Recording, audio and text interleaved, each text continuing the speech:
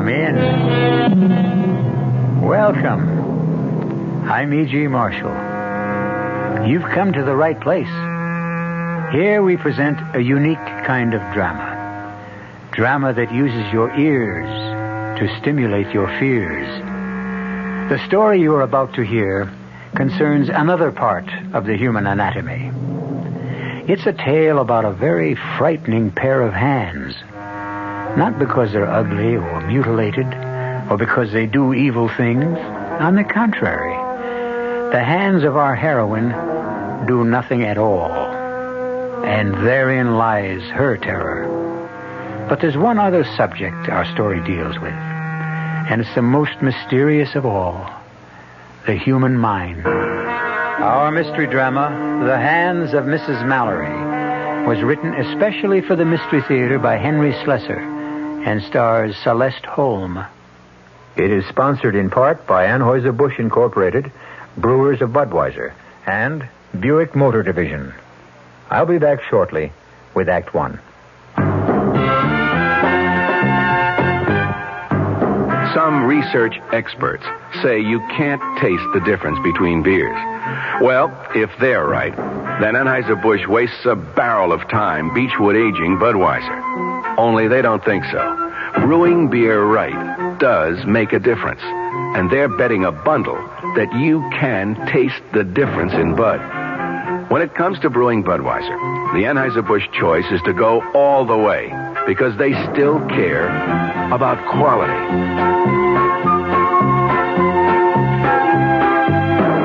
Look at it this way. If the Bud people have a choice between what some experts say and what beer drinkers say, well, you'd better believe they'll go with you beer drinkers every time. When you say Budweiser, you've said it all. Anheuser-Busch, St. Louis. Hey, Mom, what's for dinner? Hey, Mom, what you got?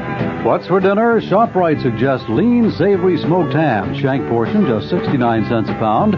Butt portion 79 a pound. Choice grade first cut chuck steak 69 cents a pound. Penn Dutch noodles pound package 49 cents. Crown top white bread just 39 cents for a 22-ounce loaf.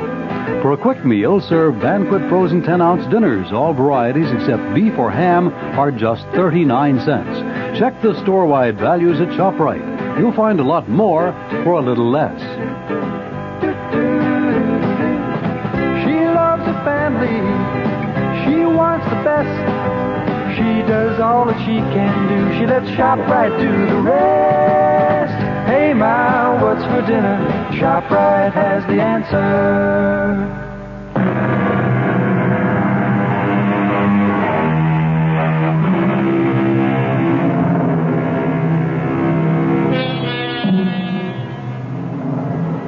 Think of the most beautiful day you can imagine. A day so perfect that the birds are singing its praises. And even the people who line the park benches, those roosting creatures who seem to exist in a vacuum without emotion, seem happy and contented today. But there's one exception. A lady of middle years who sits alone on a bench. Is it her glum expression that has driven away other people? Or perhaps it's the obvious elegance of her mink stole and the glistening perfection of the diamond on her finger. Hey, lady, is this seat taken? No. It's okay if I sit here and wait for my brother? He's playing in the ball game. How nice. He plays first base. Hey, you want to see my baseball? Not especially. It's got Reggie Jackson's autograph on it. Here, look at it. No, please, I really don't know. What's the matter with your hands? Nothing. They're just a little stiff, that's all. Now, why don't you go watch your brother play? Well, he says I jinx him. Gee, your hands look funny. I mean, can't you move them at all? No. As a matter of fact, I can't. Gee, that's funny. I never saw anything like that. How come you can't move your hands? It's a kind of a sickness. You wouldn't understand. But maybe if you explained it to me, I would. Yes. If I could explain it to you, son, I would be very happy to do so. You don't know how happy.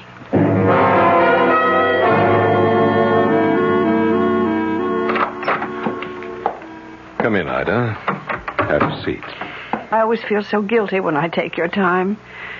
Each examination seems to produce exactly the same result. Well, that's no reason not to keep examining you. Then there isn't any change. No, Ida. No change. What have you been doing lately? Well, I've been sitting in the park a lot. I see. It's a bit ridiculous, isn't it? I have this glamorous terrace. I could sit there like a queen and view the whole park and all the people in it. But I prefer to sit on a bench and watch the squirrels and listen to the children. Oh, I think that's a good thing, frankly. To be on the ground, in touch with things. Herbert never believed in that. Herbert liked to get away from the smell of the crowd. Yes, that was the phrase he always used, the smell of the crowd. My husband knew a great number of unkind phrases. Well, I never knew him, of course. No. Neither did I suppose. Even when he was lying in his coffin, I felt as though I were saying goodbye to a stranger. And after Mr. Mallory died, how soon after that did the paralysis set in? Oh, it was about a month. Yes, a month after, I suppose. That soon? Yes. And now it's been how long since you haven't been able to move your hands? 5 years. Can you believe it, Doctor? I can't. After the first 6 months of this terrible paralysis, I thought I couldn't go on living with these stone fingers of mine. I thought it would be preferable to be dead. But you never lost hope of a cure. No. I mean, that's what's kept me going. The hope of a cure. Oh, and something else. I suppose one must say a kind word for money. If there was one thing Herbert did in his life, he managed to leave a very rich widow behind him. Ida, I hope you won't misunderstand what I'm going to say. Doctor, you don't have to say it. I know what comes next. You're going to advise me to get out of myself, to stop thinking about my poor hands and think about other people. Charity work. Well, Ida, that's one suggestion. Oh, if you knew how many charity committees use my name, or how many thousands of dollars I give to every foundation with an impressive name. Ida, I was going to talk about going back to that psychiatrist. Oh, that. I honestly think you gave up too soon. If you'd given the man a chance... Dr. Merritt, my hands are paralyzed. I'm not imagining it. They're paralyzed, frozen, insensitive. You've made all the tests yourself. Do you think I've been faking? No, of course not. The illness is genuine, but sometimes the origin of an illness of this nature can... It's all in the mind, yes, of course. All in the mind. So easy to say that, isn't it? So many doctors have told me the same thing. It's so much easier to blame my mind than their own failure. Ida, please. Doctor, excuse me. It's time for me to go. You've got lots of patients waiting for you. Some of them you might even help.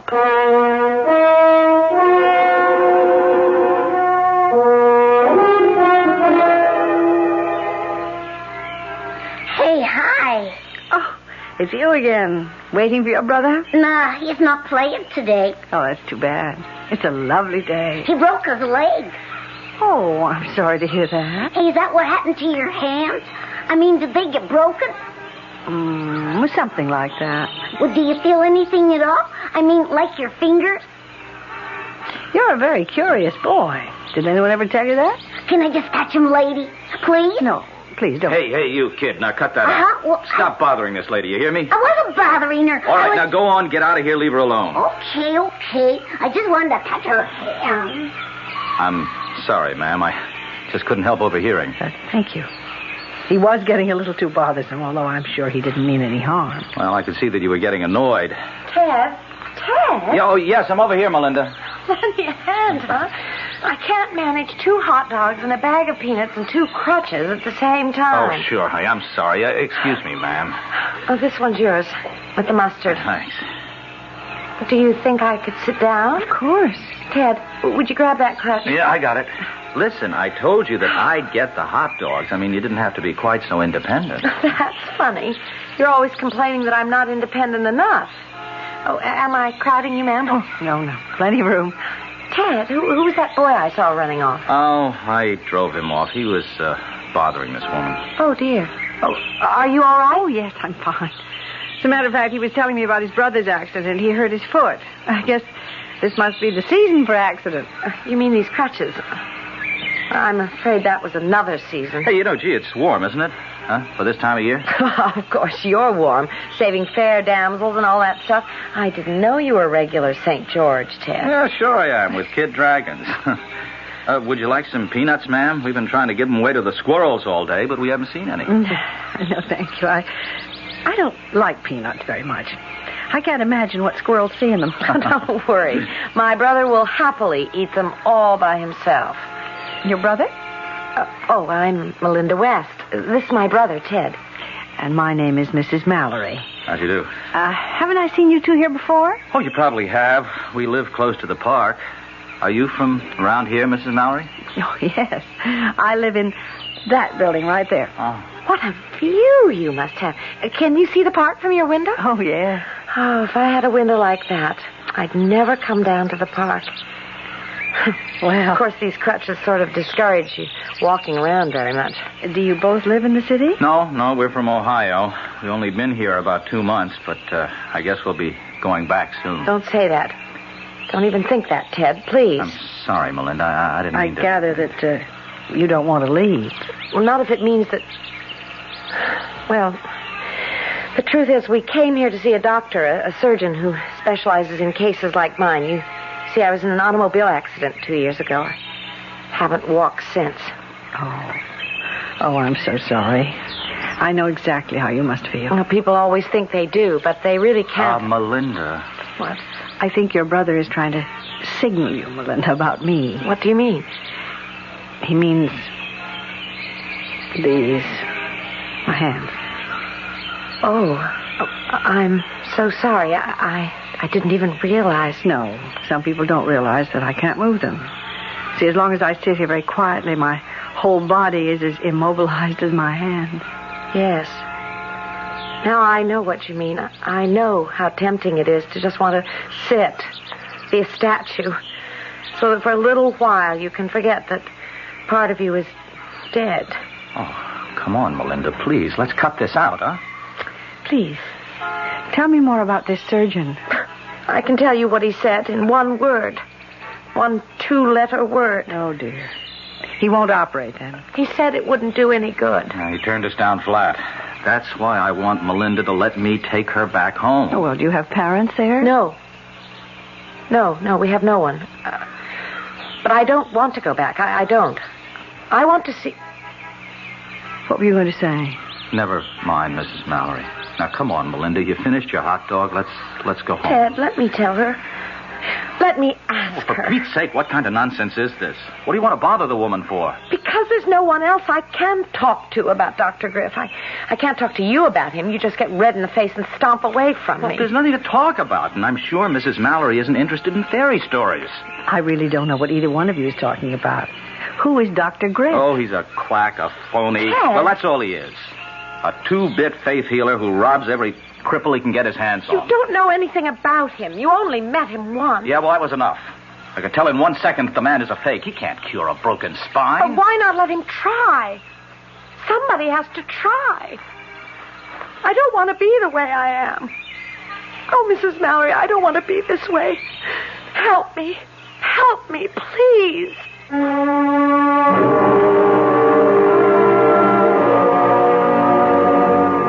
Well, Mrs. Mallory's physician would be very pleased right now. At last, his patient seems to be taking his advice to interest herself in the outside world, in problems other than her own. But how involved will those problems become? We'll wait to find out until I return shortly with Act 2. Excuse me, madam. Oh, I'm in an awful hurry. I just wonder if you could answer a simple question for me. So do I. The question is this. What happens this time of year? Oh, that's easy. The kids get home from camp. Goodbye. Nope. What do you mean, nope? Nope. I mean, I should know when my kids get home from camp. Well, the answer I had in mind was a tad more general in scope. Well, I gave my answer. Let's hear yours. You know, I'm glad you asked. Are you? You see, what happens this time of year is that Buick dealers are giving particularly great deals on all their 74 Buicks. For a family woman such as yourself, I think a neat little Apollo would be just the ticket. It's small, economical, but surprisingly roomy. And it's a Buick, so it's really quite elegant. You don't say. Now, isn't that good news? Yes. I mean, that you can get such a nifty deal on such a nifty small To be car. sure it is, yes. To be sure. By the way, where do your kids go to camp? Guam. It's a small island in the South Pacific. Guam. There's a very special deal going on at all offices of Suburban Savings throughout North Jersey. It's called Suburban Special Interest Deal, and you'll be especially interested in the savings you get. A top 7.90% effective annual yield on Suburban's limited issue 7.50% savings certificate, and Suburban guarantees it from 4 to 10 years. Minimum deposit $2,500. Early withdrawal prior to maturity is subject to a substantial penalty. Suburban compounds interest continuously from day of deposit paid quarterly. So you not only get interest on your savings, you get interest on the interest. And Suburban offers you the highest interest rate allowed by law. Here's your chance to get a great savings deal. A top 7.90% effective annual yield on Suburban's limited issue 7.50% savings certificate. Why not deal yourself into Suburban Savings Special Interest Deal at any Suburban Savings office in northern New Jersey?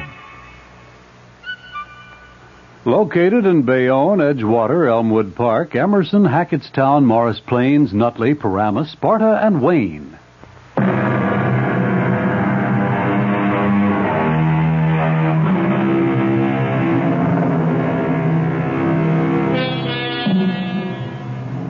The good weather is holding in the city, and Mrs. Ida Mallory has returned day after day to her bench in the park. A bench which seems to have become her property by right of eminent domain. But even Mrs. Mallory would have to admit that her interest in these daily visits is no longer restricted to sunshine and green grass. Each day she hopes for another glimpse of the young couple, the scowling brother and his pretty, pathetic sister. And then, on the fourth day, there they were. Excuse me. I don't know if you'll remember me. Why, of course. You're Mrs. Mallory, the lady with the view. Yes, that's right. How are you both? Oh, we're okay. Well, I really didn't mean to interrupt your conversation. Oh, don't be concerned about the way Ted looks. His face always is like a thundercloud, especially when we discuss the forbidden topic. I suppose you mean that doctor. Yeah, she talked me into seeing him again. You know something? Every feeling I had about him the first time was confirmed. That's really impossible, Mrs. Mallory. Tell me something. Is he a real doctor? Well, I'm not sure he's a medical doctor, Mrs. Mallory, but I'm sure he's entitled to the degree. Maybe a doctor of psychology, or something like that. I'll tell you what he's entitled to. A good swift kick in But the... I'll tell you one thing about Dr. Griff. He's the only one who said he could help me. He didn't promise. He just said he was hopeful. Well, that's something anyway. Yeah, I'll tell you what he's hopeful about, getting your $500. He says he's very hopeful I can be cured. And that's worth a great deal more than $500. All right, go on. Tell her the rest. Tell her the real clincher. Or you're afraid to. What do you mean? Mrs. Mallory, you're an intelligent woman. So listen to how Dr. Griff plans to cure my sister. I know it sounds sort of melodramatic. Oh, it's idiotic. That's what it is. Please, I'd still like to know. Well, he says he uses something called the water of faith. See what I mean? The water of faith? Sounds sort of, religious. Like, the holy water at Lourdes. It's related to that, yes. Oh, now do you see why I say the guy is an out-and-out fraud? The water of faith. Where are we? Back in the Middle Ages? Well, I must admit it does sound sort of odd. Just the same. He said that it works. That it's worked for dozens of people. He wants $500 for the treatment. With no guarantees, you understand.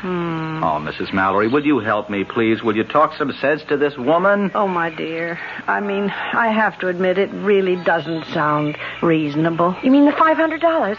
Oh, but it's a very special treatment, Dr. Griff said. Well, I meant it's not reasonable to assume that such things can do any good. I see. So I'll never know. Is that it? I'll just turn around and take a plane back to Ohio and live out the rest of my life as a cripple. When for $500, at least I might have had a chance to live. Yes, I see what you mean. Ted. Oh, I hope you don't mind my calling you Ted. Oh, no, of course not. Your sister, well, she may have a point there. I mean, even if it is a waste of money, perhaps she'll never be happy unless you let this man try. If not, she'll always wonder about it. Always. Yes. Yes, I know that.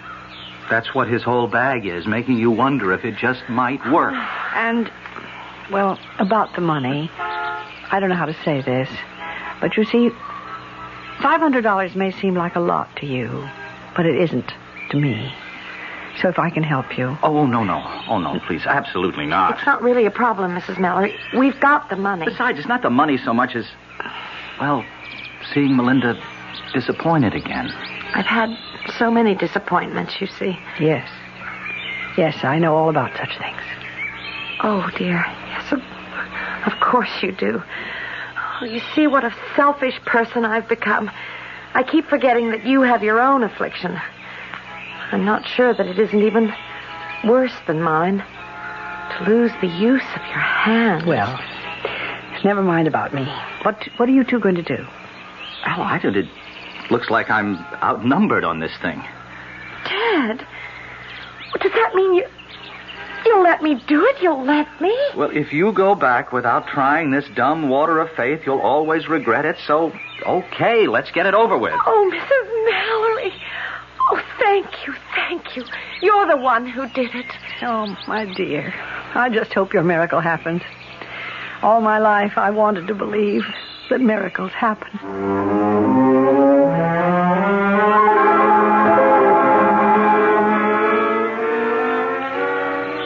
Melinda? Wait a minute.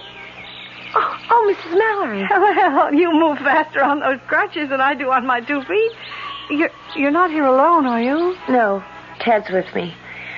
I just wanted to take a little stroll by myself. No, that isn't true. We just had another fight, and I had to get away from him. Oh, dear. Now, that doesn't sound too good.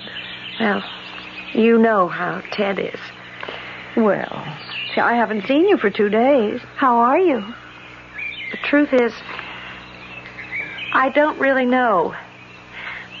But I started treatments, Mrs. Mallory. With Dr. Griff? Yes. I started about 5 days ago.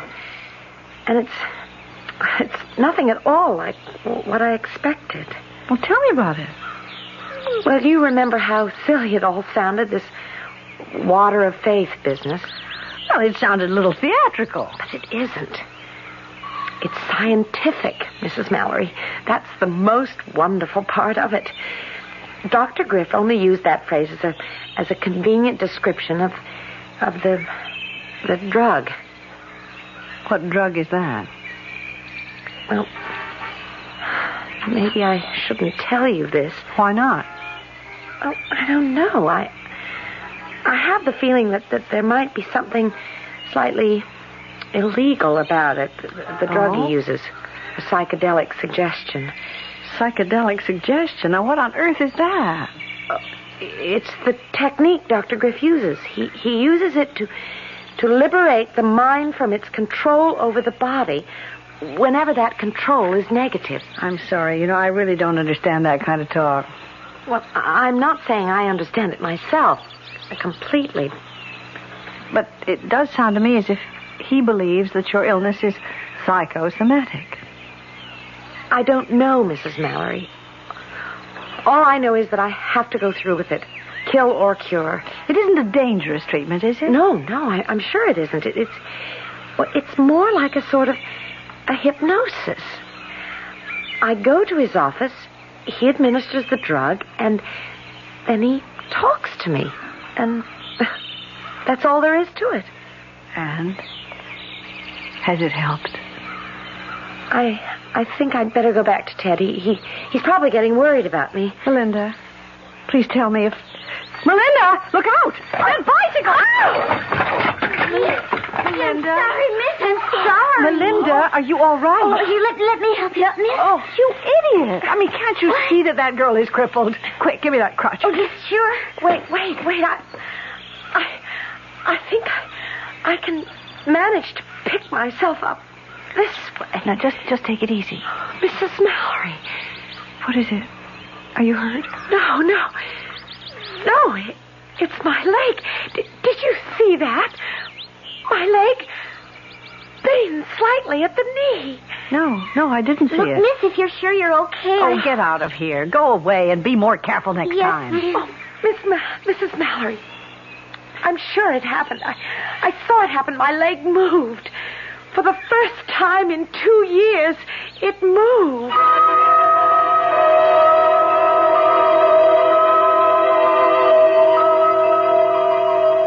No, Ida, I'm sorry. I can't find any reference to this Dr. Griff in any medical directory. But that doesn't prove he's a fraud, though, does it? No, of course not. And as you say, the man may not be a medical doctor. I certainly hope he isn't. Well, why do you say that? Pride of profession, my dear. We don't like to have faith healers bearing the same credentials. And that's what you think he is, a faith healer. Well, of course. Oh, I'm not knocking the power of faith, far from it. Very often it's simply another way of getting at psychosomatic difficulties. Oh, I hate that word. I know you do. Oh, I've been through all that psychosomatic nonsense. All those doctors who tried to tell me that my paralyzed hands weren't, well, what they are. That there's something in me, some emotional problem. You didn't give them much chance to prove or disprove it, Ida. I did. I submitted to their therapy, even if I didn't believe in it, and it didn't do the slightest bit of good. Well, maybe if you had believed them, it would have. Flesh is flesh, Doctor. Bone is bone. That kind of therapy can't make my hands move any more than it can make that poor girl walk. And I have a good mind to tell him so. Please come in, Mrs. Mallory. Thank you. Won't you have a chair? All right. Well, do you mind if I ask who referred you to me? Well, actually, it was one of your patients, Melinda West. Yes, of course. A very charming young woman. Have you known her long? Just a few weeks. See, I haven't seen her for the last 10 days or so. How is she coming along? Well, actually, you'll get a chance to see her soon. She has a 3:00 appointment with me, which is only a few minutes from now. So, if you wouldn't mind telling me what's on your mind, Mrs. Mallory. Well, I just thought it would be worthwhile talking to you, Doctor. About yourself? Well, as you can see, I am afflicted. Do you mind if I look at your hands? Yes, frankly, I'd rather you wouldn't. Not just now. I'd rather hear something about yourself, about this treatment of yours. Melinda said something about a technique you used called psychedelic suggestion. Now, just what is that? It's a medical principle. As old as mesmerism, as new as chemotherapy. The power of mind over body. Psychosomatics. Well, who knows what afflictions is psychosomatic? Some illnesses start with the emotions, some with the body. And more often, it's a combination of both. Really? Germs aren't imaginary. Viruses are very real little creatures. Yet the mind has strange powers over them to make them hurt us or to render them harmless. All right, then. What about a broken leg? Can the mind cause that? Of course. If you use your head, you wouldn't break your leg in the first place. Oh. You're thinking of Miss West, of the fact that she suffered a spine injury. That's right. I hardly see how you can correct something like that. You've seen her x-rays, then? No. You believe the damage is neurological? Well, I know nothing about it. That's strange, Mrs. Mallory. You certainly seem to have an opinion. Be careful, though. You don't have a medical degree. Someone might call you a quack. Listen, Doctor, I came here... Oh, excuse me, Mrs. Mallory. Melinda. I'll be with you in just a minute. No, come to think of it. Why don't you come in now? There's a friend of yours here. A friend? Oh, it's I, Melinda, Mrs. Mallory. Oh, Mrs. Mallory, how nice to see you. Come in, Melinda, please. Melinda? Your crutches. Where are your crutches? Look at me, Mrs. Mallory. I can walk without crutches now. I'm not very steady, but I can walk.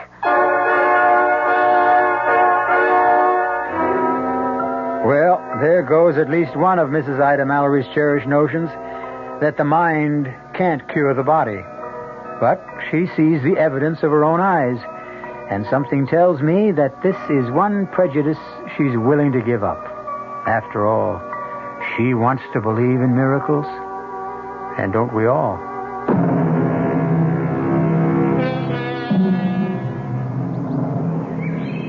Mrs. Ida Mallory has spent a sleepless night, dreaming of things she never thought possible. But when the sun streamed in her windows, her first thought was to get out into the park, and with only one hope, of seeing Melinda West again, and seeing her miracle confirmed. It's true. It's really true, Mrs. Mallory. Even Ted has to admit it. Well, I guess there's something to it, all right. I haven't seen my sister off those crutches in 2 years. But how did it all happen? I don't really know. As I told you, he used this drug. He made me go to sleep, and then he simply talked to me. At first, there was nothing, and then I started feeling life in my legs again. Well, you saw me that day in the park when I fell down. Oh, Melinda. I just can't tell you how happy I am for you. Well, and what are your plans now? Oh, go home, I guess. I've got to get back to my job if it's still there. The treatment cost much more than we thought it would. Yes, the 500 went in no time at all. Then he asked for another 1,000. He said it couldn't be helped. The drug he uses is so horribly expensive. Now, listen. I told you once that if there were any way I could help you out financially... No, that's out, Mrs. Mallory. We'll manage okay. Of course we will. Well. And I can go back to work now. I can do anything I want now. Oh, yes. Yes, that must be a wonderful feeling. To be able to do anything you want.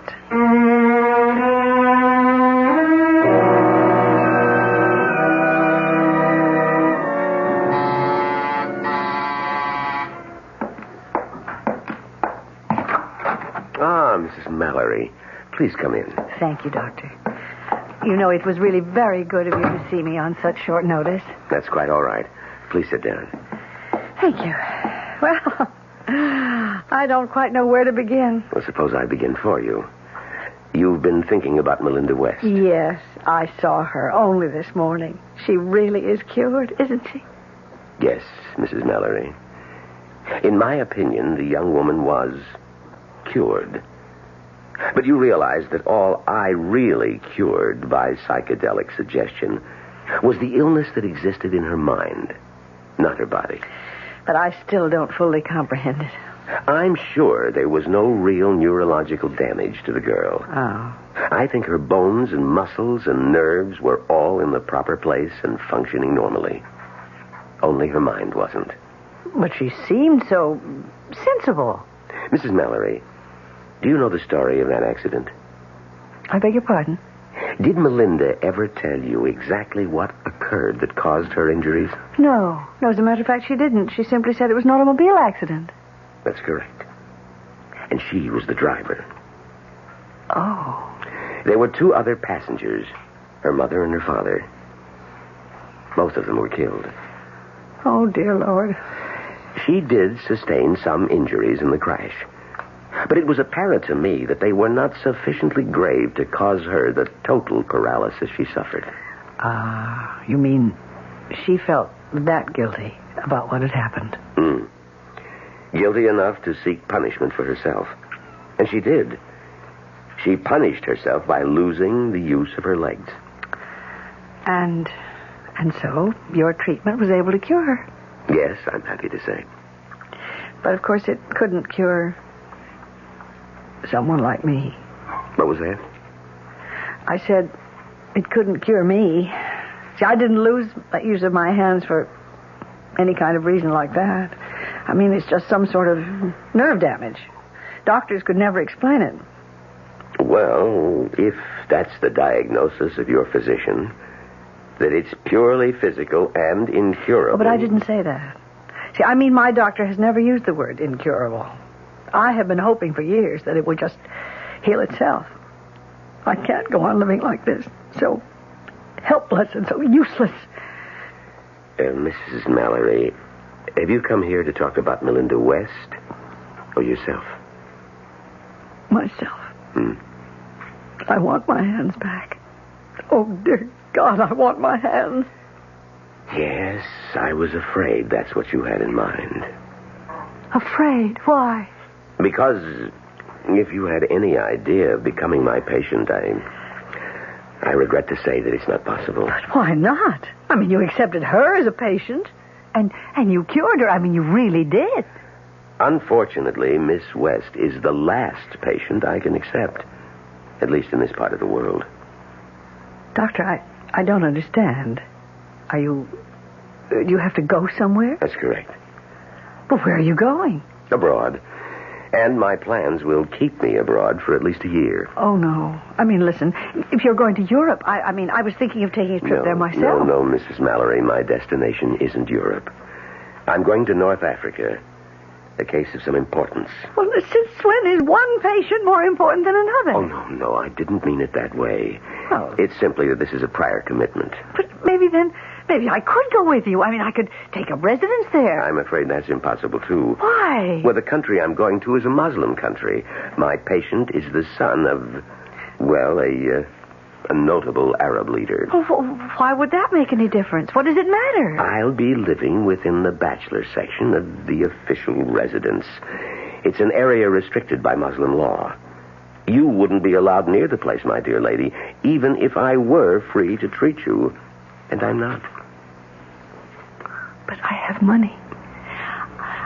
I'll pay you. I'll pay you anything you want to stay and treat me. I mean, I'll meet this Arab leader's offer.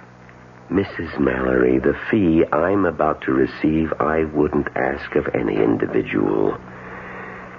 I've been asked to remain with him for a period not to exceed 1 year. A year?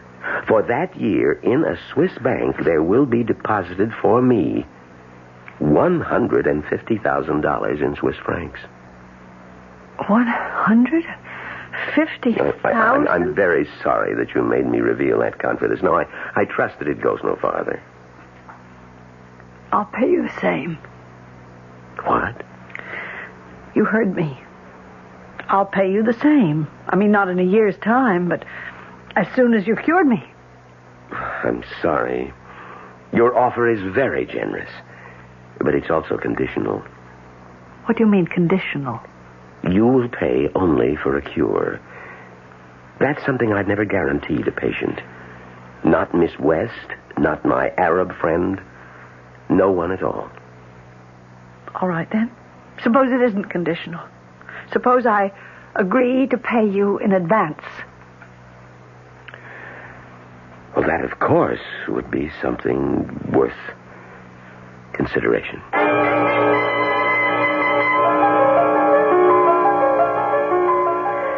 Well, hello, Dr. Merritt. This is certainly a surprise. I think it must be the first time that a doctor ever made a voluntary house call. Well, I didn't come here to see you as a patient, Ida. Only as a friend. Well, that's very kind of you. Ever since I saw you last, I've been thinking over what you told me about this Dr. Griff. Oh, yes. Well, what about him? I thought it would be worthwhile just to ask around about the gentleman. And last week I was attending a joint conference of my medical association and psychological group. Mm-hmm. Well, anyway, I did learn something that I thought you might be interested in. There is no Dr. Griff.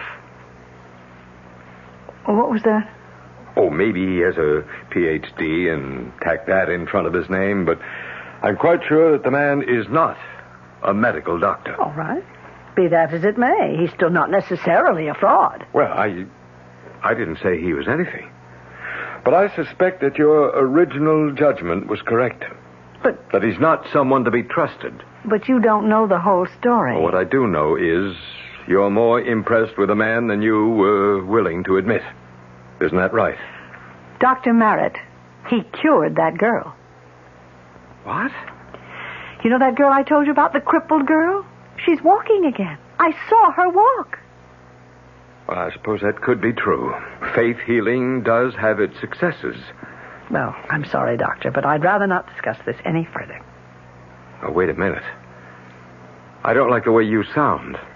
Ida, have you made any sort of arrangement with this charlatan? Dr. Merritt, I appreciate your interest, but I refuse to say another word about this matter. I mean, do you understand? Not another word.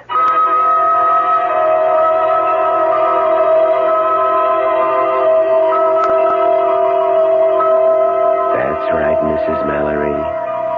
Just relax. Close your eyes and let the water of faith flow through your bloodstream. You can feel it tingling through your body, bringing you peace and tranquility, total peace and happiness. Do you feel it? Yes. Yes, I feel it. And now, I'm reaching out for your hand. Do you see me reaching out for you? Yes. Yes, I see you. And now... Oh, of all times. Who's that now?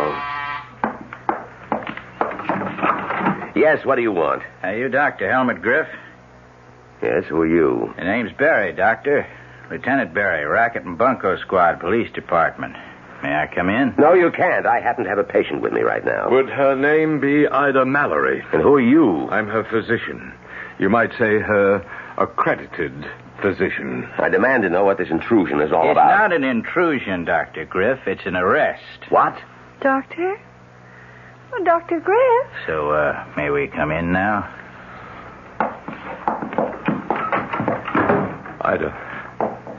Ida, are you all right? Yes? Oh, what is it? I mean, all what's right, happening? Ida. Everything's going to be fine. They've got them all now, all of them. Well, what are you talking about? Is this the lady, Doc? Yes, this is Mrs. Mallory.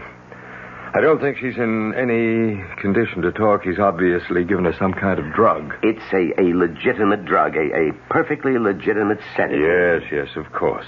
Doctor, I'm sure it's nothing very unusual, Seconal or something of that nature. No mysterious water of faith. Please, won't someone tell me what's going on? Now, I'll tell you, Ida. But it may hurt just a little. You see, I told the police your story, and they investigated.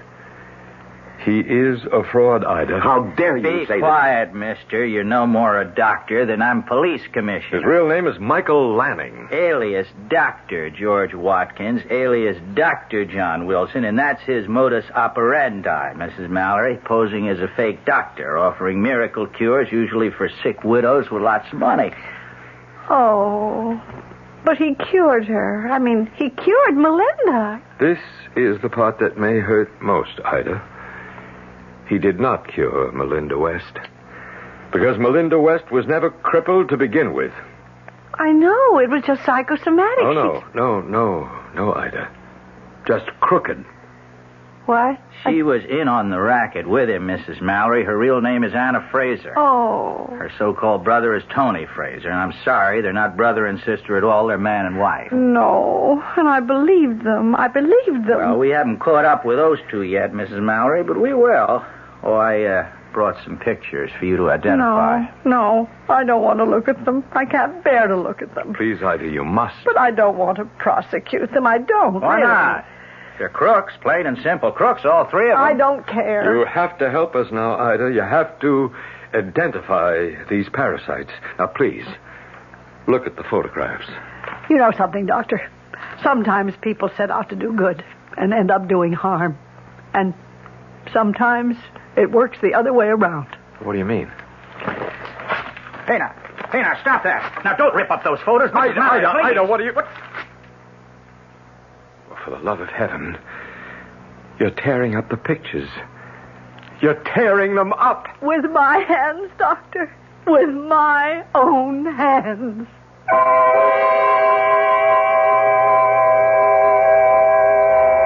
Well, they say that it's an ill wind that doesn't blow someone some good. And in this case, it looks like three evil people have managed to be very good to Mrs. Ida Mallory, in spite of themselves.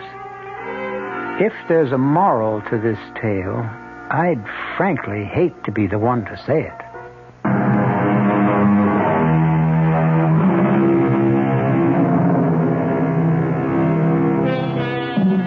No, we're We're not recommending that the best way to cure your ills is to fall into the hands of confidence men. Included Celeste Holm, Patricia Elliott, William Redfield, Evie Juster, Arnold Moss, and Leon Janney. The entire production was under the direction of Hyman Brown. Radio Mystery Theater was sponsored in part by Buick Motor Division and Anheuser-Busch Incorporated, Brewers of Budweiser. Bit suspicious, okay? Our cast included Celeste Holm, Patricia Elliott, William Redfield, Evie Juster, Arnold Moss, and Leon Janney. The entire production was under the direction of Hyman Brown. Radio Mystery Theater was sponsored in part by Buick Motor Division and Anheuser-Busch Incorporated, Brewers of Budweiser. This is E.G. Marshall inviting you to return to our Mystery Theater for another adventure in the macabre. Until next time, pleasant dreams.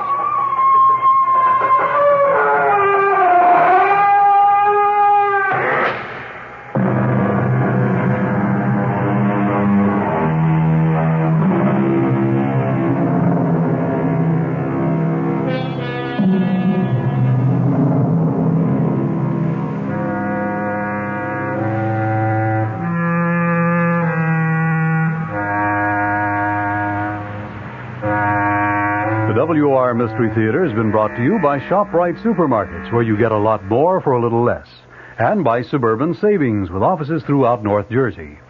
The preceding Mystery Theater program was furnished by the CBS Radio Network. I'm Fulton Lewis in the Mutual Broadcasting System studios in Washington, D.C. Now, my commentary. President Ford promised leniency to thousands of Vietnam-era draft dodgers and deserters today, declaring, "I want them to come home if they want to work their way back."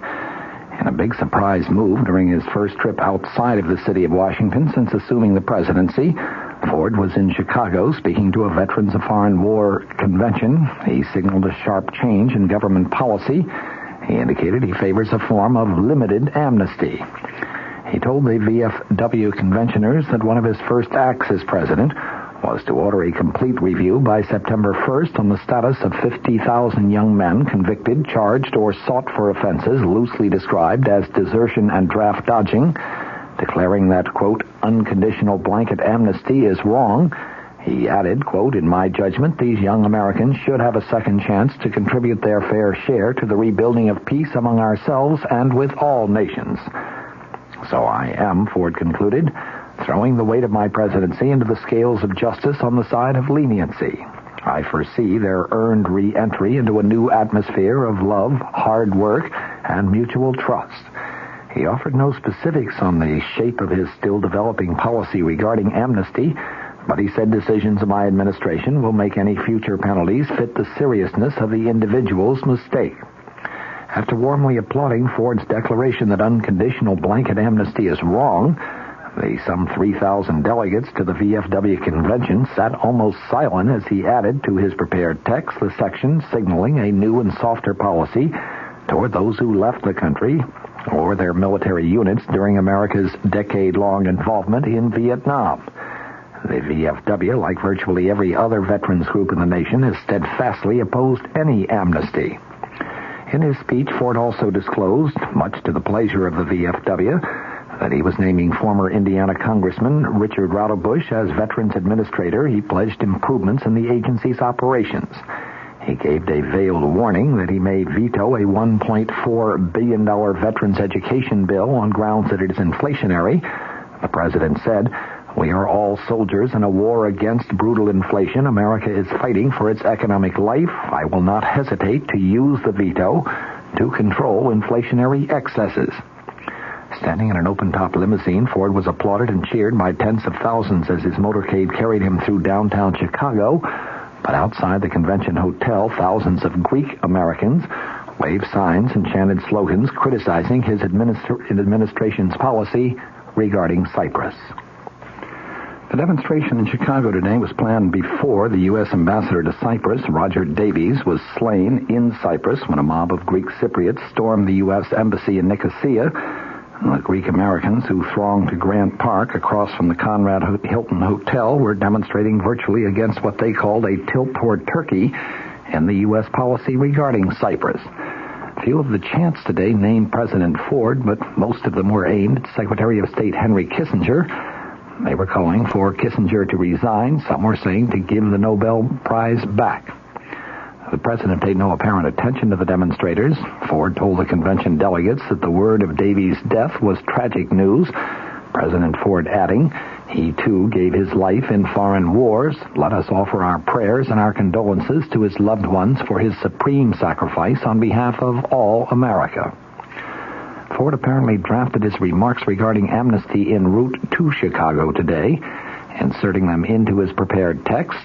He said, when he took office, I found on my desk where the buck stops the urgent problem of how to bind up the nation's wounds, and I aim to do that.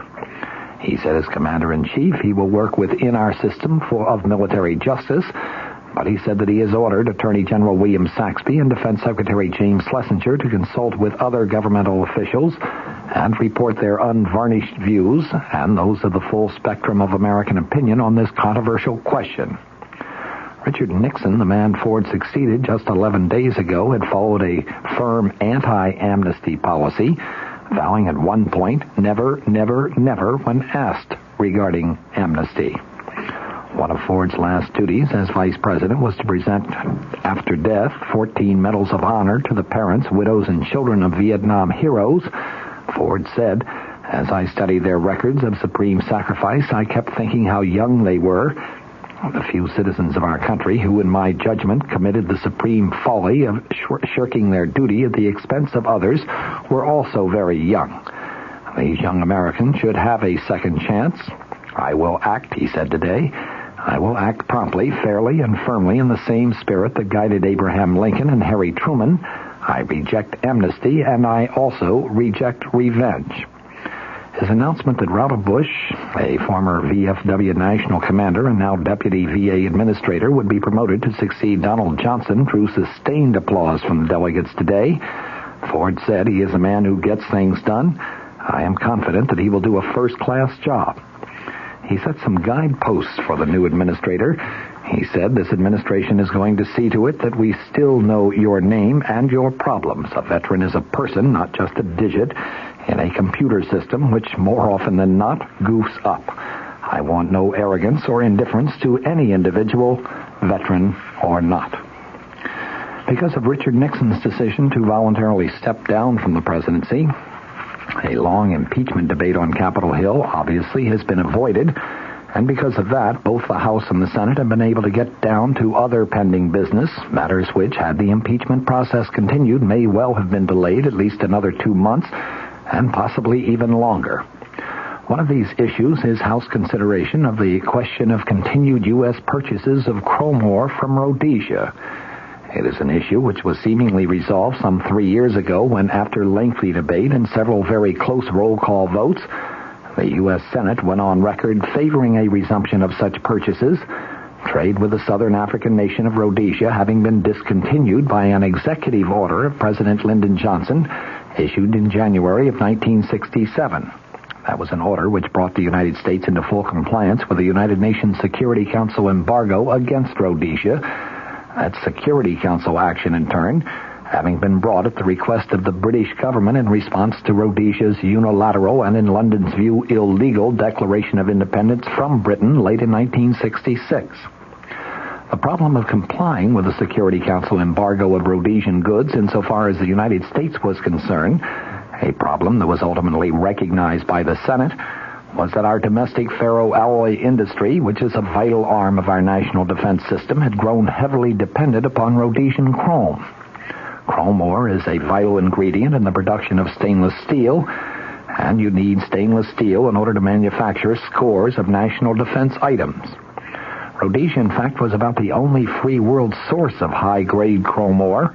The mines there are actually owned by 2 American companies. Cutting ourselves off from Rhodesia would mean that we would have to turn to the world's second major source of chrome, the Soviet Union, and that, in the view of most defense specialists, would seriously jeopardize our national security.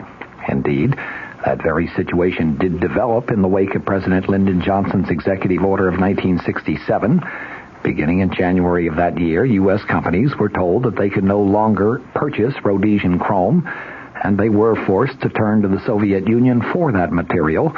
The Kremlin, incidentally, responded to its new near-monopoly status by jacking up the price for its chrome from $25 per ton to more than $75 per ton, the increase being accomplished in a period of less than 3 years. It was Virginia Senator Harry Byrd who brought these matters to the attention of the Senate, and it was his amendment exempting chrome from the anti-Rhodesian boycott, which was ultimately approved by the Senate in the fall of 1971.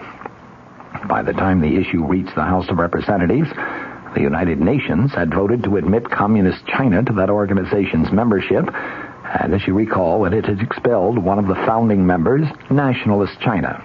The mood in the House of Representatives was hardly friendly to the UN, and in that atmosphere, the House members voted an overwhelming 251 to 100 in support of Senator Byrd's amendment, and by early 1972, imports of Rhodesian chrome to this country had been resumed. Liberals had argued vehemently against the Byrd Amendment. Its approval, they insisted, would have been a slap in the face of the United Nations, and some went so far as to argue that a UN decree actually superseded the law and authority of the United States anyway. They actually sued in the courts in hopes of getting the courts of this country to agree with their point, but they lost. The U.S. Court of Appeals ruled that the U.S. Constitution is still our national charter. The Charter of the United Nations is not. Significantly, when the vote in the House was taken in late 1971, Michigan Republican Representative Gerald Ford, then the House Minority Leader, took a strong stand in favor of the Byrd Amendment. Had he remained neutral, many other Republicans might have abstained. Several times since approval of the Byrd Amendment, congressional liberals have tried to have it repealed. Last January, they succeeded in getting the Senate to support repeal.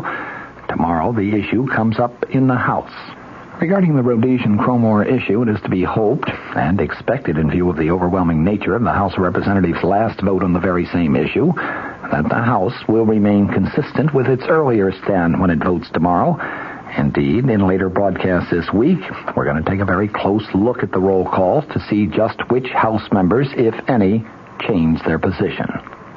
From the Mutual Studios in Washington, I'm Fulton Lewis, and that's the top of the news as it looks from here. This is John Wherry for the Kansas City, Kansas Public Schools. Vicki Nagel, kindergarten teacher at Central Elementary School, has some suggestions for parents whose children will start school next year. If a child can come to kindergarten knowing how to write his name, or at least a beginning of how to write his name, it's a big help.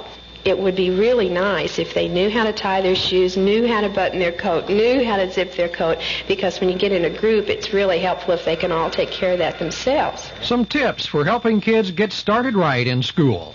Listen again when WDAF and your Kansas City, Kansas Public Schools present another school note. WDAF, Kansas City. Kansas City teachers and the school board have given overwhelming support to a contract hammered out during extensive bargaining with a federal mediator. Sunday's vote clears the way for reopening all 100 public schools today, or rather tomorrow. This is WDAF Kansas City. It's 11 o'clock. News of the hour on the hour from American Information Radio. This is Steve Powers from New York. And at this hour, a positive reaction to the acquittal of John Mitchell and Maurice Stans extends from the defendants themselves to the White House and to Geneva. For the defendants, the reaction was predictable. They were happy. Maurice Stans. Looking back, all I would like to say in conclusion is that even the book of Job has a very happy ending. And that's the way I feel today. Stans had praise for the jury, and so did John Mitchell. It was decided by 12 good American people, part of the cross-section of all of America. Mitchell says now he's going to take a vacation and a drink. The other side, that story coming up.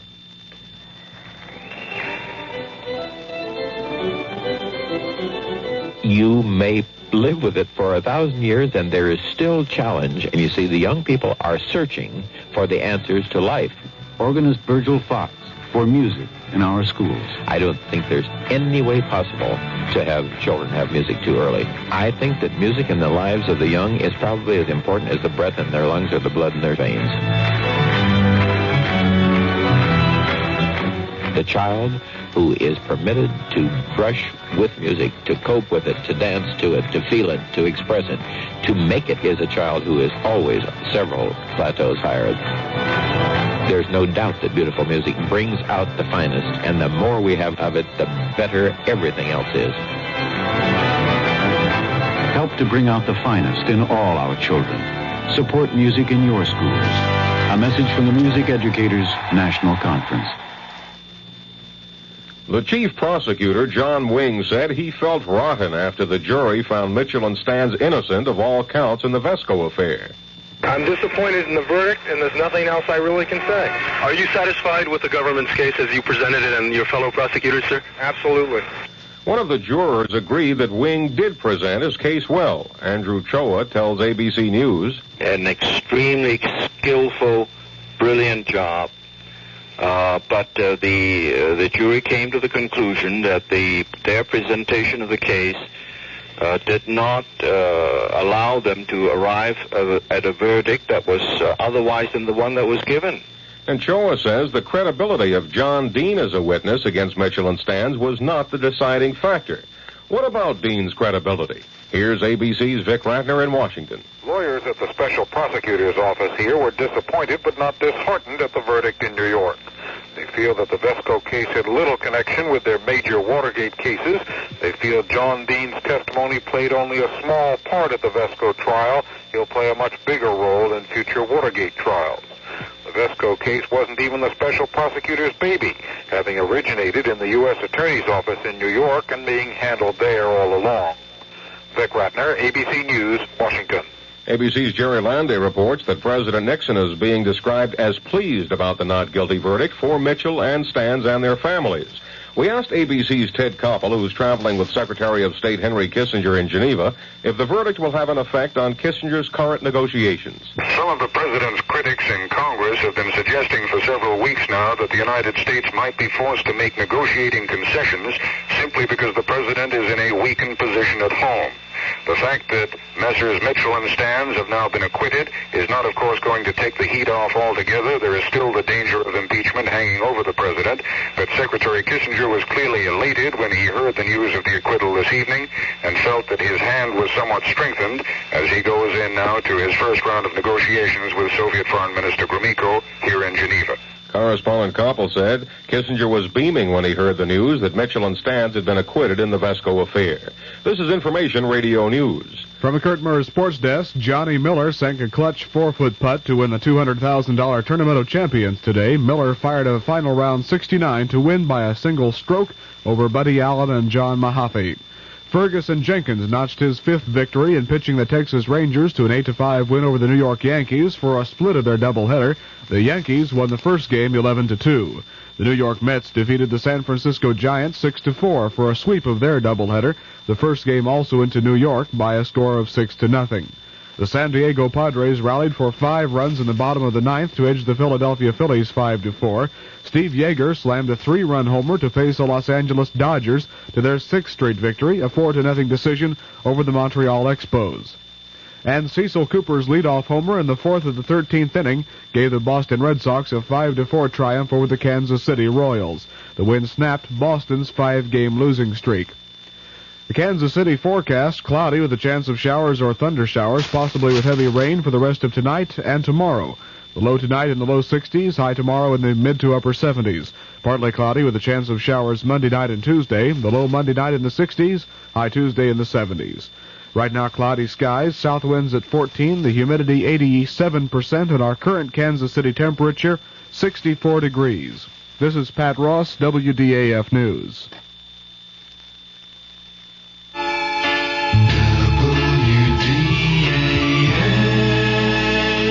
The CBS Radio Mystery Theater presents...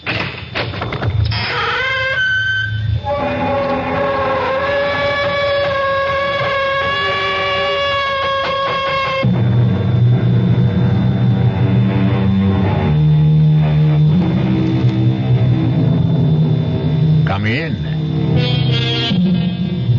Welcome. I'm E.G. Marshall. Welcome to the sound of suspense, to the fear you can hear, to the world of terrifying imagination. They say, hell hath no fury like a woman scorned. And perhaps it's true. But the question is, how long can that fury endure? How long can the passions burn?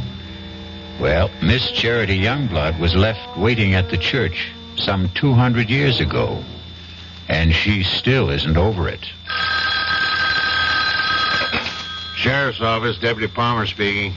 Sheriff, there's someone who wants to murder me. Yes, sir. Your name, sir? Well, is that important? Yes, sir, it is. Well, I hesitate to give you my name because you might think I'm unbalanced. Now, why would I think that? Because of the peculiar circumstances involved. Why don't you let me be the judge of that? Well, this young lady wants to kill me, and she's armed. What's her name? Well, I wouldn't want her to get into trouble. What? She doesn't look like a killer, and besides, I can't prove it. It's just that I know it. Now, sir, calm yourself and tell me, why does she want to kill you? Because I broke our engagement. All right, it's possible. Now, when did you break that engagement? Oh, about 200 years ago.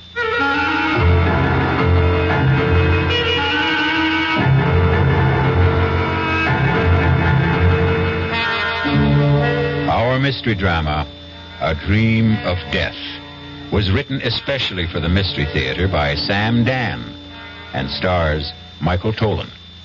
It is sponsored in part by new sugar-free Diet 7-Up and by the Kellogg Company, makers of Kellogg's Special K cereal. I'll be back shortly with Act 1. Hello, Ms. Goldilocks here, and welcome to my professional taste testing laboratory. Oh, Papa Bear, could you bring that case of sugar-free Diet 7-Up over here? Another case? Miss Goldilocks, you're drinking this sugar-free Diet 7-Up like there's no tomorrow. You can't still be taste testing it. Oh, no, Papa Bear. Sugar-free Diet 7-Up has already earned my seal of approval. It's fresh, light, natural, delicious. I drink it because I love its taste. Now hurry up. Okay, here. This sugar-free Diet 7-Up really tastes delicious. Ladies, if you're tired of switching from one diet drink to another, take some advice from Ms. Goldilocks. Try sugar-free Diet 7-Up and you'll say, yes, this one's just right. I'll bear witness to that, Goldie.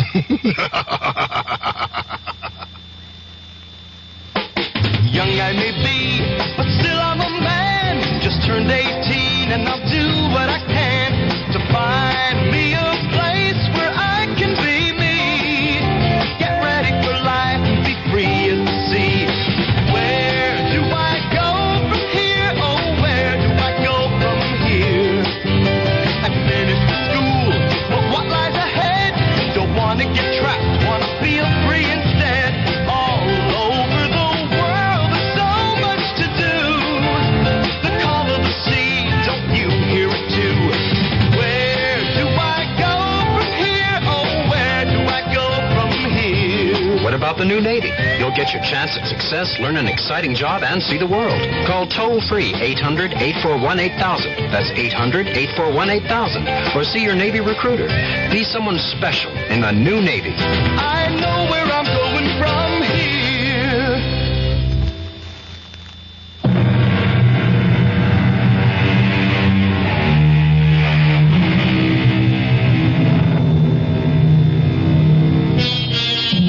Sometimes a few notes of an incomplete melody may steal through your head. It isn't like any tune you know, and yet you've heard it before. For no reason, a name, a noise, an aroma may evoke a dim and distant memory. A memory of a place you cannot clearly remember, but it's a place you cannot completely forget. A great poet said, "Life is a dream, and even dreams are dreams." Perhaps. But Sooner or later, there must be an awakening for every dream. And for Rexford Patterson, there was the rudest awakening of all. Hey, Patterson, wake up. Your lawyer's here. Huh? What? Your lawyer's here. Lawyer? Why? What do I want a lawyer for? Where am I? You're in a jailhouse. Jailhouse? How did I get... I demand to see a lawyer. Mister, no sooner said than done. He's all yours, Counselor. All right, Sheriff, if you would leave us. Bang on the door when you want out, Counselor. Who are you? Why am I in here? My name is Peter Evans. I'm an attorney. I was retained by the university on your behalf. Why do I need a lawyer? Why? Well, you're going to be tried for murder. Who is? You are. But that's impossible. You don't remember? Murder? Murder. No. Well, according to the sheriff, you were found unconscious on the floor of your study, and she'd been shot. Who? Your fiancée. Charity? I killed Charity? No. Madeline Betty, your fiancée, Madeline Betty Powers. Who's Charity? Charity Youngblood. She was my fiancée. You had two of them? Look, we know you were engaged to Madeline Betty Powers. Now you say you were also engaged to a Miss Charity Youngblood? Yes. Well, what happened to that engagement? I broke it. Was the parting amicable? No. How did Miss Youngblood take it? She was hurt, angry. She was violent. What do you mean, violent? She swore she would make me regret it. She swore she would have a revenge. Can you prove any of this? Oh, yes. How? I have it in writing. Well, now, this may throw a new light on the case. When did you break your engagement to Miss Youngblood? When? About 200 years ago. Good. You see, if we can produce written evidence... When did you say you broke this engagement? I was killed at the Battle of Monmouth in 78. And 3 years before that would be, the early spring of 1775. Allow me to suggest the only plea that will save you. Insanity. No, I will insist that we plead the truth. Well, what is the truth? Self-defense. I killed Charity Youngblood in self-defense. All right. Look. Now, you may have killed Miss Youngblood in self-defense 200 years ago, but it's over. It's gone. It's done with. Nobody wants you for that. You're going to be tried for the murder of Madeline Betty Powers. Exactly. Charity Youngblood is Madeline Betty Powers. Professor Patterson. You're my attorney. I have to tell you the truth. But I can't believe it. But I can prove it. Look, go to my apartment. In the middle drawer of my desk, there's a book. An old book, an old leather notebook. Bring it here. You'll see. You'll see for yourself. Proof.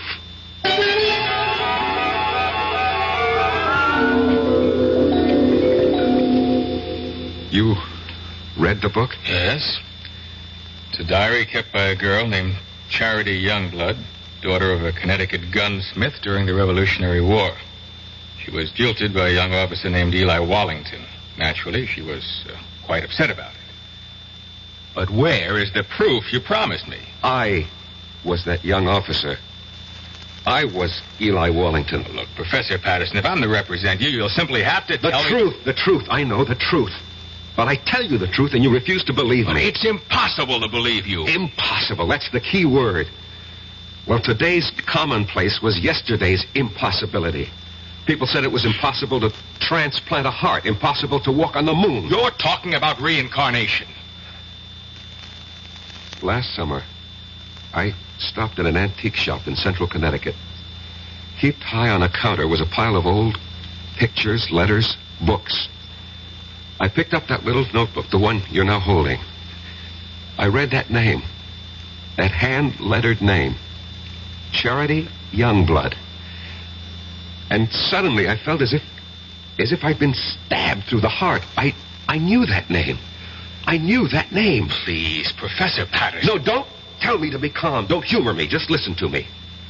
I knew that name. I knew the girl. I knew the time. I knew the place. Here, turn to the page where she describes how he proposed to her. Just don't see how Just all of... do it. All right. This is what you want? Monday. Eli proposed marriage to me this morning. I read the name Eli. An electric shock ran through my system. I knew I was Eli. And the entire scene ran through my mind. Exactly as she wrote it in her diary.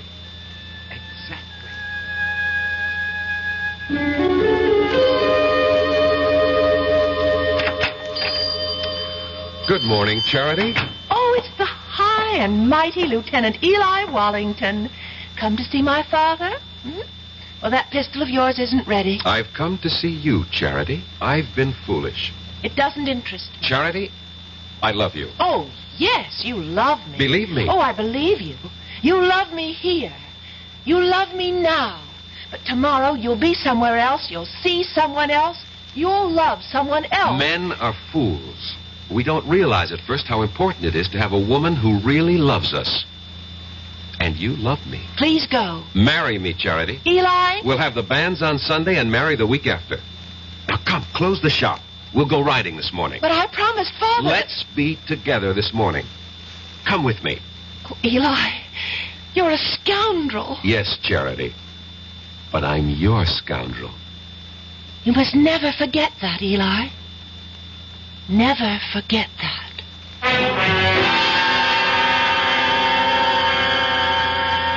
What are you trying to tell me, Professor Patterson? Don't you see, as Eli Wallington, I had lived through that scene. I knew how I felt.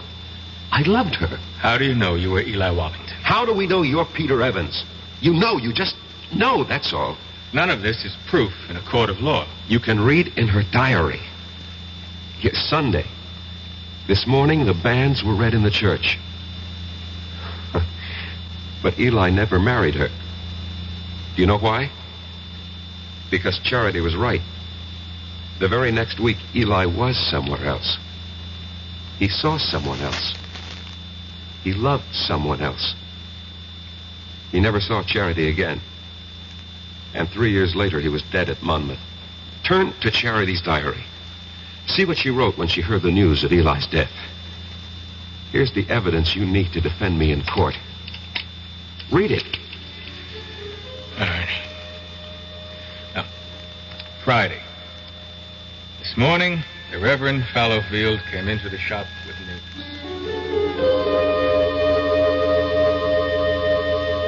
Charity, I am told that Eli Wallington has fallen at Monmouth.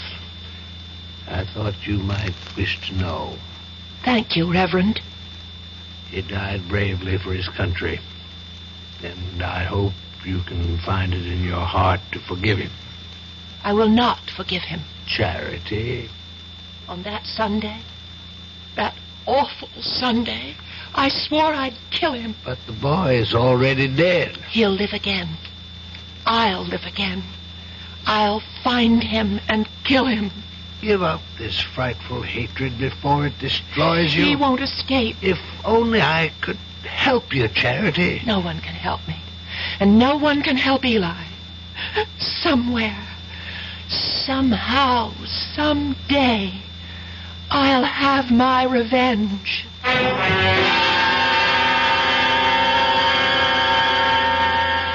And when I picked up that diary in the antique shop, Mr. Evans, I was almost frozen with terror.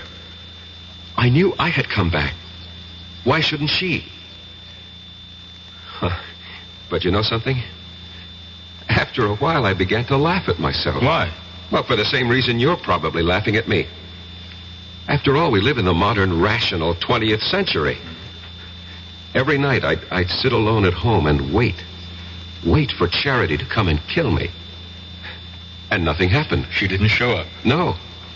And you can't maintain an emotional pitch forever. And so soon I stopped thinking about it. And then one afternoon, I was sitting in my study. Come in, it's not locked. Good afternoon, Professor Patterson. Yes. Let me see, you're Miss... Powers. Madeline Betty Powers.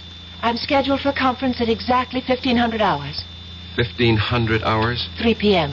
We use this terminology at the engineering school. Oh, I see. You're an engineering major, Miss Powers?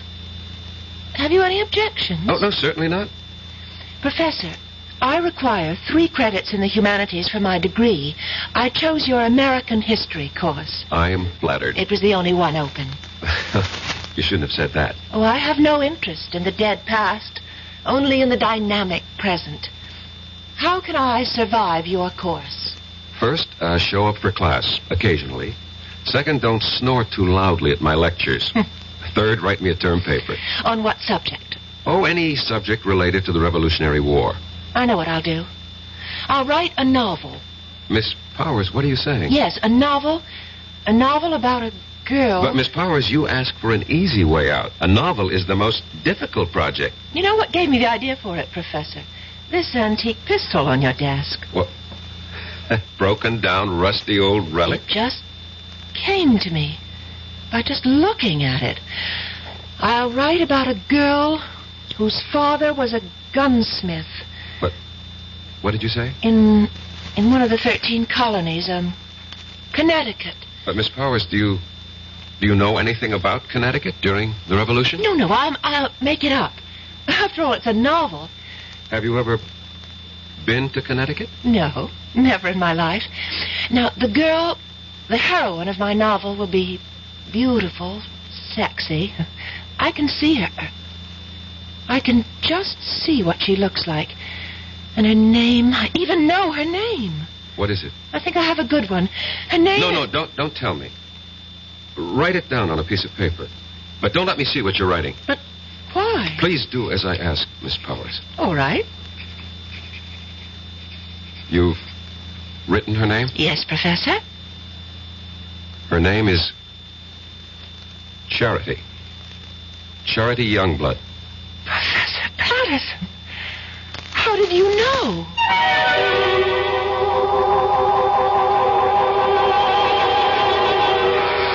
How does he know?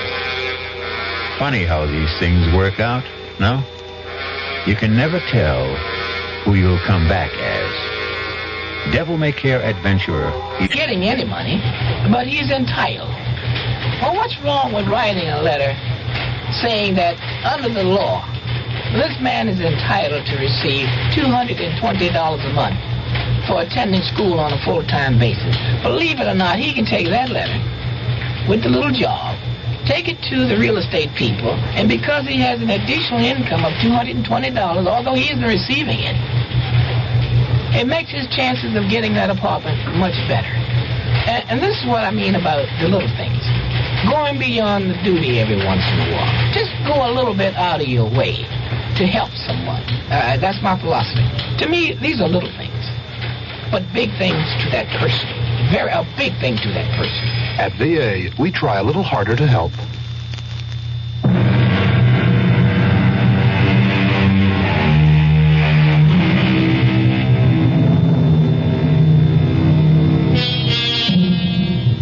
Professor Patterson, a quiet teacher of history, is in jail, accused of killing his fiancée. He doesn't deny it. What he's desperately trying to prove is that he killed the one he had 200 years ago. Where, Miss Powers, have you heard that name, Charity Youngblood, before? Nowhere. I made it up. You made it up? Well, Charity sounds like a name a girl might have had 200 years ago. And Youngblood has a kind of colonial quality to it.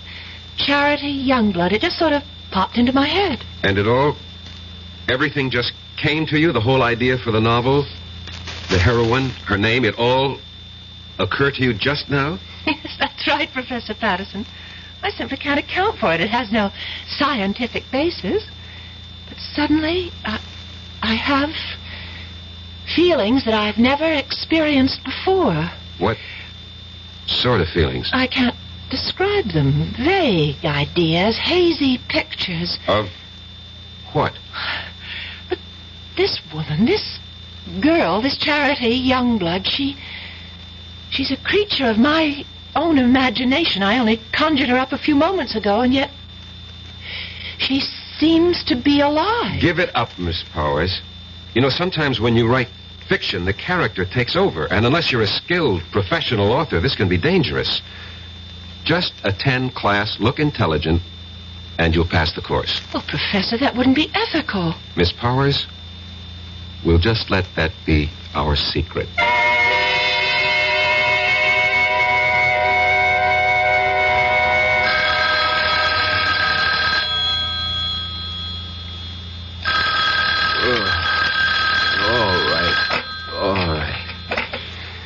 Hello.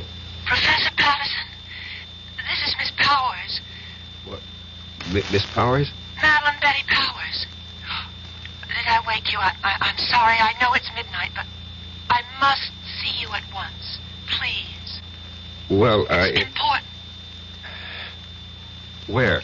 Well, I'm calling from the all-night cafeteria at the Student Union building. I'll be there. Oh, thank you, Professor.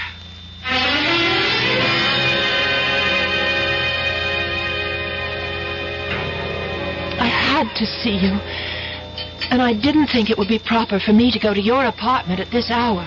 Well, what seems to be the problem, Miss Powers? The story. The story? The story of Charity Youngblood. Well, I thought we decided to drop it. But that's the problem. I can't seem to get it out of my mind. Well, I'm sure you... It's taken over. I can't think of anything else. Well, I'm obsessed by it. This girl, Charity Youngblood. I know her so well, I sometimes think... No, you'll laugh. No, tell me. I sometimes think she's me. Well, of course she's you. What are you saying? Well, when you write fiction, every character has to be yourself in one form or another. No, it's more than that. It's a feeling in my bones. I seem to have an urge to do something. What? I don't know. But I keep writing. Now, I've written 20 pages so far, and most of the time it doesn't even seem that I'm the one who's doing the writing. I get the feeling that I'm just holding the pen, and my hand is being guided. I'd like you to read what I've written so far. Please. Miss Powers, you've been working too hard. No, I just feel that something is happening to me. I seem to feel I have some sort of mission. What kind of mission? Well, I don't know. But every day I feel it's becoming clearer. But I still have no idea of what it is.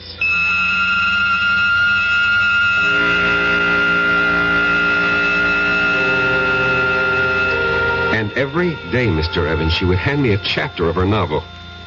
And that novel will win me acquittal in court. Why? Because each chapter is word for word a day in Charity Youngblood's original diary. In Madeline Betty's own handwriting. Where's that novel now? In my desk.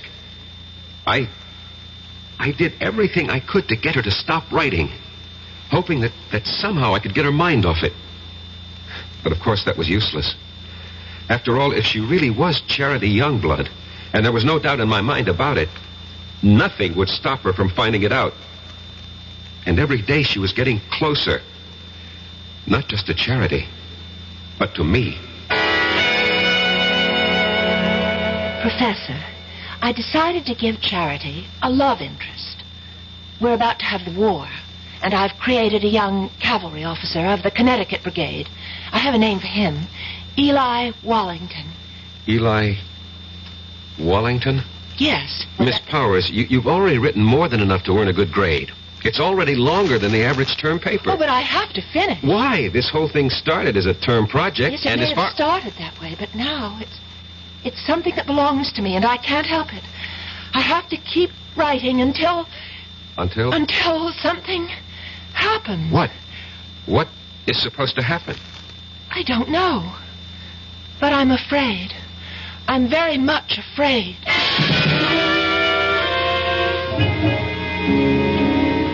I was afraid too, Mr. Evans. Afraid that at any time she would suddenly realize that she wanted to kill me. But surely you realize... What? You mean I had nothing to be afraid of? Suppose someone's determined to kill you, and you know it. You tell me. You know what I think? Although it's academic now. I think you should have gone to a psychiatrist. I did. I went to the top. I went to the head of the Department of Psychiatry at the University Hospital.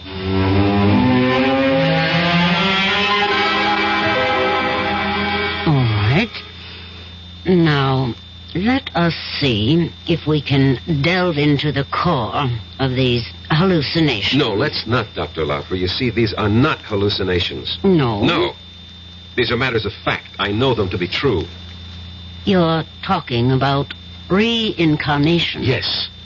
And you obviously don't believe in it. That's hardly the point. It may exist, for all I know. However, if it does, then we have no way of knowing who we were in a past lifetime. Perhaps we had no way of knowing. Perhaps today, with heightened powers of communication, perhaps our modern scientific technology has upset certain natural balances. Whatever. The fact is, I know. If you know, you know. What do you want me to do? Suggest a way I can live with it. I'm afraid I don't understand. Look, if a man was an alcoholic or a drug addict or a gambler, and he said to you, this is what's wrong with me, how do I live with it? What would you tell him? You are oversimplifying. I am I'll coin the word. Reincarnate. How do I live with it? Especially since my life is in danger. Very well. Why is your life in danger? I told you. Charity Youngblood wants her revenge. And she's here in the person of Madeline Betty Powers to exact it. Don't you see what you must do? No. This is all within the framework you yourself have created. If you remove the motive, you can prevent the crime. I still don't know what you mean. If she wants to kill you because you jilted her, well, all you have to do is give her satisfaction. How? Marry her. Marry her? Marry Madeline Betty? She's hardly my type. You're 32 years old. You're not married. Are you going with anyone? No. But marry her? How do I know she'll have me? Were you once Eli Wallington? Yes. Was she once Charity Youngblood? Yes. She'll have you.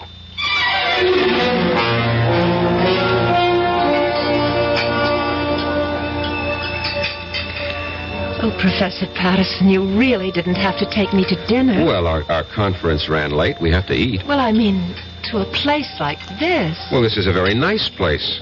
Or so I thought. Oh. Would you care to dance? Oh, no, thank you. I dance rather poorly. Oh, I can't believe that. Why can't you believe it? Because you're so charming. I don't think so. At least no one ever told me that. But I think so. Do you? Why? Well, it's a subjective thing. I lied to you just now. I said I dance poorly. The truth is, I don't dance at all. Now, how is that possible? Girls who don't get asked usually don't bother to learn. I don't know why I'm telling you all this. It's just that since the day I met you, I started thinking. I don't know how to describe it. Well, what were you thinking? Oh, crazy things. That is, for me. I suddenly wanted to write a book. Why, I'll never know. And I began thinking of a girl who lived hundreds of years ago in a place I've never heard of. I can't understand it. Madeline Betty, maybe I can help you. Would you, Professor Patterson? Rex. Go on, say it. Call me Rex. Rex. I've also felt something since the time you walked into my study for conference. And I've been trying to analyze it. And I finally discovered what it is.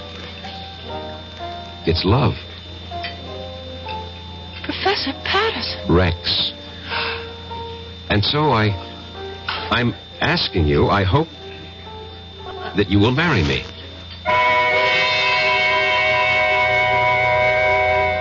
If you're going along with what Rex believes, they're playing the scene again.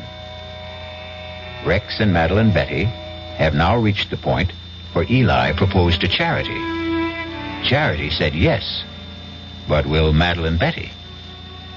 Yes or no will be the first word you will hear when we return shortly with Act 3.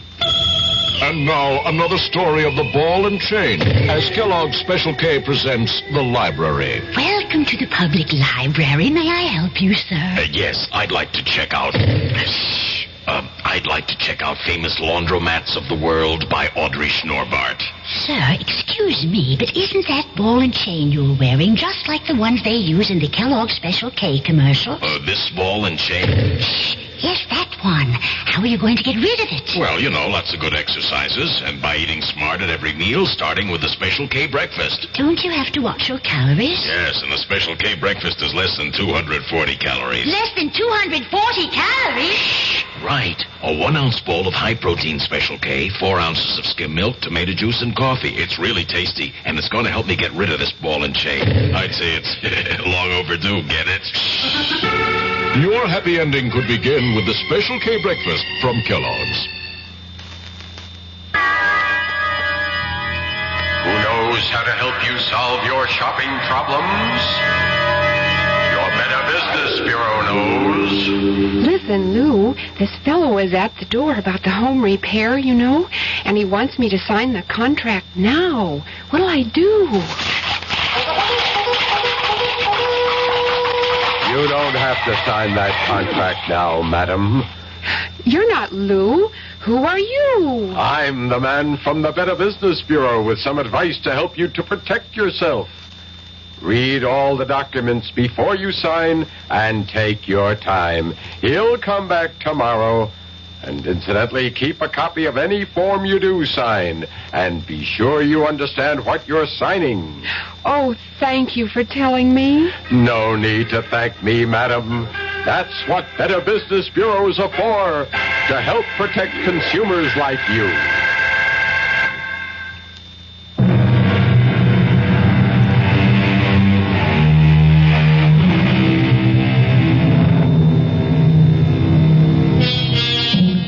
Eliminate the motive, and you prevent the crime. Excellent advice. And Rexford Patterson has taken it. He has just proposed to Madeline Betty Powers because it's the only way he can think of to keep her from killing him. And now, she looks at him and says, Yes, Professor Patterson. Yes. You can't agree to marry a man and call him Professor Patterson. Rex. I know it's sudden, Madeline Betty. We can get married after you graduate. Oh, I'll marry you anytime you say, Rex. I love you. I love you, too. I fell in love with you. Must have been at first sight. Why? Why? Because you're handsome. I was hoping I had other qualities. Oh, you do. You do. But being handsome's part of it. Why did you fall in love with me? Because you're beautiful. Oh. No, you don't believe it. No, I feel beautiful. You make me feel beautiful. Oh, Rex. I can't believe this is happening to me. It's happening. It's happening to both of us. And I'll be such a good wife for you. What is it? Oh, my head. What's the matter? Suddenly feels so light, so clear. Well, that's good. And different. Different? Yes, different. How? The book. You know the novel that I'm writing for the course? Yes. All of a sudden, I don't want to write it anymore. Why not? I don't know how it came into my head in the first place. Just as suddenly as it came, it's gone out. Gone out? That girl, Charity, Oh, yes, Charity, the heroine of your book. Yes, that's her name? Yes, I seem to remember. Well, she's gone from my mind, too. I simply can't understand how it happened. Well, why bother? Yes, that's right. Oh, why bother about anything except us? Except you and me.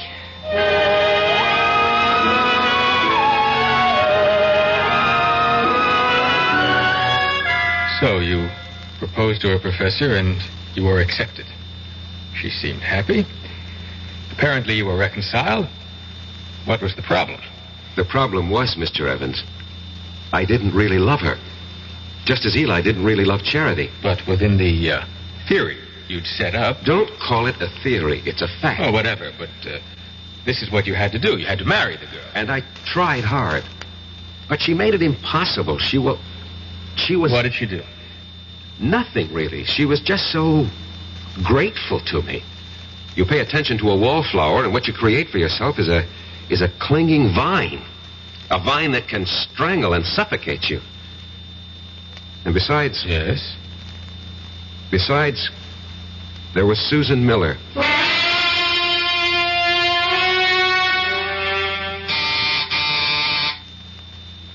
Come in, Madeline Betty. I'm not Madeline Betty, but I came in anyhow. Well, how do you do? Professor Patterson? Yes? I'm Susan Miller, of the English department. You're new here. Oh, I received my teaching appointment last week. Early American Lit. A favorite field of mine. Well, that's the scoop on campus. Anything early American, see Rex Patterson. I just thought we'd chat. Fix you a drink? A soft one. Naturally. Diet, if you have it. I'm watching my weight. Why? I think it's most attractive the way it is. Well, if you think so, I'll keep it that way. Did you know that General Burgoyne wrote a play? Yes, it was called Maid of the Oaks. And it was produced in New York during the Revolution. Yes, and I'll tell you who was in the cast.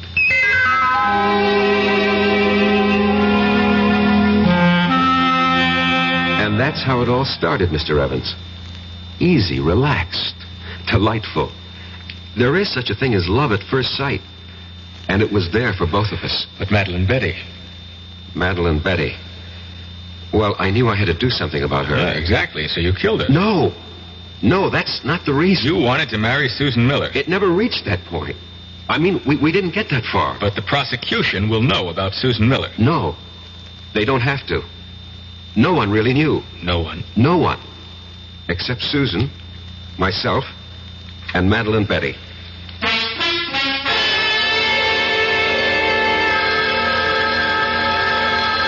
Get it. Hello? Hello. Is Rex, Professor Patterson there? Oh, who's calling? This is Susan. Miss Susan Miller. Rex is for you, Miss Susan Miller. Oh, thank you, Madeline. Yes, Susan? Rex, how about a drive in the country? I have considerable work to do. But I thought you had nothing to do all weekend. So did I, but, I have this research project. I see. Did your project answer the phone? No. No, it's nothing like that.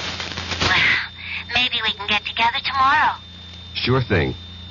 Goodbye. Bye. And who is Susan Miller? She teaches here. I'll bet. What does she teach? English. You could look it up in the catalog. I'm sorry. I'm so jealous. Forgive me. You're forgiven. I just can't believe my good luck, that's all. Rex, you said you'd marry me any time I chose. Well, yes.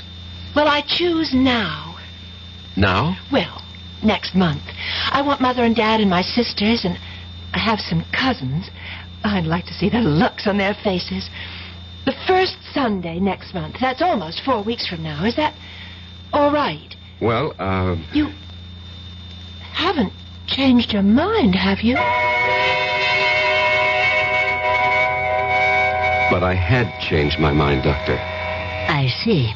I wish I knew what doctors meant when they say, I see. Patterson, You are the one who set up the ground rules.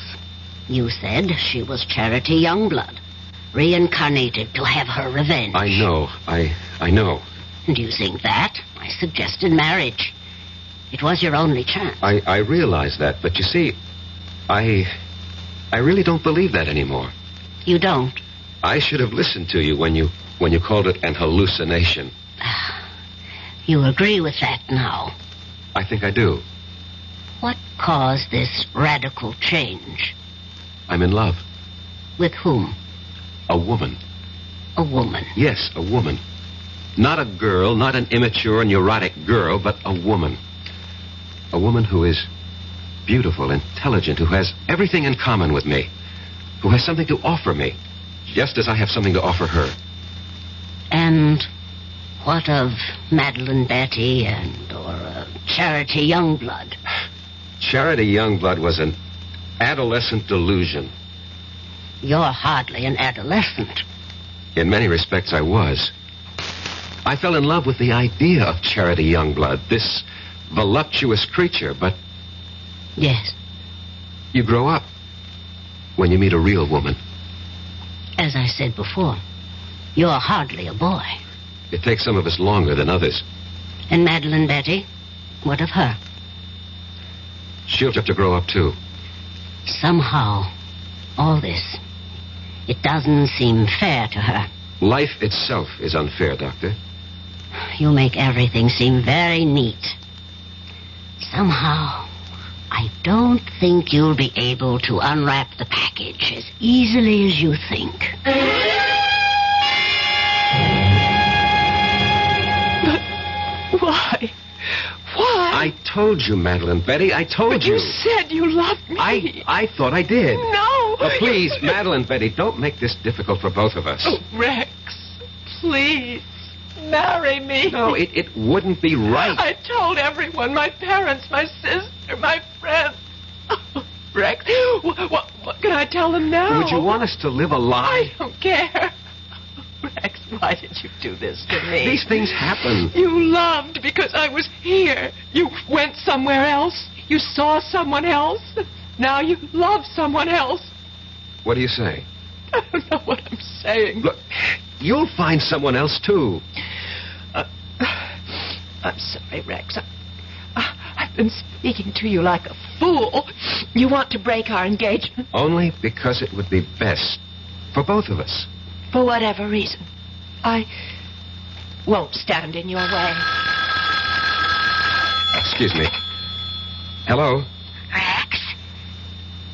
Could you... She doesn't have to call back. I'm leaving. But before I go, Rex, I'd like to have a memento of us. I'll leave you what I wrote about Charity Youngblood, and, could I have... Anything, Madeline Betty. That... Anything. Pistol, that old broken antique pistol? Well, certainly, of course. Well, goodbye, Eli. What did you say? Nothing. What did you call me? I called you by your name. Goodbye.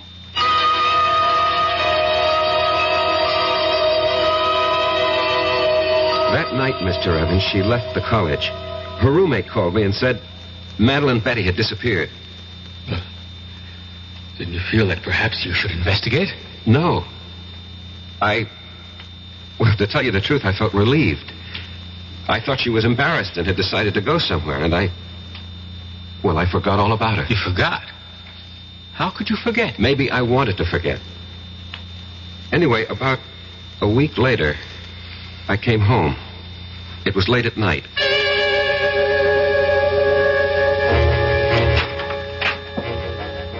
Good evening. What are you doing here? I have a key, remember? Look, what can I do for you? Nothing. Ask me what I can do for you. Well, what? I can kill you. What do you say? Yes. I can kill you very easily. And I'm going to. Madeline Betty, Who are you talking to? My name is Charity. Charity? Yes, Eli. Charity. Remember, Charity? No, you're Madeline It's Betty. taken me such a long time to find you, Eli. Such a long time. Listen to me. I'm not Eli. I'm Rex Patterson, and you're not Charity. You're Madeline Betty Powers. Sweet talk, Eli. You always could do it, but it doesn't go with me anymore. Look, Madeline Betty, I'll have to ask you to leave. Oh, I will. After I kill you. No, you can't kill me. I can. With this. What are you talking about? With that rusty old antique pistol? No, not anymore. I brought it home to Father, to Isaiah Youngblood's gun shop, and I said, Father, fix this pistol. And he did, you see, how he cleaned it and oiled it. See how it shines now. Madeline Don't Betty. move any closer, not one step closer. See how it sparkles. He gave it a new frammer and a fresh flint, fitted a new flash pan, and then primed it. Poured in the powder, rammed home the ball, and now it's ready to fire. Charity, no. No. Get away from me. Take your hands off. No. Get away from Drop me. it. Let go of me, Eli. Charity, drop it.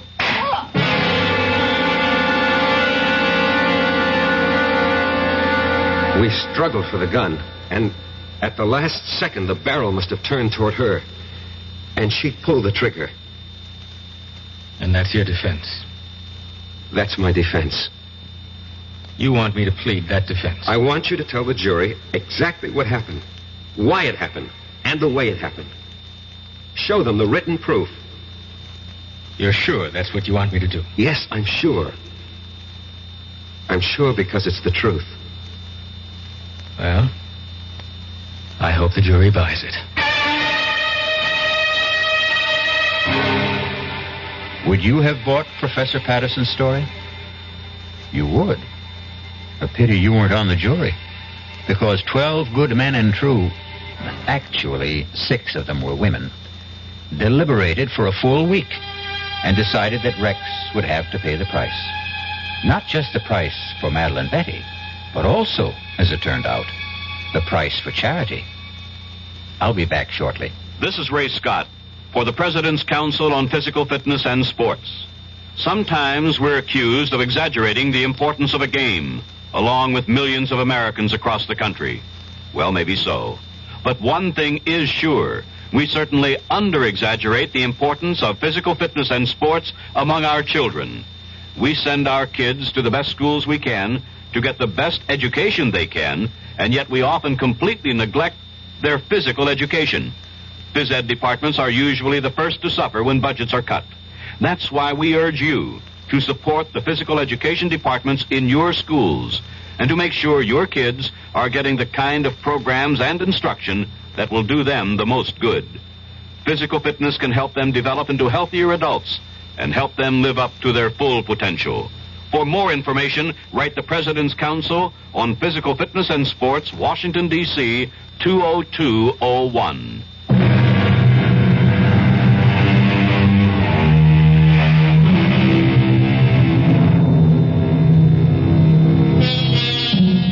Can a desire for revenge span the centuries? Not a comforting thought, exactly. It's all most of us can do to hew to the straight and narrow during one lifetime. If we're going to have to pay for the sins of other incarnations and existences, well, who has the price? But there is no price for our next meeting, when we shall enjoy another suspenseful experience. Our cast included Michael Tolan, Marion Seldes, E.V. Juster, Ira Lewis, and Robert Dryden. The entire production was under the direction of Hyman Brown. And now, a preview of our next tale. The answer's still the same. No dog, no baby. Just be happy with these dumb plants. They're bad enough. Taking out the whole bloody windows. I hate you. Yeah, look, I'll let you keep them. I hate you. I wish you were dead. What did you say? I said I hate you. I wish you were dead. Did you really say... Hey. Hey, what?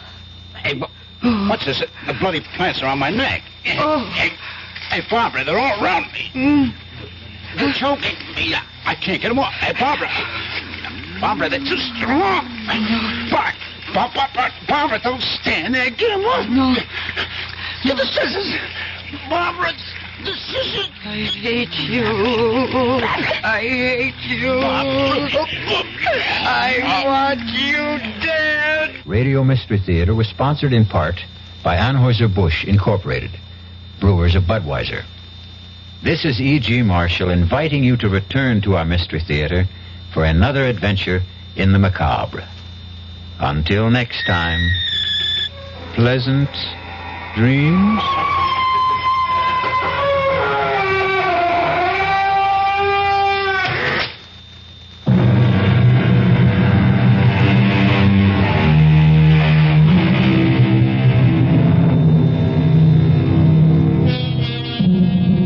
WDAF.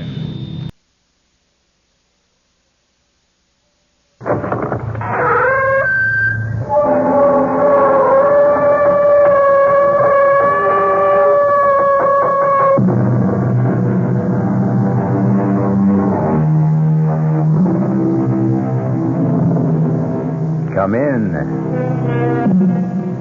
Welcome. I'm E.G. Marshall.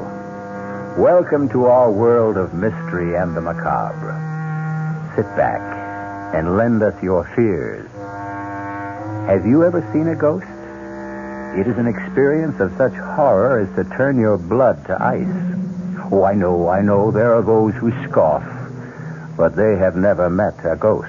Our mystery drama, The Ghost Driver, was written especially for the Mystery Theater by George Lothar and stars Augusta Dabney and Mason Adams. It is sponsored in part by Anheuser-Busch Incorporated, brewers of Budweiser, and by the Kellogg Company, makers of Kellogg's Special K cereal. I'll be back shortly with Act One. Baked in the morning, Kellogg's has that wholesome taste that gets you up and grinning. This is Jerry Crawford for Kellogg's Special K. We've been having some fun in our television and radio commercials by using a ball and chain to symbolize the slight overweight problem common to so many of us. We point out that being a few pounds overweight is just a little more difficult for you. Climbing stairs, just walking around, even sitting down can feel, well, like you're wearing a ball and chain. In case you missed the message, it's this. If you really want to get rid of that extra weight, you really have to work at it by exercising and with sensible meals like the Special K breakfast. A 1-ounce bowl of Special K, America's favorite high-protein cereal, 4 ounces of skim milk, tomato juice, and coffee. Less than 240 calories. Nutritious and, by the way, delicious. So why not begin each day with a Special K breakfast and then keep up the good work? Special K can't help you lose weight all by itself, but it really is a good start.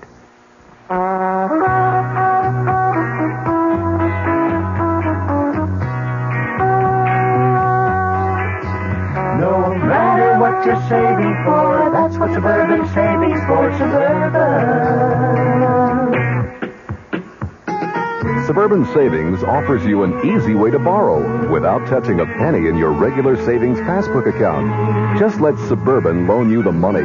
It's called Suburban Savings Passbook Loan. You can borrow up to 90% of the total amount you have on deposit at reasonable rates, and you can pay off your loan at your convenience. When your loan is repaid, you still have all of your savings intact, plus interest. So if you need money, why not take a loan from Suburban without touching your savings? Suburban Savings Passbook Loan in New Jersey at Bayonne, Edgewater, Elmwood Park, Emerson, Hackettstown, Morris Plains, Nutley, Paramus, and Sparta.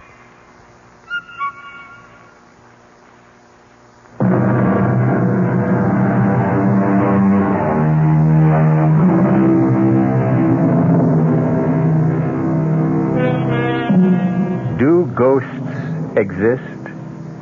Mel Stout doesn't think so. But his wife Liz feels differently. If it had been up to Liz, they'd never have bought Gormley Lodge on top of Manitou Mountain in Colorado. Why? Because according to local legend, the former owners, the Putnams, had been sent crashing to their death by a ghost driver who came at them head on. Now, in the living room of the lodge... Liz, I've had it up to here with that brother of yours. now, I mean, he Mel. promised to help finish painting his living room before the Duncans arrived tonight, and where is he? Mel? I'll tell you where he is. He is out on the slope skiing, enjoying himself as usual. Well, do you just be reasonable now. If we didn't have Rory, where would we get a ski instructor, I'd like to know? We certainly can't afford to hire one. Any more than we could afford to have this place painted. Oh, I'm sorry. It's just that I've got so darn much on my mind. Liz, I just hope that I haven't made the mistake of my life and yours. We'll make a go of the lodge. We're off to a pretty good start. The Duncans arrive tonight, and they're booked for a full week. And the Todds and the Morgans arrive next week. Yeah, and after that? Well, darling, our newspaper ads ought to get us more customers.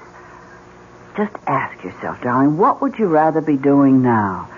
Painting the living room of your own ski lodge with paying guests arriving tonight?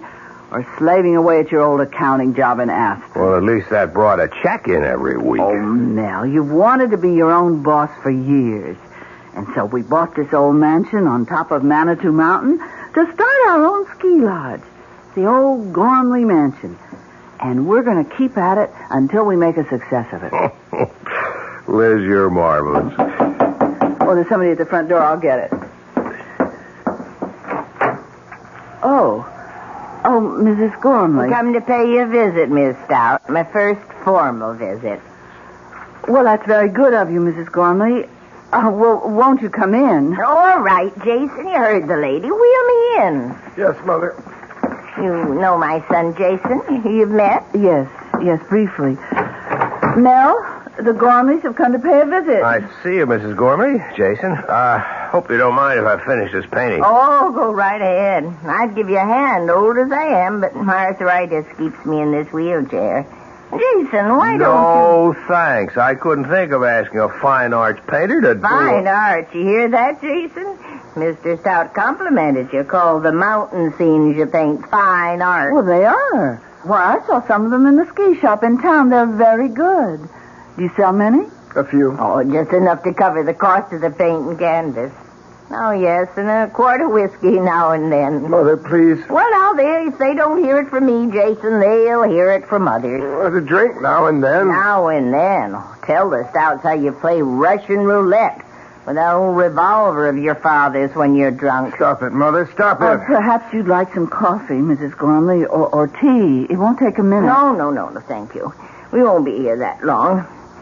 Now, I've come to do for you what I did for the Putnams. Them that bought my house out from under me 3 years ago. Out from under you? Mrs. Gormley, are you saying that we have done that? Forced you out of your house? Well, haven't you? Oh, it's not your fault. Jason's father left us destitute. Left me destitute, I should say. With a son too lazy to support his old mother. So I had to sell this beautiful place. Mother, the Stouts aren't interested in all this past history. Well, they'd better be. If they value their lives. Value our lives? Well, Mr. Halliday didn't tell you. Of course. Tell us what? About how the Putnams met their death. Why, yes. The real estate man told us about the accident. That was no accident. No more than my husband's death was an accident. He died in the same way? His car crashed off the bridge into the gorge? Right. 800 feet down into the gorge. To the rocks 800 feet below. But no accident. Suicide. The Putnams didn't commit suicide. Not them. My husband, Jason Sr., raving drunk and suicidal, but theirs was no accident either, the Putnams. He drove them off that bridge.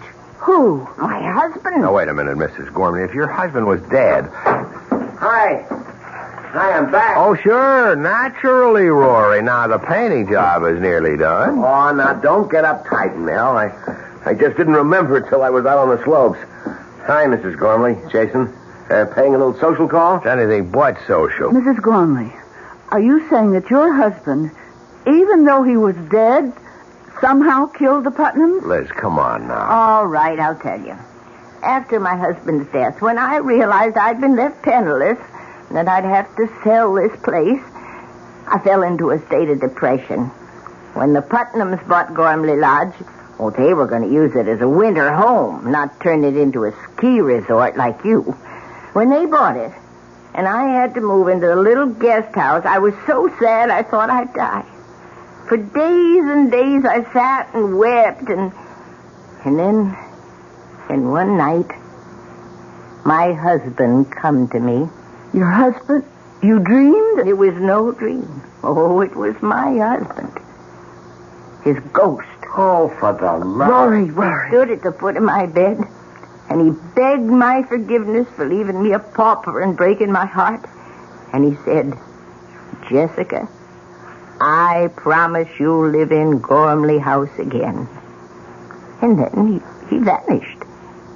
The very next night, the Putnams crashed through the bridge over Gormley Gorge. Well, accidents do happen. It was no accident. Now, the real estate man didn't tell you the whole story. Mrs. Putnam lived long enough to tell just what had happened. Well, you can ask the sheriff. The Putnams didn't go off the bridge by accident. They were driven off it. Forced to swerve off it by an oncoming car. A car driven by a skeleton. Good heavens. That's what I wanted to tell you. And now you know. Good day. Well, what kind of a put-on is this? She's trying to scare us out of here. I'm trying to save your lives. You're trying to get back into this house. That's what you're doing. Just the way you moved back after the Putnams got killed and lived here a full 3 years until now. Rory, have some respect for Respect? No way. She may be old, but she's as shrewd as they come. She frightens you off, then moves back in again and stays until some other sucker comes along. I warn you. Just let us know when your husband's ghost shows up again. It did. What? Last night. Oh, man, this is the neatest ripoff I've Shut up, ever... Rory. Will you... Your husband's ghost? Last night? Yes. And he used the same words. Jessica, I promise you'll live in Gormley Lodge again. Oh, I beg you, listen to me. The Putnams wouldn't and went to their death. Oh, Mrs. Gormley, you're really out of sight. You know... You, so smart. You're so sure of yourself. You think he isn't watching and listening, my husband? Do you think he doesn't know how you insulted me? And do you think he'll not repay you? Oh, yes. If people are to die this time, too, you will be the first. Now, be warned. Jason, wheel me back. Be warned.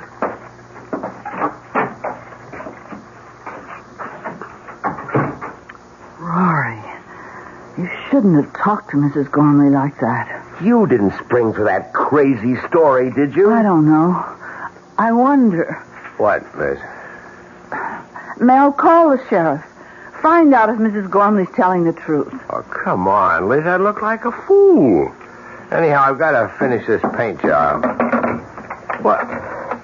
Liz, you're not... I must find out. Suit yourself. You always do.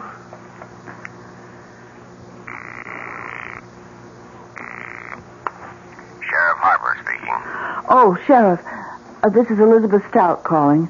We're the new owners of Gormley House. Oh, yes. What can I do for you, Mrs. Stout? Well, we just had a visit from Mrs. Gormley. Oh? What do you mean, oh? Oh, nothing, Mrs. Stout, only she can be a little hard to take, getting on in years. Yes, well, what I wanted to ask you... Of course, you remember the accident to the Putnams 3 years ago, crashing off the bridge over Gormley Gorge. Yes, I remember. Well, according to Mrs. Gormley, Mrs. Putnam lived long enough to tell you what had caused the accident. Is that so? Yes, it is. And what did she tell you? Well, now, Mrs. Stout, she was near death. Maybe out of her head with pain and shock. What did she tell you, Sheriff? Did she tell you that they had been forced to swerve off the bridge because of another car that came straight at them? A car with a skeleton driving it? Well, as I said, she was out of her Did head. she? Yes, that's the story she told me. Thank you. Goodbye. So? Mrs. Gormley told the truth. Oh, the Putnam woman was dying. Anybody in that condition is liable to say anything. I suppose. Now, look, just get off it, Liz. We put our life savings, every cent we've got in this place, and I'm not leaving, ghost or no ghost. Well, speaking of leaving, I'd better get on down into Manitou and pick up the Duncans at the airport. Well, it's a bit early, isn't it? Or have you got some cute chick in town that you'd like to spend an hour or so with? Mel, you put me away. Don't give me any ideas, Rory. Well, almost a bit early, isn't it? Or have you got some cute chick in town that you'd like to spend an hour or so with? Mel, you put me away. Don't give me any ideas, Rory.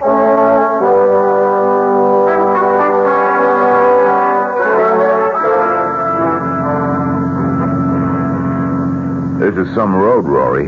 You drive it often? In the dark, I mean? A few times, Mr. Duncan. Well, it's frightfully steep and curvy. Now, don't push the panic button, Mrs. Duncan. I'll get you to the top of Manitou Mountain safe enough. You'll be enjoying a hot toddy in front of the fireplace at Gormley Lodge before you know it. Maybe you better slow down a little. Ah, it's okay. That was just a patch of loose shale. You much of a skier, Mr. Duncan? Oh, I do okay. My wife will need some lessons, though. I take it Gormley Lodge has a pro. Oh, the best. Me? Well, fine.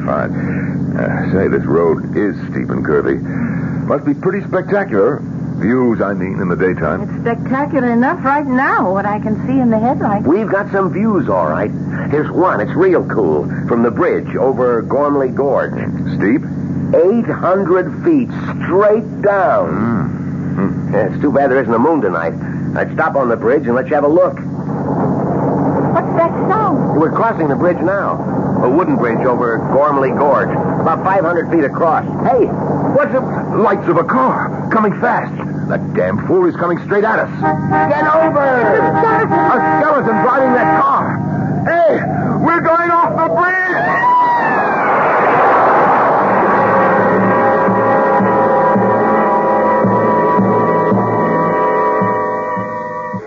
I'll be back shortly with Act 2. If you have the nerve to return, that is. Hello, Fox. It seems like only yesterday that I was a little girl tasting porridge. You know, this one's too hot. This one's too cold. And now I conduct taste tests on diet drinks. And there's one I must tell you about. Sugar-free diet 7-Up. It has a fresh, natural, delicious taste. It drives my taster meter crazy. Sugar-free diet 7-Up. This one's just right. Hey, Mom, what's for dinner? Hey, Mom, what you got? How about a no-cook dinner for a change? Serve a delicious spread of sliced meats, cheeses, salads, and crisp rolls from ShopRite's appetizer counter. You'll love the freshness, the fine quality, and the pleasing variety. This week's best buys are ShopRite freshly sliced chicken roll, half pound, 69 cents. Imported Switzerland Swiss cheese, half pound, 89 cents. ShopRite liverwurst, 99 cents a pound. Fresh macaroni salad, 39 cents a pound. So relax. Pick up a ready-to-eat dinner at the ShopRite appetizer counter. She loves the family. She wants the best. She does all that she can do. She lets ShopRite do the rest. Hey, Ma, what's for dinner? ShopRite has the answer. Hello, Amco. My automatic transmission just stopped automaticing. I was wondering, do you service Chevrolets? Do we service those sensational Chevrolets? Ma'am, Amco has serviced over 3 million automatic transmissions of all kinds.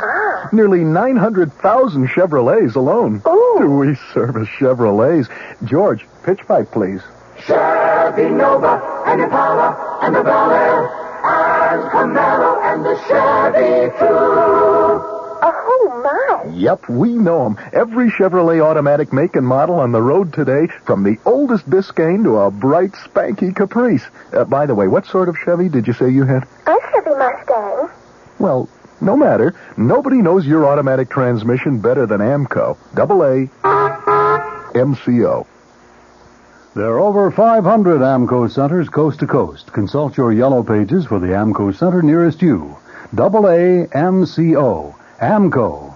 This is WOR New York and RKO General Station.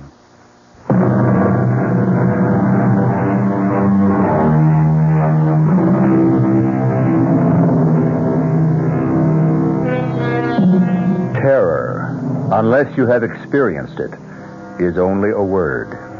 I could employ all the art at my command, my voice, the words I choose, to convey to you the full impact of terror. Yet, I know I should fail, even as Michael Duncan fails now. in telling his story to Sheriff Harper on the bridge over Gormley Gorge the next morning. Terror? You say you experienced terror? What would you experience, Sheriff? Delight? Mr. Duncan, I'm only trying to get at what happened here last night. Excuse me, Sheriff. Yes, Mr. Stout, what is it? Will it be much longer before they get the bodies up? Hard to say. Why? I'd like to get back to the lodge. My wife is alone, and you can imagine her condition after hearing of her brother's death. Say nothing of how it happened. Sure, you go ahead. I'll let you know when you're needed to identify the bodies. I'm sorry about your brother-in-law, Mr. Stout, and the publicity. Publicity? And this is the second time the ghost driver has struck. Ghost driver? And the news has got out.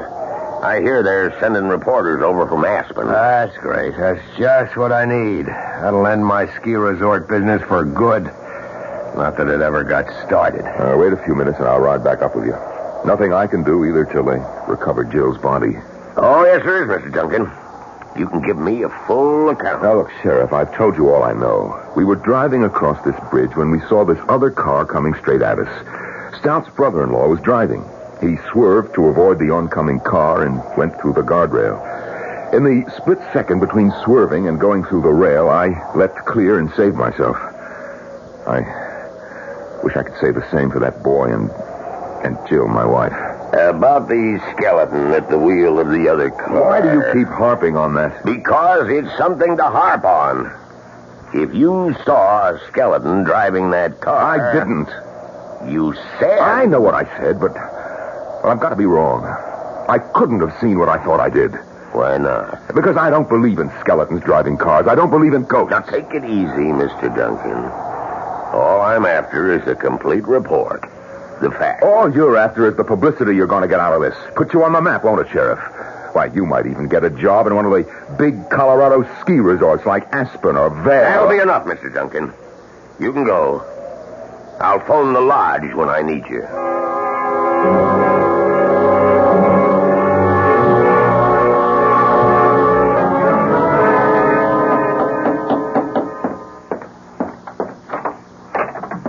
Mrs. Gormley.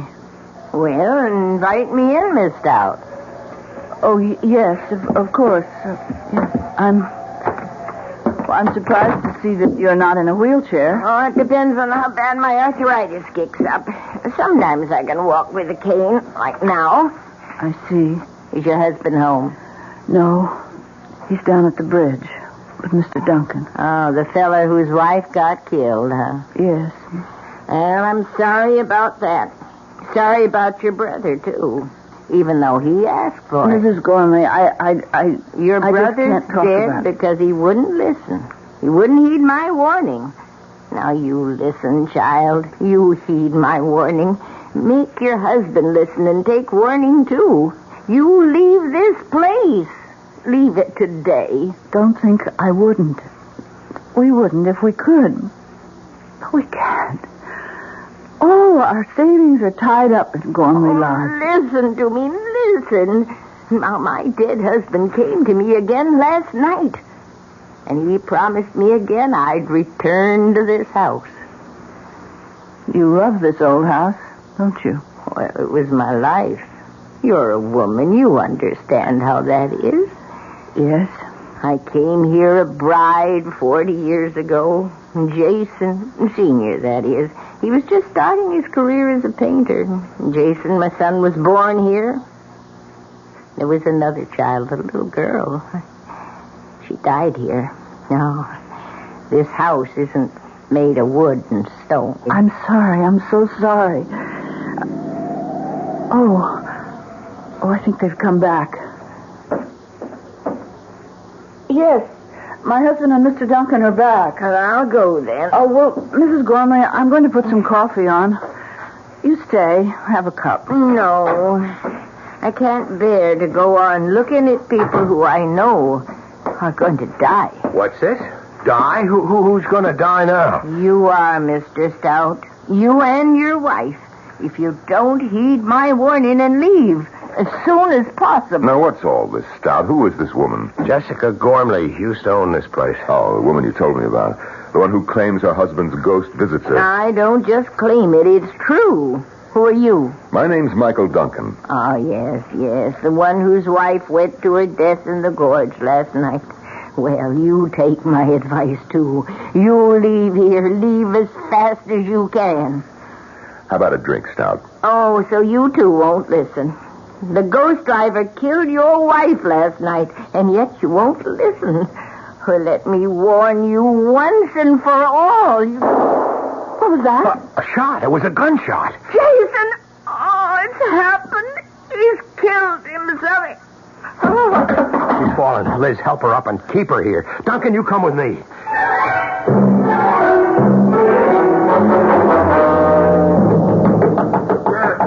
You're coming.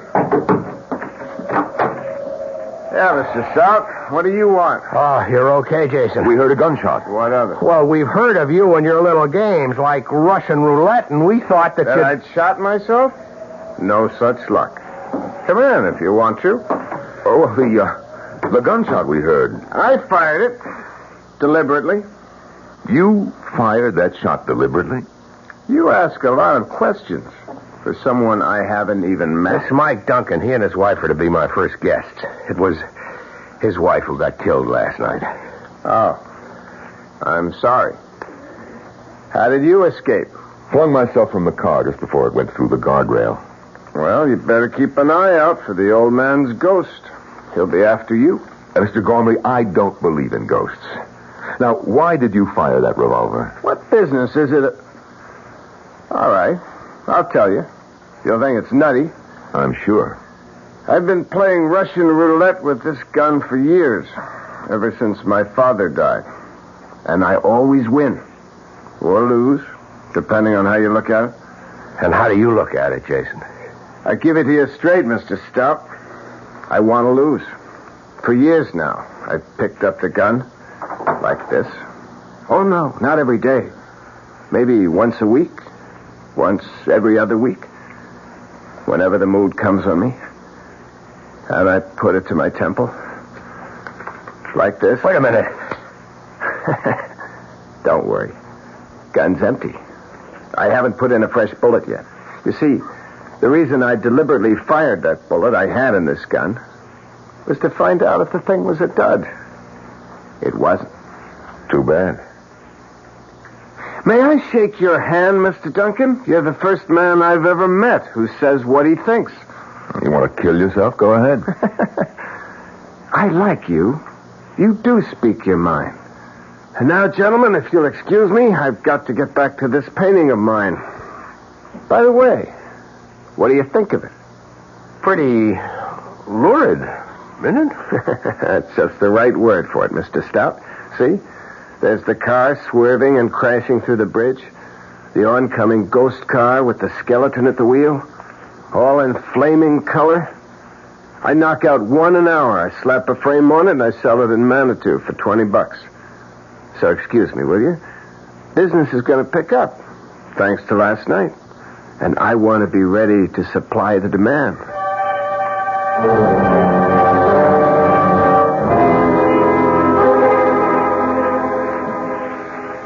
It's been a rough 24 hours, Miss Stout.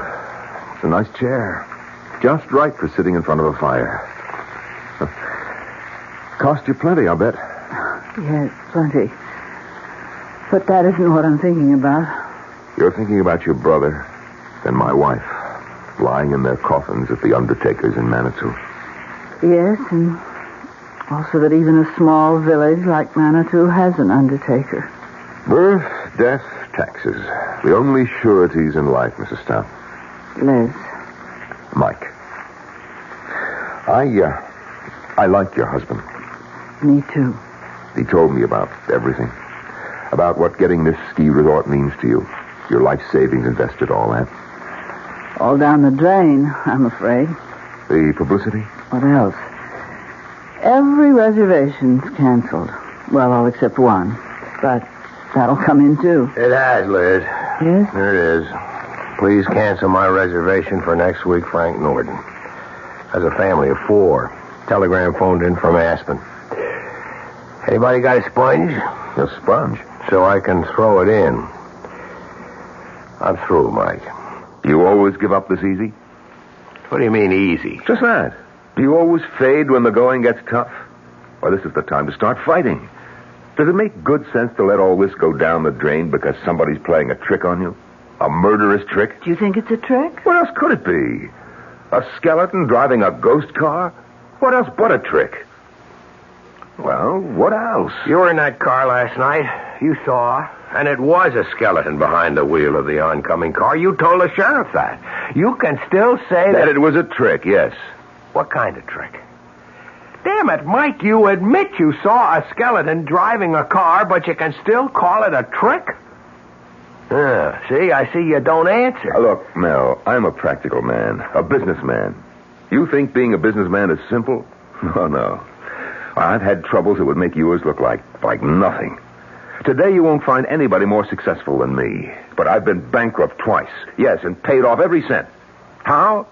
Well, not by running away, the way you want to, but by standing up and fighting. And that's what you've got to do right now. How? You tell me how, and I'll do it. Look, we'll do it together. I've got a stake in this, too, you know. My wife is dead. Murdered. Yes, murdered. Not by a ghost, but by a trick. And if it's the last thing I do, I'm going to find out who played that trick and make him pay. And you don't think it's a ghost? Do you? Answer me. Do you believe in ghosts? Did you believe before you came here and ran into this mess you're in? Well, no, I didn't. Then why start believing now? Ghosts, my foot. Mel, this is a trick. Somebody wants to stop you from turning Gormley Lodge into a ski resort. And if you ask me, it's the Gormleys. One or the other or both is behind all this. Or that sheriff down in Manitou. The sheriff? Oh, Mike, you don't really think that the I don't know what to think, Liz. All I know is that somebody's behind this, and those are the three likeliest suspects. Now, look, I'm no Sherlock Holmes, but I've got a brain, and I've got guts, and well, my wife is dead, my Jill. Well, I'm just going to find out who killed her, that's all. The tougher they are. You like a drink, Mike? No, thanks. I'll be okay. Especially when I nail that murderer. What have you got in mind? Well, it'll be dark in about an hour. We take the car, Mel, you and me. We take the car, and we drive up and down that road, all night if necessary, to meet up with this so-called ghost driver. And when and if we meet up with him... Yes? If and when you meet up with him, what? We don't turn aside. We don't swerve out of his path and off the bridge. We drive straight at him and keep driving at him. If he's a ghost in a ghost car... we'll drive through him. And if he isn't? If he isn't? Well, if he isn't, it'll be one hell of a crash.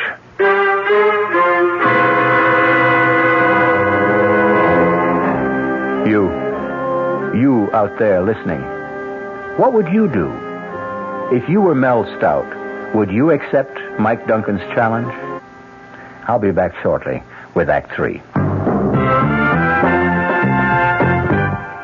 Ever see a beer drinker pour his beer real easy down the side of the glass? Maybe you do it yourself.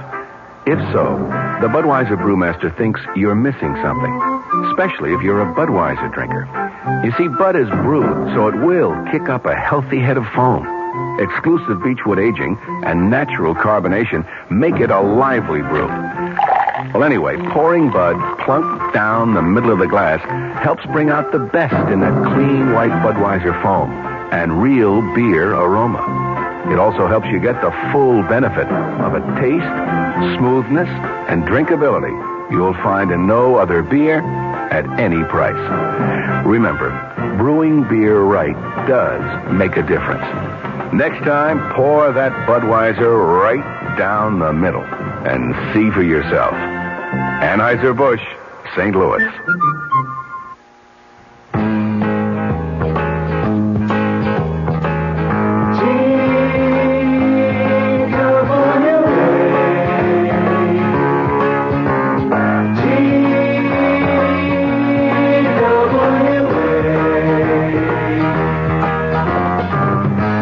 Thought you couldn't afford to fly to California this summer, TWA has some good news for you. You can. Thanks Thanks to TWA's demand schedule service, you can fly to California for only $125. Just make your reservations 90 days before you want to go and put down a $20 deposit for each way. For all the details, call your travel agent. TWA's demand schedule service. Now you can afford to fly to California.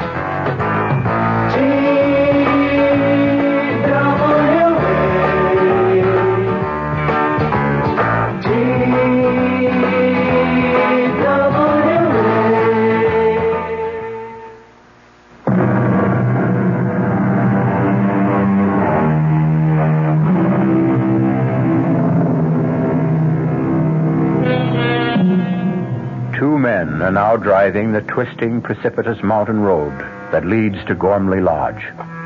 One, Mike Duncan, believes that the ghost driver they hope to meet is nothing but a trick.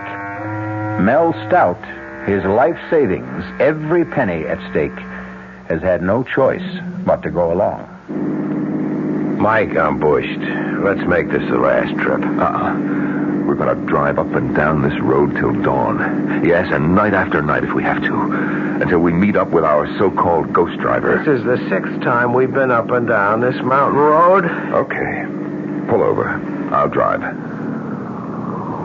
Get out your side. I'll slip behind the wheel. Yeah. Hey, there's a car coming up behind us. Red light flash. That must be the sheriff.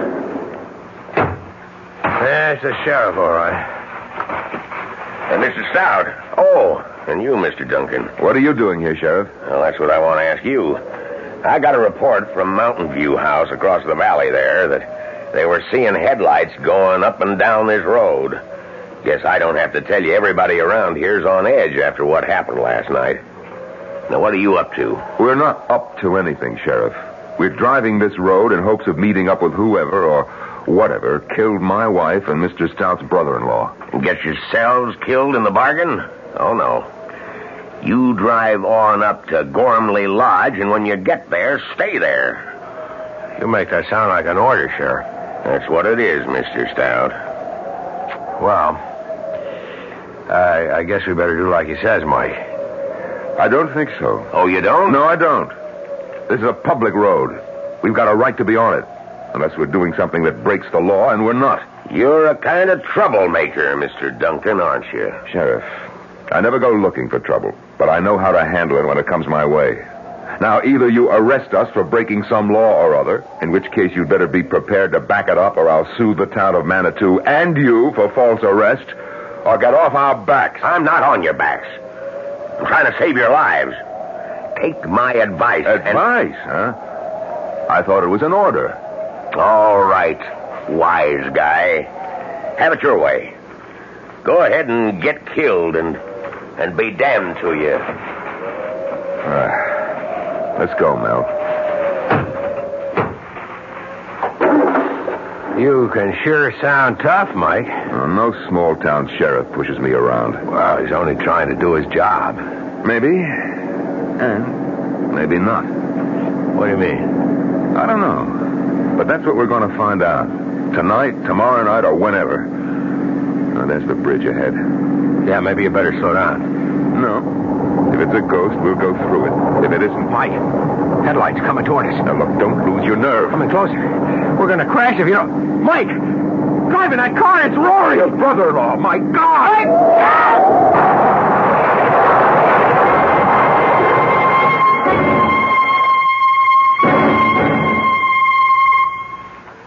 Mel, Mike, I can't believe it. Can't believe it myself, Liz. Not only what we saw, but getting out of it with our lives. The fates were with us, Mel. I lost my nerve. I have to admit that. I just couldn't keep driving straight at that awful thing coming toward us. I couldn't help myself. I swerved at the last second. Well, thank God we hit that stanchion instead of going off the bridge. But Rory driving the other car, it's impossible. Rory's dead. We're burying him tomorrow. Rory's dead, that's for sure. But it was Rory driving that car, that's for sure, too. Then ghosts do exist? Mel? Yes, huh? After the funeral tomorrow, let's get out of here. Let's go away from this place as fast as we can. And go where?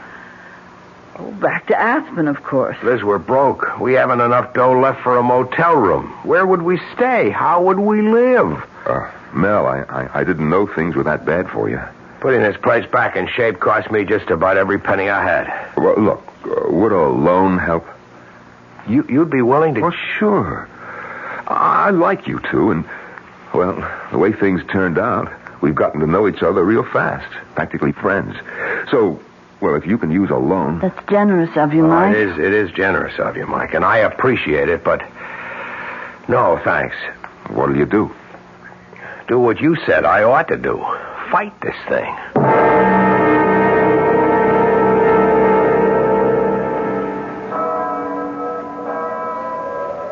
Liz, Mike, if you ever come east, be sure to look me up. We will, Mike. Yes, of course. You won't change your mind about the loan? Can't. We'd only be putting off what's bound to happen. Unless what? Unless I can find the answer to what goes on here. There's something bothering me, something I feel that I saw somewhere but didn't pay much attention to at the time. Well, what about it, this something? It's just something that's bothering me is all. Something that just could give me the answer to all of this. Well, good luck. You deserve it. Oh, there's the taxi that's going to take me to the airport. Goodbye, Liz. Goodbye, Mike. Bye-bye, Mike, Bye. and thanks. Well, we'd better get on back, Liz. Liz, you coming? Yes. Mel, you better know it now. No matter what you intend to do, I won't be staying.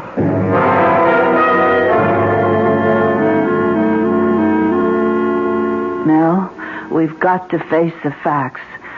Buying this place was a big mistake. I admit it now. But there's no sense in crying over spilt milk. What's done is done. So, darling, let's just turn our backs on it, walk away from it, and start again. Start what again? The treadmill of office work?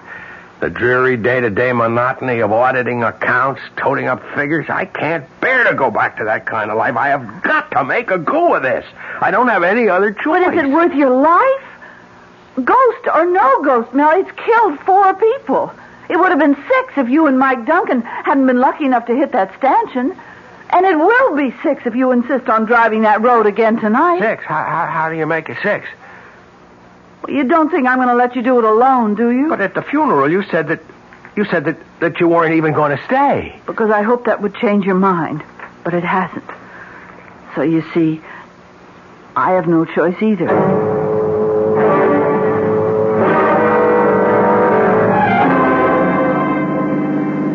Just like last night with Mike. From the top of the mountain down to Manitou, then back up again and again, and no sign of him. But he did show, finally. And Mike lost his nerve, swerved aside at the last second. Let's hope I don't lose mine. Will it matter?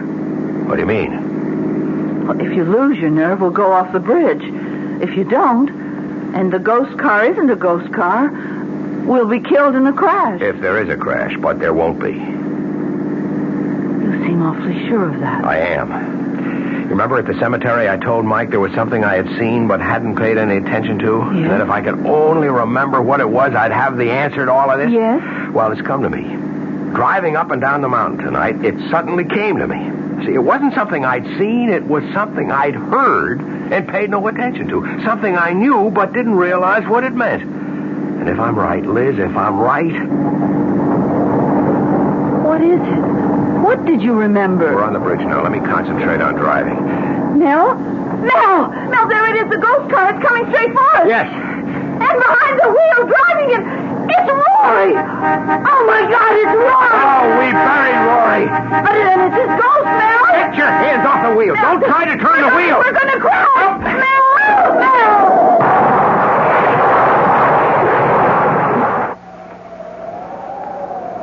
Mel? What? This time he swerved and he went off the bridge, just as I knew he would. How? How did you know? Later, Liz. Right now, we better get up to the lodge and phone the sheriff.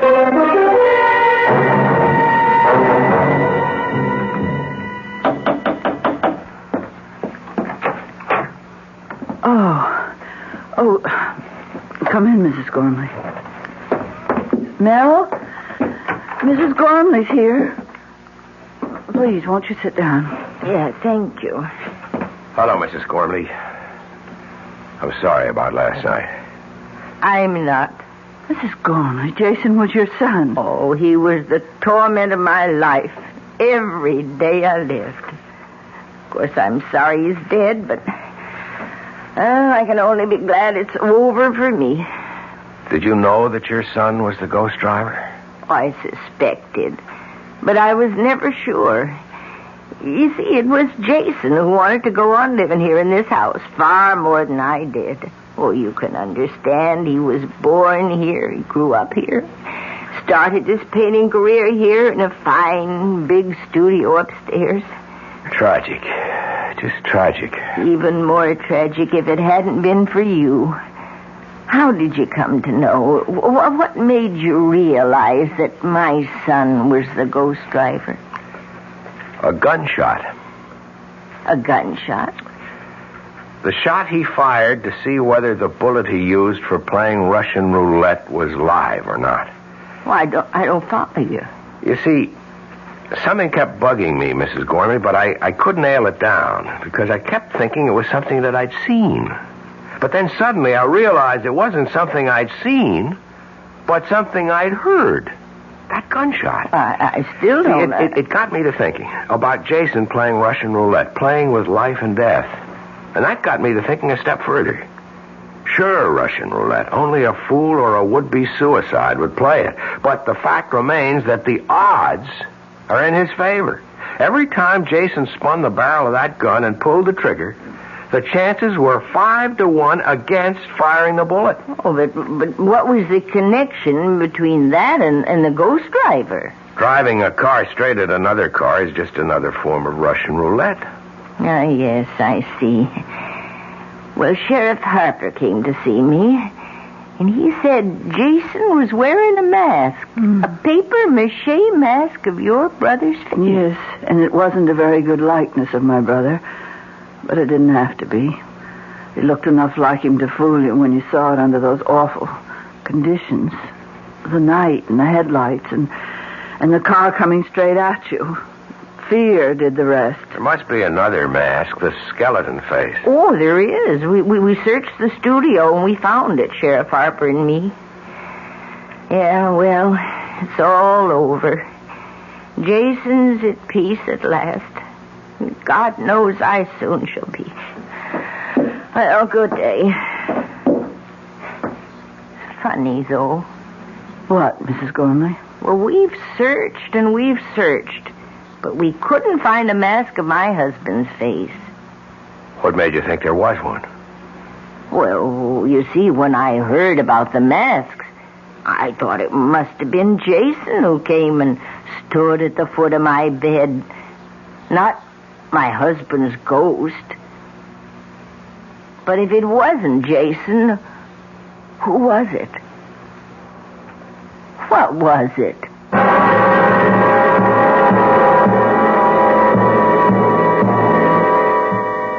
An interesting question. What was it indeed? I'll be back shortly. Hi, Ms. Goldilocks here. Professionally taste-testing diet drinks can be very difficult, but I've just had to bear with it. Then I found sugar-free Diet 7-Up. It doesn't taste like other diet drinks. It's fresh, light, natural, delicious. Sugar-free Diet 7-Up tastes so good that I've taste-tested it hundreds of times, and each time I've given it my seal of approval. Yes, this one's just right. Introducing the greatest taste to come out of your toaster since Samuel Bath Thomas baked his original English muffins in 1880. Thomas's new onion English muffins. Little bits of real onion blended into Thomas's original English muffin recipe create a tangy taste that makes everything fantastic, like burgers and cream cheese and cold cuts. Even butter tastes better. Thomas's new onion English muffins. The greatest new taste since 1880. Thomas's promises. Hey, Pat, how tall do you think she is? 300 feet if she's an inch, Luigi, and a fine lady she is. The year 1886. While most New Yorkers were enjoying their first look at the Statue of Liberty, a few were enjoying their first taste of Thomas's bread and discovering it was every bit as delicious as Thomas's English muffins. Today, there's still never been a lady to equal the lady, or a bread to equal Thomas's protein, whole wheat, and white bread. Thomas's promises. Here's news from Queen Elizabeth II. Now you can sail to Europe on Queen Elizabeth II and fly home free. I'll repeat that. Sail to Europe on Queen Elizabeth II and fly back to New York free. She reaches Europe in 5 luxurious days. You have ample time for touring because you fly back. Meals and entertainment on board are included. A whole new crowd of people are discovering Queen Elizabeth II because she's affordable and she's fun. She has 9 bars, 4 swimming pools, 3 nightclubs, a discotheque, a gymnasium, a sauna, a casino, and 3 of the finest restaurants in the world. Sail first class grades A to H and fly home free. Sail tourist grades L to Q and S to U and fly home half fare. Flights are British Airways economy. You can stay in Europe up to 16 days. Call your travel agent or Cunard at 212-983-2510. Sail to Europe on Queen Elizabeth II and fly home free. Great ships of British registry since 1840. Our cast included Augusta Dabney, Mason Adams, Mary Jane Higby, Norman Rose, Nick Pryor, and Leon Janney. The entire production was under the direction of Hyman Brown. Radio Mystery Theater was sponsored in part by new sugar-free Diet 7-Up. This is E.G. Marshall inviting you to return to our Mystery Theater for another adventure in the macabre. Until next time, pleasant dreams. The preceding Mystery Theater program is furnished by the CBS Radio Network. This is WOR New York. I'm Fulton Lewis in the Mutual Broadcasting System studios in Washington, D.C. Now, my commentary. The chairman of the House Judiciary Committee said today he expects his panel to go along with President Nixon's request of today, a request for an additional 5 days to reply to a subpoena for 42 Watergate tapes. New Jersey Democrat Representative Peter Rodino said that he and the ranking Republican member of the committee had agreed to the postponement, and in Rodino's words, I am quite confident the members of the committee will go along with it too. He told a news conference the matter will be taken up formally by his committee on Thursday. That's the day the response to the committee subpoena was due. The delay requested by the White House today would put off the response until next Tuesday. At the White House, Deputy Press Secretary Gerald Warren attributed the White House request to the pressure of business at the White House and the demands on the president's time. Chairman Rodino said that the delay was requested by James St. Clair, the president's chief Watergate attorney. It was requested in a telephone call yesterday to John Doerr, the chief counsel of the impeachment inquiry. The chairman said that he and Representative Edward Hutchinson of Michigan, the ranking Republican member of the committee, instructed Doerr to ask St. Clair why at least some of the subpoenaed material could not be furnished on Thursday. St. Clair told Doerr that the president wanted to review all of the material at once before sending it to Capitol Hill. Rodino said St. Clair, though, gave no assurance that all of the subpoenaed material would be given to the committee. Asked about reports of the White House plan to give the panel transcripts rather than tapes, Chairman Rodino replied transcripts would not be satisfactory. White House Deputy Press Secretary Warren said a lot of work has been and is being done to compile the material necessary to prepare a response. The president himself has spent many, many hours reviewing the response and has determined that he would like some extra time to review the response in its entirety. Warren would give no clue as to the likely nature of the eventual reply to the subpoena. He said only the president has not finally decided on the form and content of the response. Asked if the request for a delay might not be considered inconsistent with repeated White House calls for a speedy resolution of the impeachment question, Warren said, quote, "It is consistent with our position and with the president's position to deal responsibly with the House Judiciary Committee, and that is what we are doing." Back on April 11th, the committee voted 33-3 to subpoena the tapes that it had been seeking since February. The president also faces a second subpoena. That one has a May 2nd deadline. That one is for additional tapes and other materials that are being sought by Special Watergate prosecutor Leon Jaworski. Asked if the president might not also seek an extension of the May 2nd deadline, Warren said today, "I know of no such requests." Now, this. What has Sheridan done for you lately? What has Sheridan done for you now? Next time you travel to Canada for business or pleasure, you'll find 20 sparkling Sheraton hotels and motor inns coast to coast, from Quebec to British Columbia. What has Sheridan done for you lately? In Toronto, the new Four Seasons Sheraton has a 5-story waterfall right in the lobby. In Vancouver, there are 2 new Sheratons. And for a reservation at any Sheraton, call 800-325-3535 or have your travel agent call. That's 800-325-3535. That's what Sheridan... Thursday, but the request has been made now to postpone that till Tuesday. Ford, in his speech yesterday, said, "It's pretty hard to put yourself back into the shoes of somebody else in a situation like this. I do read the newspapers very extensively. I could not have been oblivious to some of the things that were going on that has taken place or has transpired. It would be my technique," he said, "if I were in those shoes, which I hope and trust does not take place. But it would be my technique to want to find out as quickly as possible. I assume that the president did. In fact, I have good reason to believe that he did." Unfortunately, the vice president added, unfortunately, some of the people who should have known obviously did not give him the full story. Now, whether there should have been a more vigorous prosecution of all the details, that's a matter of judgment. And in my case, I think I could have tried to nudge some of my employees about as hard as I possibly could. Ford went on to say that the president knew nothing in advance about the burglary and bugging of the Democratic Party headquarters in Washington's Watergate complex during the 1972 presidential campaign. The vice president also said that he is confident that the president had not committed any impeachable offense under the Constitution. But he nonetheless urged the president to make every effort to settle the issue once and for all. The vice president said, "I have indicated to him on a number of occasions that I thought he should do anything reasonable in order to clear up the problems that have developed subsequent to Watergate itself. I have consistently said the sooner any and all relevant evidence was made available, the better the Congress could consider and the American people evaluate whether or not the president was involved prior to, at the time of, or subsequent to the Watergate break-in."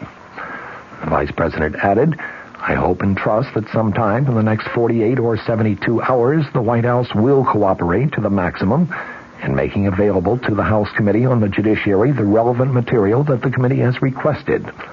He drew applause from his audience when he added, "I strongly believe that to be the right course of action, and I hope and trust the decision follows that pattern."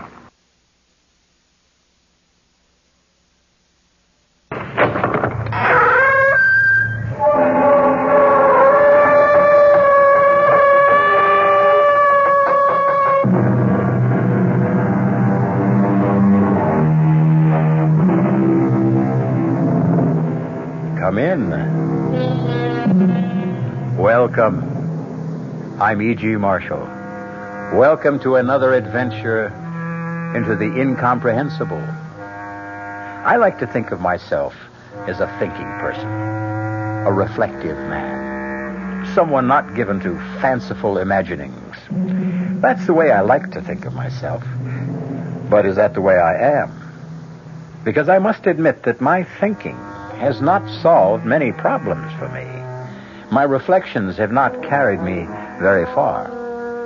So now and again I find it extremely salutary to indulge in fanciful imaginings, to take a short walk into the world of obscurantism. For, as you will hear one of our characters say, the mind makes so many mistakes. Our mystery drama, Sunset to Sunrise, was written especially for the Mystery Theater by Elspeth Eric and stars Marion Seldes. It is sponsored in part by the Kellogg Company, makers of Kellogg's Special K cereal, and by Anheuser-Busch Incorporated, brewers of Budweiser. I'll be back shortly with Act One. Oh, sure. You can talk about good-tasting diet drinks, but I know. I'm Goldilocks, and here at my taste-testing laboratory, I taste-test them all. And nobody's been drinking my diet drinks until I tested sugar-free Diet 7-Up. And then, kabloomy, Every bear wanted some. Diet 7-Up is fresh, natural, delicious. Sugar-free Diet 7-Up. This one's just right. Amco Transmissions, Chuck speaking. How may we help you? Oh, boy, have I got problems. I got a really fantastic 58 Pontiac with a busted automatic transmission and a mother-in-law that's been visiting me for 10 days. well, we can help you with the Pontiac. No, don't kid a desperate man. Now, look, can you really fix up a car that old? Oh, sure. Amco serviced over 3 million automatic transmissions, and over 400,000 of them were Pontiacs. We know Pontiac's cold. Pontiac, Ventura, and the Firebirds, and the Bonneville, Catalina, and also Grand Prix. Terrific. Okay, now look, you send the tow truck and I'll help her pack. Oh, you mean? Yeah. The 58 Pontiac belongs to my mother-in-law. Aw, nobody knows her automatic transmission better than Amco. Double A. MCO.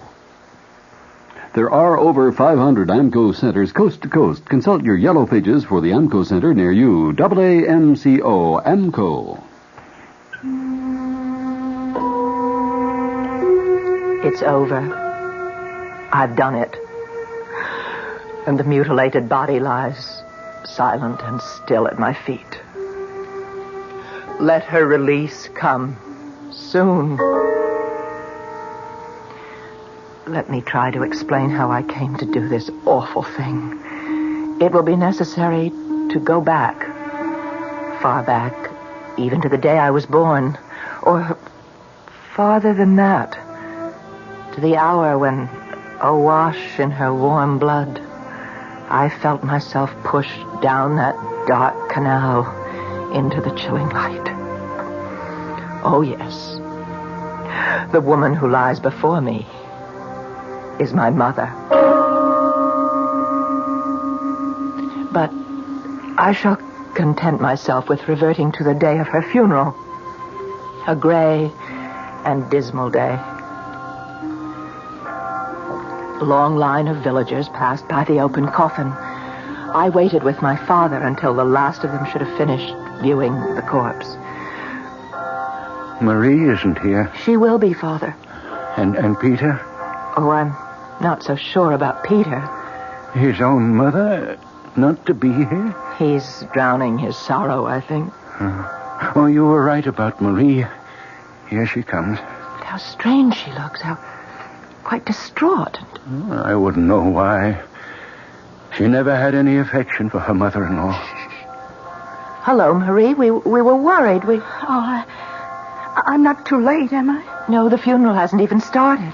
I mean, they haven't closed the coffin. Not yet. Good. I suppose Peter's...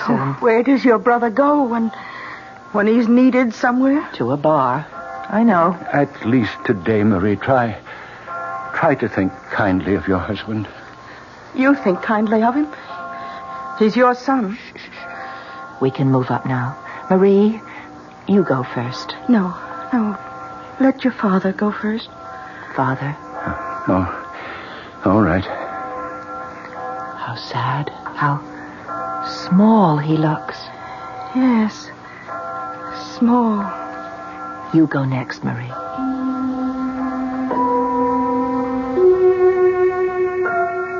Marie stood for a second or two by the open coffin, then moved on. Now it was my turn. My eyes filled suddenly with tears. And when I looked down at the quiet body, the expressionless face of my mother, I could scarcely make out her features. I shook the tears away, and I made an effort to see her clearly. Across her breast lay a long spray of wild roses. Without conscious thought, I did what I had never done while she lived. I leaned over and kissed her on the lips.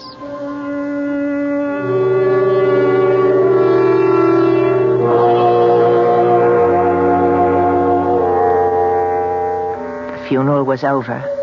I sat dry-eyed through it all, and I saw the tears stream down my father's face. After it was over, he said to me, Would you walk home with me, Una? Of course I will, Father. Do you think you could stay and talk for a while?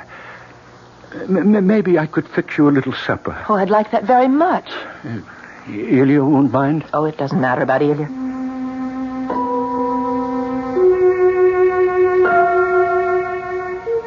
I took his hand.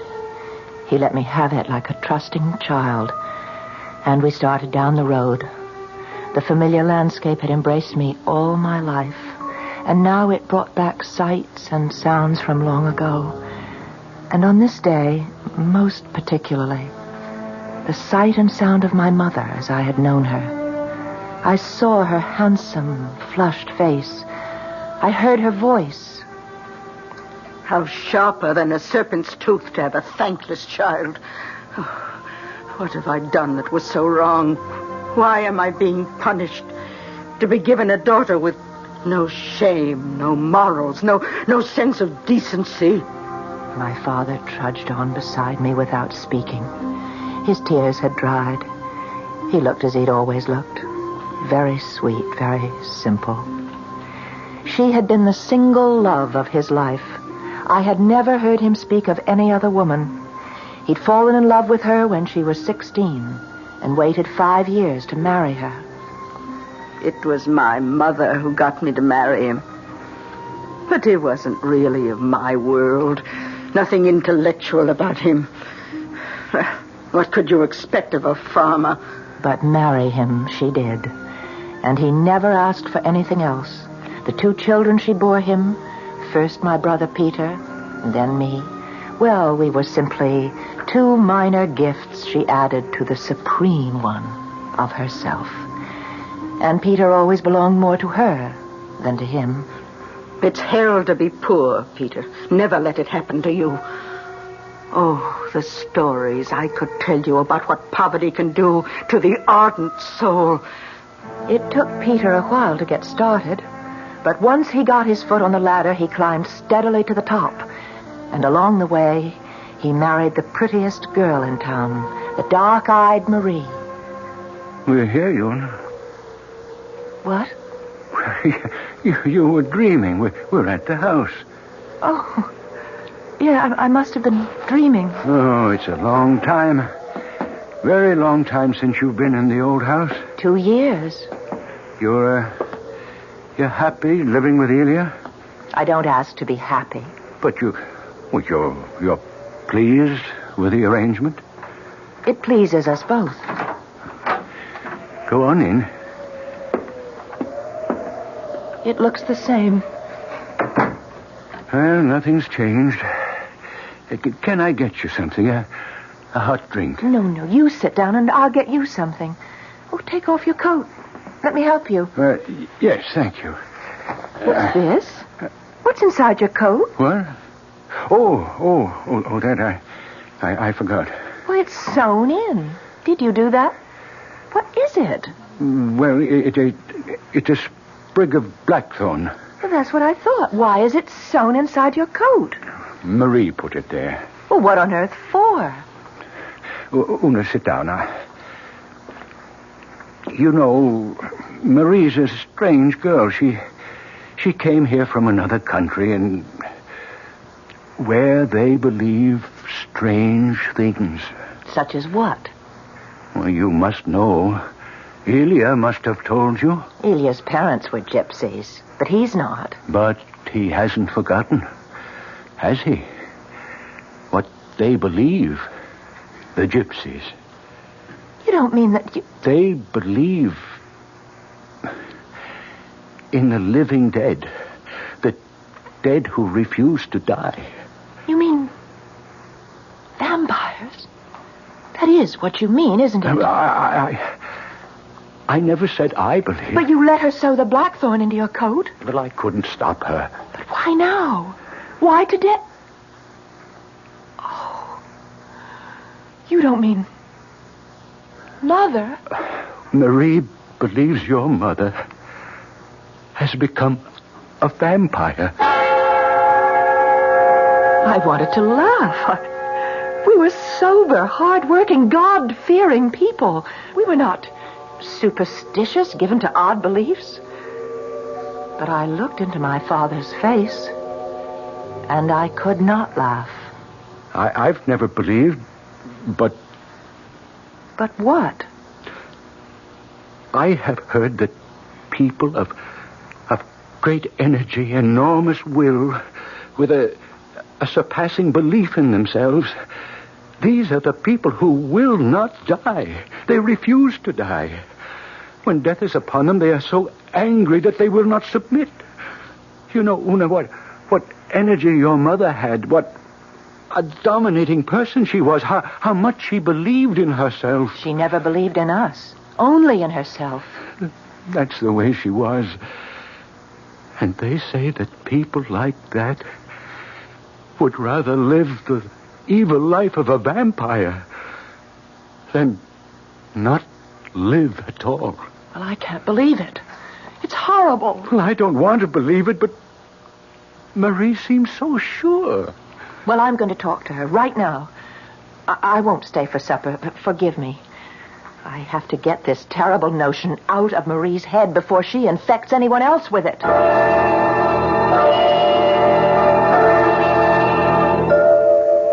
I walked to the village, to the affluent section of the village where Marie and Peter lived. Their house sat on a beautiful green lawn surrounded by an iron fence with a big gate. I pushed it open, and I went inside and up the long gravel path. Una, don't come any nearer. Don't be absurd, Marie. I don't want you in my house. We have to talk about this crazy idea you have, Marie. Your father told you. I found the blackthorn you sewed into his coat. It may protect him. And it was you who put the wild roses on her body, wasn't it? To keep her in her coffin. I had to do what I could. Oh, but this is all a great foolishness, Marie. Whatever gave you such a crazy idea about your mother-in-law? It's not a crazy idea. I felt it even before she died. I sensed that she'd never leave us alone. She'd rather turn into something loathsome and feed off us, drain our strength, drink our blood. And it's happening. It's happening. You want to come in the house? Come. I want you to come in. I want you to see your brother. Is Peter all right? All right? I don't know what you call all right. But look at him. There on the sofa. Oh, Peter. He's been that way since your mother died, and a good deal of the time before that. Do you think I've had a husband? Do you think that bloated hulk has been a man? Ever? Oh, what has that to do with... Don't you know that vampires have such power over young married people? Don't you know that? No. Well, ask Elia. He knows. Elia's not a gypsy, not anymore. Ask his mother. Ask his father. Ask old Wanda Beresti. Oh, it's all fable and myth. It's not real. Do you know that I may never have a child? Or you? Do you know that? No. If she decides, we'll be barren forever. That's the kind of power they have. Oh, you'll never make me believe it. You have got to believe. You of all people. Why me? Because you are a damn fire. What's that? What is a damn fire? One born of a vampire. Only a damn fire can see a vampire. But I can't see my mother. I'm not a damn fire. Go home. Go home, Una. One of these nights, between sunset and sunrise, you will see her.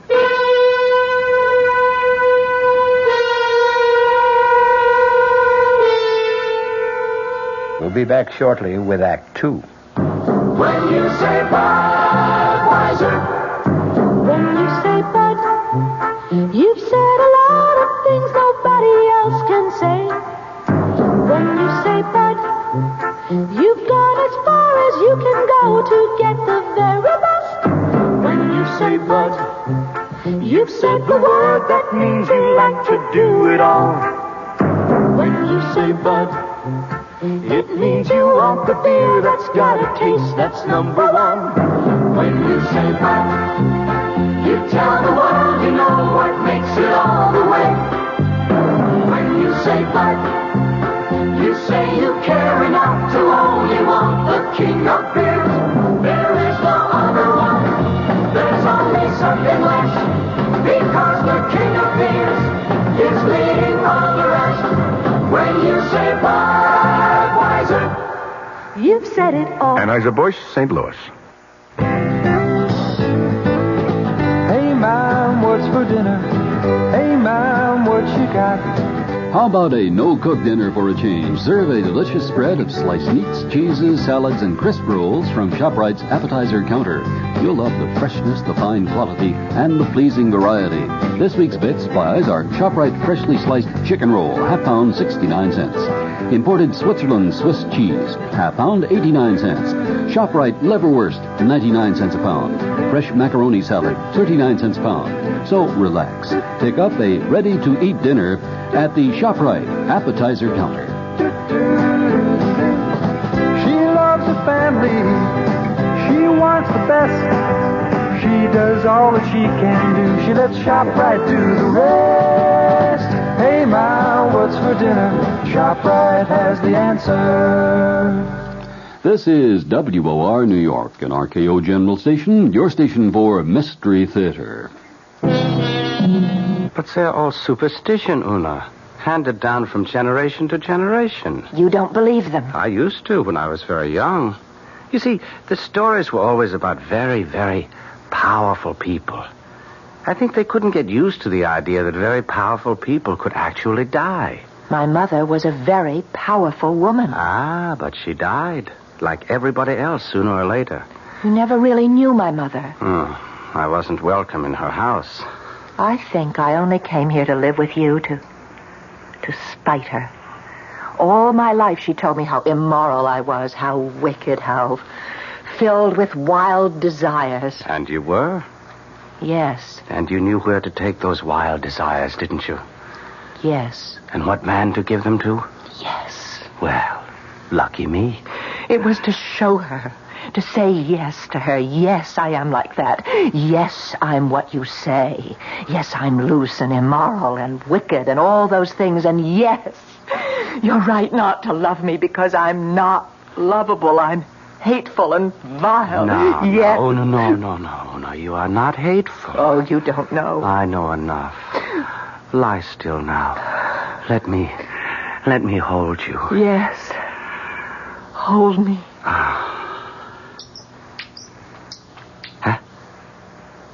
What's that? What's what? I thought I heard something. I don't hear anything. Don't you hear it? Listen. You don't... It's a bat. A bat? Turn on the light. No, please. I don't want to see it. Ilya, get rid of it. I won't touch it. What are you doing? I'm putting on my clothes. Why? It's your mother. It's your mother, Una. She's back. It's not. You said you didn't Never believe. mind what I said. I was wrong. It's a bat in the rafters. It's not my mother. How do you know? How do you know for sure? Be. The old women were right. They come back, you see. No. They come back to live off the living and suck our blood. Ilya, where are you going? To my mother's house. Ilya, don't go. Ilya. Mother?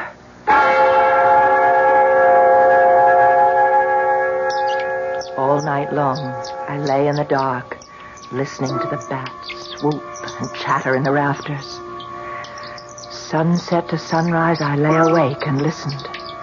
For as the warning light of the sun started to glow in the east, the bat was suddenly quiet. Hadn't Marie told me that the old stories all agreed that vampires could only venture out between sunset and sunrise? The bat was gone. And I was alone. Then came a pounding at the door. I got out of bed and I went to answer it. Had Ilya come back? Had he thought better of his foolish fears? And come back?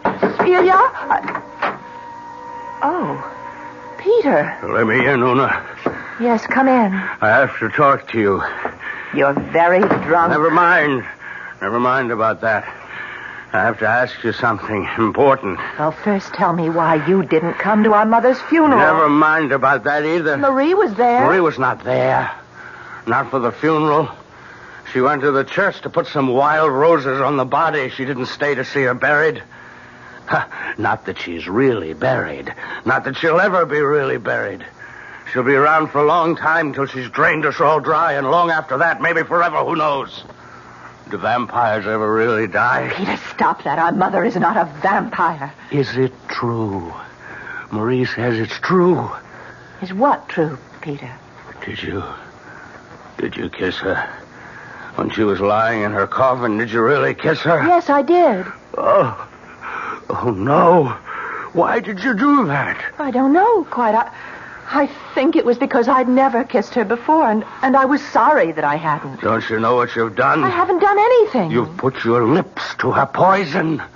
You've made yourself like her. I haven't done anything. I said goodbye to her. I kissed her goodbye, that's all. Don't you know that vampires spread their foul contagion on the living? Isn't it bad enough that you and I are damn fires just because she gave us birth? Stop it. I don't want you to talk this way. You and I can see her.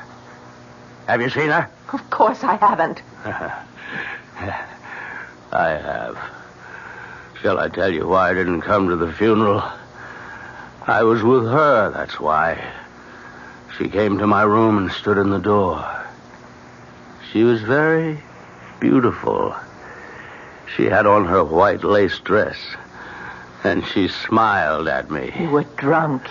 She didn't mind. She just smiled. But then her smile grew wider and wider till the whole room was filled with her smile. It took away the sunshine. I tell you, Una. Peter, oh, Lord. Come in. Peter, are you all right? Come in. The door's not locked. Oh, Marie. Yes. I thought he'd be here. Oh, don't try to move him. Let him sleep it off. He's just drunk. He's been drunk for days. Let him lie there. But just before you got here, he was trying to tell me that he saw our mother, that she came to his room. Only the damp fires can see a vampire. You made him believe it. Because it's true. And Una, there's something else that's true, and you'd best know it. Only a damp fire can kill a vampire. Kill? The best we others can do is try to protect ourselves with the blackthorn and the wild roses and all that. I will not listen. There is something you can do. You could help us to protect ourselves. Marie, I just don't believe in this superstitious... You don't. But we do. Nobody's slept a wink since the day she died. Oh, they know she'll go after us first, but no one in the village is really safe. Well, what do you want me to do? Move the body across the river. What for, in God's name? Wanda Beresti says it's very difficult for a vampire to cross over water. I don't believe any of this. I don't believe it's happening. Oh, it's happening, all right.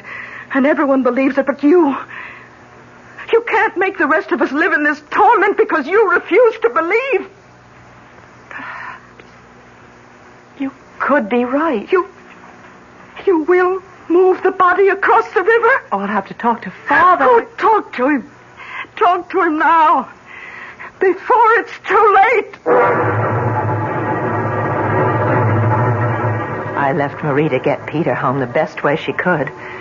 And I started off for my father's house.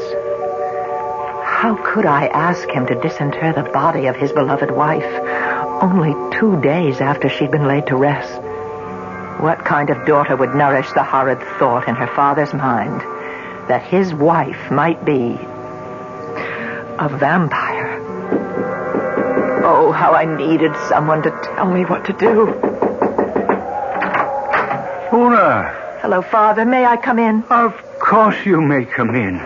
Oh, I'm so glad to see you. You're all right, aren't you? Yes, I'm all right. Una, can you stay for a little while? As long as you like. Oh, good. I could make a little supper if you could stay that long. Father, Peter came to see me today. Oh? How was he? Drunk. but not so drunk that he couldn't say what he came to say. And what was that? That I had contaminated myself when I kissed my mother's mouth as she lay in her coffin. Oh, my dear girl. Do you believe that, Father? Oh, my dear, I'm so confused. You do believe it? I don't know what to believe anymore. And Marie came to see me, too. Oh, yes? Well, what did she want? Marie wants Mother's coffin moved to the other side of the river. Oh, your mother is buried in the family plot. I promised her. Why does she want the body moved? Marie says that to cross water is very hard for vampires.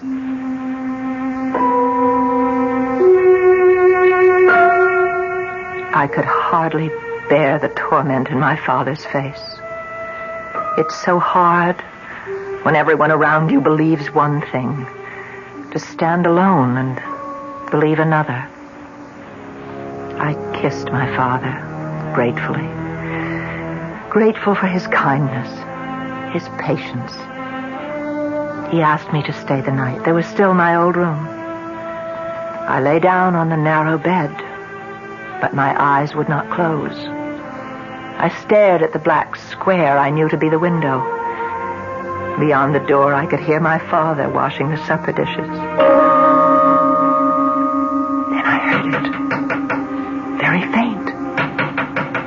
Very faint, but unmistakable. Someone tapping on the window pane. I lay rigid in the narrow bed.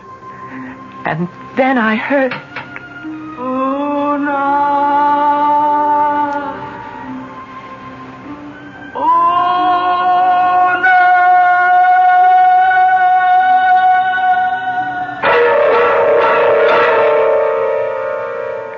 Is that how a vampire sounds?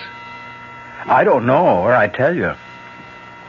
Half a century ago, a vampire was actually tried in a London court. A gentleman it was, by the name of George Haig.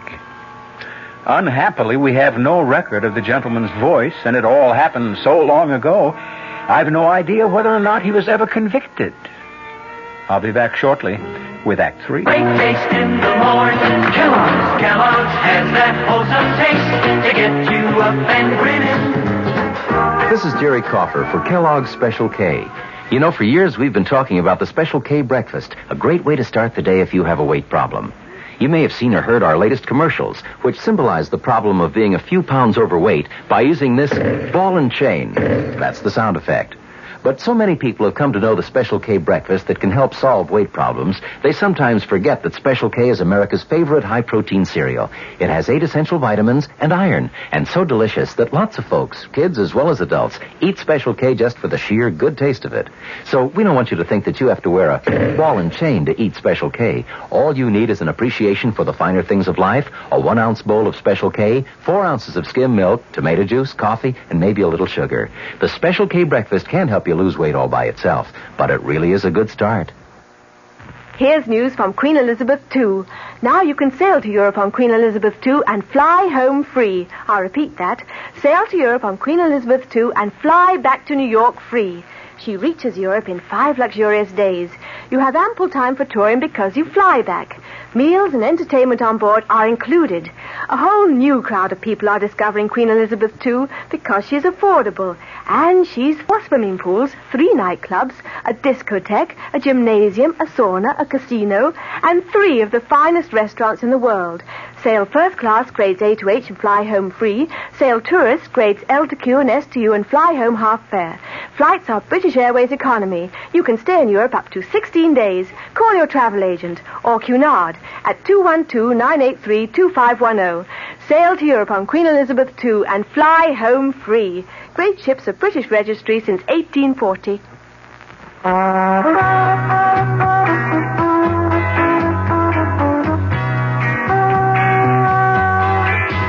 No matter what you're saving for, that's what Suburban Savings for Suburban.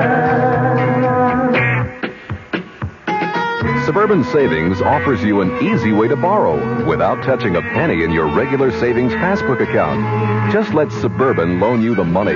It's called Suburban Savings Passbook Loan. You can borrow up to 90% of the total amount you have on deposit at reasonable rates, and you can pay off your loan at your convenience. When your loan is repaid, you still have all of your savings intact, plus interest. So if you need money, why not take a loan from Suburban without touching your savings?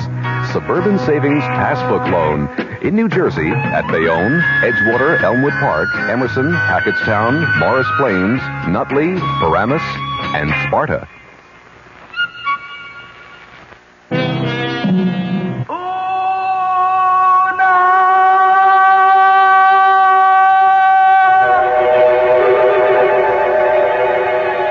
From the bed and ran to the window. There was no moon, but the stars were very bright. Bright enough so that the trees cast wavering shadows on the grass. And then I saw her beneath a poplar tree just outside the window, dressed in white lace, her long hair falling to her waist. She lifted her face to the window, and by the light of the stars I saw it. Not hideous, not obscene, no, beautiful as it had been in life, but transfigured now by such appalling grief as I had never seen before. The dark eyes staring, the cheeks glistening with tears, the mouth stretched wide as it cried.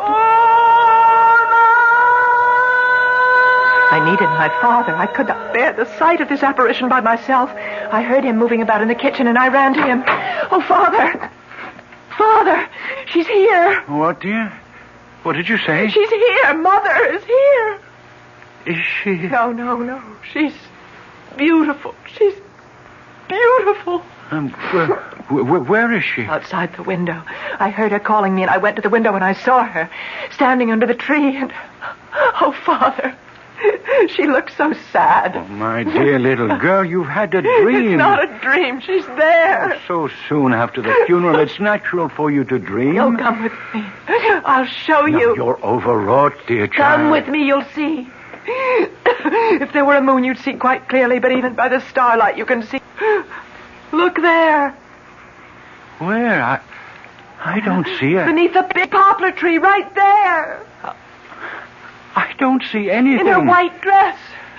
Look at her. I can't see anything. Nothing but the grass and a few shadows. That's all.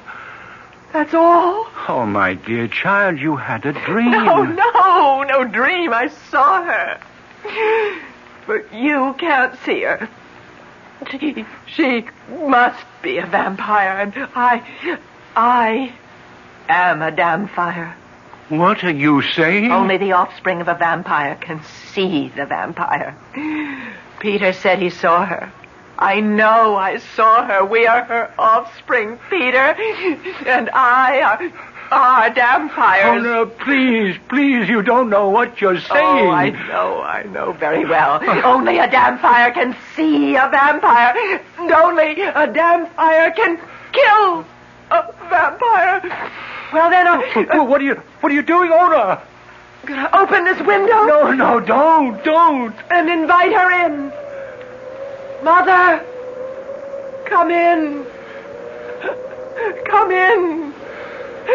Your daughter is waiting to receive you.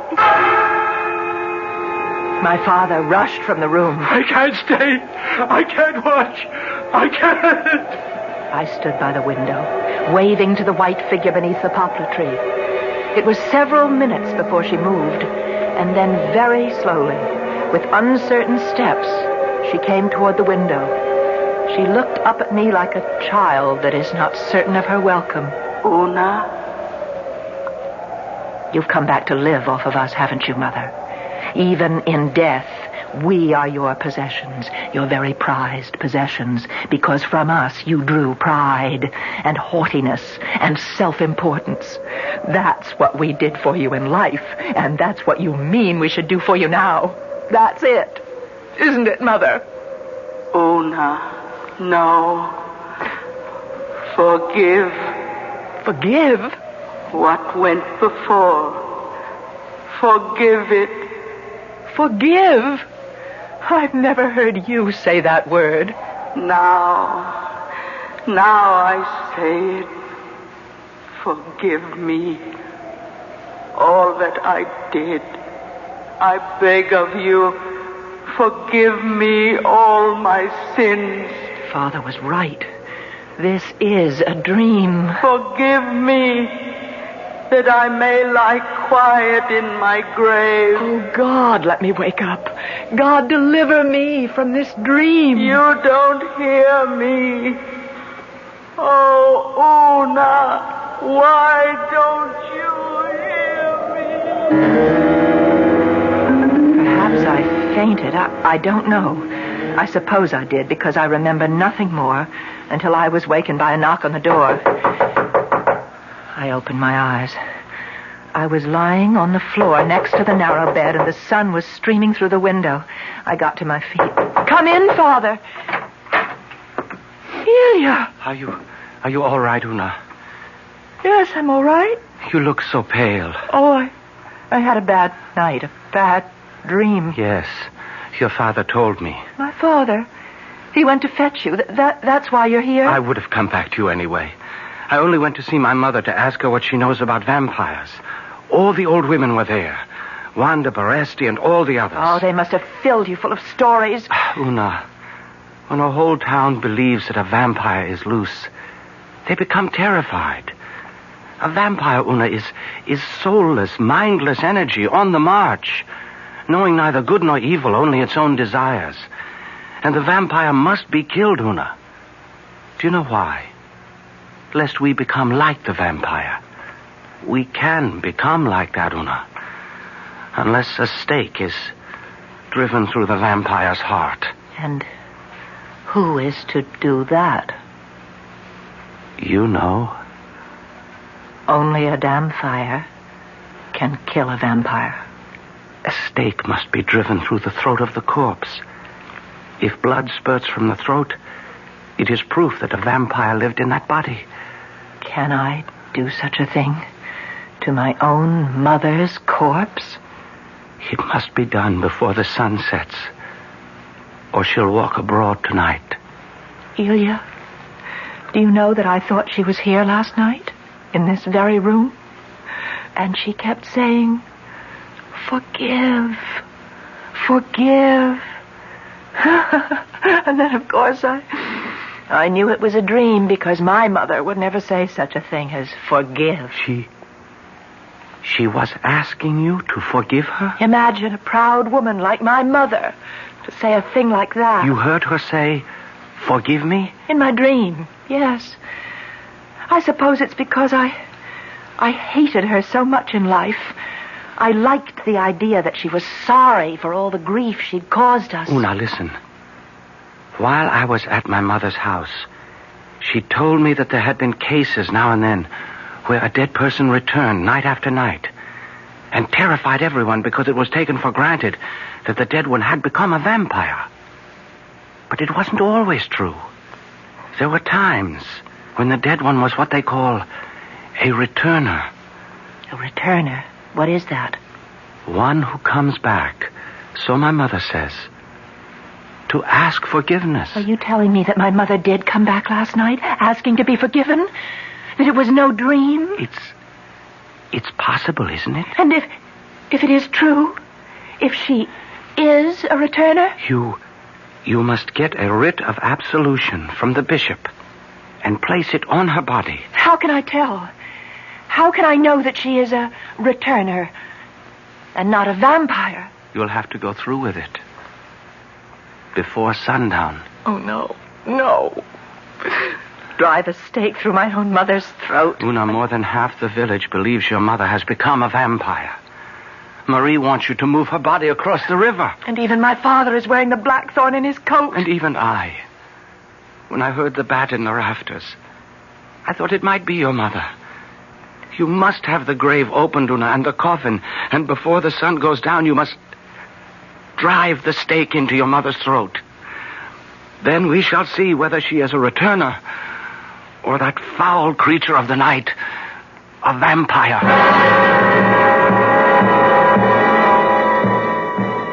Elia himself uncovered it open. I told my father what I meant to do before the sun went. If you must, my daughter. If you think you must. If she is really a vampire, Father, only I can do it. And I went to Peter and Marie. You wouldn't ask me to do it, Una? No, I wouldn't ask you, Peter.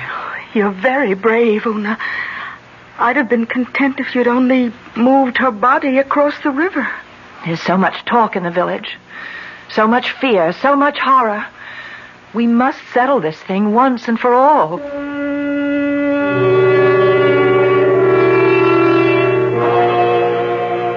I went from house to house telling everyone to be by the graveside just before sunset. They looked at me with pity, some of them, others with revulsion. But all promised to be there, and so it happened. I wish to thank you all for coming here. You all know of the belief that is spread through our village. Many of you share in it. My own family leans toward it. The belief that the body of the woman who lies here is not a corpse, but the shell that houses a vile and loathsome being, a vampire. That this vampire threatens the lives of all of us, and the sanity, the spirit, and the soul of any who escape with their lives. Listen, I have here a stake. The sun is setting. While there is still a little light, I shall drive this stake through my mother's throat.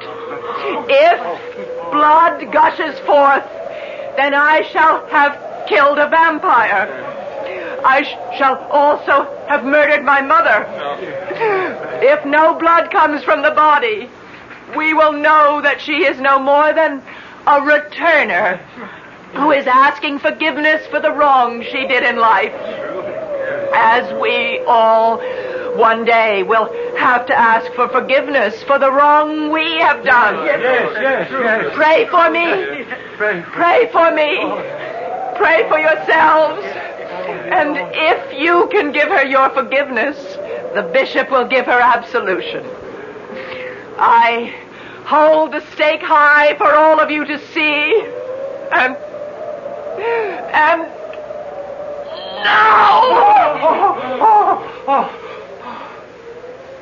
There is no blood.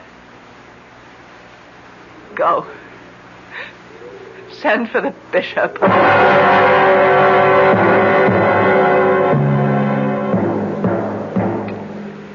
It's over.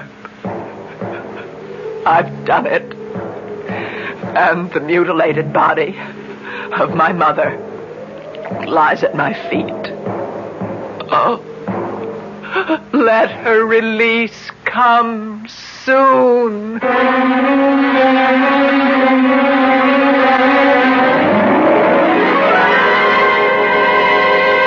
I'll be back shortly. Hi, Ms. Goldilocks here. Professionally taste-testing diet drinks can be very difficult, but I've just had to bear with it. Then I found sugar-free Diet 7-Up. It doesn't taste like other diet drinks. It's fresh, light, natural, delicious.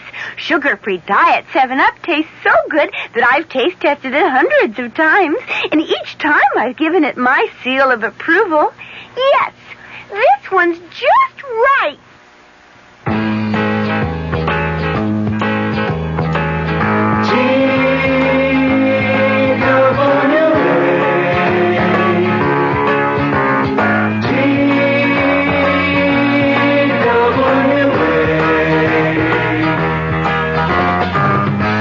Thought you couldn't afford to fly to California this summer, TWA has some good news for you. You can. Thanks to TWA's demand schedule service, you can fly to California for only $125. Just make your reservations 90 days before you want to go and put down a $20 deposit for each way. For all the details, call your travel agent. TWA's demand schedule service. Now you can afford to fly to California. TWA.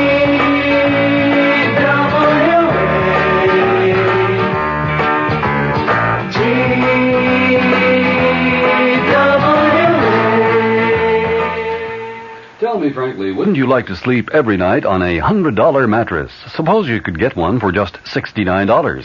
Why envy friends who sleep in luxury when Huffman Coos has just what you want at such a tremendous reduction? This fair-traded Stearns & Foster famous label bedding has never been on sale before. Now Huffman Coos has it exclusively at this special down-to-earth price. Why such a big reduction? Because of soaring costs. This $100 Stearns & Foster beauty has been discontinued. Huffman Coos bought the entire inventory to bring you the $69 twin-size price. Full-size mattresses or box springs, originally $120, are now just $89 each. Queen-size sets complete, $219. King-size sets complete, just $319. So go to Huffman Coos at once. No more when these are gone. Tell them we sent you. You'll be glad we did. Our cast included Marion Seldes, Bryna Rayburn, William Johnston, and William Redfield. The entire production was under the direction of Hyman Brown. Radio Mystery Theater was sponsored in part by new sugar-free diet 7-Up. This is E.G. Marshall inviting you to return to our Mystery Theater for another adventure in the macabre. Until next time, pleasant dreams.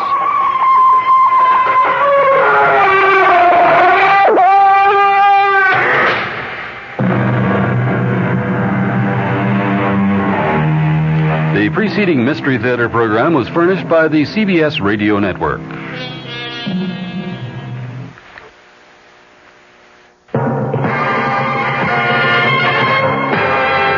Judiciary Committee purports to be narrowing the scope of its impeachment inquiry. I'm Fulton Lewis in the Mutual Broadcasting System studios in Washington, D.C. My commentary after this. What has Sheridan done for you lately? What has Sheridan done for you now?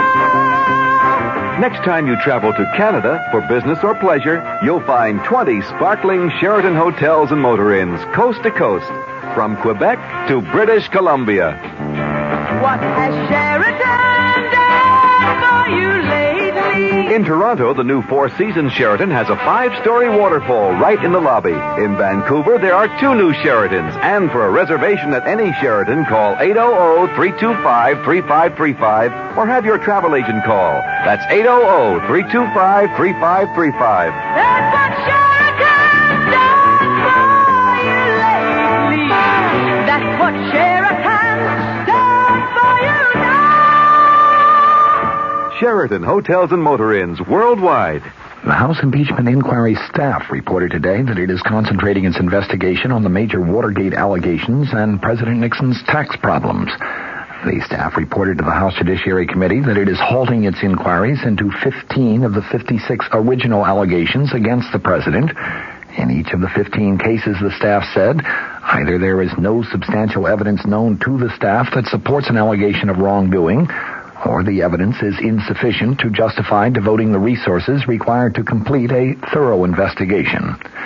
New Jersey Democrat Representative Peter Rodino, the chairman of the committee, emphasized that the final decision on dropping any allegation will be up to the committee members themselves. During today's 2.5-hour meeting, the committee also voted 34-4 to give the White House 5 additional days to respond to a subpoena for tapes of 42 presidential conversations. The White House response was put off until 10 a.m. next Tuesday. Most of the items set aside by the staff include allegations that presidential friends and big campaign contributors receive special favored treatment from government agencies. Also halted was the investigation of possible impeachable conduct in connection with the president's refusal to spend appropriated funds and his attempt to shut down the Office of Economic Opportunity without prior congressional approval. The report said the staff is continuing its probe of allegations stemming from a $100,000 campaign contribution from billionaire Howard Hughes, a $200,000 cash contribution from financier Robert Vesco, contributions from the dairy industry, and a pledge from ITT to help underwrite the 1972 Republican Convention.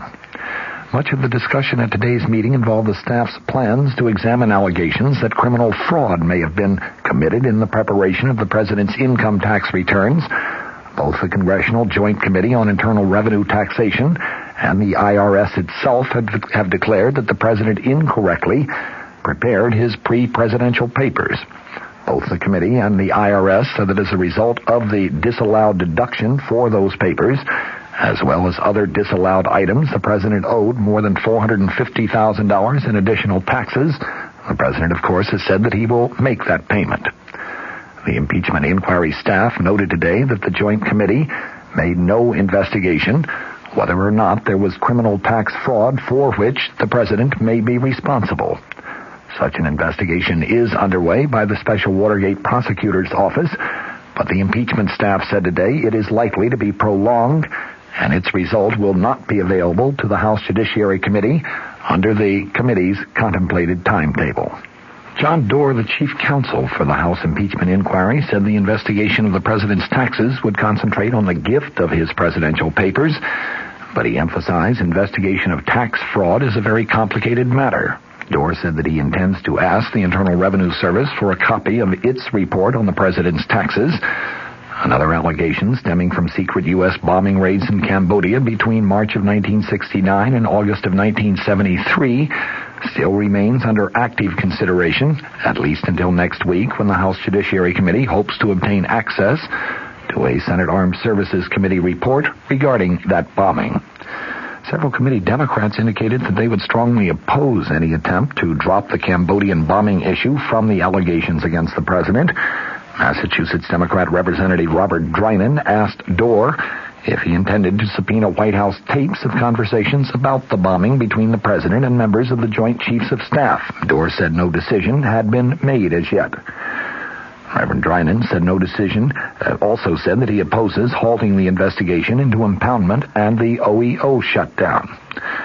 The Judiciary Committee staff said that it had reviewed more than 50 court decisions challenging the administration's authority to refuse to spend appropriated funds. While in many cases the courts did rule against the administration, the staff said it found no basis at all for listing impoundment as an impeachable offense. It made a similar determination in the case of the Office of Economic Opportunity, in which a federal judge in Washington also ruled that the administration had acted illegally. Here are some of the issues that are still under active investigation.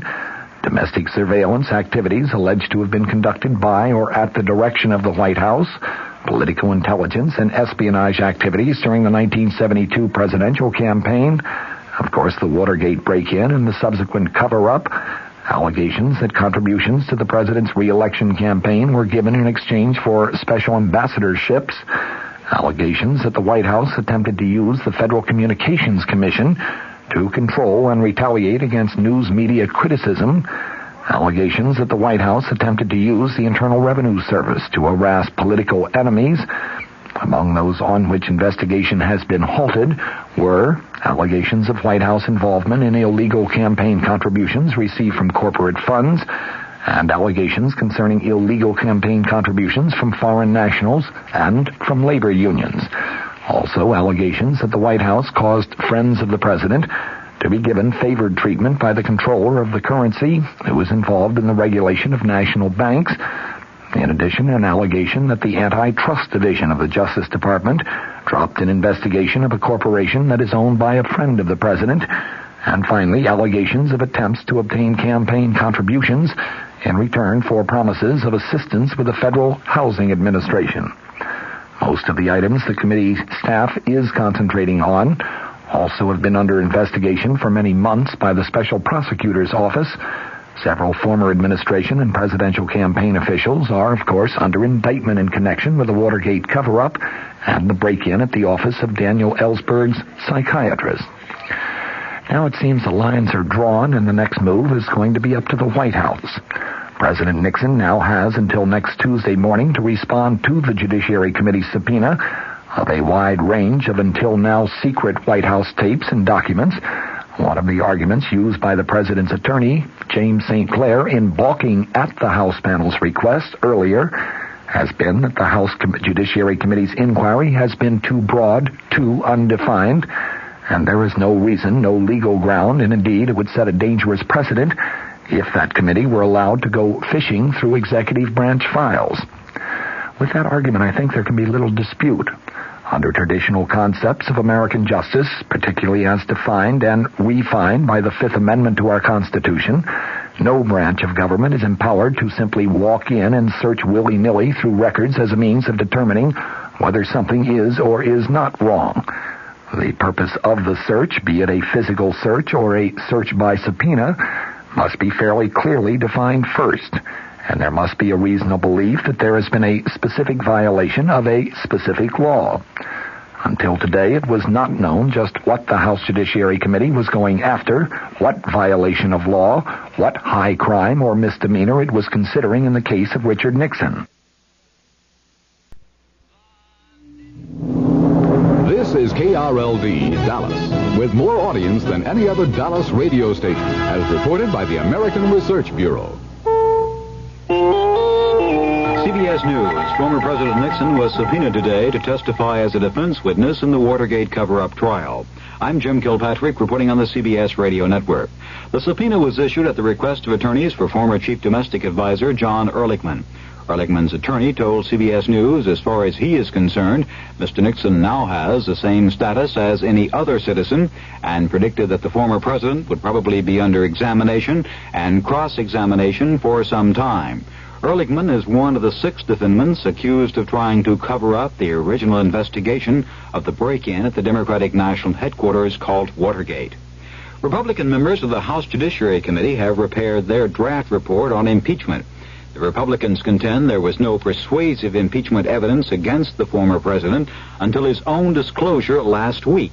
The minority report differs from the majority version, saying only that Richard Nixon joined in an ongoing conspiracy to obstruct justice. The majority report says Nixon directed the Watergate cover-up from the beginning. The question now is what to do with the report. Democrats favor some type of full House action, giving the information more status than just a routine committee report.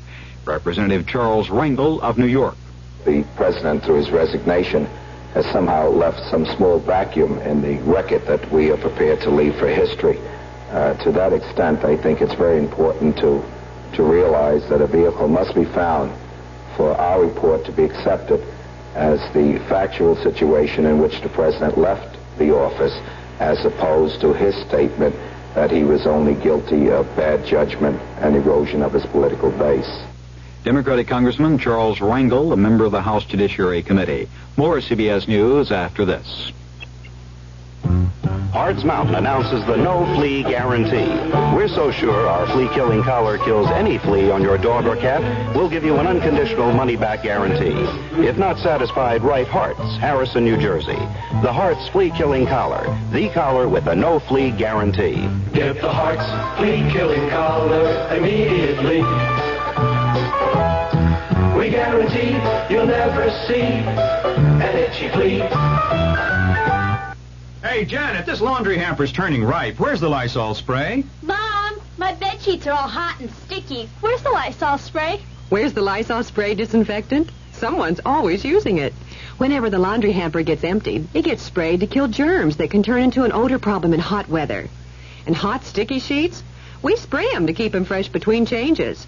And to kill mold and mildew on things in the bathroom. Bob, where is the Lysol spray? People need what Lysol spray does.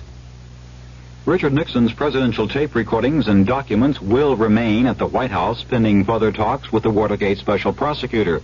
Yesterday, Nixon's former Watergate attorneys, J. Fred Buzzard and James St. Clair, ruled that the Nixon materials not yet subpoenaed or made public were his own property, presumably to handle as he wished. That apparently is now not the case. Today, in what White House officials described as a related development, President Ford asked for the resignation of White House attorney J. Fred Buzzard. Buzzard will be replaced by Mr. Ford's former law partner, Philip Buchan. The American Civil Liberties Union has challenged as discriminatory the Social Security regulations that deny most widowers the right to collect their wives' benefits. Surviving wives can collect when their husbands die, but that is not the situation in reverse cases. The ACLU says this is discrimination against men and has filed suit to have the regulations changed. Acting with unusual speed, both the Senate and the House moved closer today toward creating the Cost of Living Task Force, which President Ford requested. Committees in both houses have approved a bill creating the agency, although the name differs in each house. Many congressmen approved the measure with some skepticism, saying it would really do nothing to combat inflation. More after this. Before you invest in a color TV, listen to what these experts say about solid state versus tube type sets. Terry Evans, TV Chief Engineer, San Diego. Color quality on a 100% solid state set will remain stable for much longer than it would on a tube set. John Silva, KTLA TV. I would buy a solid-state television set over a tube set anytime. In a nationwide survey, 95% of the TV chief engineers polled said they'd prefer to buy solid state for their next color TV. And it's no accident that more than twice as many of these experts own RCA as any other color TV. Lynn Rogers, WXIA TV. If I was going to recommend a TV to a friend, I would recommend the RCA XL100. For color, for reliability, consider the new RCAs. Every one is an RCA XL100. 100% solid state. Don't settle for less. The Senate has approved without dissent a $20 billion energy research and development program. The 10-year plan is supposed to make the United States self-sufficient in energy for all of its energy needs.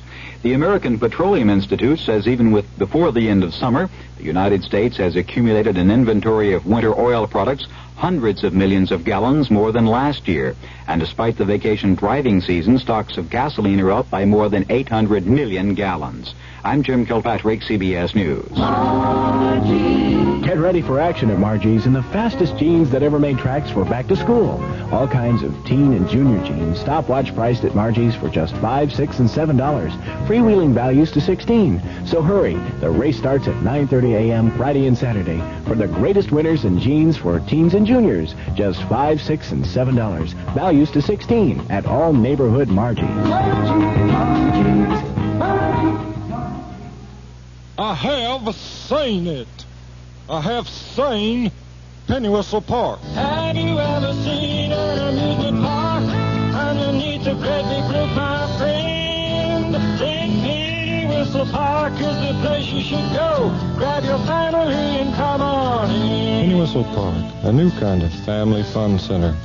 Come in and ride the rides or try one of our special birthday parties. Open 11 to 9, Northwest Highway and Plano Road. The CBS Radio Mystery Theater presents...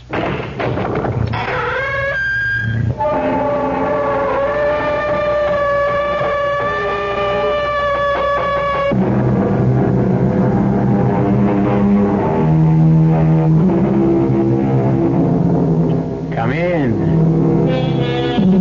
Welcome. I'm E.G. Marshall. Welcome to our house. It's a haunted house, we admit. Haunted by strange creatures, hidden terrors, the cries of spirits, and the moans of unravaged victims. But it's a pleasant place to visit, even if you wouldn't want to live here. We're going to introduce you to a most unusual heroine. Not the sort of woman you might expect to encounter in a story of crime and violence. No, Mr. Wormer, this one is not a cop. She's been acting like a cop, but that's not what she is. Please. Oh, please let me go. I didn't mean any harm. Oh, no, sugar. You're no cop at all. What you are is a nun.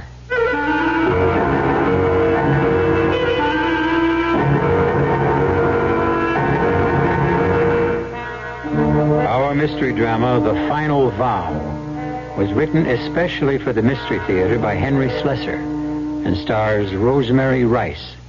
It is sponsored in part by Buick Motor Division and Anheuser-Busch Incorporated, brewers of Budweiser. I'll be back shortly with Act One. Excuse me, sir. Yeah? I would like to ask a deceptively simple question. Okay. I say deceptive because few people seem to know the answer. Oh, go ahead. Are you ready? Yeah, ready as rain. Okay. No, wait. I think that should be right as rain. Oh, well. No, you wait. Make that ready as I'll ever be, okay? Ready as I'll ever be. Whatever. Yeah. Anyway, the question is this. Yeah, go ahead. What happens this time of year? This That's it. Huh? That's the question. That's the $64,000 question. Yeah. That's the one for all the marbles, right? That's the one that's on everybody's lips, huh? Yes. That's the question. Well, as everyone should know, what happens this time of year is that Buick dealers are giving great deals on 1974 Buicks, which of course means that this time of year may very well be the best chance you'll ever have to buy a Buick. From the thrifty but surprisingly elegant Apollo to the dashing full-size LeSabre to the Electra, which surprisingly enough is the second largest selling luxury car in America. Know it all. Ramada Inns announce kids that cost less. Your kids 18 and under stay free when they share your room. Now that's a real family plan. And Ramada Inns serve you up great family restaurants with everything from hot dogs and hamburgers to your favorite steak. Dial 800-228-2828, toll-free for reservations. At Ramada Inns, you're always welcome home.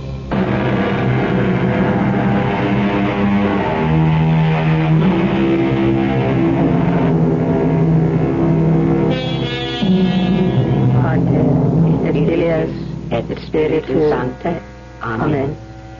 Pater noster, qui es in coelis, sanctificuri nomen tuum, adveniat regnum tuum, fiat voluntas tua sicut. You're hearing a familiar sound at the Holy Name Convent, the sound of the Holy Sisters at their devotions. But if you had been allowed to enter the chapel and seen the faces half hidden among the folds of their wimples, you may have seen something more than sacred concentration, because one of their number is missing. Sister Pamela? Sister, are you in there? Yes, I'm here. Come in. Oh, Sister Pamela, you've been crying. No, I'm all right. I'm just not feeling very well. I asked Reverend Mother if I could be excused this morning. Now, you can't fool me. I can see rivers on your cheeks, sister. Now, you've done nothing but cry for weeks. Sorry, Sister Jim. I tried so hard to hide. Why can't you be happy, dear? Don't you know it's spring? Can't you feel God's love for the world when you see a day like this? It's my fault, Sister Jim. I can only blame myself. Oh, nonsense. There's no one to blame. You're young, child. Now, tears are a pleasure when you're young. Here, let me wash your face. Sister, you're not thinking about what we spoke of the other day. I haven't been thinking of anything. I'm trying not to think. And have you prayed? Oh, I've prayed. I've prayed for humility, for obedience. But there wasn't any answer in my heart. Only silence. Do you suppose that... Hush, child. But if I'm wrong, sister, if I truly belonged here, wouldn't I know? Wouldn't I feel it inside? Our Lord called you when you were a little girl. Almost from the day you were born. Oh, maybe it only seems that because I was raised at the Holy Name, because of an accident of time and place. How can I really know, sister? Well, you mustn't talk about it now. I have much more interesting things to talk to you about. What do you mean? I didn't come here to wash your pretty little face. I came here to tell you some good news. We're going on a trip. A trip? Now, won't that be nice? Why, it's just what you need, I think. A nice little journey somewhere. And Reverend Mother wants to talk to you about it. That's what I came to tell you. She wants to see me now? Yes, child. Right now.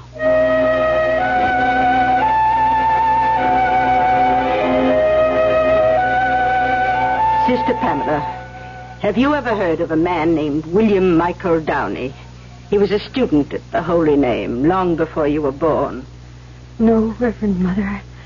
I don't know. Consider yourself fortunate. Pardon? Oh, never mind. This man, Downey, and Sister Lydia were once very close. Her affection for the man is the wonder of my life. I don't think I understand. Well, he's just written her a letter. It asked for some representative of the holy name to pay him a visit, not on a spiritual errand. Well, I might as well tell you everything. The man is a known criminal. Criminal? He spent many years in prison, and far too many, I gather, out of it. His crimes have earned him a certain amount of material success, even a degree of false respectability. You know what I'm talking about, sister. I think so.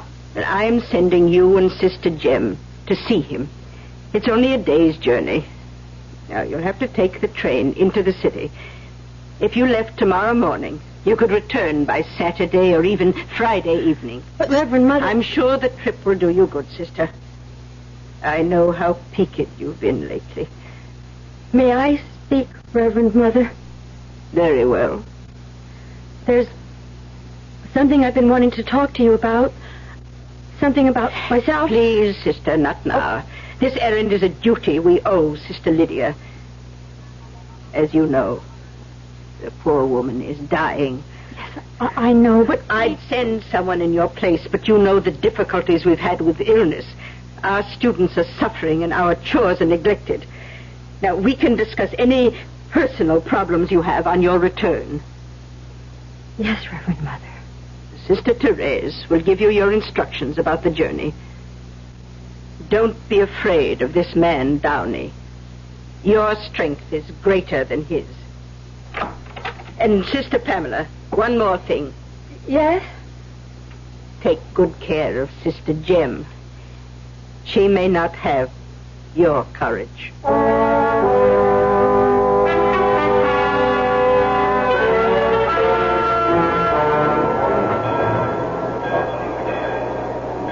It must be 10 years since I've been at a railway station. It makes me dizzy. I think the exit is this way. Well, now, don't walk so fast, Chuck. Did Sister Therese say it was very far to Mr. Downey's house? Oh, not very far. She said we could reach it by bus or taxi. Well, let's take a taxi, dear. I really am exhausted. Oh, poor Sister Jem. This is a long trip for you. Well, I don't mind. For Sister Lydia's sake. I'm glad Mr. Downey wrote her, aren't you? I don't know. I've yet to hear anything good about Mr. Downey. Why, there's something good in everyone, child.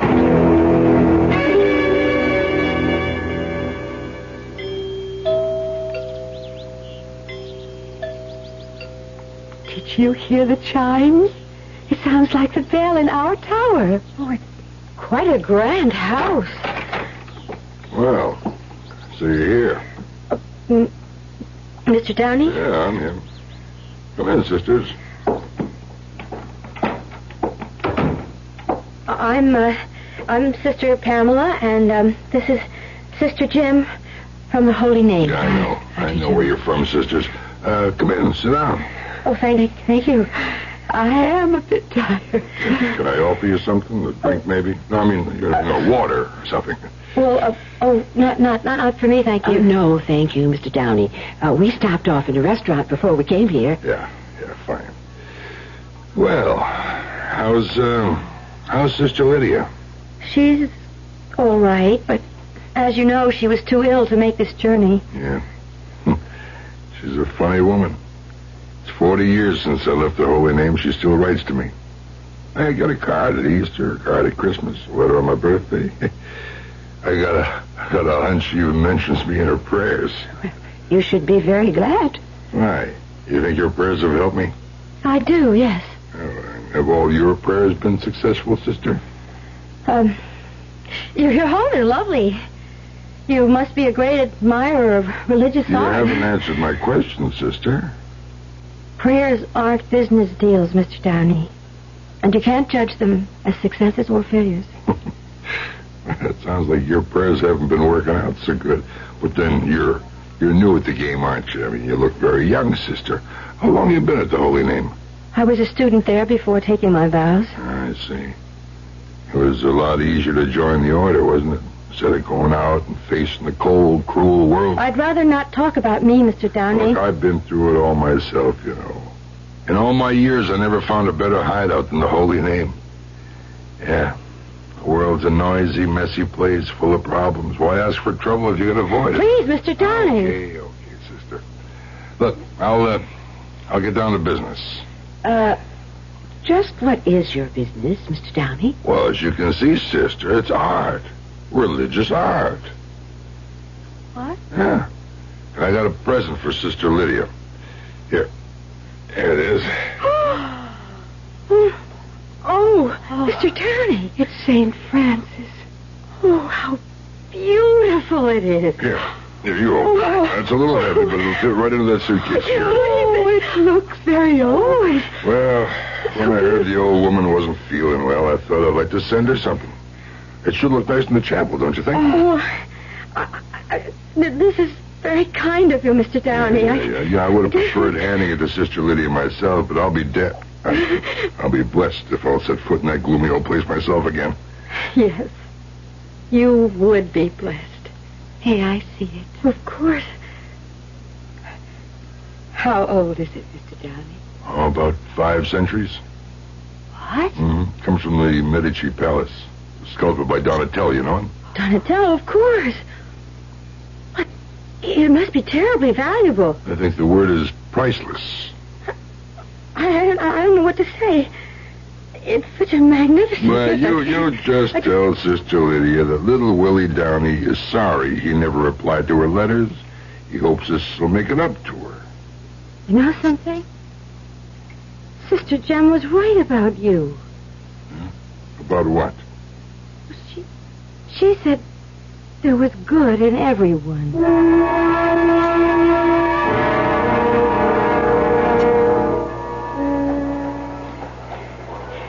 Let me carry the suitcase for a while, dear. It's so awfully heavy. No. It's all right. Now, are you sure about the train time? Well, maybe I'd better look at the schedule again. I just can't figure out all those tiny little numbers, even if I could see them without my glasses. Let's see. Sister Therese said there would be a train at 7:45. Oh, dear. Well, that's almost an hour from now. I'm sure there must be an earlier one. Yes, here it is. The next train's at 6:39, lower level. Oh, that's only 3 minutes from now. We'll have to hurry. Oh, dear. Oh, we make it. All we can do is try. Can I help you, sister? What? Hey, let me help you with that suitcase. It looks pretty heavy. No, I think I can manage. What? Well, come to think of it. Yes, thank you. Okay. Would you? You going to the lower level? Yes. The Barnwell train, 40. It leaves very soon, I'm afraid. Don't worry, we'll make it. Come on, Jim. Oh, thank heaven for that young man. Oh, I wish he wouldn't walk so fast. Oh, maybe this is a mistake. Sister, maybe we better wait for the 7:45. Please, it's just a little ways longer, Sister Jem. Can you see him? No. The crowds are so thick. He can make it. He must be waiting for us at the gate. There it is, gate 40. I don't see anyone. Perhaps he went on the train. For what? Why would he do that? I don't know. Why isn't he here? Charles, look. They're closing the gate. We've missed the train. Where's the young man? Why isn't he here? Oh, Sister Jem, he's not here. Where could he be? I don't know. You don't possibly think he... No. It can't be. He was just being polite. He wanted to help. Oh, child, why did you trust him? Why? He's got to be here, Sister Jem. He's just got to be here with the statue.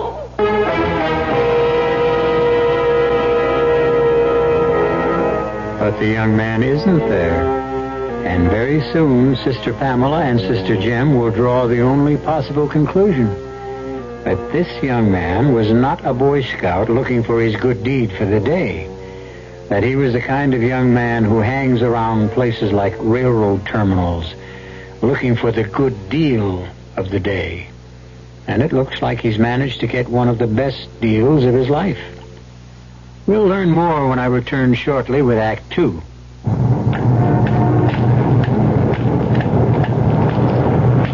Hold it, kid. This This is a stick-up. Oh, please. I don't have any money. Don't hand me that. This is payday for all you college kids awake at Hinklemeyer's. I seen you there. Oh, but all I have is my paycheck. That's okay. Hand it over. Here. You can keep the stub. Hey, wait a minute. How come they held out federal income tax? Well, everyone has to pay income tax. What's the matter with you, kid? Don't you know nothing? You do not have to pay no federal income tax unless you earn more than $2,050. Oh, but they still have to withhold tax from my pay. Look, kid, all you have to do is give your boss an IRS form, W-4E, instead of the usual W-4. And he is then not required to withhold any federal income tax from your pay. And you will not have to file no tax return to get it back. Really? Hey, I didn't know that. Thanks. Ah, that's okay. I figure you could use the money. This message presented on behalf of the Internal Revenue Service. You can paint your home in the same muted earth tone colors our colonial ancestors used to paint theirs. Hi, Frank Lieber here to tell you about True Value Hardware Store's True Test Supreme Latex House Paint. It comes in 24 Jamestown colors, like salmon gold, Chelsea blue, and Samoset gray. The colonials used dyes from roots and barks and mixed them with buttermilk of all things to achieve those colors. True Test Supreme Latex House Paint puts those same kind of colors into a rich, easy-to-apply latex. Latex, with the durability of a fine oil-based paint. It covers most surfaces in one coat. It resists stains, mildew, blistering, and smog. And it dries quickly in just 30 minutes. Painting tools clean up in soap and water. True Value Hardware Stores have True Test Supreme Latex House Paint in 24 earth tone Jamestown colors and white. True Test Supreme Latex House Paint. You'll find it exclusively at your nearby participating True Value Hardware Store.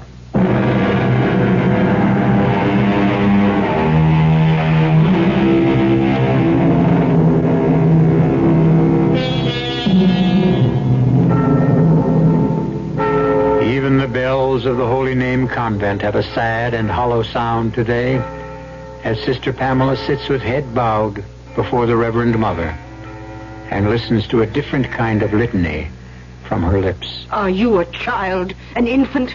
God gave you a brain. Do you think your vows excused you from having common sense, did you? No, Reverend Mother. You were given a trust, sister. A sacred trust. No matter how wicked that man Downey is, his gift was an offer of repentance. I won't even speak of its material value. Please, Reverend Mother, I've said how sorry I am. Yes, I know you want forgiveness. That would be simple for both of us, wouldn't it? All right, Sister Pamela. You have my forgiveness. Thank you. Only, what shall I give Sister Lydia? Our sincere regrets. Do you know what that statue would have meant to her? To hold it in her hands, to know who gave it? Can't you see it? It was more than a gift to the holy name.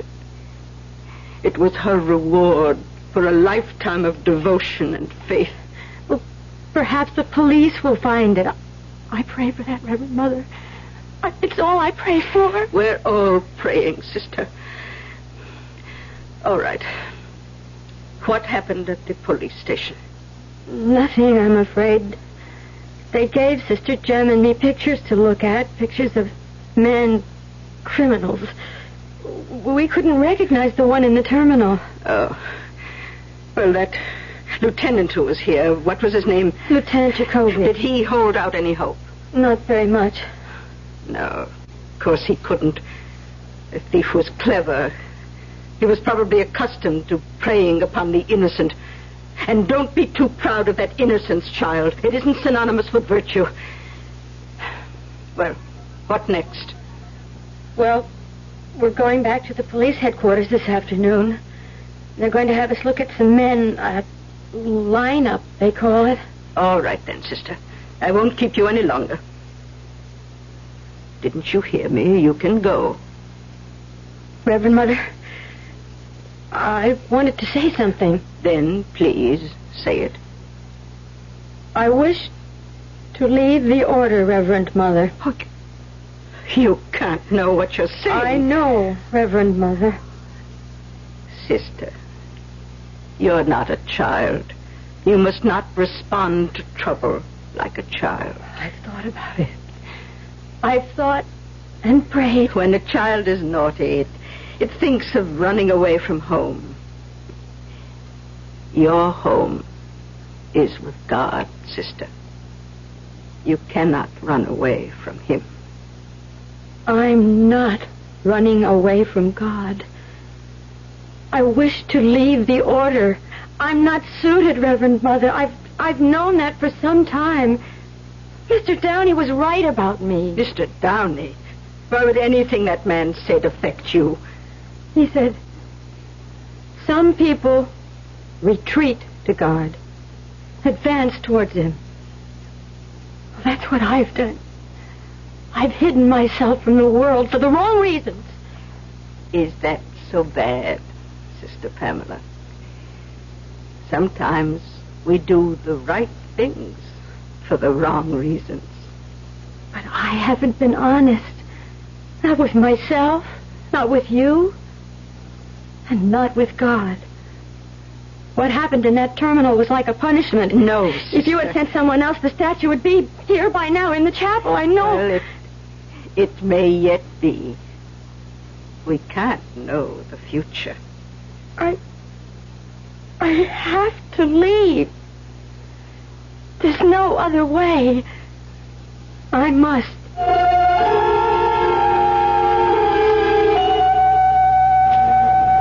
All right, sisters. Be sure and look them over carefully. All the men you'll see on that stage have worked the same kind of crime in the past. Helping women with their luggage and then helping themselves to the contents. Lieutenant Jacoby, do you think the man knows what he stole? Its true value? Oh, doubtful. His ignorance may work in our favor, so we're keeping the facts quiet. If he knew he had a statue worth a fortune, he'd make himself harder to find. But it has no price. It's an art treasure. He couldn't really sell it, could he? There are crooks and crooks these days, sister. There are collectors who don't mind stolen merchandise, even if they can't display it openly. Just the same, we're assuming the thief won't know it's anything but a hunk of bronze. Who knows? Maybe he'll think it's a lamp. Well, we ready? Here come the boys. Lieutenant, they can't see us, can they? No, sister, but you'll see them, all right. All right, number one, step forward. He isn't the one, I'm sure. Step back into place, number one. Number two. No, he's much older than the man. Do any of them look right, sister?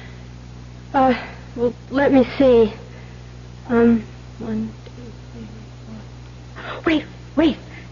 That one at the end. Have we hit the jackpot? I'm not sure. I didn't see him for more than a second or two, but he's the same age and size. Number 6, front and center. Look at him again, sister.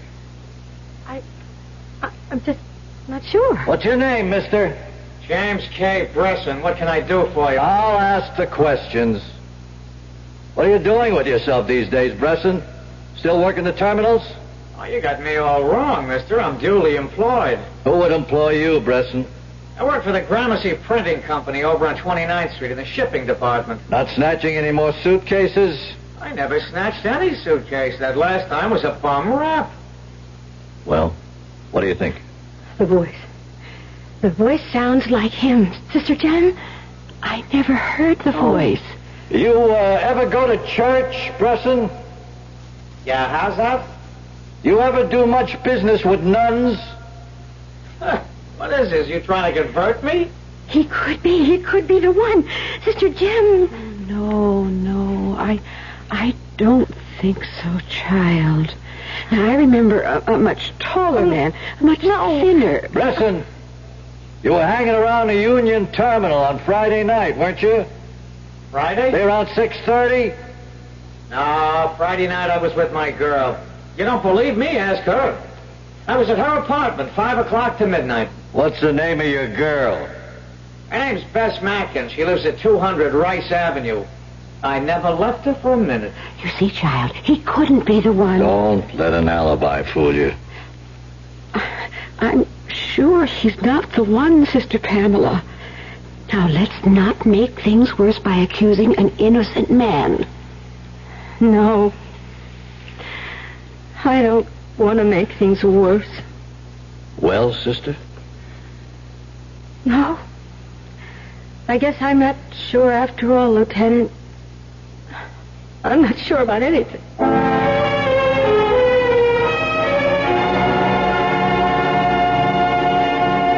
I wish you wouldn't do this, Sister Pamela.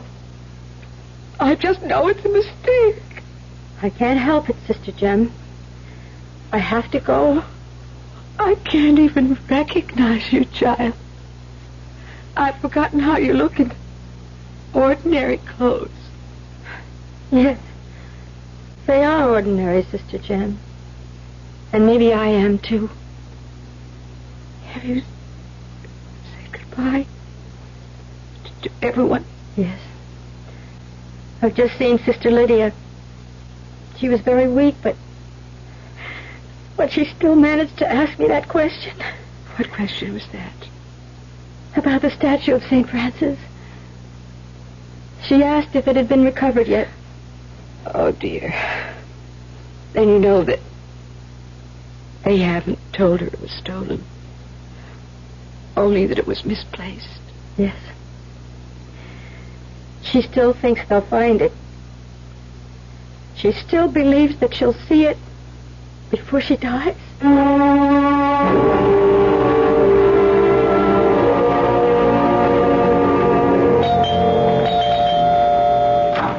Yes? Mrs. Gunderson? Yes? I was told you had a room to rent. Well, maybe I do, maybe I don't. You all alone? Yes, ma'am. My name is Pamela Wiley.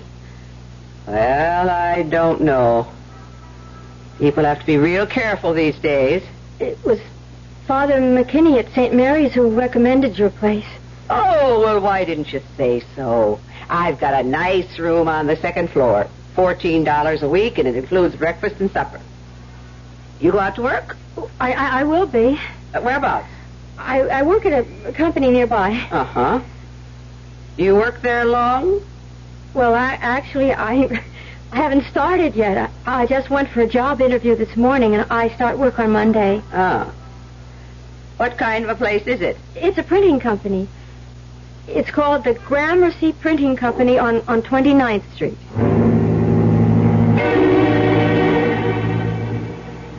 Hey, who's got the Fisher invoices?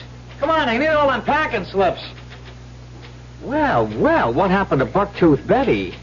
I'm sorry? The girl who used to work here. She get canned or something? Oh, I really wouldn't know. Oh, you're her replacement, is that it? Oh, I gotta tell you, honey, you're some improvement. I suppose that's a compliment? Let me give you a tip about this place. Now, don't be an eager beaver. Nobody likes a hard worker. They spoil it for the rest of us. My name's Jimmy Presson. What's yours? Pamela Wiley. Well, give me a hand, honey. What? Yeah. Oh! Now, don't worry. I'm not going to hurt you. Just looking for the evidence. Wedding rings, engagement rings, and so forth. Now, everything checks out okay. And I mean everything. May I have my hand back, please? Listen, you live in town? And not in the sticks or anything like that. I live in the city, yes. Well, maybe we could take in a movie tonight. I'm sorry, I'm busy tonight. I'm busy most nights. Look, if you're afraid to go out with me alone, I mean, if you've been hearing things from some of the chicks around here... Oh, no, I haven't heard anything. Well, I'll tell you what, there's going to be a little party on Friday night. Just a few friends of mine. Some of them from the company. How about joining us? Well, I don't know if I can. Well, make an effort, okay? I'll give you the address. It's 200 Rice Avenue, apartment 4C. 4C. The name is Bess Mackin. Bess Mackin. Yeah, come around 9, okay? Yes, I'll try.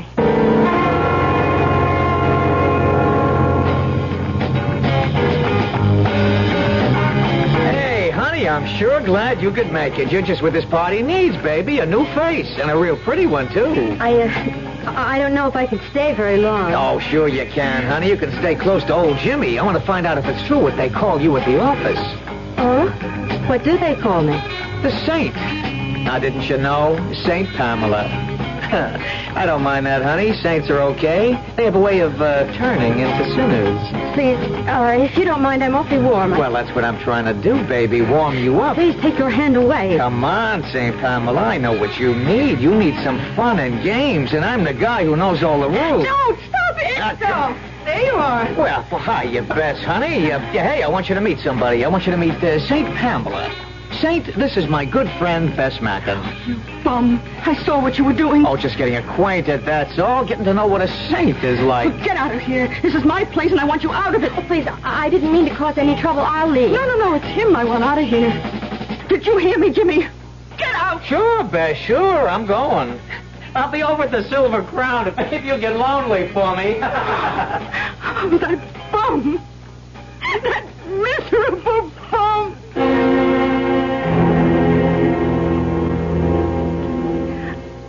I don't know why all the men I meet are bums.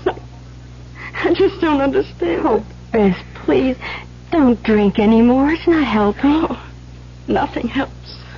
Nothing. You know what life is, honey?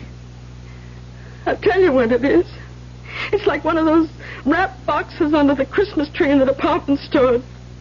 Just a fancy package. Nothing in it. Bess, may I talk to you? Me? Well, the reason I stayed is I wanted to ask you about yourself. Why would you care about me? Are you alone? Do you have any family? My mother's dead. And your father? That bum. He ought to be. Yes. Do you ever go to church? Me? Of course not. Even when you were a little girl? Oh, sure, when I was a kid. Oh, that Jimmy, that dirty stinker.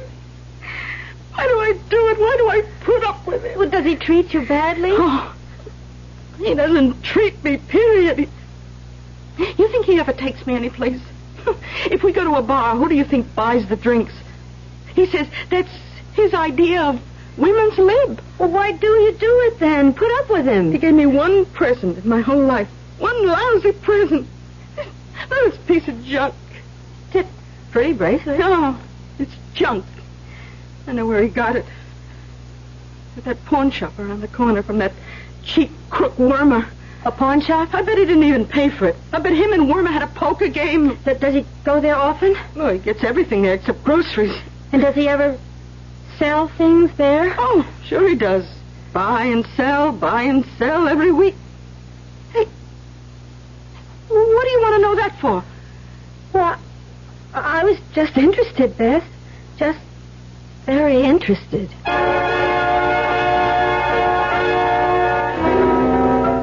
Well, Pamela Wiley, formerly Sister Pamela, seems to be on a crusade of her own. And like the crusaders before her, her goal is a sacred object. But the crusaders of the past had much trouble before they even reached their goal. Will Pamela? We'll find out when I return with Act 3. When you drink beer, do you tilt the glass for long, hearty swallows? Or just tip it and sip it?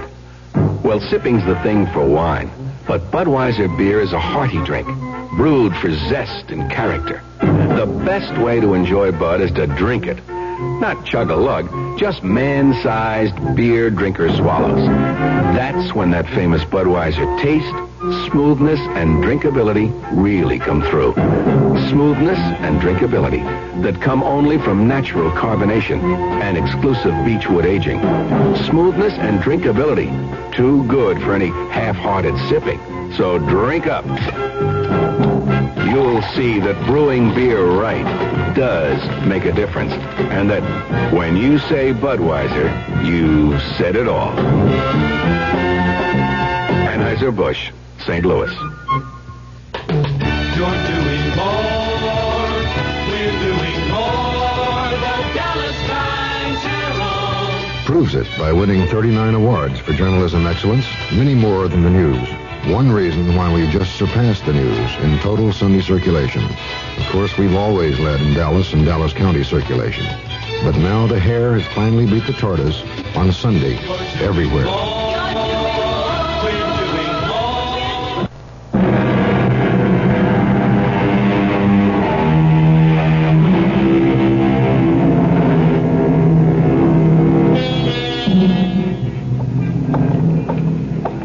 Pamela Wiley is taking one of the longest walks of her life. It's only a few blocks long, but her destination is the doorway of Wormer's Pawn Shop just around the corner from 200 Rice Avenue. She pauses at the window, so covered in dust and grime that she cannot even see her reflection in the glass. It's just as well, because if she did, she would have seen the reflection of a very tense and frightened young lady. Wanna buy? What? You here to huck something or buy something, miss? Oh, buy. Only reason I ask, it's a little early. I don't like to make appraisals this early, I'm still half asleep. Oh, yes, I understand. Of course, I don't know if you have what I want. I'm looking for something ornamental for my apartment. Well, like what? I don't really know. Perhaps an interesting lamp or something. Sorry, I don't carry lamps. Oh, well, some interesting... Oh, an antique, maybe. Well, that's the antique store you want, lady. This is a pawn shop. Well, do you have any religious objects? I got rosaries, jewelry, some pictures. You tell me what you want, I'll look for it. I'm not really sure. Maybe some sculpture would be nice. Sculpture? You mean like a statue? Yes. Oh, yes, that would be perfect. Do you have any religious statues, small ones? I'll go check in the back. You wait here. Sorry I had to keep you waiting. I think I got a nice statue of St. Francis. St. Francis? Yeah, the one with the birds. Come to think of it, it should be right over here. Yeah. Here it is. Oh. This the kind of thing you mean? Oh, yes. Oh, it is the kind of thing. It's a little beat up looking, but you could polish it up real nice and wouldn't look bad at all. Oh, yes, I wouldn't mind that. It's a real fine piece of work, Don't think it's just junk. Oh, no. It ain't cheap either. How much? Well, on account of it's my first sale today, I'll tell you what. It's yours for $20. Well, it's a little more than I thought. Take it or leave it. Oh, it's all right. I'll take it. I think I have a $20 bill in my purse. Here. I'll help you with that. What are you doing? Help you find that 20 in your purse. You're spilling everything out. Yeah, that's what I'm doing. I'm seeing what spills out, Give it back to all me. I want to do is check, miss. In my business, we like to know who we're dealing with. Jimmy. You got here fast. I didn't have time to button my shirt. All right, what did you find? Well, what is this? Nothing in her purse, no gun, no identification. You sure she's a cop? I don't know, but she's been acting like a cop, all right. That's why I told you to call me if she showed up. All right, what about it, honey? You want to tell Jimmy all about it? Please, I just came in to buy something. You were pumping Bess after the party. She told me about it last night when she came to the Silver Crown. But I'm not with the police, I swear it. And why all the questions, huh? Why all the nosing around? Ow, you're hurting me. Take it easy. I don't want no trouble in here. She's something. She's got to be. Bess told her I do business in your place, and now she shows up here the next morning. Don't that sound fishy to you? Well, it's funny. Come on, baby Jim. Jimmy, don't. I was just the statue. Oh, I just wanted the statue. The what? I guess she needs this thing. What's the statue got to do with... Wait a minute. Wait. You're right, Wormer. She's not a cop. Yeah, she's been acting like a cop, but that's not what she is. Please. Oh, please let me go. I didn't mean any harm. Please let me go. No, Please. sugar, you're not a cop at all. What you are is a nun. Are you nuts? It was in her suitcase. I snatched it from her at Union Station. Only what's she doing here? Listen, I'm not a nun anymore. I left the order over a month ago. I had to find the statue, don't you see? It was a gift to the convent, and it meant so much to the... I told you it was bad luck robbing the nun. Shut up. I didn't come here to get you into trouble. I didn't want anything but the statue. I swear it. I swear you went to a lot of trouble, too, didn't you? You took that job at Gramercy just to get next to me. Yes, that's true. Can you beat that? You ever hear anything like that, woman? Let me see that statue. Yeah. It's valuable, Jimmy, but only to the church, only for its meaning, that's all. Valuable? The spiritual, I mean. It's not gold or anything, Jimmy. I swear it. Please, it's only bronze. She's right, Jimmy. I know gold. When I see it, it's a piece of junk. Give her the thing. Let her go. You jerk. You believe that junk about spiritual value? This thing is old. Yeah, I should have seen it before. It's maybe hundreds of years old. So what? It may be worth a fortune. Huh? Hey, you know, you could be right. Some of this religious stuff runs into thousands. Yeah, maybe we can make a deal with some art collector. Yeah, we could handle it through Mike the broker. He'll know what it's worth. You want to bring Mike in on this? Why not? It's his specialty. But what about the girl? That depends. Please, Jimmy. You don't have to sell it. I'll pay whatever you ask. Well, how much, honey? Think you can scrape up a couple of grand? If you'll give me time. Now, you see what I mean? It is worth plenty.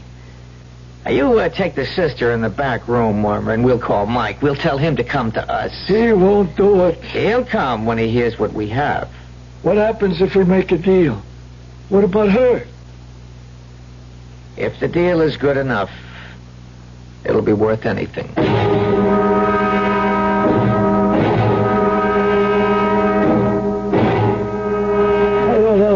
It's been 2 hours. He ain't here yet. He'll be here. Stop worrying. How can I help it? Listen, Jimmy, that gag you got on the nun, you think it's okay? She can breathe. Can you breathe, sugar? Just meditate, honey. You know how to do that, don't you? There he is. I told you he'd be here. Hey, Mike, we're in the back room. Well. It's a pretty picture. Who's the girl? She's a nun, Mike. No kidding. A nun? In those clothes? With a gag over her mouth? She started making too much noise. We had to keep her quiet. Listen, Mike, I got something that's going to knock your eyes out. Listen, my name isn't Mike Bresson. It's Mr. Downey to you. Yeah, sure, but look at this, Mr. Downey, the statue. We figured it was valuable on account of the nun. Went to so much trouble to find it. She even left the convent. Now, we want good terms, Mr. Downey. 50. Now, wait a minute. Not so fast. What happens to the girl after? We'll take care of her. You can trust us. Yeah. Oh, yeah, I'll bet I can. All right. Let's see the statue. All right, here. Look at it. You had this on sale here? I was going to sell it for $20. Can you imagine? No, I can't imagine it. Since it's only worth $2. What? You heard me. Melt it down for scrap. Maybe it's worth $3, $3.50. The next time you guys handle junk, call a junk dealer, but don't call Mike. It's got to be worth something. Look, don't teach me my business, Junior. But the nun, she went to so much trouble. Yeah, the nun. Don't you know about nuns? They don't understand about money. They're not smart like you and me. They'll kill themselves over a piece of junk just because it was blessed. Oh, you'd be amazed at the dumb things they do, all that working and praying and don't get a nickel out of it. Hey, what are you doing? I'm taking this gag out of her mouth here. There. You better not get her sore at you. She's liable to say a prayer and send you all to hell. Come on, miss. I'm taking you out of this place. Thank you. Thank you. Yeah, but wait a minute. We got to get something out of this. You said $20, didn't you? There. Consider yourself lucky. Let's go, sister.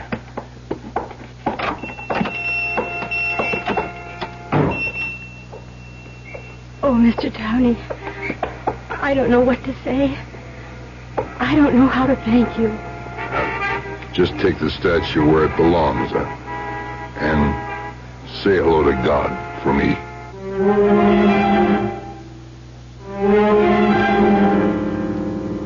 And so Pamela Wiley returned to the Holy Name Convent. And this time, she wasn't alone. St. Francis was with her. And you'll be pleased to know that she was in time to place the statue before the dimming eyes of Sister Lydia. Nice to have a happy ending for a change, isn't it? Young I may be, but still I'm a man. Just turned 18 and I'll do what I can to find me a place where I can be me. Get ready for life and be free as the sea. Where do I go from here? Oh, where do I go from here?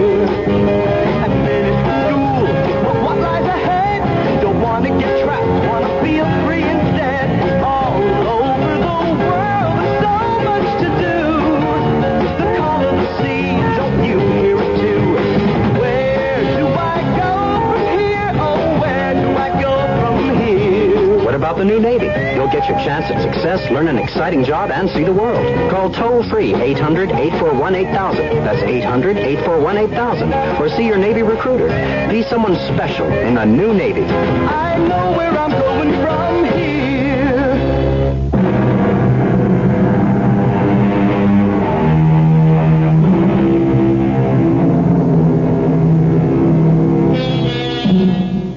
Despite the fact that the story you've just heard ended happily, we hope you won't continue to expect sweetness and light from the Radio Mystery Theater. Unfortunately, most of the people we deal with are not nearly as nice as Sister Pamela Wiley, or Big Mike Downey for that matter. But if you don't mind spending some time with thieves, murderers, monsters, and other assorted villains, listen for us next time. Our cast included Rosemary Rice, Bryna Rayburn, Ann Petoniak, Jack Grimes, Joe Silver, and Ken Harvey.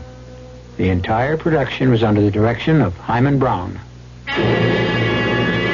Now, a preview of our next tale. Sometimes you have to sit here and just look at me and talk to me and concentrate on me as if I were a human being worthy of your time and your attention. Helen, you know that I love you. Yeah, but that's not enough. You see, something's happening to me. What could be happening? I'm scared. I feel as if I'm disappearing. Disappearing? Yes, as if I'm fading away, fading out. What does that mean? As if I've become nothing. But that's... I can prove it. There are times, many times, when I look into a mirror and I sort of become hazy, blurry, and then my image, my reflection, isn't there. It's just gone. Radio Mystery Theater was sponsored in part by Anheuser-Busch Incorporated, Brewers of Budweiser, and Buick Motor Division. This is E.G. Marshall inviting you to return to our Mystery Theater for another adventure in the macabre. Until next time, pleasant dreams.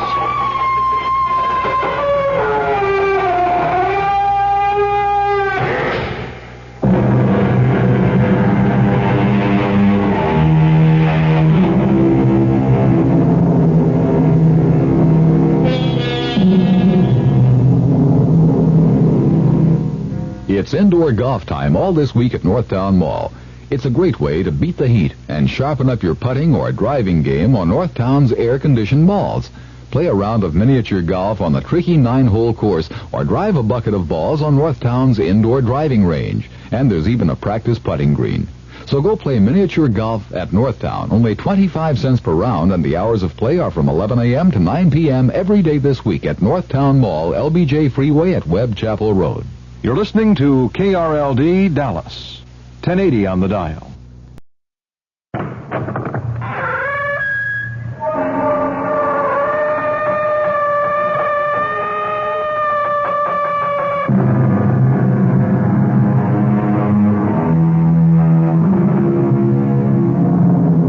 Come in. Welcome. I'm E.G. Marshall. In our world, nothing is lost. The droppings of birds fertilize the ground sends up grass, the grass nourishes the sheep. Evil lives on as well. A bit of gossip becomes a rumor. The rumor grows into a falsehood. The falsehood engenders fear, and the fear leads to a killing. A malicious word wounds a soul. An act of indifference congeals a heart. For good or for evil, nothing is lost. Our mystery drama, Nobody Dies, was written especially for the Mystery Theater by Elspeth Eric and stars Terry Keane and Ann Shepard. It is sponsored in part by True Value Hardware Stores and Buick Motor Division. I'll be back shortly with Act One. It is a magic moment. You are at your Buick dealers, about to drive home in your brand new Buick LeSabre. It's lean and trimmed, classic line. It looks quite unlike any full-size Buick you can remember. You get in. A heady new car smell surrounds you. Your LeSabre feels the way it looks, tight. You turn the wheel a little. No wasted motion in this car. Big brushed metallic gauges look back at you.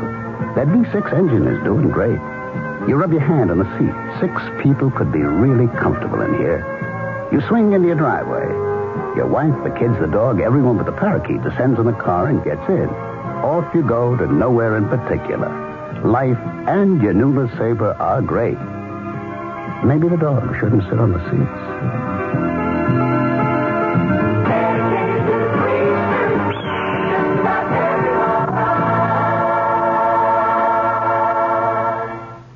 This is Dave Herman. Seats are available for this Sunday afternoon's Jets-Bengals football game. You can get them at the Jets ticket office, 598 Madison Avenue, at Shea Stadium ticket window, and, of course, at the gate on Sunday.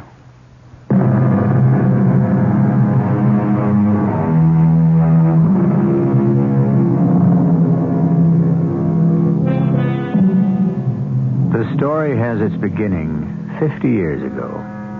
It's a beautiful spring day. A young woman stands at the door of a large colonial house, dignified and serene and surrounded by great stretches of clipped lawn, spotted here and there by beds of bright flowers. There is something tentative in the manner of the young woman, something timid as she raises her hand to touch the button by the door. I'm thinking to myself, what am I doing here? The advertisement in the local paper had said, housekeeper wanted, live-in, private quarters, apply between 9 and 10 a.m. It had given the address and the name Holt, and that was all. I knew this was a very fancy section of our town, and the minute I saw the big white house with the green shutters, my knees started to shake. Would anyone trust me with the care of such a house? But I pushed the button and said a little prayer. I was desperate. I needed this job more than anything in the world. Yes? There she stood, the woman who had to be Mrs. Holt, who held my future in her hands. She was about my own age. She was tall, blonde, and serene. And she was very, very pregnant. You've come about the position? The job, yes. Well, come on in. Oh, thank you very much. Shall we go into the living room? Yes, thank you. Sit down. Any place? You look rather young. How old are you? 29. Ah. Well, tell me about yourself. Or would you rather I told you about the position first? That would be fine. Right. This house has 10 rooms. 5 bedrooms. Mm-hmm. 2 of them are in the back of the house, and they have their own bath. Those will be reserved for whoever takes the position. Oh, that sounds very nice. And there's a cook. Cleaning woman comes in 3 times a week. It's a question of making beds and doing some dusting, answering the door, doing the shopping, things like that, and supervising the cook and the cleaning lady. It doesn't sound very hard. Well, it's what I used to do myself till I got pregnant. When are you going to have your baby? Any minute now, can't you tell? Now, tell me about yourself. Don't think I mind your being young. I'd like to have someone my own age around the house. Well, I used to have a house. I mean, not a house like this, just a little house. But I did all the work, and I think I kept it nice, clean and nice, and attractive. I'm sure you did. But you have a house now. I couldn't afford it after my husband left me. Oh, I'm sorry. Since he left me, I've been living in a furnished room, and I've been doing house cleaning by the day. I'm very good at it. But it's not like living in a real house. I mean, having something to count on. Oh, of course it isn't. Especially when you have a little boy to think of. A little boy? You have a little boy? Mm-hmm. 2 years old. Well, how do you manage? Working all day in other people's homes? Well, I take him with me. He has his toys and his coloring books, and he's never any trouble, really. He never cries, and he's never been sick, never. I mean, not even a cold. All right. All right, I understand. But if we could be in the same house all the time... I understand. I really do. What would you want in the way of salary? Oh, anything. Whatever you want to pay. I'll be as generous as I possibly can. What's your little boy's name? Jamie. His name is Jamie. That was the beginning of the most beautiful part of my whole life. Mrs. Holt's baby was born about 3 weeks later, a little girl, and she was named Verity. Isn't that a beautiful name, Verity? It means truth or reality. I looked it up. It took me a while to get up the nerve to ask her where Mr. Holt was, the baby's father. And when she told me he died right soon after she got pregnant, I cried. Besides running the house, I helped take care of the baby, the little girl Verity. And you don't have to believe this if you don't want to, but Jamie was never one bit jealous of Verity. Children are, you know. And very often they're jealous of new babies, and you have to be careful. But even Mrs. Holt noticed how Jamie loved the baby. Alice, you'll never believe this. What won't I believe? I was in the nursery this morning, and Jamie was standing by the baby's crib, and you know what I heard him say? I love you, Verity, a bustle and a pet and a hug around the neck. Really, I heard him. That's what he said. Well, that's what I used to say to him when he was a baby. I still say it. Oh, you're a wonderful mother, Alice.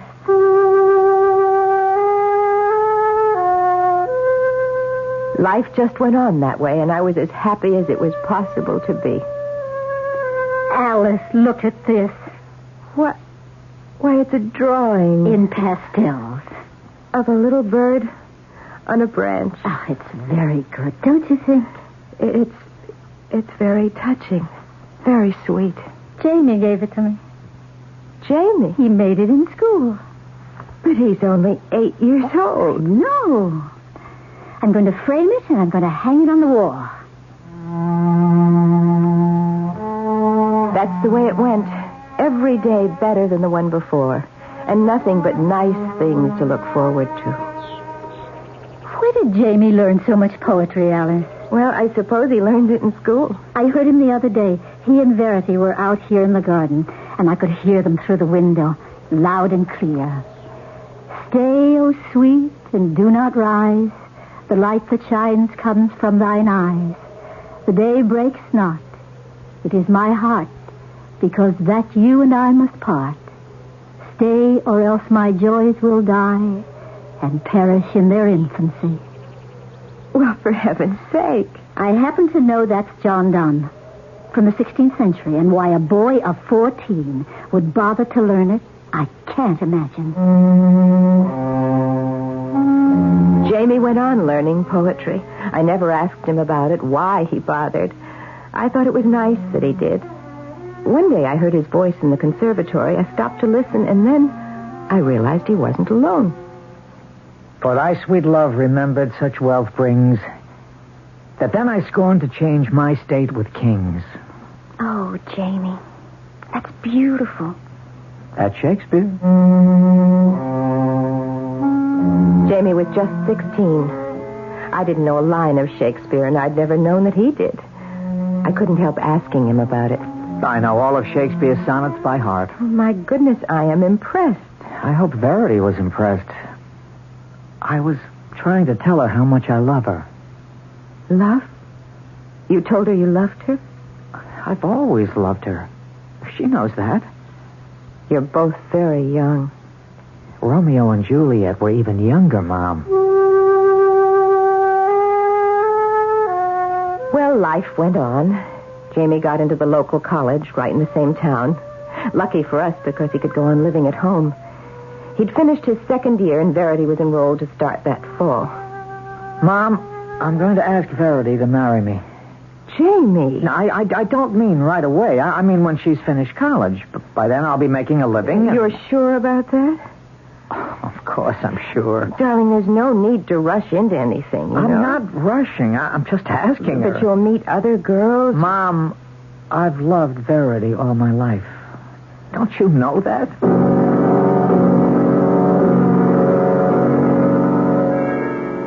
He asked her to marry him? Well, of course, he didn't mean right away, after she finishes college, and he wouldn't expect her to marry him now. That's very considerate of him. Mrs. Holt, I don't think we have to take it seriously. They'll both meet other people. Jamie says that won't make any difference, but you never can tell, can you? I think I'll send Verity away to college. Some good Eastern school. Oh, would you do that? They're both so happy here. Alice, how much did you have to do with this? With what, Mrs. Holt? With this attachment, this liaison between your son and my daughter. Well, I didn't have anything to do with it. You plotted, didn't you? From the beginning, you plotted and you schemed to make everything turn out this way. No, I had no idea anything like this. First, you wormed your way into this house, bringing your son with you. Then you made yourself indispensable. You pretended to be my friend. I did not pretend. None of this is true. Are you some kind of witch? I think you are.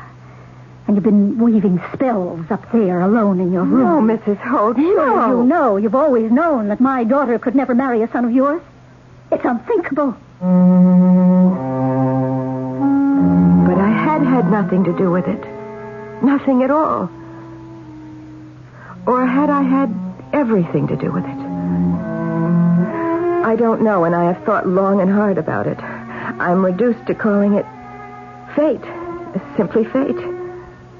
Or call it the machinations of some spirit perhaps lodged in me, a spirit whose name I don't know. If such a spirit chose to work through me, it was without my knowledge or my will. I swear that's true. I swear. I believe. I think it's true. Oh, I hope it's true.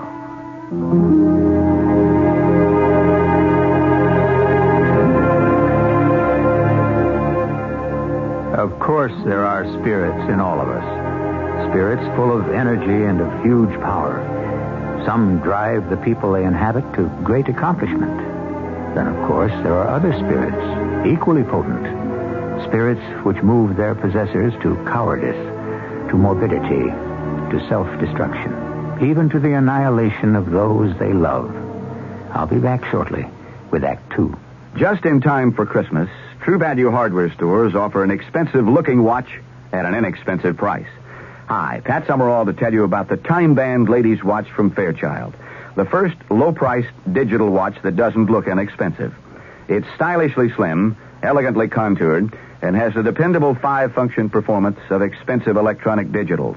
It shows hours, minutes, month, day, and seconds on command. Has a quartz crystal that makes it capable of accuracy to within 1 minute a year. A calendar that automatically adjusts to the proper number of days in each month, so you only have to adjust it on leap year. And the Time Band Ladies Watch from your True Value hardware store is entirely solid state, so there are no moving parts to wear out, oil, or maintain.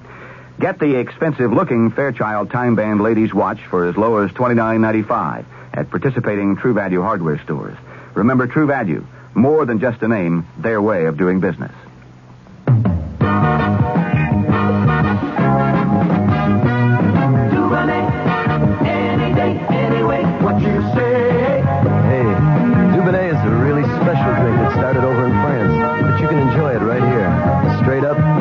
Or mixed with your favorite beverage. Dubonnet before lunch or dinner, or whatever you got cooking.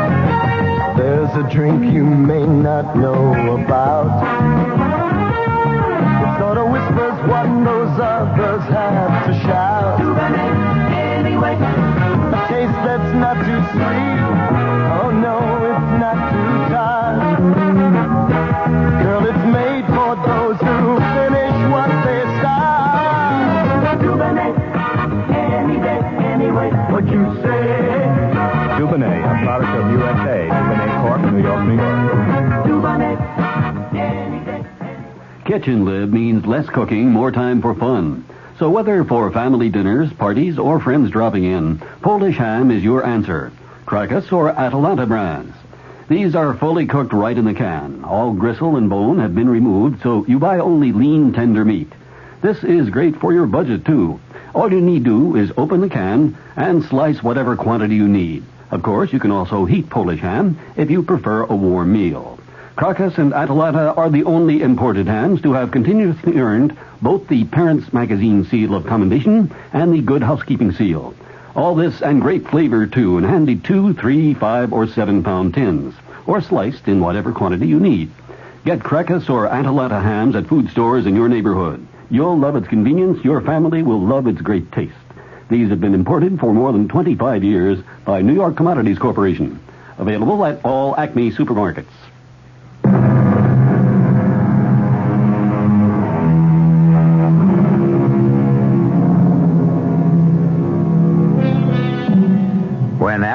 became housekeeper to the affluent Mrs. Holt, it was a relief from a life of drudgery and anxiety, and a haven both for herself and for her son Jamie, 2 years old.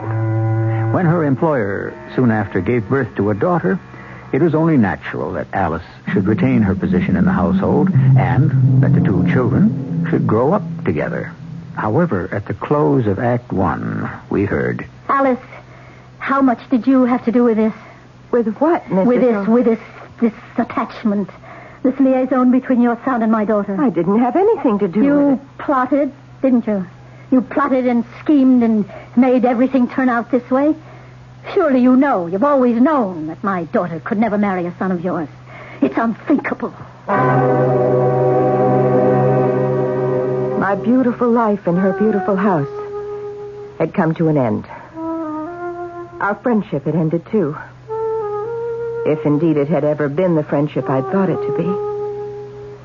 For the first time, she had reminded me that I was her servant, and my son was the son of a servant, and that the marriage of her daughter to the son of one such as myself was, what was the word? Unthinkable.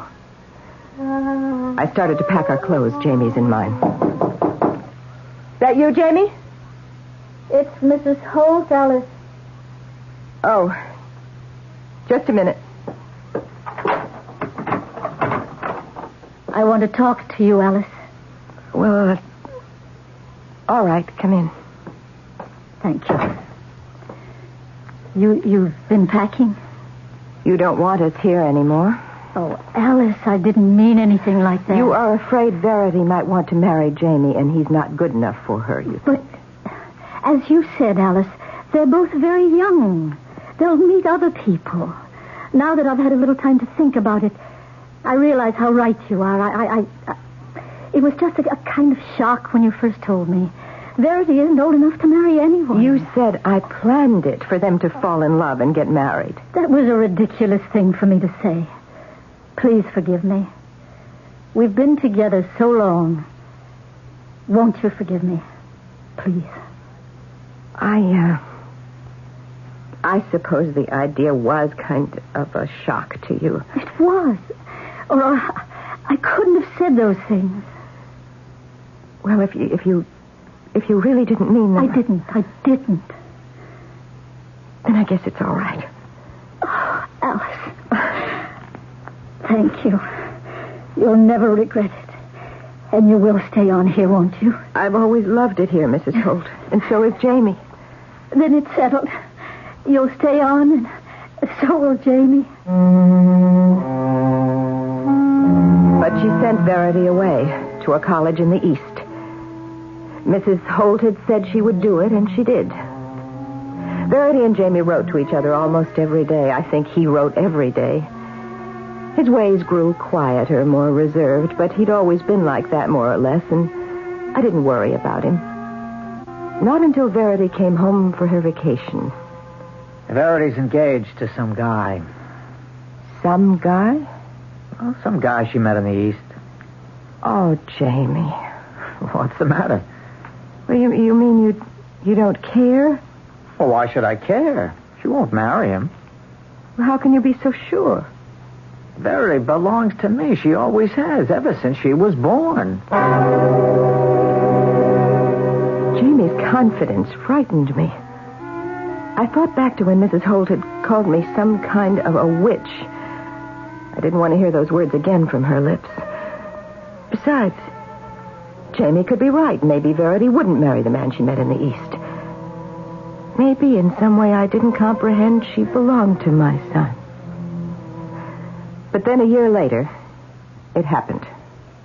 We'll have the wedding right here in the house, I think. Or would it be better in a church?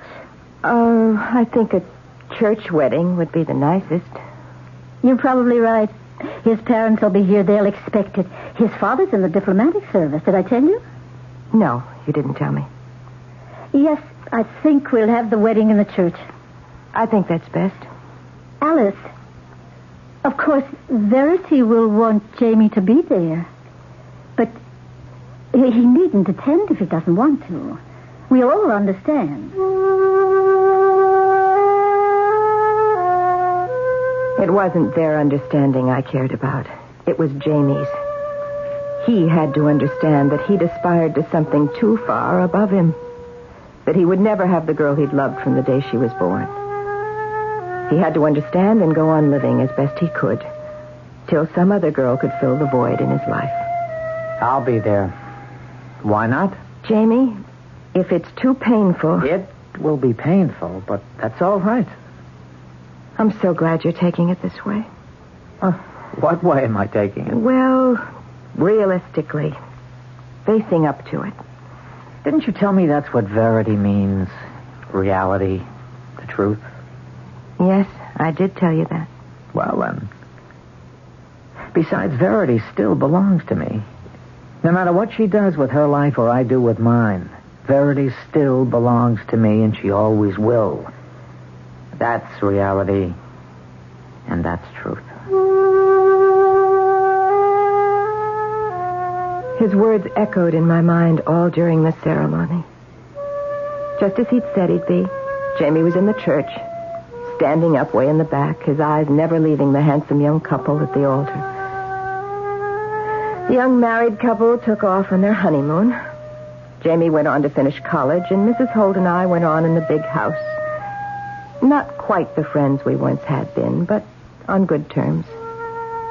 And one day... Another letter from Verity. It's from London. What does she have to say? Oh, lots of things. Dear Mummy, we're settled here in the dearest flat you've ever seen. It's in Chelsea, a very old part of London, but fashionable in an arty sort of way. We go to the theater all the time. The theater is so wonderful here and not too expensive. I mean, compared with other things. And we go to parties, mostly with other couples living the same kind of life we do. Diplomatic service life, I mean. We've made some dear friends. And here, she goes on about their friends. Bibsy and Punko and Tupper and Jinky. I can't make out all the names. Now, here's one here. It looks like... Did somebody come in? I think it's Jamie. Jamie, is that you? I was just going upstairs. I've got a letter from Verity. Oh? And I was just reading it to your mother. You want to hear it? Well, I was just going upstairs. Well, I'm almost finished. Here, let's see, where was I? All about, yes. I've saved the best news for the last, Mummy. I'm going to have a baby. Oh! A baby? Verity's going to have a baby? Oh, why didn't she send me a cable or call up? When is she going to have? And she says, wait, not for 8 months, but she couldn't resist telling... Oh, I wonder if I should go over there. Or if she'll want to come here. Oh, dear me, there's so much to think about. My first grandchild. Imagine. Jamie? Where did Jamie go? Alice, I'm going to go down to the cable office and tell her to phone me collect tonight. I'll be back right away. Jamie? And, are you upstairs? I'll give her your love, Alice. Jamie? Where are you? Jamie? Jamie? Are you all right? Jamie! Oh, no, dear Lord, don't let it be. Don't let it... Oh, my... Jamie. Jamie, what have you done? I missed him. Oh, you're bleeding. I missed twice. Your head is bleeding. It's not so easy to kill yourself. No, I'll get the doctor. No, don't leave me. Stay with me. Jamie, I have to call a doctor. Please, let go of my arm. I want you to stay with me, Mom. Please, Jamie, let me. I'll be all right. I want you with me, Mom. It's always been you and me. You've always been with me. You've never gone off and left me. Don't go off and leave me now. Please, you've got to let me call the doctor, please. I won't die. Nobody dies, Mom. Jamie, please. And I want you to tell that to Verity, Mom. Would you do that? Tell her nobody really dies. Everybody goes on and on. Please. Good old Mom, you're really the best.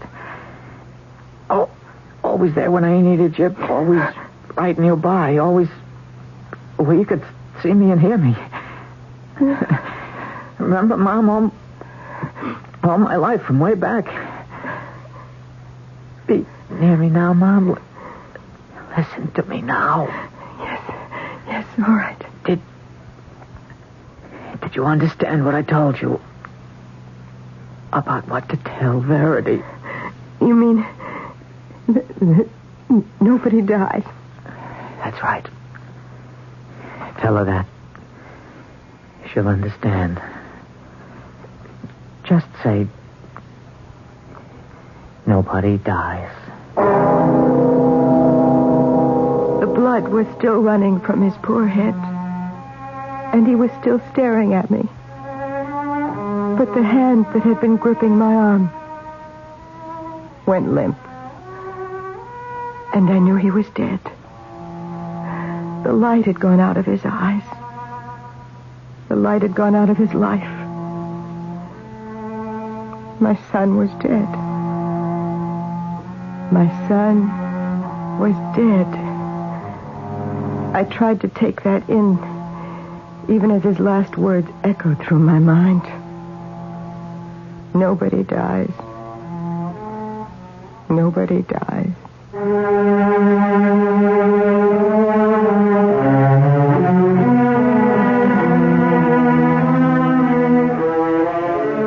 The beginning of mourning is the acceptance of the fact of death.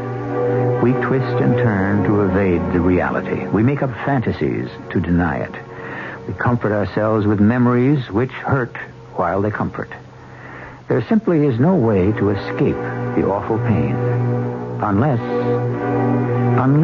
perhaps we can bring ourselves to believe what appears to be a flagrant lie. Unless we can believe that nobody dies. I'll return shortly with Act 3. When a woman buys a shirt for her man, it's usually a pretty good sign that she loves him. And because she loves him, she wants that shirt to be something special. Something he'll be happy with for a long time, even if he's hard to please. Buying a shirt for the man she loves is one place a woman doesn't want to miss. That's why for a long time now, women have been buying more Arrow shirts than any other kind, because it's hard to miss with Arrow. Arrow makes shirts that look good, feel good, and fit good from the collar to the tail. Shirts that look like today, but don't look like yesterday a month after you bought them. Shirts that are worth exactly what they cost, button for button and stitch for stitch.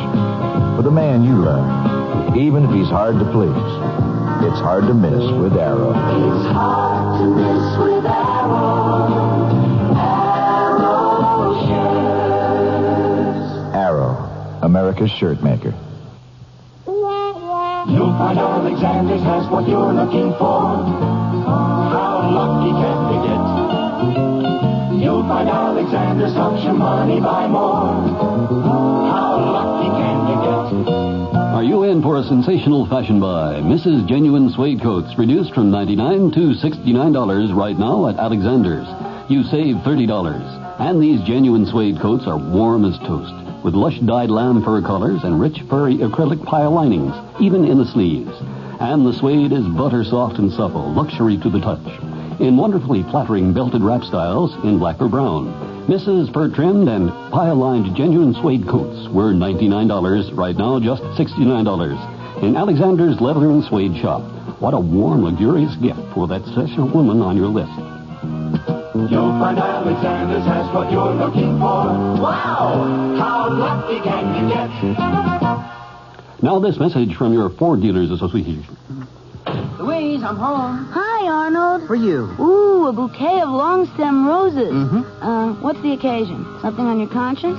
Tell me. The occasion is that I sold 4 Granadas today. Wow. Yeah, it's a new record for my Ford dealership. Ooh, your idea of putting a Mercedes 280 on your showroom floor alongside a comparably equipped Granada really paid off. It sure did. Almost everyone who comes in can't figure out which is the Granada and which is the Mercedes. They look so much alike. That is, until they see their base sticker prices don't look at all alike. Right. And did you take them for a test drive in both the Granada and the Mercedes? Yep, and all 4 Granada buyers who drove a Mercedes said the Granada had a remarkably smooth and quiet ride. You forgot one thing. What's that? You're allergic to roses. Your Ford dealer has the smooth-riding car that looks like the Mercedes 280, but at less than half the list price. The new Ford Granada. Come home, America. Yeah, we want all of you.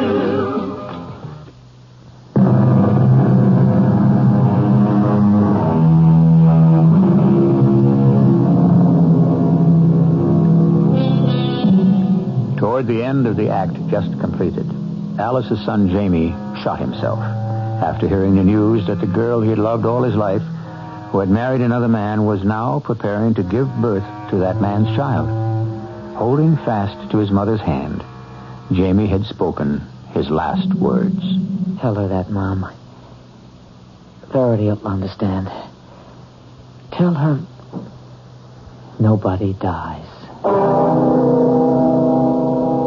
Mrs. Holt, of course, was dreadfully shocked when she came home, and I had to tell her what had happened. We never discussed it or referred to it in any way. But I'm certain she knew as well as I that the fact of Verity's being pregnant crushed Jamie's last hope that one day she might return to him. At any rate, Mrs. Holt persuaded her daughter to come back to her mother's house to have her child. Oh, Alice, it's so marvelous being here. You know, I really didn't know I'd need my mother so much. But the first time, you know how it is. It's all so new, so important. Your husband couldn't come with you? No, not right now. They can't spare him in London. Maybe later. Verity, I have something I want to give to you, if you don't mind. How could I possibly mind? Well, I don't want to make you sad, but, these are some of Jamie's baby clothes.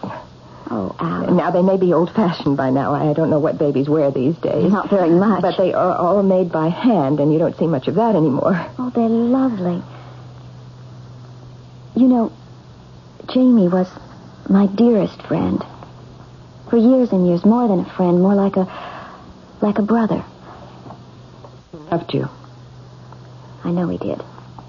The last words he spoke before he died, they were for you. For me, really?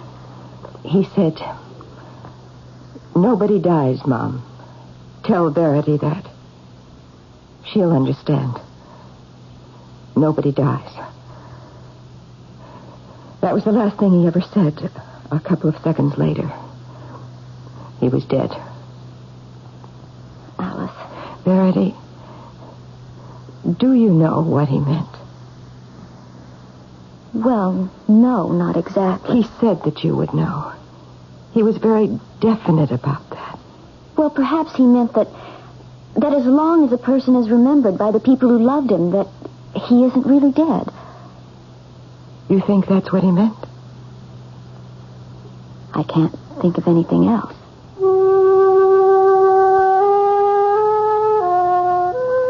Well, Verity had her baby, a darling little boy named John, after his father. And a few months later, Verity went back to London, but she phoned once a week at least, and the letters flew thick and fast across the ocean. Sometimes Verity would write to me about the baby, nice chatty notes full of all sorts of details. Then one day, I got a present in the mail. Well, imagine all the way from London. Imagine Verity thinking of me. That's really wonderful of her. What is it? Well, it's a drawing. Well, so it is. A drawing of a bird sitting on the branch of a tree. So it is. She said it's little John's first drawing, and she wants me to have it. Done in pastels? Yes. It's very good, don't you think? Alice, how old was Jamie when he did the picture of the bird sitting on a branch? I said I didn't remember, but I did. It was when Jamie was precisely the age that little John was when he painted his bird on a branch. One night the phone rang. It was London calling. Verity was on the other end, and Mrs. Holt told me to listen in on the upstairs extension. Verity? Mother? How are you, darling? I'm fine. How are you? Fine, fine. How's Alice? She's on the extension. Alice, say hello. I'm fine, Verity. How's the boy? He's marvelous, simply marvelous, almost as tall as I am. No. You mean it? And bright, you'd hardly believe it. Of course I'd believe it. Why wouldn't I? Well, I never was. Listen, he knows poetry, really. That's remarkable. He recited a whole poem to me today. Not a long poem. Well, I should hope. Something by John Donne. John Donne? 16th century. Can you imagine something about, stay, oh sweet, and do not rise? I forget. The light that shines comes from your eyes. Yes, that's it. Alice, is that you? The day breaks not. It is my heart, because that you and I must part. You know it. You really know it. Stay, or else my joys will die and perish in their infancy. That's it? Can you imagine a young boy knowing something like that? Verity, my dear, we've talked long enough. Oh, but I have all kinds of things to tell you yet. Yes, it'll have to do for now. We're rather busy here. Oh, okay. Well, I'll call you next week then. Bye. Bye, Alice. Alice, will you come downstairs, please? There was nothing I could say to Mrs. Holt. Of course, it was the same poem Jamie had learned and recited at exactly the same age. But Jamie had died a full year before this boy was born. This boy lived 3,000 miles away in a foreign country.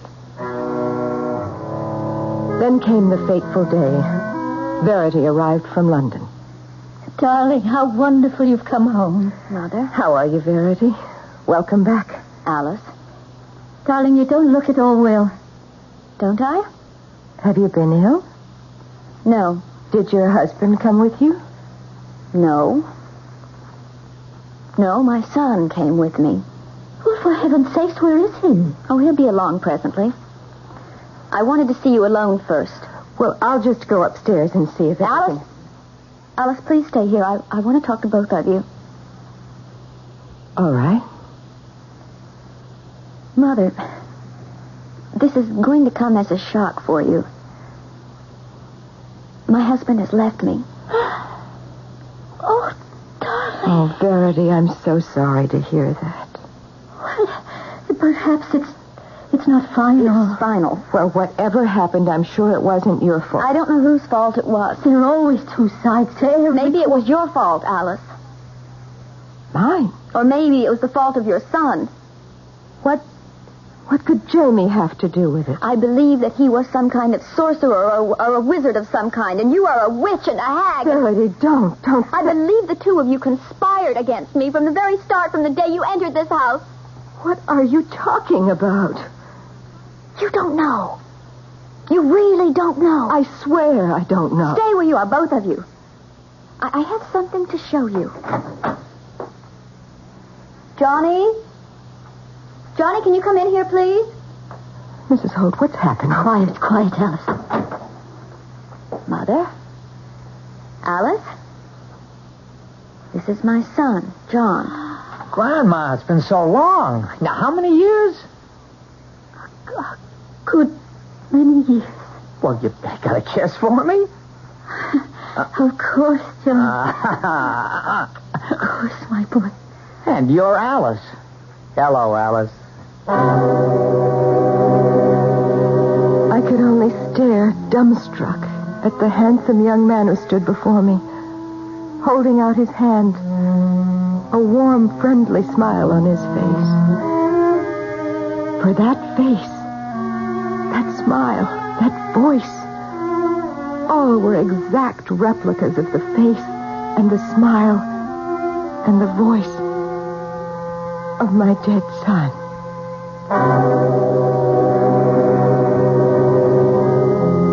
Young John, in the innocence of his youth and the ignorance, was the only one of the household who retained any self-possession.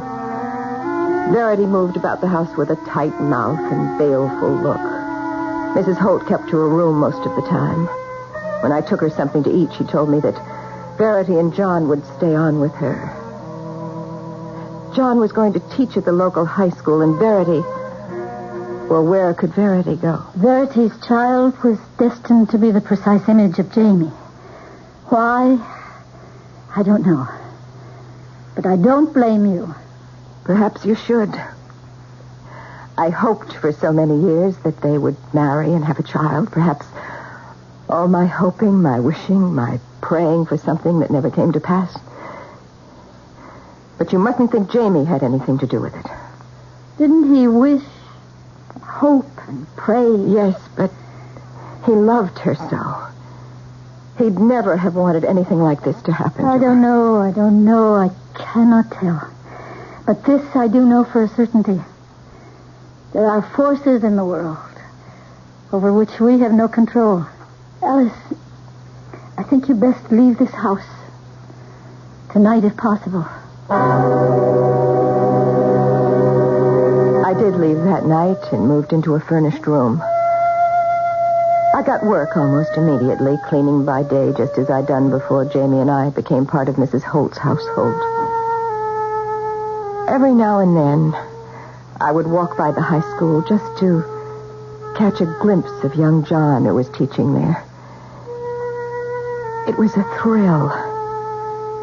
Strange, macabre, but still a thrill to see that straight young figure, that fresh young face, so exactly like that of my dead son. One day as school was letting out for the day, I summoned my courage and spoke to him. Mr. Holt? John? Well, it's Alice, isn't it? Yes, it's Alice. Well, I've asked Mother about you. Why aren't you living with us anymore? You moved out so suddenly. Well, with you and your mother there, you needed the room. Oh, there's plenty of room. Now, come on, why don't you move back? Oh, no. Really, I couldn't. Tell me, what are you teaching? What subject? English literature.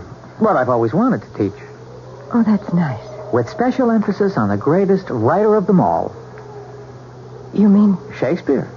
Of course. You like Shakespeare? I worship him. I always have. I knew all of Shakespeare's sonnets, all of them, by the time I was 16. I stayed away from the school after that. I was afraid of what might happen. Not a tangible fear, you understand, for I had no idea what there was to be afraid of. Only I think that I might indeed be a witch, a sorceress. But then came a day when it was imperative that I see not John, but his mother, Verity. What was it you wanted to tell me, Alice? You said it was important. It is. Tomorrow is John's birthday. I know that. Did you think I'd forget my own son's birthday? No, of course I didn't think that. But you might not remember. After tomorrow, John will be of the same age as Jamie was. When he died? Is that what you mean? When he killed himself. Killed himself? Alice, no one ever told me that. Mother said it was an accident. Verity, he shot himself twice when he heard that you were going to have a child. Oh, Alice, I should have been told What could you have done? Nothing. Alice, I must tell you something. If there was any sorcery or any witchcraft, it was wrought by me. Every day of the 9 months I carried John within me, I wished with all my heart and all my soul that I could be carrying Jamie's child. A whole year has passed. Nothing untoward has happened to John. I believe him to be safe. I still live in a furnished room and go out to work by the day. But on Thanksgiving and Christmas and sometimes on other holidays, I go to the big white house and spend a pleasant day. And when I hear John's voice, his laughter, when I look at his handsome face, his friendly smile, so often directed at me, then I think to myself, it's true, quite true, what Jamie said to me at the last. Nobody dies. Not really. Nobody really dies.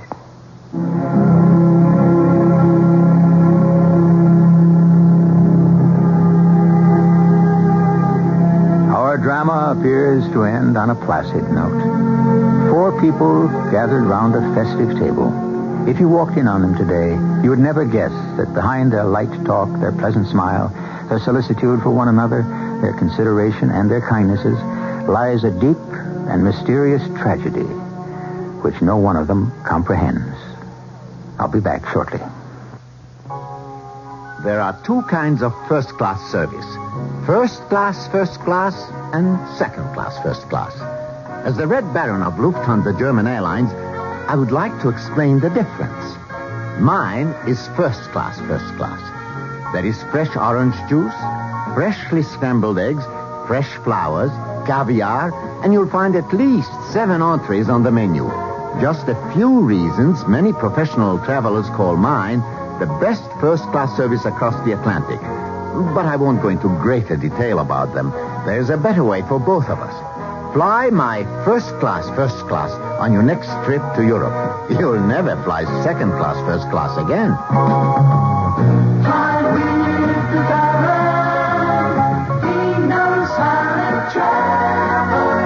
For a Baron on the Lufthansa German Airlines. Testing, is this on? Santa's elves are about to hold a news conference regarding the production of this year's Photomat Snapshot Christmas cards. And as the band strikes up Hail to the Elves, we take you out in Photomat. Listen, if you can all just keep your questions as short as we are. We'll be out of here in a jiffy. How hard is it to buy these things? Well, as hard as cottage cheese. That's right. You just bring a negative of your favorite family snapshot, you select the card style, and Photomat does the cards in about a week. Elf number 2? Yes. I understand you got a little behind. Well, I wear 6-waist, 4-inseam pants. No, I mean, are there enough cards for everyone now? What's the opposite of no? Yes, that's what we can say. Elves got it covered. The variety of these custom designs. A wide variety. They must be expensive. No. Real cheap. Inexpensive as I should interject here that 25 cards with envelopes are just $6.95. Cue the applause. This has been an unrehearsed commercial for Photomat Snapshot Christmas cards. Friday, December the 10th is the last day to order. How do you think it went? I thought we were all going to wear red and green. We said red and green. But I couldn't find red and green. I don't think they noticed. No, we were all sitting down.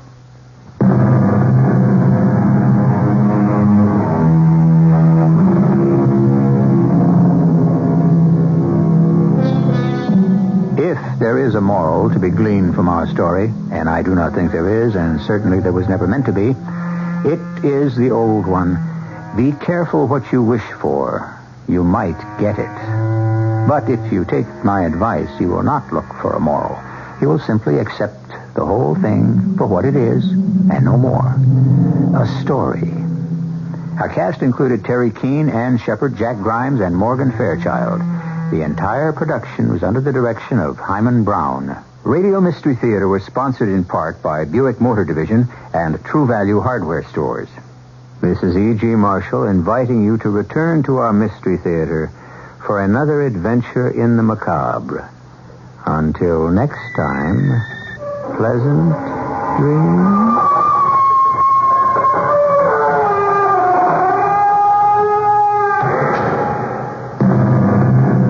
Mystery Theater was also brought to you in part by ShopRite Supermarkets, where you get a lot more for a little less. Furnished by CBS Radio.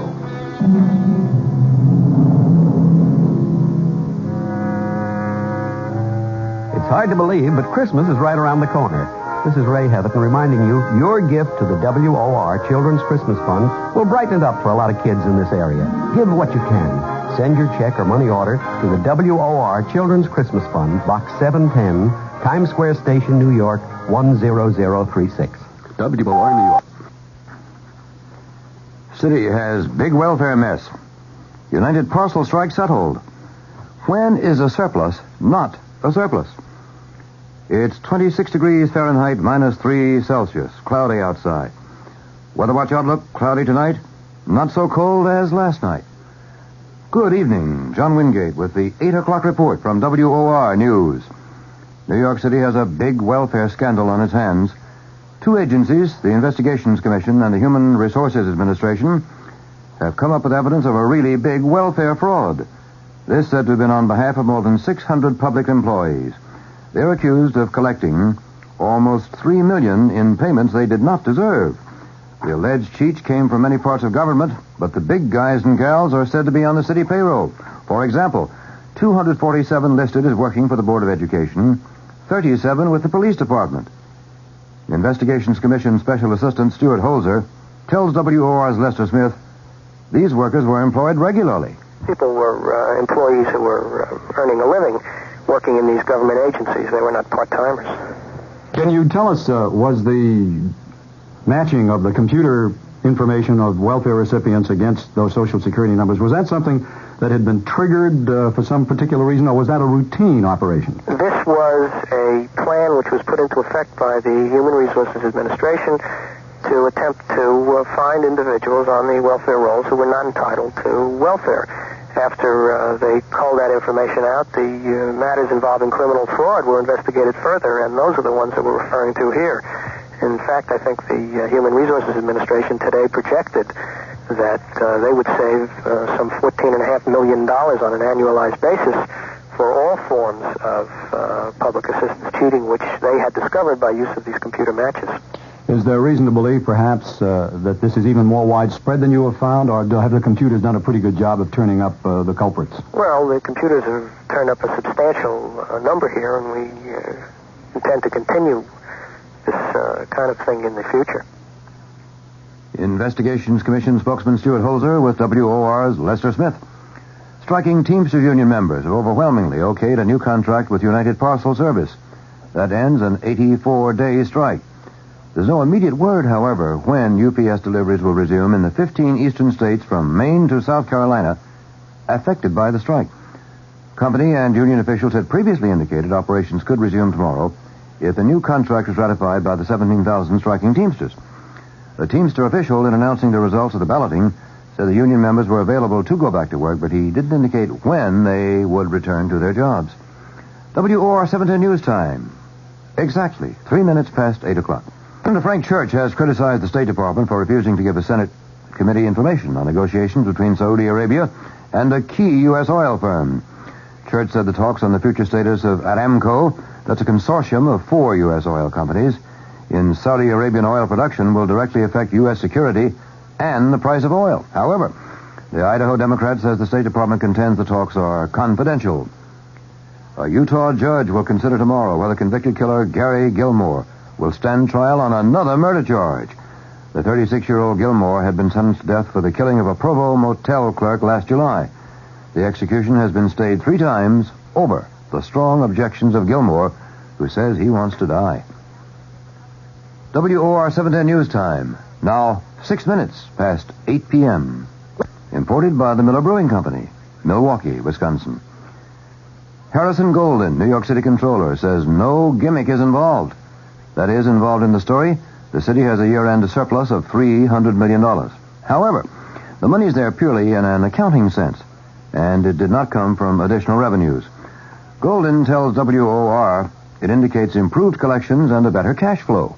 Well, surplus is an accounting term that refers to what levels of cash you have at the end of the year. And at the end of the year, we'll have more cash in hand, as we now project, than had been anticipated before some of these changes that the city has acted on and before some of our costs got reduced, borrowing costs because of lower interest rates and so forth.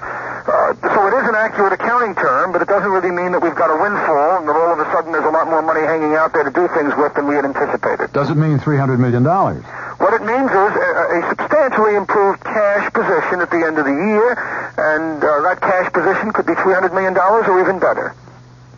City Controller Harrison Golden, as he was interviewed by WOR's Lester Smith. New Jersey State Insurance Commissioner James Sheeran, who recently announced a 6-month freeze on auto insurance premium rate increases, says he might even cut the existing rates over there.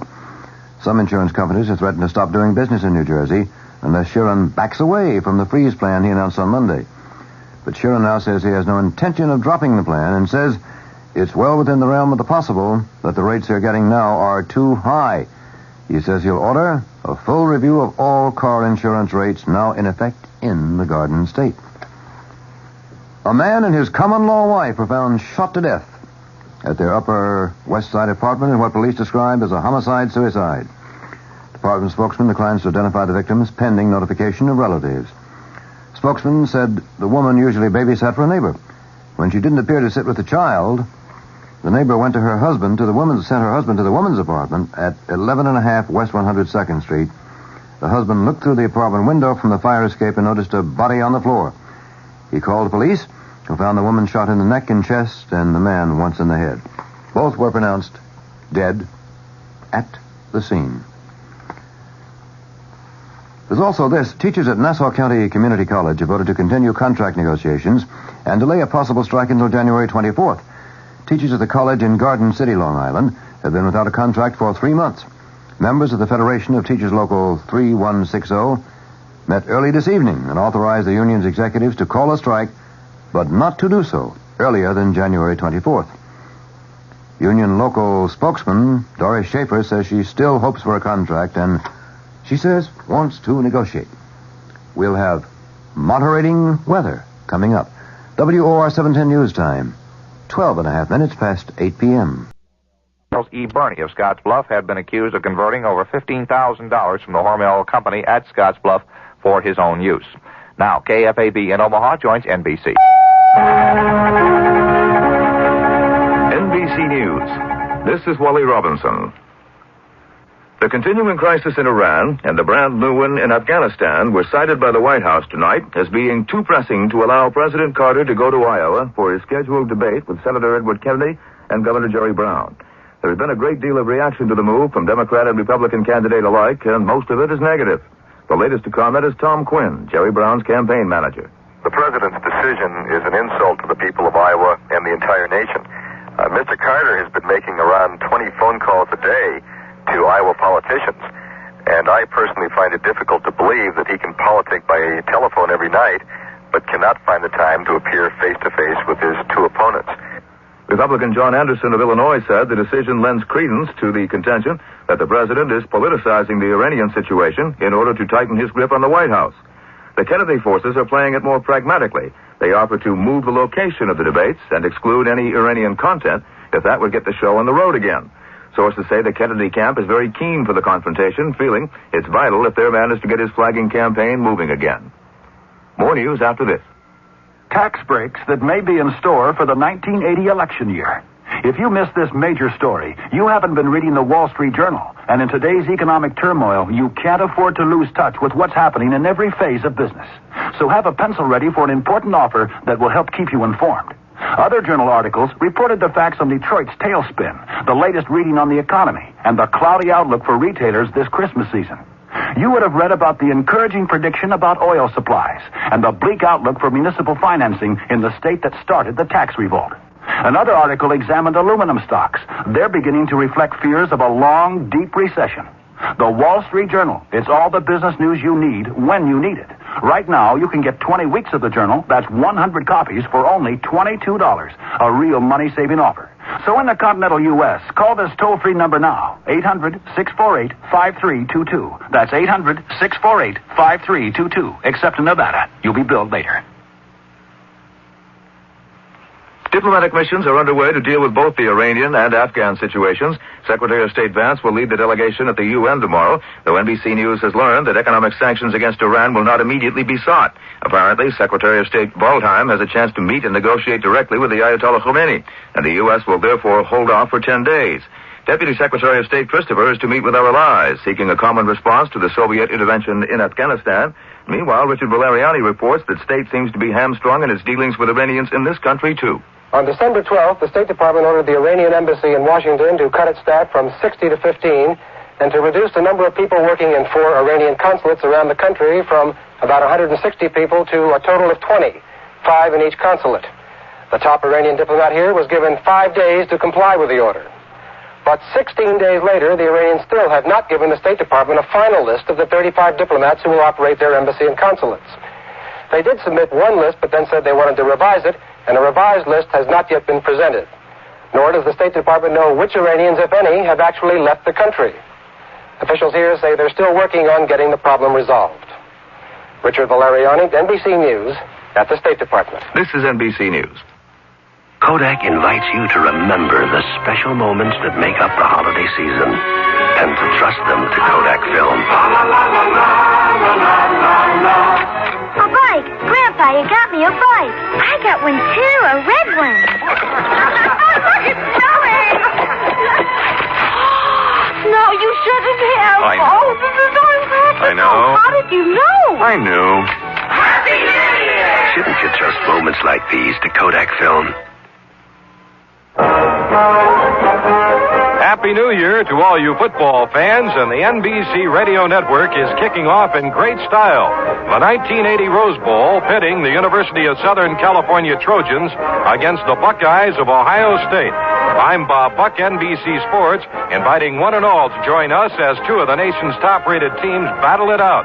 The Rose Bowl, New Year's Day on many of these NBC stations. The holidays have always been attended by various discomforts, usually brought on by enjoying one's meals too much or enjoying one's eggnog too much. George Gobel once called it being overserved. Now you can add another malady, profiled by NBC's Rob Sharkey in Los Angeles. A problem for many over the holidays is insomnia. It occurs whenever regular daily patterns are disrupted, but what researchers are learning about it may put us to sleep.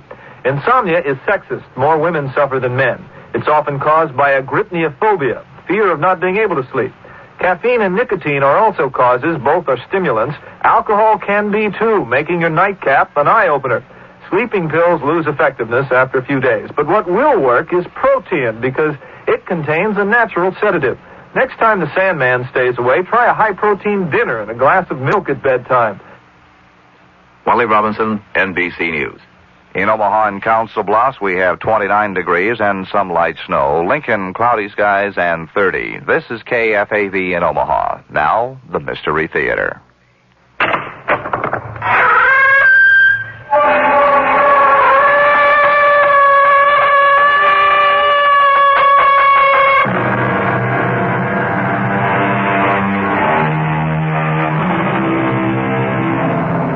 Come in. Welcome. I'm E.G. Marshall.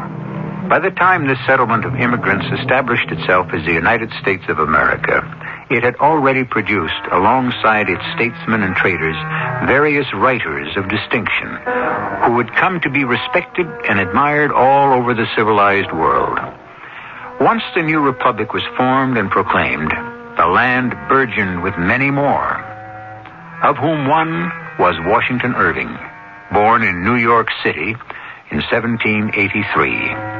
The drama we're about to present for your enjoyment is a free adaptation of one of his stories. But Gottfried, you live like a solitary. You live like a monk. Not at all, Carl. Paris is full of women. Fastidious, flirtatious, fascinating. I love them all. Well, that's all very fine, but there should be one in particular. There is. I see her every night. Where is she? Why haven't I met her? Because, my dear friend, she lives in my dreams.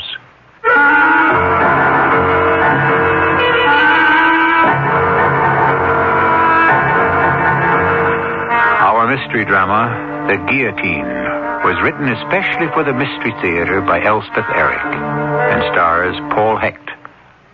It is sponsored in part by Contact, the 12-hour cold capsule, and True Value hardware stores.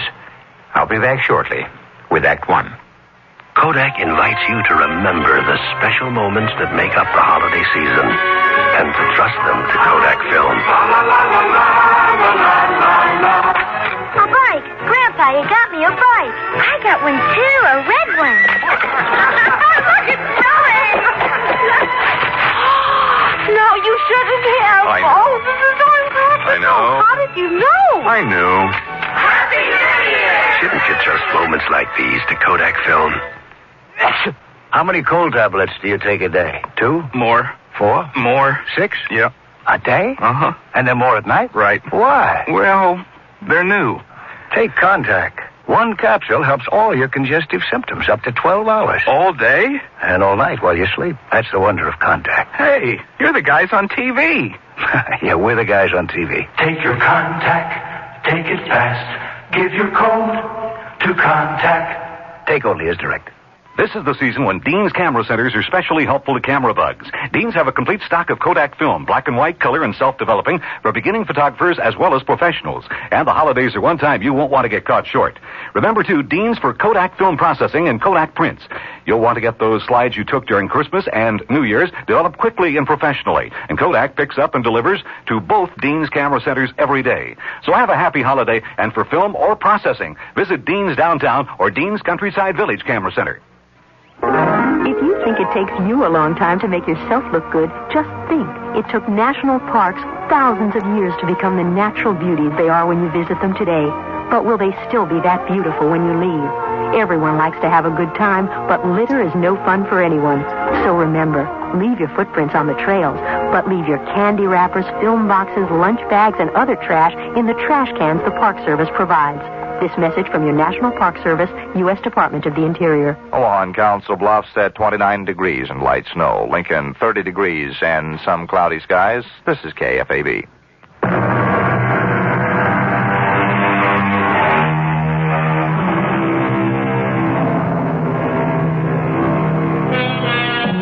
In 1825, a collection of short stories by Washington Irving was published under the title of Tales of a Traveler. One section of the book is charmingly headed, Strange Stories by a Nervous Gentleman. And it is from this section that we have chosen the tale that follows, one we call The Guillotine.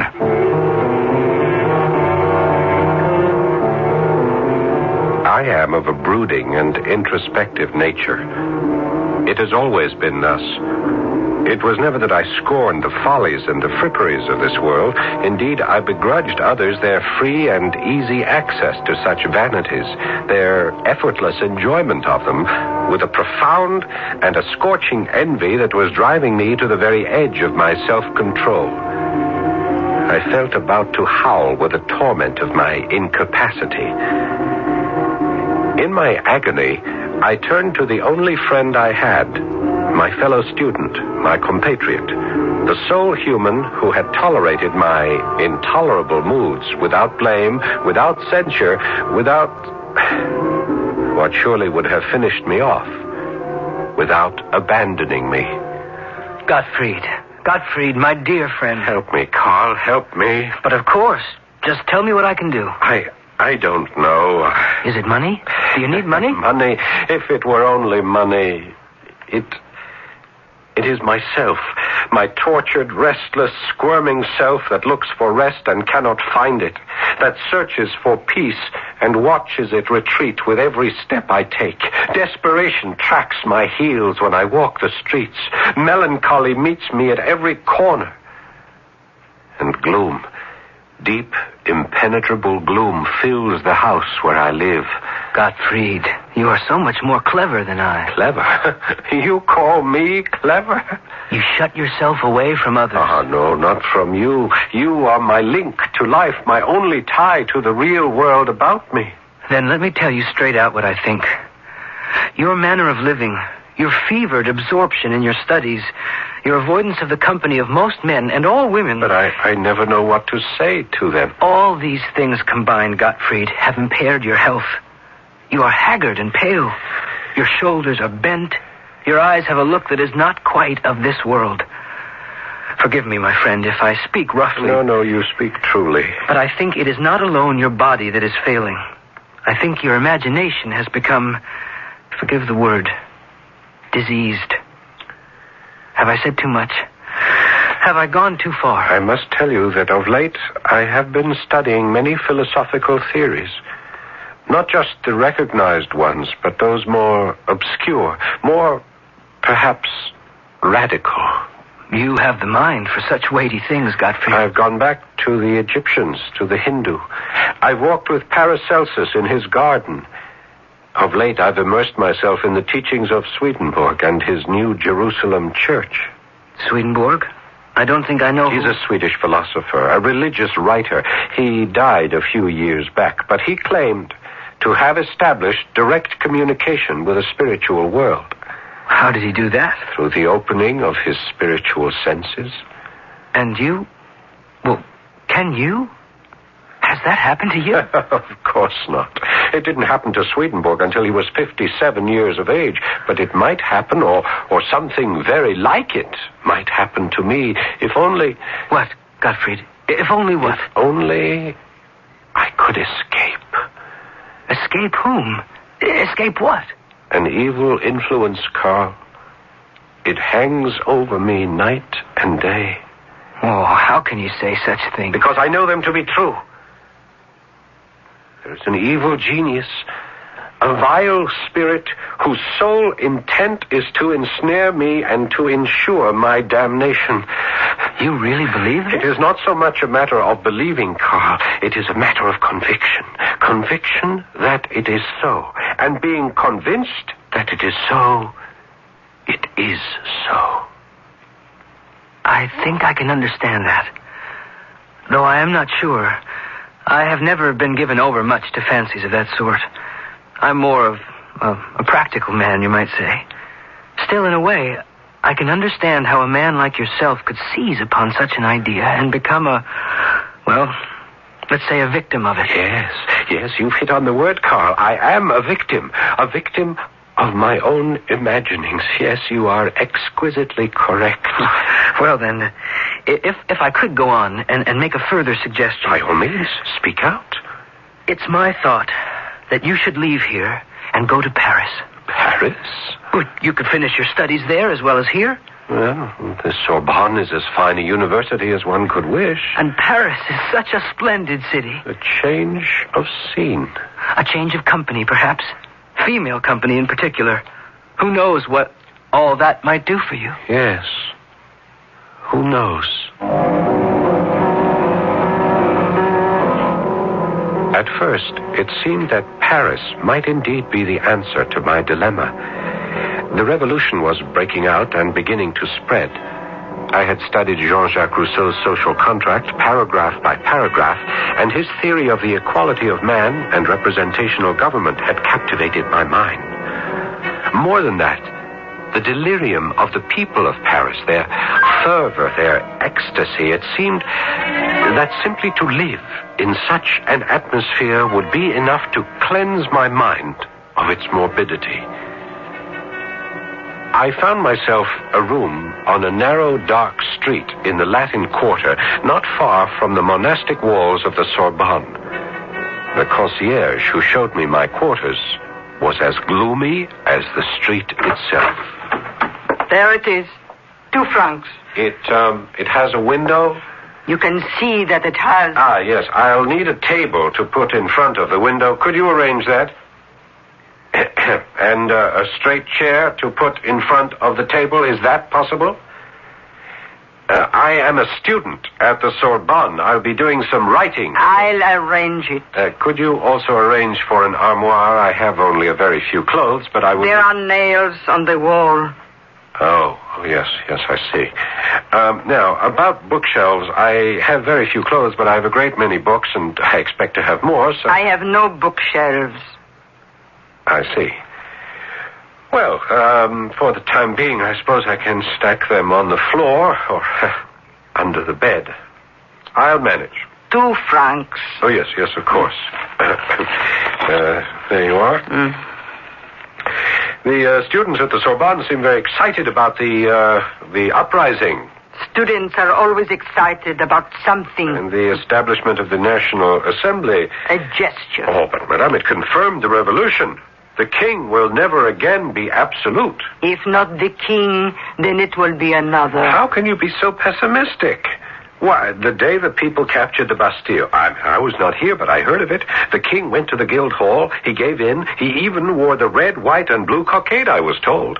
That is true, isn't it? Oh, yes. Well, then, the arrest of the royal family? Yes. And the march on Paris from Marseille? Oh, what a thrill. They managed 18 miles a day, I'm told. Imagine that, in midsummer and drawing their cannon with them. No body of men has ever accomplished such an extraordinary feat. Yes. The king, the queen, the dauphin, all imprisoned in the tower of the temple. Oh, yes. And the establishment of the Committee of Public Safety. You approve? Well, how could I not approve, madame, with the great Marat heading the committee? Marat is a madman. No. Not mad. Oh, or if he is not quite sane, that is due to his ardent belief in equality and government by general consent. The massacres of September? More than 1,000 killed? Well, I know very little of that. You know very little of anything, monsieur. It's your youth, perhaps. I should be generous and call it that. Well, it's true I'm young, but I am not completely ignorant of the world and its ways. Not completely. You are. You are ignorant and you are arrogant. Madame, I must protest. Have you heard of a man called Robespierre? Yes, I've heard of him. He is idolized by the people. He will join the Committee of Public Safety before the year is out. And the king will lose his head.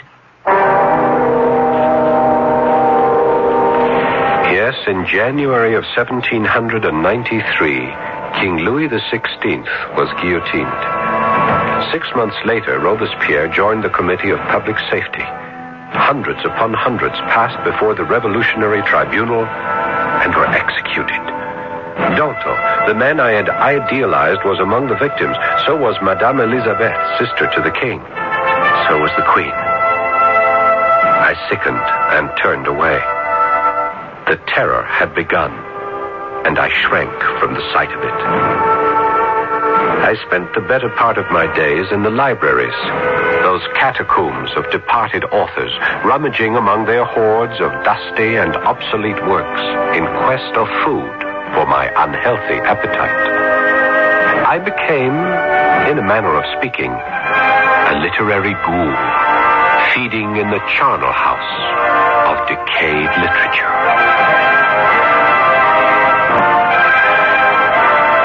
Washington Irving was born just as the seeds of the French Revolution were starting to germinate.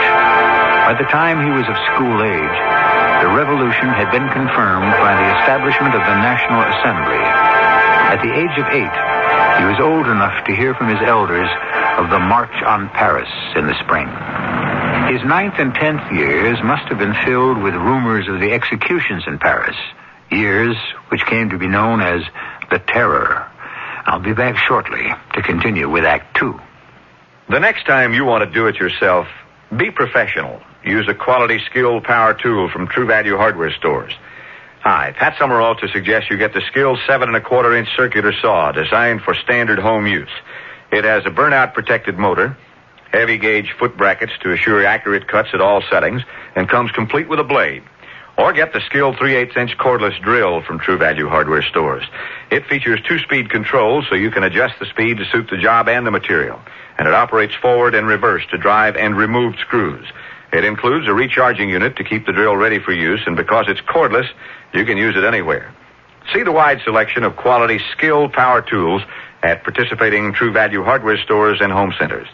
And save gas. You won't have to drive far for your hardware and houseware needs.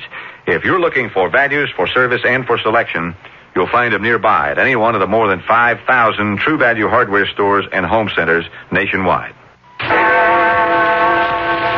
It's time for Bryant, with comforting thoughts on cooling and heating your home or business. If you have a fireplace, be certain to keep the damper closed when not in use.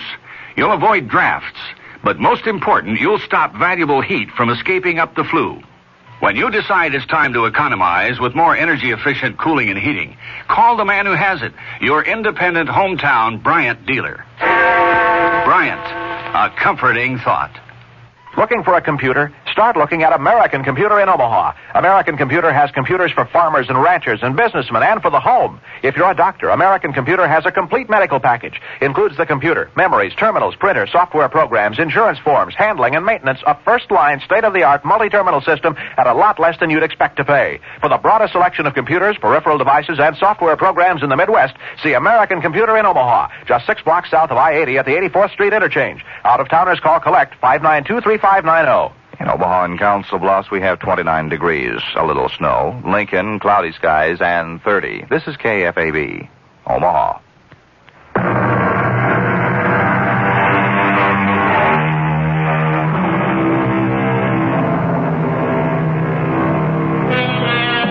Washington Irving started out to become a lawyer, but his health was not robust, And, as was very much the habit with doctors of his time, he was advised to travel abroad and so build up his constitution.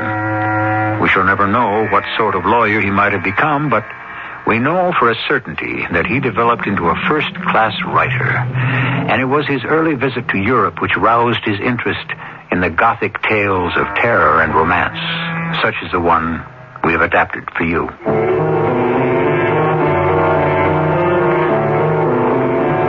It would have been just as well had I never come to Paris. I was as lonely here as I had been at home, as incapable of establishing human contact as ever. I sank deeper and deeper into my studies of writers long deceased, and saw no one at all but the old crone who was concierge of the establishment where I had my cell-like chamber.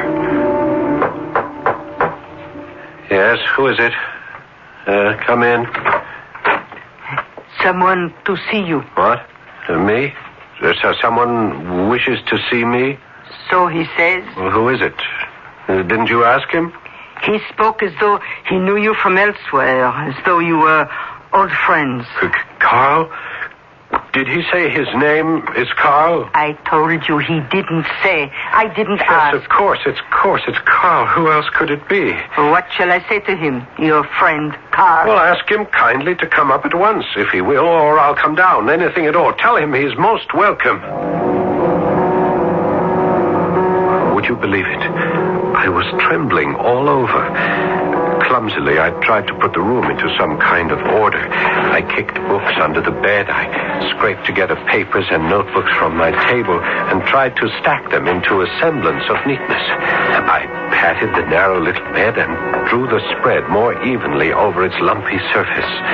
I was scurrying about like the most frantic housewife when I heard Carl's voice from the doorway. It's only I, you know, Godfrey. Only you, Carl. Carl, come in, please. Sit down. Carl, I am so happy to see you. You don't know. You just don't know. I am happy that you are happy. To have someone to talk to, someone like you, someone who understands. I did not know till this very moment how much I have needed someone I could talk to open my heart to. Wait now. You mean there's been no one here in Paris? No one at all. I have spent my time at the Sorbonne, in the libraries, in the museums. But Gottfried, no one can live entirely within libraries and museums. Yes, I know. The moment I saw you standing there, I knew. It begins to look as though I gave you bad advice, counseling you to come to Paris. No. It was sound advice. At least it seemed to be at first. Paris seemed to be the tonic I was needing. At first, you say? Well, then what? Well, they must have a bottle of wine around here somewhere. Yes, here we are. Cheap sort, I'm afraid. Very ordinary Beaujolais. I'm sorry, I could go out. Godfrey, don't excite yourself. Think of whom you're speaking to. It's Carl, your friend. Think of all the evenings we shared a bottle of the cheapest wine and found it sufficient because of the pleasure of each other's company. Yes. Now, can't we open this bottle in the same spirit? Of course we can. Forgive me. My manners have grown coarse. It comes from being too much alone. There must be another glass somewhere around. I'm sure I had one. Oh, here we are. Now, Carl. Gottfried. To friendship. Our friendship. Yours and mine. You know, I am beginning to feel almost like a man again. Tell me what has brought you to this sorry state. The blood. I beg your pardon? You said the blood? You know how wildly enthusiastic I was with the political theories of the revolution and the philosophy behind them. They seemed to open a vista of progress for mankind. A wide and open road down which we could travel toward the perfect state. You were always one to look for perfection. And why not? Why not? Oh, well... Why were we put on earth if not to search for the perfect state? Are we supposed to wallow in the mediocre and pretend that it suffices? Roll about in filth and call it good? Is that our reason for being? Is that what we were created for in God's image? Dear friend, you must try not to excite yourself. Excite myself? It is enough to drive me mad. That the visions were all forsaken and the visionaries turned to killing. The dreams were trampled and the dreamers drowned themselves in blood. Carl, there are times when I think it has done just that. You mean? Listen to me, Carl. Let me tell you something. I must tell someone. There's only you. No one else. Of course, Gottfried. You can tell me anything. Carl, in the most ancient part of Paris, where the Hotel de Ville lies, you know the place? I have heard of it. On the Place de Grève, the open space in front of the Hotel de Ville. That is where they have erected the guillotine. I have heard, yes. This instrument of death stands ever ready. The scaffold runs all day with blood. All day, each day. Victims are dragged there and made to kneel. A heavy blade is released. It slides swiftly down vertical guides. And the head of the victim, oh Heavenly Father, it is too horrible, too terrible. I can't endure it. You mustn't take these crimes upon yourself. A revolution has never been accomplished without shedding blood. Yes, but this has become a mania for blood, an insatiable thirst. Even now, at this moment, while the city sleeps, that horrible engine stands, grim and silent, waiting for fresh victims. It sickens me. It congeals my heart. It freezes my blood. I understand. I do. And that is why I have turned away to the study of ancient writers, dead thinkers, anything to separate me from the awful present. My poor Gottfried, I'm so sorry. So sorry. Thank you. I am ashamed to accept your pity, yet I thank you for it, which shames me all the more that I should be grateful. But there must be other things. There must be more to life. Come, let's finish this bottle of wine before I have to leave. Leave? You have to leave? Oh, not quite yet. I can spend another quarter of an hour with you. A quarter of an hour? No more than that? I must take a train back at midnight. I had thought, I had hoped that I have been so alone. Yes. Come now. Let's make the most of our time together.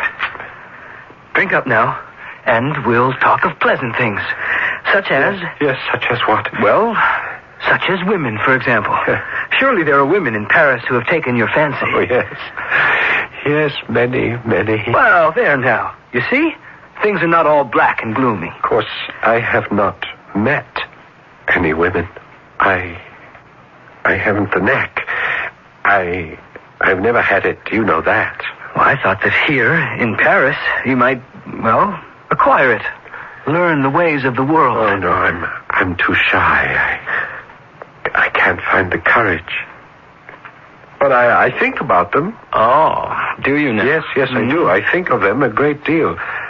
When I come back here to my lonely room, my cell, I think back in my mind to the delectable faces I have seen on the streets. You know what, Carl? No, what? In my reveries, in my dreams of them, they are even lovelier than they looked on the streets. What do you think of that? Do you mean to tell me that there isn't even one woman? One in particular? Just one? Oh, yes. Yes, there is one. One very particular one. Oh, that's better. Tell me about her. Tell you about her? How can I tell you about her? Well, start by telling me what she looks like. Yes. Well, her skin is very pale. Very, very pale. White. Like a white rose. Her eyes? dark and burning hot like sultry suns. Better and better. Her hair. A shade of red, I think. Well, you think? Yes. Her hair is reddish.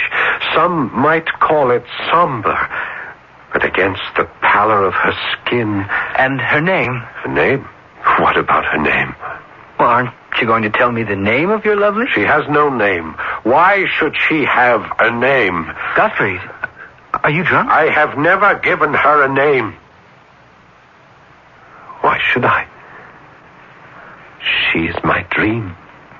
You only dream of this woman? She's not real? She doesn't exist? She is real to me. She exists in my dreams. She lives in my thoughts by day. She haunts my dreams by night. Don't you understand? I love her. Oh, my poor friend. I shall always love her to the end of my days. So, you see, I am not quite as lonely as you thought. Not at all. Not lonely at all, because she is with me at all times. Yes, I see. I think I see. Dear friend, it is getting on for midnight, and I have a train to catch. Will you walk with me to the station? Of course I said I would, and I did.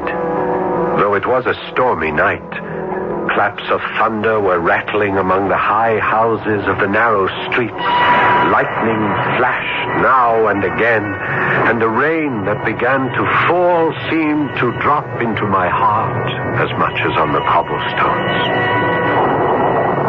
When I had watched the train depart, carrying off my only friend, I thought to return to my room, but something, a morbid recollection of our conversation, no doubt, drew me, or forced me, toward the Hotel de Ville and the Place de Grève. And in a sudden flare of lightning, I saw it, the horrible engine of death, the guillotine.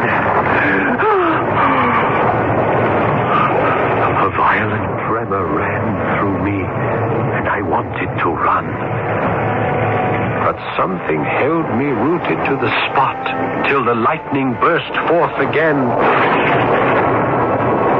And there, crouched by the guillotine, I saw a shadowy form, all dressed in black, a female form seated on one of the lower steps of the scaffold, leaning forward, her face in her lap, her long, disheveled hair hanging to the ground.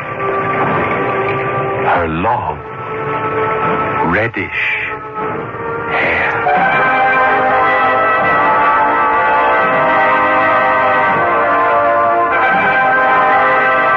You are listening to a tale of terror and romance, told in the Gothic style.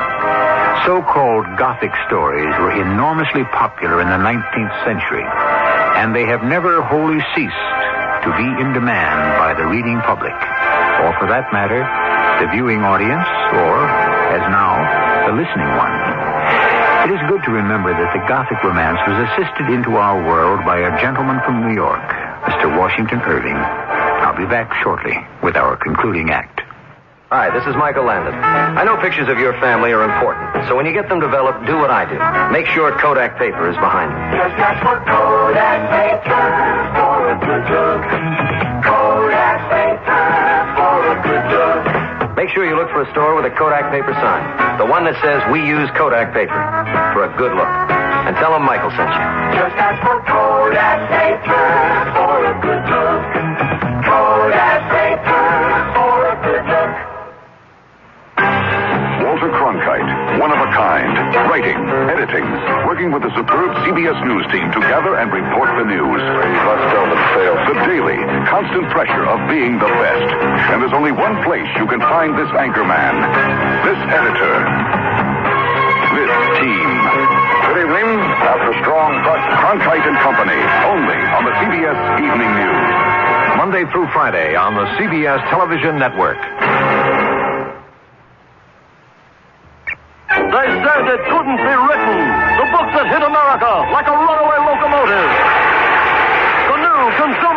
Information Catalog. For the life of me, Foster, your obsession with that book escapes me.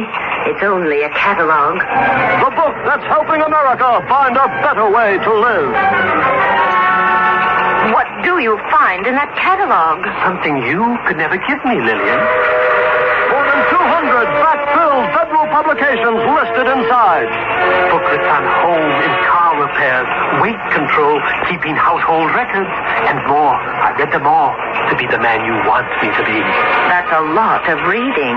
The book you have to read from the Consumer Information Center of the U.S. Government. The new Consumer Information Catalog. It's free. Just write to Free Catalog, Pueblo, Colorado, 81009. That's Free Catalog, Pueblo, Colorado, 81009. Send for the book. Don't wait for the movie. Tomorrow night's Mystery Theater deals with a man who literally fought windmills. Hear the adventures of Don Quixote at 11:05 on KFAB. But now we return to Act 3 of The Guillotine.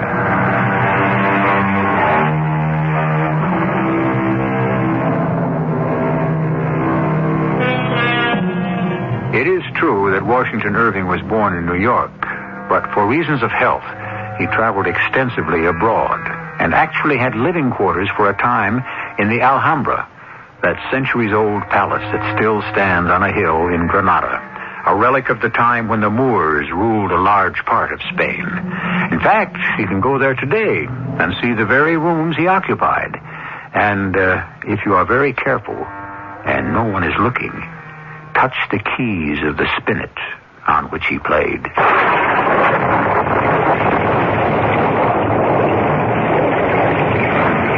I stood in the teeming rain and gazed at the woman in black who sat on the steps of the scaffold. There was something awful in this solitary monument of woe. She looked to be a woman of some distinction. Who could it be but some poor mourner whom the dreadful axe had made desolate, who now sat here heartbroken on the strand of existence from which all that was dear to her had been launched into eternity. I could not leave the Place de Grève without speaking to her.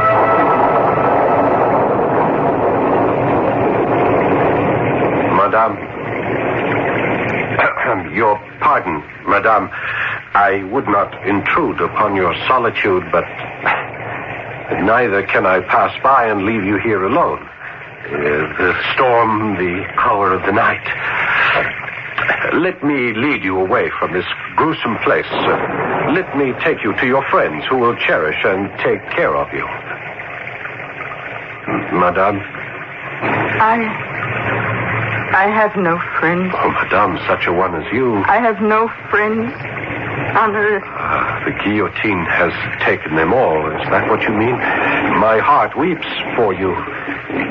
But if there are no friends to give you refuge, at least let me take you home. I have no home. But in the grave. Oh, Madame, I know I am a stranger to you. You have no reason to trust either me or my intentions, but if you would permit me to offer you my protection. I am a poor student, Madame. I am not even a native of Paris. I live in the most humble hotel in the Latin Quarter. Such as it is, I would be honored, happy, if you would let me place my single room at your disposal on this most wretched of nights. You seem very kind. Very sincere. Thank you, Madame, for understanding. Then you will come with me? You will permit me to enlist as your protector? Monsieur, my fate lies in your hands.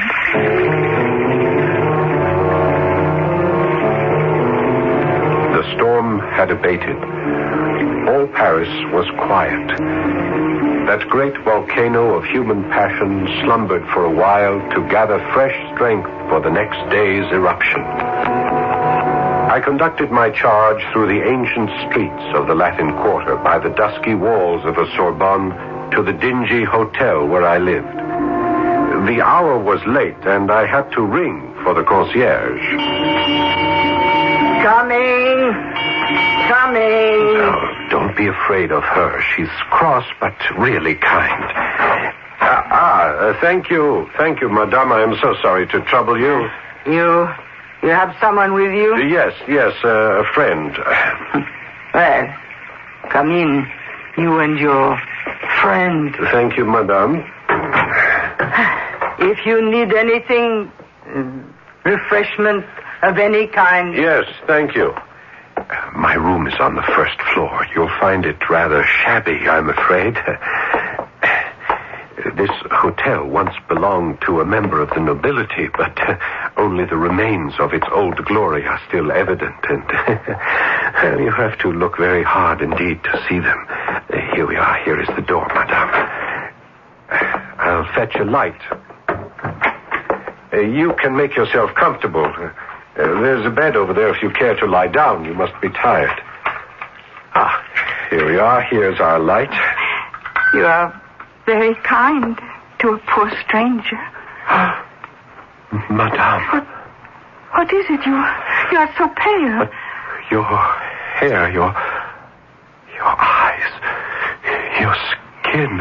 They please you? Your black dress, your black cape, it's so simple. Oh, I am happy you like them. No jewels, no ornaments of any kind. Only a broad black band around your lovely neck with its diamond clasp. You are too perfect. You are too perfect by far, madame.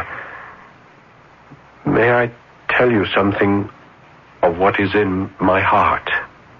I have loved you for a very long time. What's that? A very long time? I have seen you every night for months. And many times during the day. Oh, well, have you been following me, young man? I have been dreaming of you. Asleep at night, in trance during the day. It has been your face, your form that filled my thoughts and fevered my imagination. Madame, I adore you. Oh, how strange it all is. Strange, but marvelous. That you should have thought of me all this time. Thought of you, dreamed of you. Or was it that you, young and ardent, have filled your head with thoughts of the other sex? It would only be natural. And your thoughts simply reappeared in your dreams. Madame, though I am of such a shy disposition, I have never had the courage to pursue my fancies into the world of reality.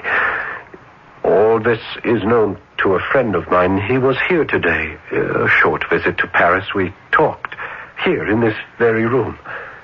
I spent a good part of our time together telling him that while I thought of women as any man does, still, there was one in particular.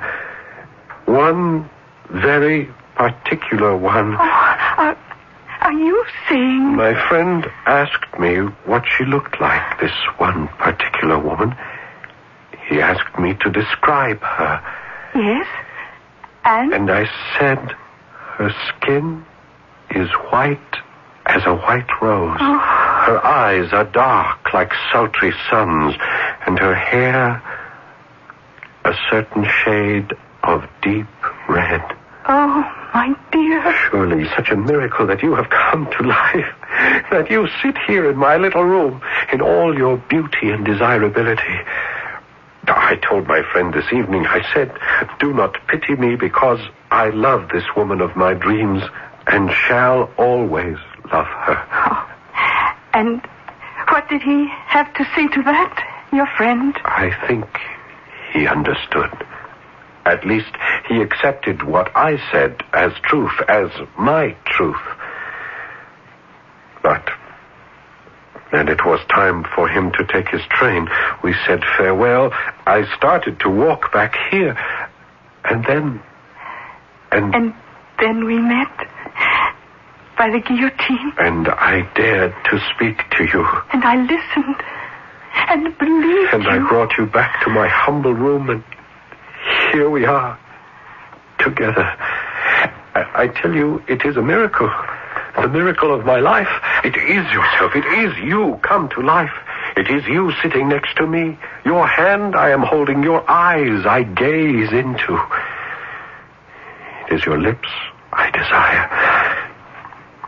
If I might only...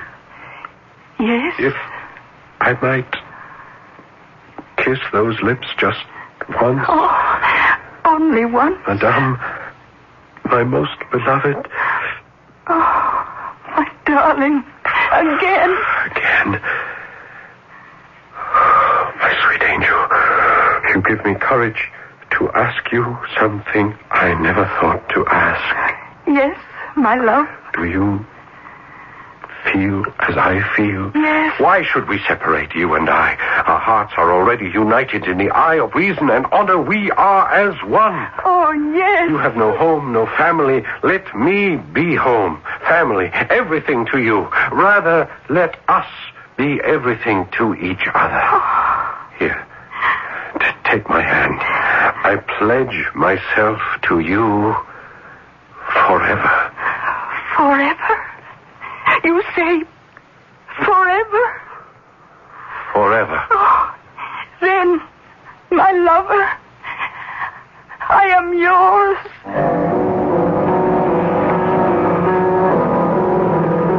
The next morning, in order not to disturb my beautiful sleeping bride, I crept cautiously and quietly from our bed, and as quietly dressed myself and went forth early in the day to look for larger quarters, since it was clear to me that my situation had so changed as to make the tiny student's room quite inappropriate.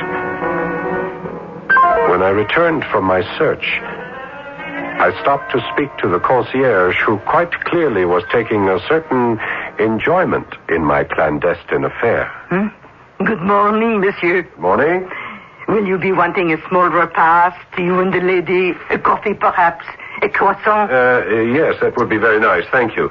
The lady has not asked for me. No, monsieur. Nor has she gone out. I've watched for her. No, she still sleeps in your room, I believe. Thank you. I'll be up in a moment with your coffee and croissant. Thank you so very much. We'll both appreciate that.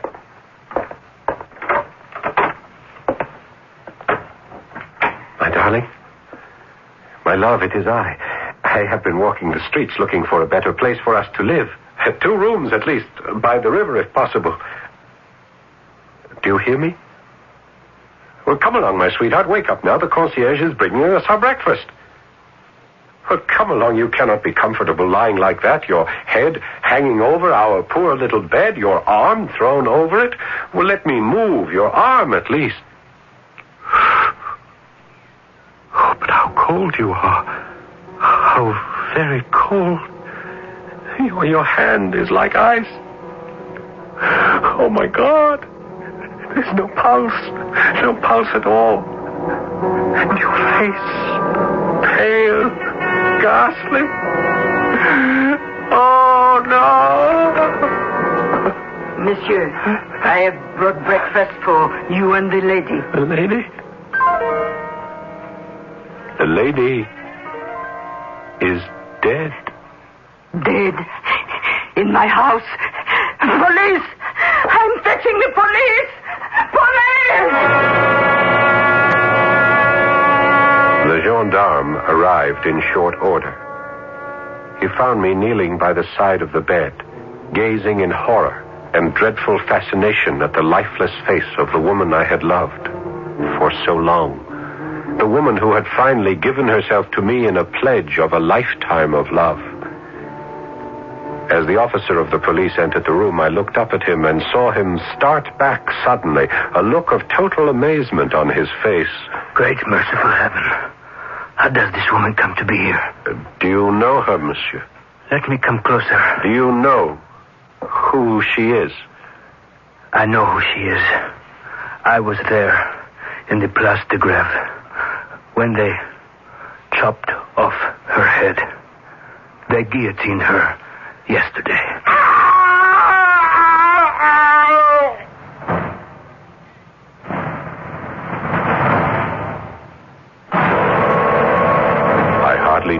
how to tell you what happened then.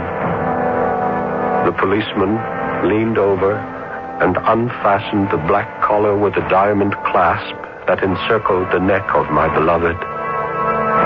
And horror of horrors, her beautiful head rolled upon the floor.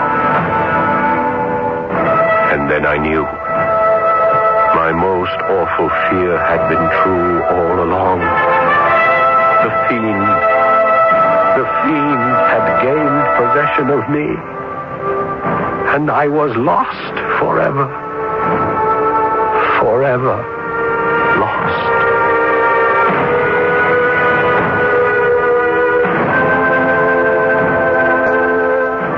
There is a postscript to this story, appended by Washington Irving, and I shall read it to you. Is this really a fact? Said the inquisitive listener. A fact not to be doubted, was the reply. I had it from the best authority. The student told it to me himself. I saw him in a madhouse at Paris. I'll be back shortly. It's June 1778, and we're at the desperate Battle of Monmouth. A legend is being born before my very eyes. A young woman volunteer, Molly Pitcher, is helping fire one of the American cannon. Can you talk to us, Molly? Are you kidding? With half of the British Army coming at us? Fire! Isn't this hard work for a woman? Hot and hard? Try cooking in a colonial kitchen sometime. Man or woman, we've all got to help our country. Today, thousands of women are volunteers who have joined National Guard and Reserve units. They are a vital part of our military manpower. And woman power. At only a fraction of the cost of equivalent active duty forces, over 300,000 employers have signed a statement of support encouraging employees to participate in Guard and Reserve training. Shouldn't you? Hey, you employers out there. Don't you know that when you help a volunteer help our country, you're helping yourself? If you haven't signed a statement of support yet, you should be ashamed. Fire! Guide Employer Support, Arlington, Virginia 22209. A public service on behalf of employer support of the Guard and Reserve and the Advertising Council.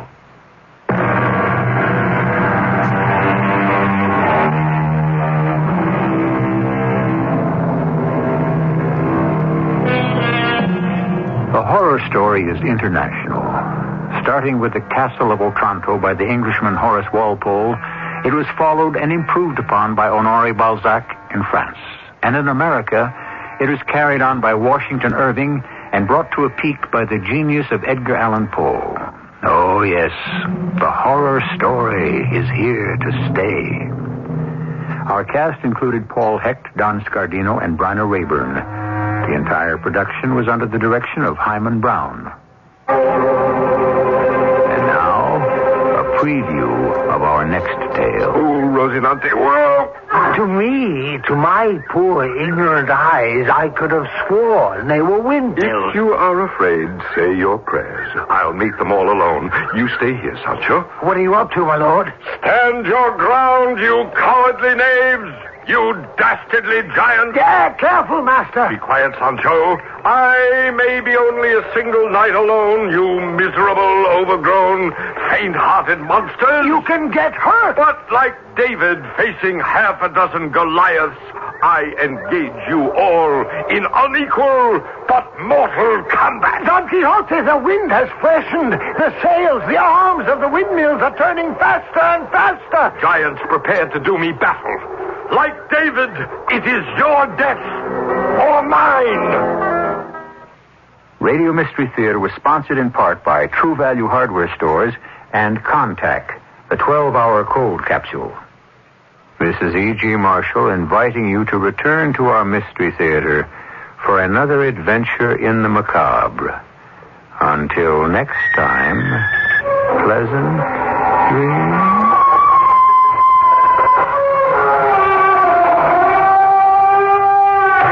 This is KFAB in Omaha. WDAF, Kansas City. Dan Henry, WDAF Local News at 11. The outlook for Kansas City, cool. One party was fatally shot tonight in the armed robbery of a service station at 21st and Indiana in Kansas City, Missouri. Kansas City detectives are investigating and withholding the name of the victim pending notification of next of kin. Preliminary reports indicate there may have been no money taken in the hold-up attempt.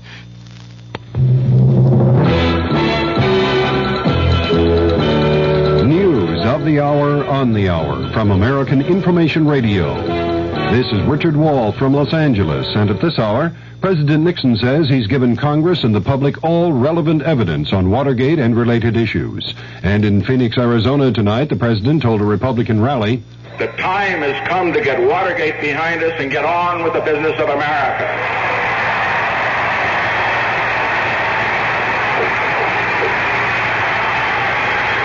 The time has come for the President and the Congress to devote their full attention to what you, the people of Arizona and America, think are of your great concerns. President Nixon was warmly received by the GOP crowd. In a broadcast taped in Phoenix earlier, Democratic Congressman Morris Udall of Arizona criticized the White House for sending transcripts rather than tapes to the House impeachment inquiry. That either the President has committed impeachable offenses and should be tried and removed from office, or he hasn't. And every day that goes by without delivery of all the evidence to Congress and to the special prosecutor drags this process out and hurts this country. Congressman Udall is the featured speaker at the Democrats' counter rally in Phoenix tonight.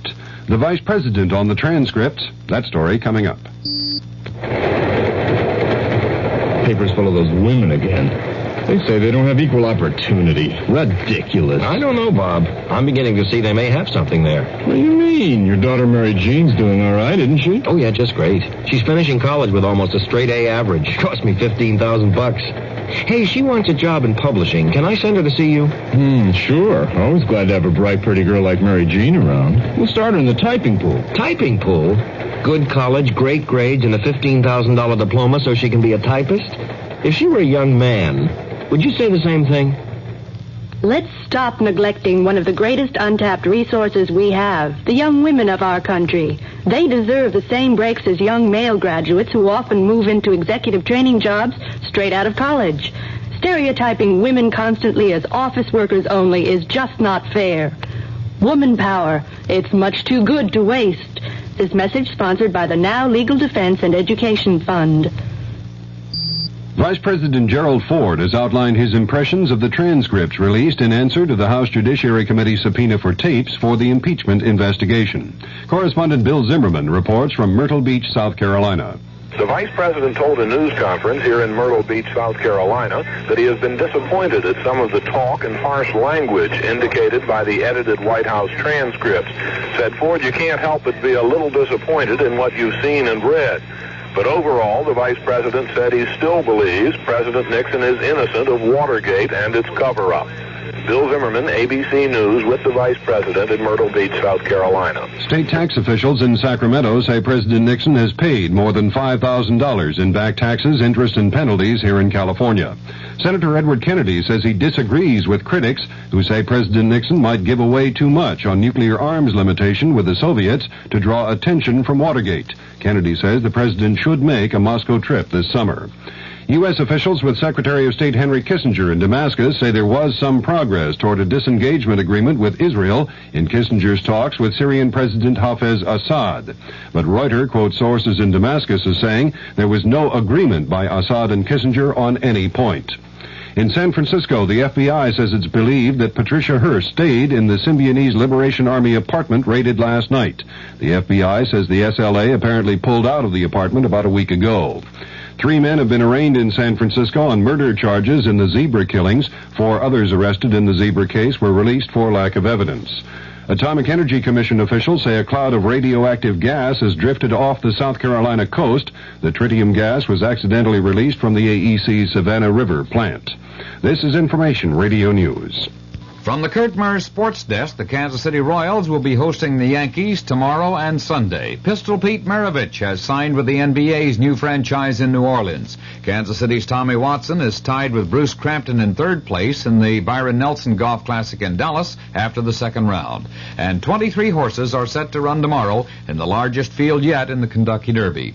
The Kansas City outlook fair and colder tonight with a chance for scattered light frost in low-lying areas. The low in the upper 30s generally. Sunny and warmer tomorrow with a high near 70. Dan Henry, WDAF News. Mystery Theater presents...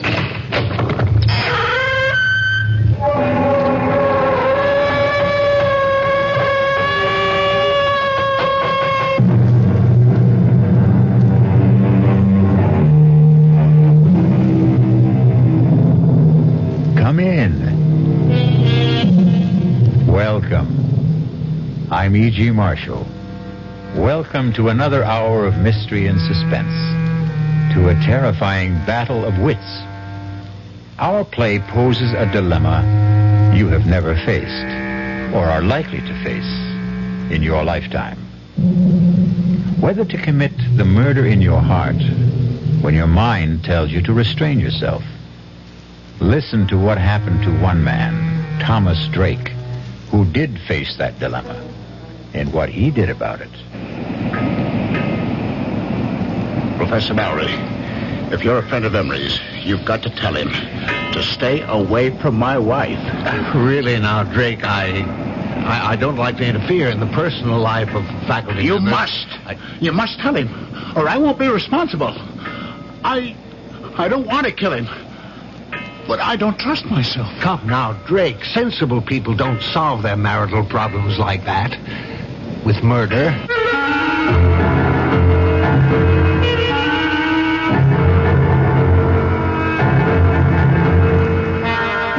Our mystery drama, Under Grave Suspicion, was written especially for the Mystery Theater by Hank Warner and stars Ralph Bell.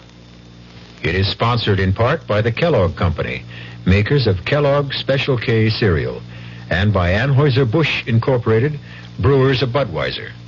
I'll be back shortly with Act One. You've seen the Budweiser commercials on television, and maybe you've wondered how long people have been putting that famous Bud label on things. Well, not as long as the brewers of Bud have been putting things on the label. Things like a list of Bud's most important ingredients. Quote, brewed by our original process from the choicest hops, rice, and best barley malt. And things like the following statement. This is the famous Budweiser beer. We know of no brand produced by any other brewer which costs so much to brew and age. Our exclusive Beechwood aging produces a taste, a smoothness, and a drinkability you will find in no other beer at any price. Unquote. Yes, brewing beer right does make a difference. Read the Bud label. Taste the king of beers, and you'll agree, when you say Budweiser, you've said it all. Anheuser-Busch, St. Louis. Hey, we're the Action Corps. See, we contribute more. T's for the teamwork of our crew. Aye, our ideals are high. Oh, oughtn't you apply? Means it's now that we need you. A-C-T, we could go on all day. Oh, here's why volunteers are needed right away. Action is VISTA, the Peace Corps, RSVP, SCORE, and other volunteer programs that are helping people to help themselves. If you're trained in a skill or just have a little love to share, Action needs you. Yeah, baby. Action really needs you. Don't crawl under a rock. Get into action. Oh, yeah. This is a public service of this station and the Advertising Council.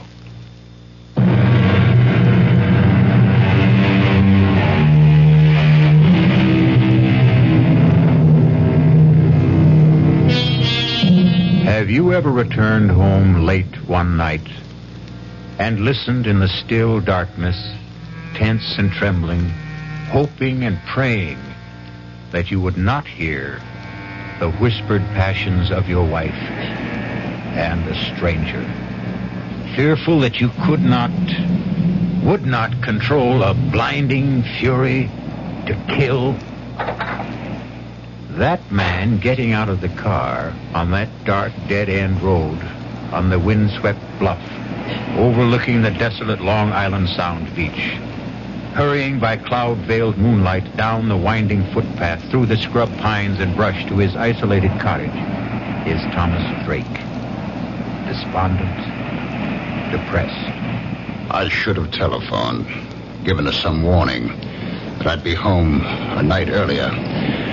But deep down I had the feeling that I still couldn't trust her. And I had to find out. I hurried towards the cottage, wondering why there were no lights on. Wondering whether she was asleep, alone, or with.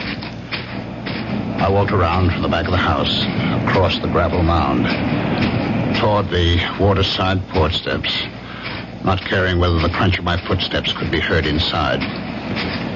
The only other sound was my pounding heart and the surf washing the loose gravel off the berm. The half moon slipped behind a bank of black clouds, and in the darkness I tripped over the shovel, left lying on the gravel. I kicked it away. I went up the porch steps to the front door. I tried it. It was not locked. I stepped inside and listened. I called out, "Marianne!" The bedroom door was closed. I opened the door. I stabbed at the light wall switch. The ceiling flooded. An empty made-up bed. I went to the kitchen. Turned on the light. It was swept and tidy. The counter, the sink, the stovetop, bare and dry. Not a trace of food particles. No lingering cooking odors. The dish mop, dish towel, bone dry. I needed a drink to calm down. I reached for the bottle of bourbon in the kitchen cabinet. Poured myself a stiff one. Wondering where she was. The drink only added fuel to my slow burn. I flushed with waves of anger. I had to get out in the air to think. I put out the house lights, carried the bottle and the glass to the porch, and settled down to wait. The cool onshore wind on my face. The moon playing hide and seek with the dark clouds. The lights of Connecticut blinking across 10 miles of black water. The old field light alternating beams of green and red. It was restful. But as I nursed the bourbon, I couldn't altogether get her out of my mind. My thoughts wandering back in time, wondering if she'd left me or would, once again like the first time, before we were married and were living together in my apartment on Manhattan's swinging east side. Two modern, sensible singles willing to give it a try.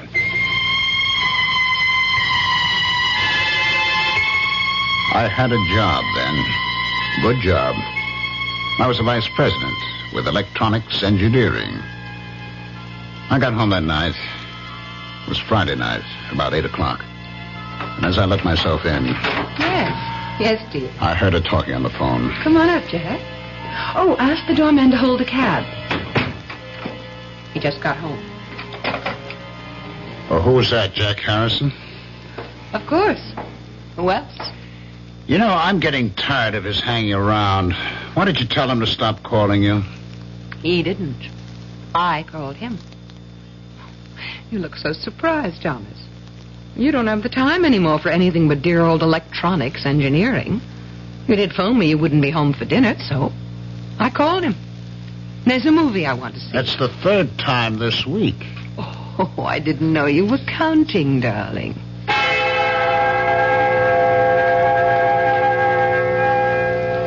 I waited that night, watching television, dozing fitfully. My mind going back to the smiles and looks they had exchanged as they left. I could see them after the movies going to the Purple Camellia for nightcaps and the wild rock of the panting cougars. And then senses-stimulated bodies pulsating with savage beats to spend the night with him.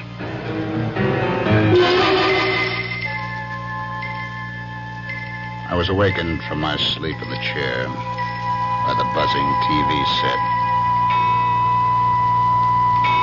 It was 4 o'clock. I fought off the idea of phoning her at Harrison's apartment. I had no one but myself to blame.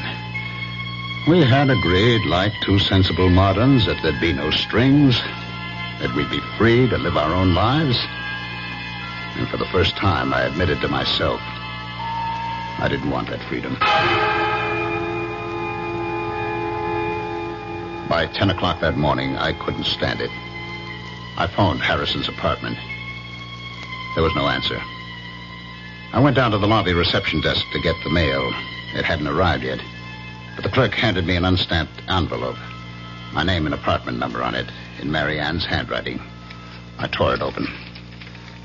Dear Tom, I'm sorry. I think it would be best for both of us to call it quits. I'm going away. There was no date on the plain white notepaper. No imprint of name and address, no forwarding address. Just signed, Mary Ann. I refused to believe it. I hurried right back up to the apartment, to her bedroom closet. Her clothes were gone. I got through the day somehow, in a daze. But the next day, when I went out to get the Sunday paper and returned to the apartment, there she was, unpacking. I changed my mind. Let's have a drink. Want to tell me? There's not much to tell. He told me he has a wife, 3 children in Connecticut, that she won't let him go, so he couldn't marry me. Marry you? You want to get married?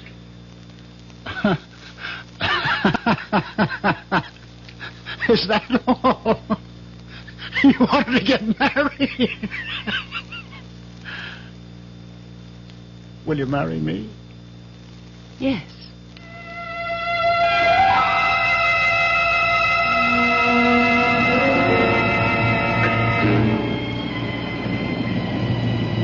Now, here I am, waiting once again.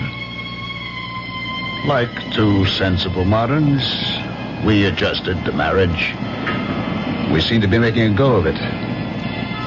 Until I lost my job and the cutbacks of government contracts. We subleased the apartment, moved to the cottage to make the rounds of electronic firms on Long Island. I sat there on the porch, waiting once again, looking up and down the beach. And suddenly I saw a flashlight about 100 yards down the beach. It moved around, but it did not advance. And then it went out. I listened. The crunch of footsteps on gravel, carried by the wind, grew louder. I could make out the silhouettes of a man and a fishing rod on his shoulder. He was alone, hugging the waterline. As he came abreast, I called out, any luck?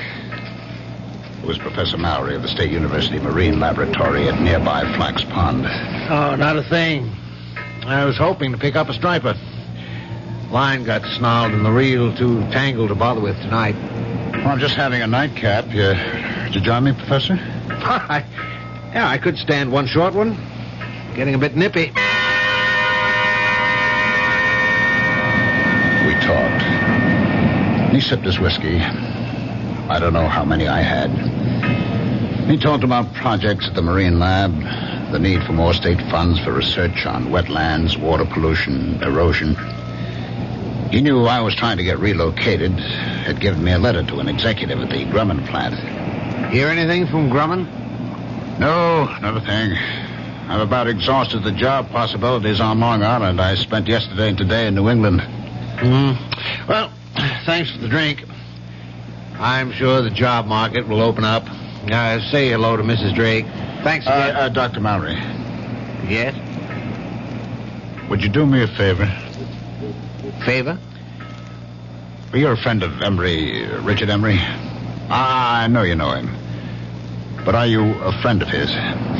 Well, he's one of several new young chaps doing postdoctorate work at the Marine Lab. It's a small group, and we're all more or less friendly. I mean, will he listen to you as a friend? Listen? Yes. Tell him to stay away from my wife. Well, Emery? Your wife? That's right. Don't ask me how I know. Little things, I know. I come home tonight. She's not home. I know. Well, it's a rather personal matter. I don't feel I have the right to meddle in the personal affairs of a faculty member. If he doesn't, I'll kill him. Now, Drake, don't talk like that. Sensible people don't solve such problems like that. That's what I always thought, but now... Look, Drake, if you don't mind my giving you some advice, why don't you just get a divorce? Or separation? You just tell Emery to stay away from her. You must tell her, Mallory. You must. I don't want to kill her, but I'm afraid. There'll be a breaking point. You tell him, Mallory, tell him. If you don't, you'll share the responsibility. Now, Tom, you're overwrought. You'll feel better in the morning. All right, I'll talk to Emery. Thanks. Good night, Tom.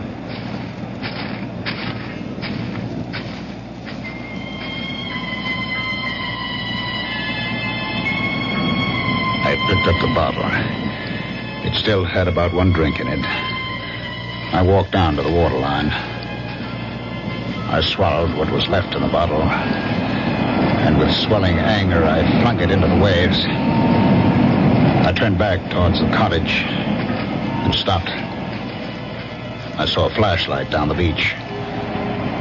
I could make out two persons walking towards me. And then the light was out, and silhouetted against the night sky, two forms embraced as one. And then, carried by the wind rising out of the northeast, I heard the teasing laughter of Marianne.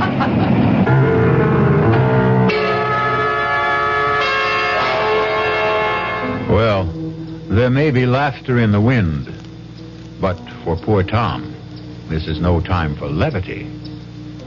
Wonder whether he knows that it's an ill wind and will blow him no good. I'll be back shortly with Act 2. Breakfast in the morning, Kellogg's has that wholesome taste to get you up and grinning. This is Jerry Coffer for Kellogg's Special K. You know, for years we've been talking about the Special K breakfast, a great way to start the day if you have a weight problem.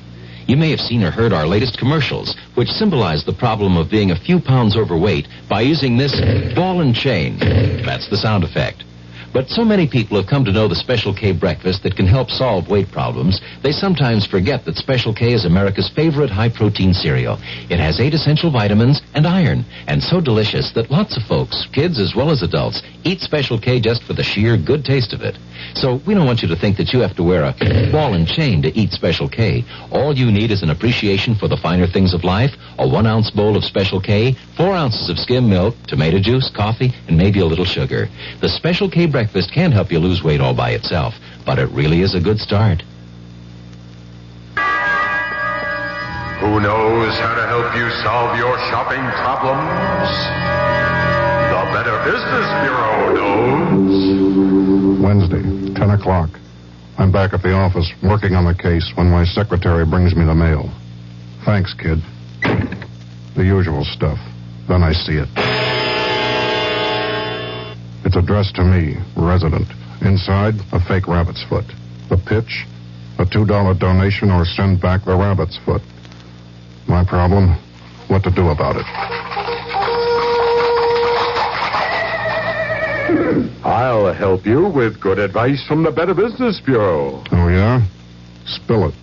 If you receive unordered merchandise in the mail, you are under no obligation to return it or pay for it. Thanks, pal. You're okay. Just another consumer tip from your Better Business Bureau.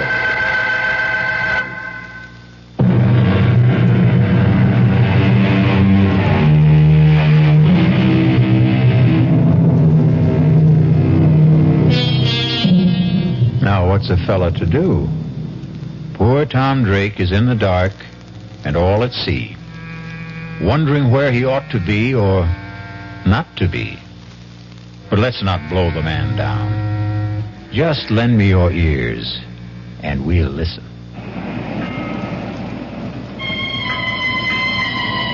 Their embrace in the dark was brief. and they started walking towards the cottage without using the flashlight. For a split second, I thought of walking towards them for a showdown. But Mallory's promise to talk to Emery made me put aside the impulse. I ducked behind a line of boulders that formed a breakwater above a high water line. They stopped in front of the cottage. From behind the boulders, I watched and listened. That was a good hike. Yeah. Let's go inside. Oh, let's sit out here for a while. It's such a beautiful night. I'd like a cigarette. Okay. He sat down beside her, struck a match, cupped it in his hands and held it to the cigarette in her lips. In the glow from the match flame, her face flushed, her eyes dreamy with desire.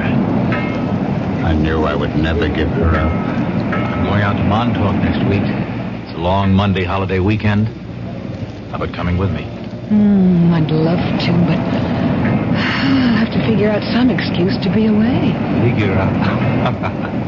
Well, that shouldn't be any problem. You're pretty clever about such things.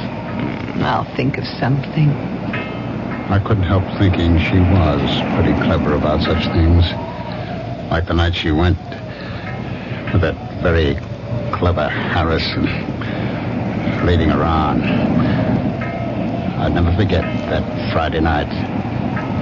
And now, another Friday night. Come on, let's go inside. You said he won't be back tonight. Oh, relax, Richard. You mean to tell me you prefer this cold gravel to a nice, comfortable couch? Come on, Marianne. Oh, what's wrong with staying out here? Omar Khayyam was content with a jug of wine, a loaf of bread beneath a bough. Oh, not bad, not bad. The laughter broke off suddenly. I saw the glowing tips of 2 flipped cigarettes. And then... Kiss me, Richard. I'm crazy about you. Stop it! Stop it! Tom! What are you... Marianne, go inside. Go inside, I tell you. Now, wait a minute. Why? If you have anything to say, you can say it here in front of Richard. Go inside. Let go of my arm. Now, listen, you leave her alone. Let go of her! He broke my grip on her arm and pushed me away. His shove made me slip to my knee. I came up swinging at his face and missed. He pinned my arms from behind. Now, listen, what's the matter with you? Are you crazy? I broke out of his grip, stepped back from him, and fell across the shovel. I grabbed the handle, jumped up. No! And swung at Emery.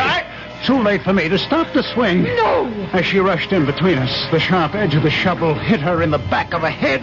Oh, my God. I stood there, holding the shovel, unable to move, my eyes fixed on her face as Emery knelt down over her with the flashlight. I watched her face and prayed she wouldn't die. I trembled with fear and anguish, telling myself this couldn't be. It was a nightmare. Emery turned the flashlight on me, studied my trembling lips, my glazed eyes fixed on Marianne. She's dead. I heard him, but didn't answer. I couldn't take my eyes off her. Drake, did you hear what I said? She's dead. You killed her. You better go in the house and call the police. I looked at him, puzzled. My mind, my eyes, my memory playing tricks on me, wondering who he was. Harrison? Jack Harrison? Mocking me the night he took her to the movie, telling me we'll be back. What's the matter with you, Drake? Don't you hear me? Call the police. I'll tell them. I'll say it was an accident. She tried to steal. I don't think you've heard a word I said. I'll call the police myself. Where are you going, Harrison? Call the... Who's Harrison? I'm Emery, Richard Emery. Drake. I'll be right back. Don't turn your back on me. What? He looked back as I swung the shovel, his mouth open, his eyes unbelieving. He went down. I hit him again. He was still, lying on his face, I staggered, gasping for air, my head pounding, thousands of pinpoints of light exploding inside my head. I sank down on the steps of the porch, holding my head in my hands, trying to clear my head, groping to recall, understand what had happened to me, to them. Slowly, the horror of it all returned. Marianne was dead. I turned the other body face up. It was not Harrison. It was Emery.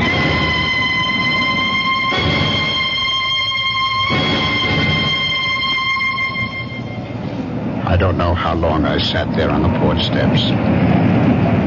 Finally, I faced it. I decided to try to get rid of the bodies, bury them temporarily in the gravel berm.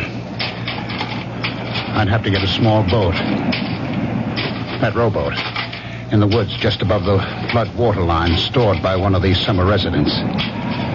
I'd row the bodies out to the channel, weight them, drop them overboard on an outgoing tide. The strong current on the bottom of the channel would move them out to the sea. The loose gravel was only about 3 feet deep. It would be deep enough to hide them.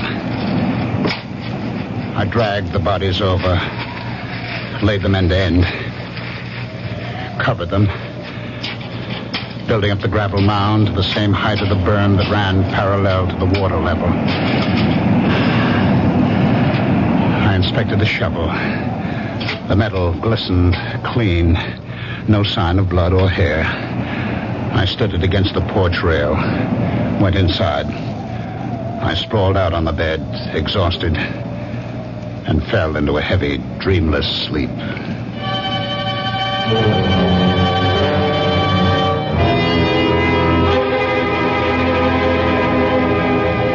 I woke up the next morning about an hour after sunrise.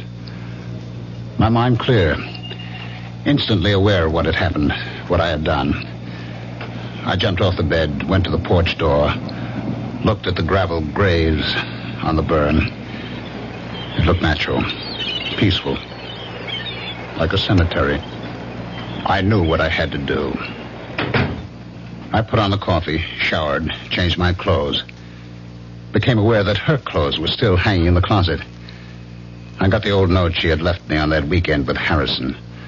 Read it over and over as I had my coffee on the kitchen counter. I turned on the radio for the weather. The Bureau reports Hurricane Gilda moving past Cape Hatteras, leaving a devastating I placed the note on the counter, carefully spilled a spoonful of coffee on the counter, wetting a large corner of the paper, and then blotted it with a paper towel. I knew I'd have to keep checking the weather, but first, get rid of her clothes. I put them in a large plastic garbage bag. I knew I'd have to stay close to the cottage until I got rid of the bodies. Lay in a supply of food, so I drove to the supermarket, put the clothes into the collection bin of the Salvation Army on the parking lot. I did my shopping and was back in less than an hour. I went up to where the rowboat was on the bank of trees. It looked all right. Aluminum, light enough to drag. The oars were in it, and burlap fish bags, strong enough to hold the rocks I'd use for weights. I'd have to wait until dark to move the bodies. In the meantime, I could move the boat. It was a couple of 100 yards. I placed the boat on top of the grave. By nightfall, the Coast Guard was sending out small craft warnings, and all through the night, I was glued to the radio for weather checks. Feeling trapped, helpless to do what I had planned, I finally fell asleep on the couch.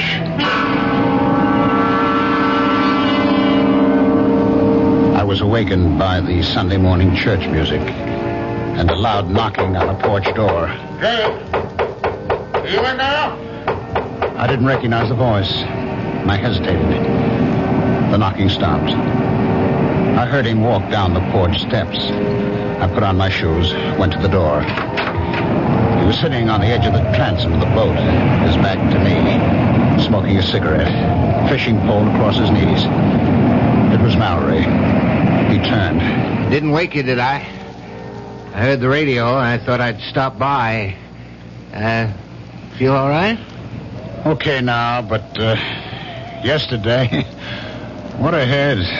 All day. How about some coffee? Oh, thanks, but I've got to get back to the lab. I didn't know you had a boat. Oh, it's not mine. Belongs to the Johnsons. I saw a couple of kids dragging it out of the patch of trees up there. They ran when I started towards them. Thought I'd better keep it here for them. I guess it's safe enough here. Unless we get that hurricane. I'd pull it up on higher ground if the weather gets worse and Gilda doesn't move out to sea. Well, I'm glad to see you feeling better. Dr. Mallory, did you get a chance to talk to Emery? No. Matter of fact, I haven't seen him. I stopped by his room Friday night after I left you. He wasn't in. I left a note to call me. I didn't hear from him all day Saturday. He wasn't in Saturday night. Not in his room this morning either. It's not like him to go off without a word. I've been thinking over, Dr. Mallory. It's no use talking to Emery. I can't keep it tied to me. She's left me. Oh, did she? I'm sorry. Perhaps for the best. Well, she didn't get home Friday night and left me a note. I found it in the kitchen Saturday morning. Is she leaving you for Emery? She didn't say. I see. Well, I'm sorry, Drake. I really am.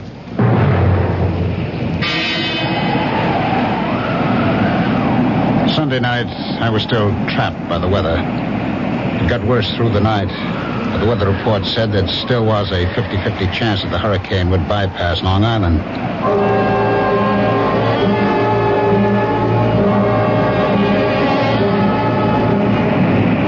About noon the next day, the wind died down. I stood there by the rowboat, wondering whether I should take the chance in broad daylight. Long Island Sound was still, calm as a lake. I heard a helicopter coming across Crane Neck. Routine patrol of the shore. I could read Suffolk Police. And then Dr. Mallory coming down the beach towards me. I stood there waiting for him. Well, I'm glad I found you home, Drake. I just been answering more job ads. Yeah, have you heard from Mrs. Drake? A letter, perhaps? A phone call? Why, no, I haven't. Well, I'm getting really concerned about Emery. No one at the lab has seen him or heard from him for 3 days. This morning, I looked through his room. His clothes, his suitcases were there. I can't understand. I was hoping if you'd heard from Mrs. Drake and knew where she was, I'd ask her if she had any idea about where Emery might be. Well, I do have her mother's phone number in Ohio and her sister's in Connecticut. If you don't mind. Do you want to call from here? Thanks, but I'm on my way to the village hall to see Police Chief Raymond. I stood there watching him make his way along the beach to the village hall at the old field lighthouse, wondering just what he'd tell Chief Raymond. Well, you know what they say. The path of gory murder leads but to the grave. What do you suppose will happen to Tom Drake? Will he be like that comedian who murdered people with stolen jokes and was hanged by his wits' end? I'll be back shortly with Act 3. Hi, Ms. Goldilocks here. Professionally taste-testing diet drinks can be very difficult, but I've just had to bear with it. Then I found sugar-free Diet 7-Up. It doesn't taste like other diet drinks. It's fresh, light, natural, delicious. Sugar-free Diet 7-Up tastes so good that I've taste-tested it hundreds of times, and each time I've given it my seal of approval. Yes, this one's just right. You've finally made your gift list. Your neighbor's child is too. Your niece is 6 and nephew is 7. But before you go to the toy store, there's something else you should do. Write Toys, Washington, D.C. 20207 for a free booklet on toy safety. That's Toys, Washington, D.C. 20207. This message is brought to you by the U.S. Consumer Product Safety Commission.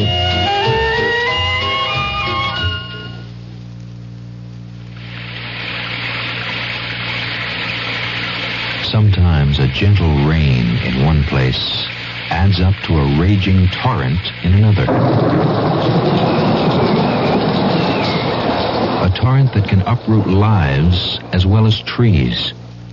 To remedy the things that can be remedied in a disaster, America has a unique emergency force, the American Red Cross, America's good neighbor. Red Cross is on call 24 hours a day, every day, to cope with emergencies, whether they're on the next block or a continent away. Most of the help that's given is from volunteers. The money's from volunteers, too. Volunteers like you.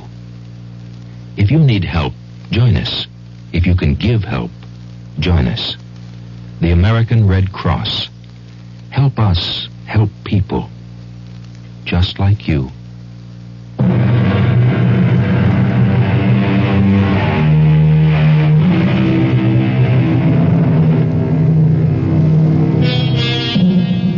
The lot of most policemen is not a happy one. Wonder how Police Chief Raymond will receive Professor Mallory. Will he use the right bait and make a haul, or lose hook, line, and sinker? Let's follow our troubled professor and find out. What's this all about? Emma said to tell me it was urgent. Well, I mean, it's not a matter of life or death, is it? I hope not. Ooh, well, you sound like you're not so sure.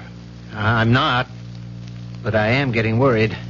Somebody been stealing typewriters and lab equipment again? No, Chief. Well, this may sound odd, but a member of the lab faculty seems to be missing.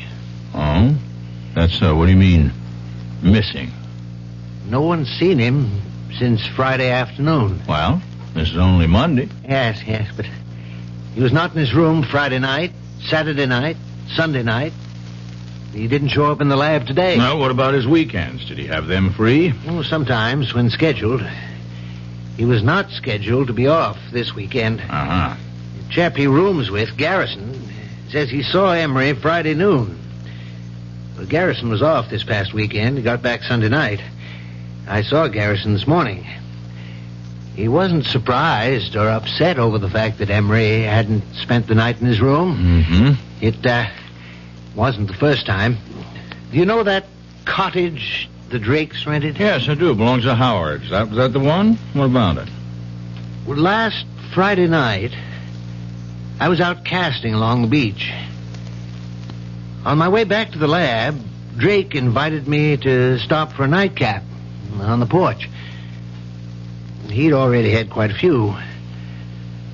I had one drink with him, and he asked me, was I a friend of Emery's? And he asked me, the way he put it, would I do him a favor? Mm-hmm. Go on. What he wanted me to do was for me to tell Emery to stay away from his wife. Now, did he explain that? Did he mean Emery was annoying his wife, or did he mean they were having an affair? Well, my first impression was that it was more or less a dalliance. Well, that's kind of par for the course in this university town, you know. Yes, perhaps, but I told him I'd prefer not to get involved in personal affairs of faculty members. And what'd he say? He said if Emery didn't stay away, he'd kill him. His exact words. Huh? Of course, he was very drunk when he said it. I told Drake to calm him down, that I'd talked to Emery. Yes, I see. Well, now, what about Mrs. Drake? Was there anything said to indicate whether she was inside the cottage while Drake was blowing his top this way to you? No. There were no lights on inside. Matter of fact, Drake made it clear that she was not home. He implied, without mentioning Emery by name, that she was out somewhere with him. Well, in that case, she could have some idea about where he might be. That occurred to me. I went back there yesterday morning with that in mind. And did she? She wasn't there. Drake told me she'd left him. He said she didn't come home at all Friday night. He said he found a note from her in the kitchen Saturday morning. Well, that's quite a coincidence, to say the least. Did the note say she'd gone away with Emery? Well, Drake didn't show me the note, but as much as said, there was no mention of Emery. Have you been to the cottage since yesterday? I stopped there on my way here. Drake says he hasn't heard a word from her. No mail, no phone call. But I asked him, would she perhaps have gone to her parents' home, to a relative? He gave me these phone numbers. Oh, yes, let me see that. Ohio and Connecticut. You think we ought to call them? No. I'll drop in on Drake. I'd rather he made the call. You see, if we can't locate Mrs. Drake and you don't hear from Emery, that leaves us with 2 missing persons. We'll put out an all-points teletype alarm, full descriptions and photos. I'll keep you posted, Mallory.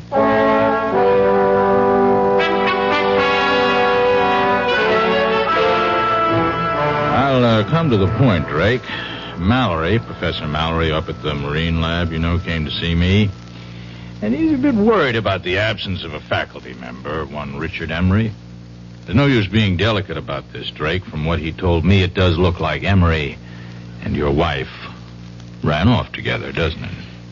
Yes, it sure looks like it. Do you mind if I see that note she left you? Oh, no, not at all. It's on the kitchen counter where I found it. We went into the kitchen. He picked up the note, studied it carefully, looked at the back of the paper, felt the coffee stain. When did you, discover this note? Saturday morning. Well, that stain's some coffee spilled from my cup as I was reading it. Oh, I see. You mind if I, look around? Oh, go right ahead. I followed him into the bedroom. He looked through her dresser, the closet, the night table. Well, her clothes are gone, all right. I was looking for a letter she might have received from a friend or relative, inviting her for a visit for a few days or a week. I mean, did she mention such an invitation to you? No. Well, if she did get such a letter, she could have taken it with her. I mean, have you called her parents or her sister? Well, frankly, no.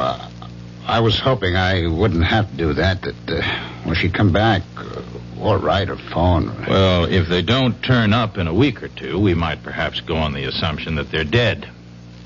You see? And start a search for their bodies. You don't think... Well, look, Chief, I was drunk when I told Mallory... No. I don't think you killed them. Of course not. What would you do with the bodies?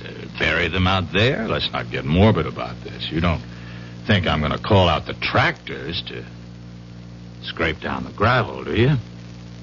Oh, by the way, how long are you planning to stay on here? A couple of weeks. All right, fine. Well, now keep in touch. I'll call you if anything develops. Phone me if you get a letter or a call from your wife. I followed him out. He looked at the rowboat, studied the sky. I'd pull that little boat up higher beyond that low ground back of the house. I wouldn't be surprised if we get some of Hurricane Gilda before night's over. Better keep the radio set on the Coast Guard reports. I watched him go down the footpath across the low ground behind the cottage, and then uphill to where his car was parked, top of the bluff. It was not till he was out of sight that I stopped sweating.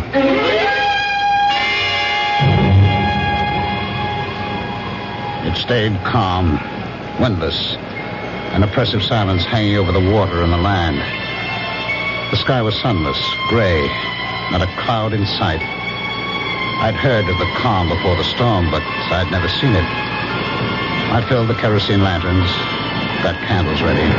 Gale warning, Cape May to Block Island. High tides 3 to 4 feet above normal with flooding along lowlands. By late afternoon, All up and down the Sound, white caps galloped shoreward from as far as the eye could see. Treetops swayed and twisted in the whistling wind. The waves crashed higher on the shore. It started to rain hard. Windswept sheets of water lashed the roof and the shingled siding. The lights went off. I lit the lanterns and candles. Winds 50 to 60 knots. Residents alerted to evacuate low-lying shore areas. The door banged open, and the wind picked up the rowboat, sent it rolling side over side across the low ground behind the house. I stood with a lantern on the gravel burn, watching the waves inching closer, lapping the foot of the gravel mound, loosening gravel in the backwash. And then I heard the phone ringing. I went to it, picked it up, still watching through the open door, the waves breaking over the gravel. Hello? Hello, Drake. This is Police Chief Raymond. What the hell are you still doing out there? Didn't you hear the evacuation alert? Oh, the phone fell out of my hand. I saw waves crashing over the grave and ran out. Now, Drake, you listen to me carefully. There's been a breach in the shore about a quarter mile down the beach. Get the hell out of there. You'll be cut off. You hear me? Be there. Hello? Hello? I must have gone dead, that idiot. Well, better get going with the motorboat.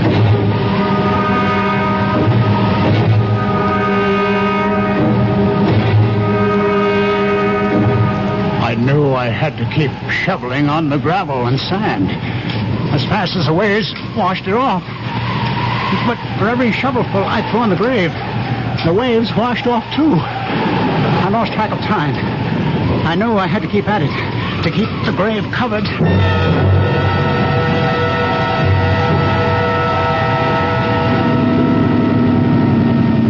Head in close to the house, Mallory. Yeah. Ray! All right, let's go ashore. Nose it into the bank. You better bring your flash. All right.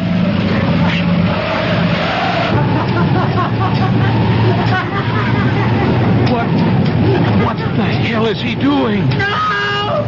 No! You can't come back! Never, Harrison! Never! God of mercy.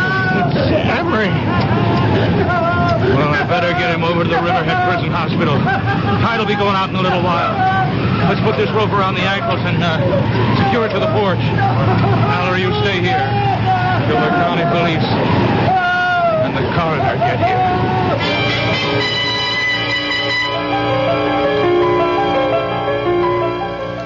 Chief, I'm at the morgue at Riverhead.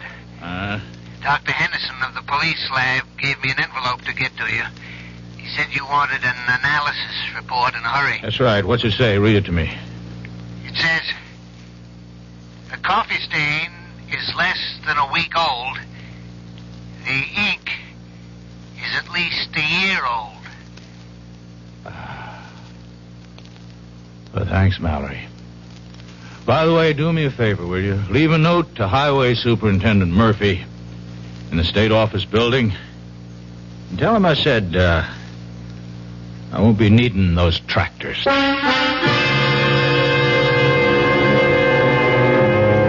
Well, imagine. What do you think of that police chief? Isn't he the fishy character? Anyhow, we didn't have to scrape bottom. I'll be back shortly. Hello, this is Goldilocks. It seems like only yesterday that I was a little girl tasting porridge. You know, this one's too hot. This one's too cold. And now I conduct taste tests on diet drinks. And there's one I must tell you about. Sugar-free diet 7-Up. It has a fresh, natural, delicious taste. It drives my taste-o-meter crazy. Sugar-free diet 7-Up. This one's just right. Answer on. I'm building a kite out of tissue paper, and it's beginning to rain. What do I need? Umbrella or plastic kite. Answer on. How many children are born with birth defects? 250,000 a year in the United States. What's being done? The March of Dimes supports research, medical service, and public education programs. How can I help? Answer on. Like me, the March of Dimes needs money for answers. Give to the March of Dimes.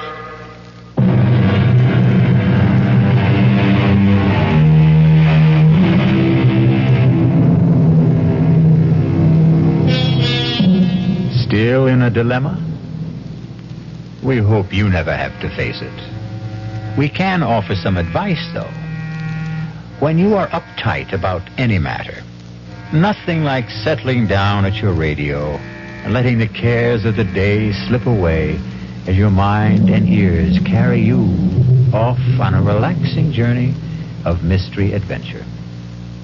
Our cast included Ralph Bell, Patricia Wheel, Robert Dryden, and William Redfield. The entire production was under the direction of Hyman Brown. And now, a preview of our next tale. No, I want to know. I'm afraid he had the head impaled on a pike and left to wither on the battlements. The body, of course, was interred. Oh, my God. Nasty types they were in those days. How old was she? Oh, see, I think I remember. Oh, yes, 24. Just my age. So young to die and be buried forever. Well, the legend is, of course, that she hasn't been. You mean she haunts? Oh, rather.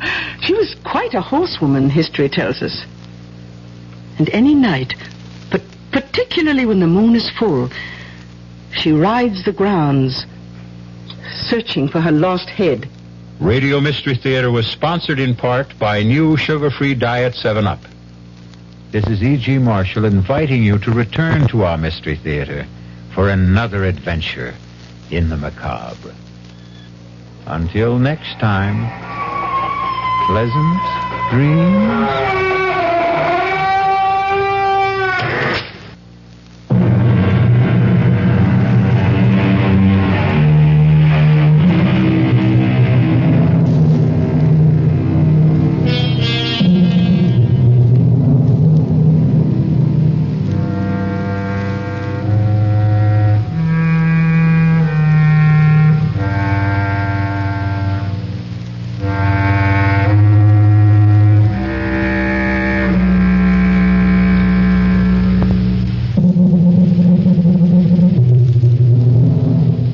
WDAF.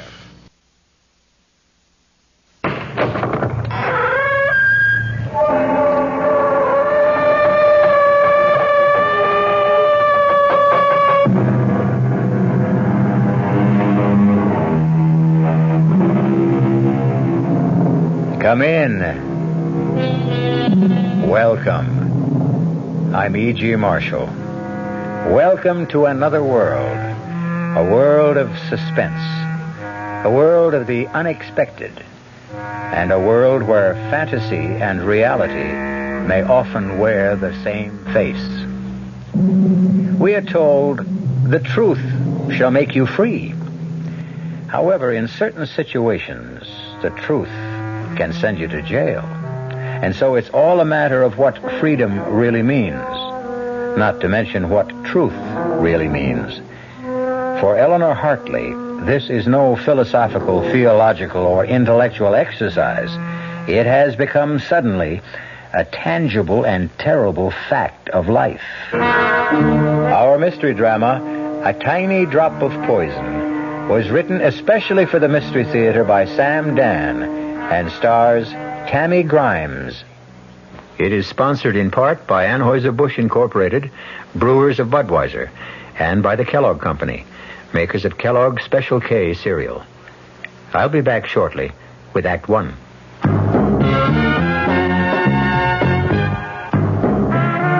You don't see many people putting salt in their beer nowadays. Not that there's anything wrong with salt on radishes or French fries, but man, not in the king of beers. Truth is, the only thing salt can do for Budweiser is make it salty. An unwise thing to do to the only beer in America that's Beechwood aged. Unsalted Budweiser has become the most popular beer in the world. And that's because in brewing Bud, The Budweiser Brewmaster goes all the way for a taste, a smoothness, a drinkability you'll find in no other beer at any price.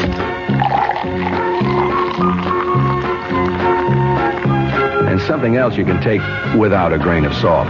The fact that when you say Budweiser, you've said it all. Anheuser-Busch, St. Louis.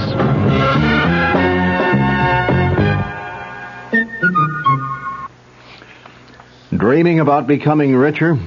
Why not wake up richer every day? At Suburban Savings in North Jersey, getting richer is an everyday reality because Suburban has put into effect higher effective returns.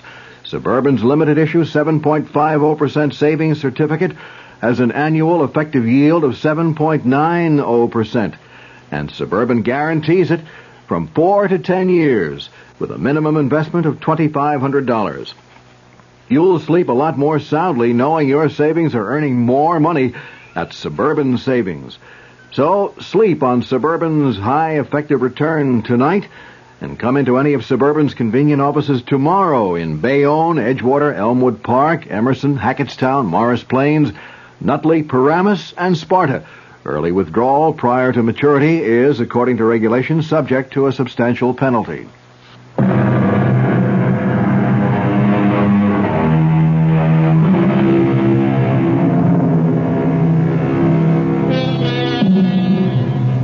There's simply no way of knowing. So often, a fateful day will begin quietly, prosaically, with absolutely no hint that the steady pace of the commonplace is destined to quicken or falter. With no intimation that today a die will irrevocably be cast, and henceforward our lives will change forever. Or even cease to exist. A day like this has dawned for Eleanor Hartley, but she doesn't know it yet. Eleanor Hartley, at 32, she has it all. Looks, brains, personality, and a mission in life that seems certain of fulfillment.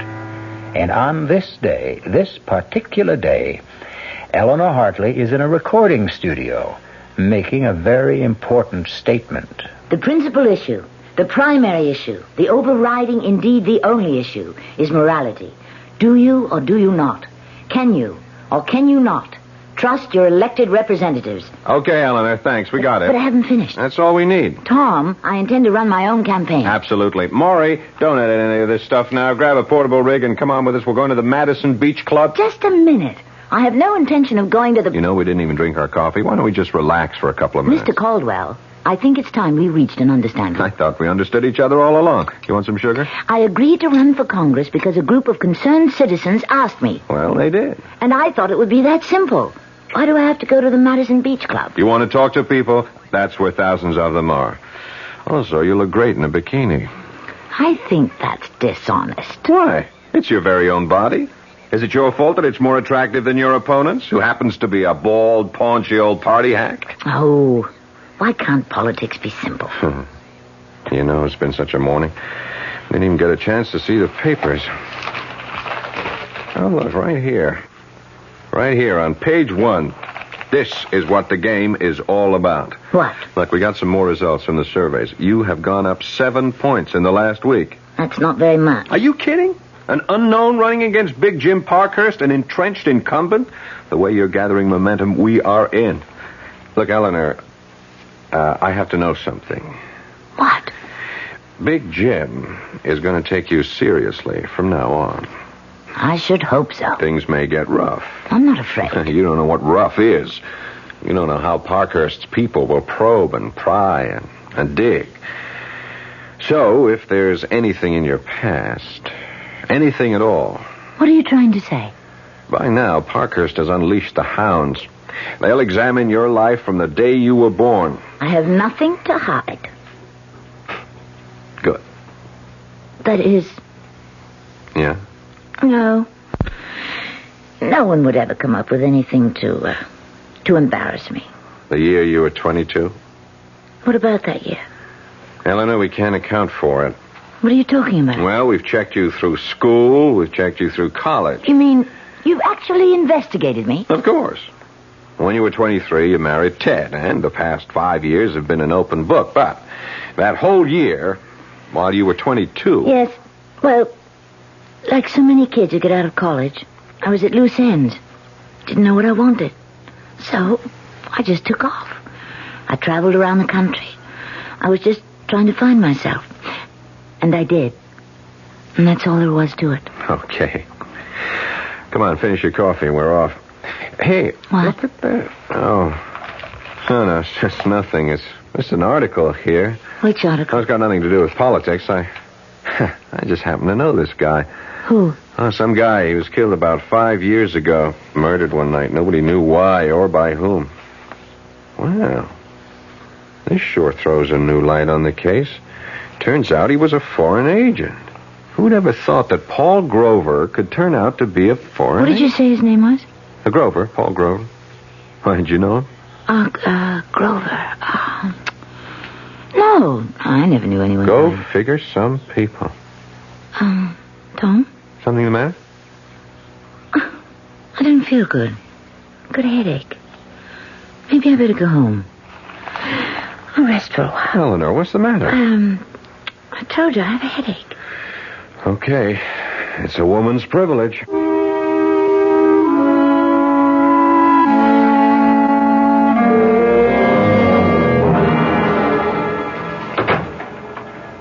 Hi there, Congresswoman. Hi there, Detective. Get any votes today? A few. You catch any crooks? No. I'm on a whole new thing. Sherlock Ted Hartley, that's me. I draw all the weird ones. This was a guy named Paul Grover. Grover? How do you like this?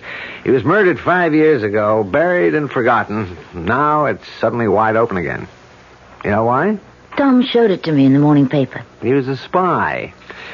Which means we have to find out who killed him. Wasn't it always important to find out? Well, now more than ever. The information we have now is that he was ready to come over to our side and spill what he knew. But, isn't this out of your, The Federals asked us to cooperate. So the old man called me in and said, Ted, go get him. Oh. I'm a victim of my own reputation. So now I have to lone wolf around and try to sniff out a case that's 5 years old. Let's eat in tonight. Okay. It's a rare night I have you all to myself. Maybe I should never have gone into politics. What are you talking about? Here you are, a cop's wife. You're more than just a cop. And you're more than just a wife. It's one of those crazy things. You're going to go to Congress. I have to be elected first. Oh, baby, you're home free. My career took off the day I married you. Come on, Ted. No, I was always a good detective, but in the last 5 years, you'd be surprised how many ideas I got from you. You really taught me how to think. What do the police know about the murder? Well, just about zero. They figured Grover stopped for a hitchhiker because when he left his office to drive home, he was alone.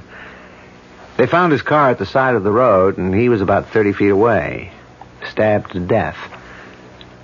Funny guy. Lived all alone, no friends, just people who knew him casually. Well, after all this time, how can you expect to find the killer? Oh, I'll find the killer, whoever he is. At least that's what I keep telling myself.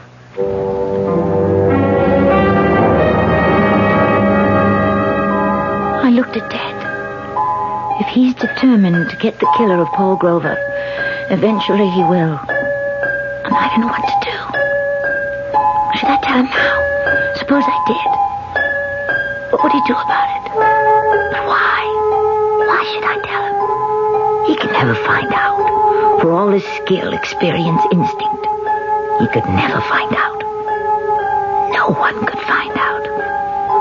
It all happened 5 years ago. When I was someone else, drifting about in another world. How could anyone ever link me to Paul Grover? There were no clues. No one ever saw us together. No one saw it happen. No one.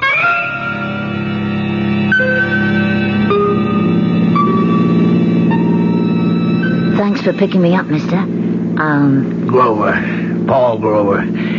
What are you doing out all alone this time of night? Oh, I just feel like walking, moving. You, one of them hippies? What's in a name? Talking about names. What's yours? Eleanor. Eleanor what? What does it matter? Okay. How'd you like some supper? That would be, welcome. I know a nice little place just off the state highway here. You're very kind, Mr. Grover. Very kind.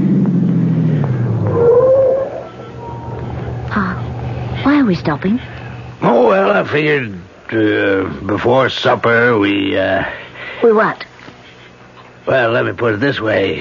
You want your supper, you gotta sing for it. Take your arm away. Hey, now listen. Don't you touch me. Who are you kidding? I know your kind.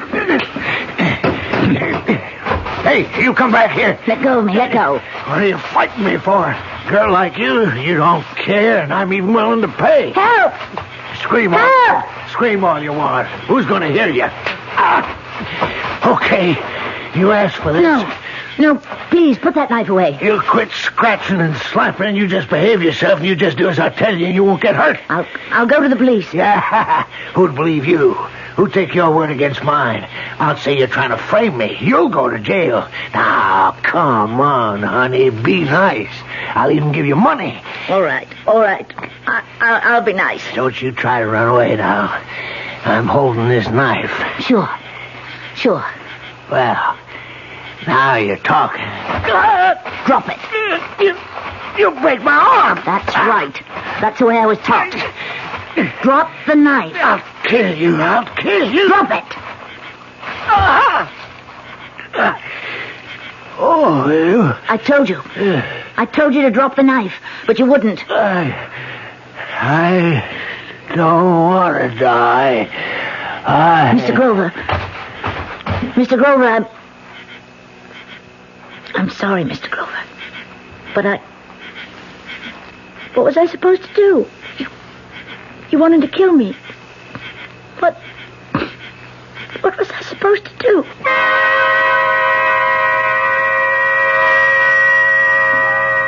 He was dead. The knife somehow had been turned against his own body. I just stood there. I remember now. I wondered why I didn't panic. But I was cool. I made sure to leave nothing behind me. Not in the car. Not anywhere around. There was no blood on my clothes. And so, I just walked away. I walked away into the night. And no one saw me. No one had seen me get into his car. No one saw me kill him. No one saw me leave. Nowhere does any shred or scrap of evidence exist to link Eleanor Daly. Now, Eleanor Hartley to Paul Grover.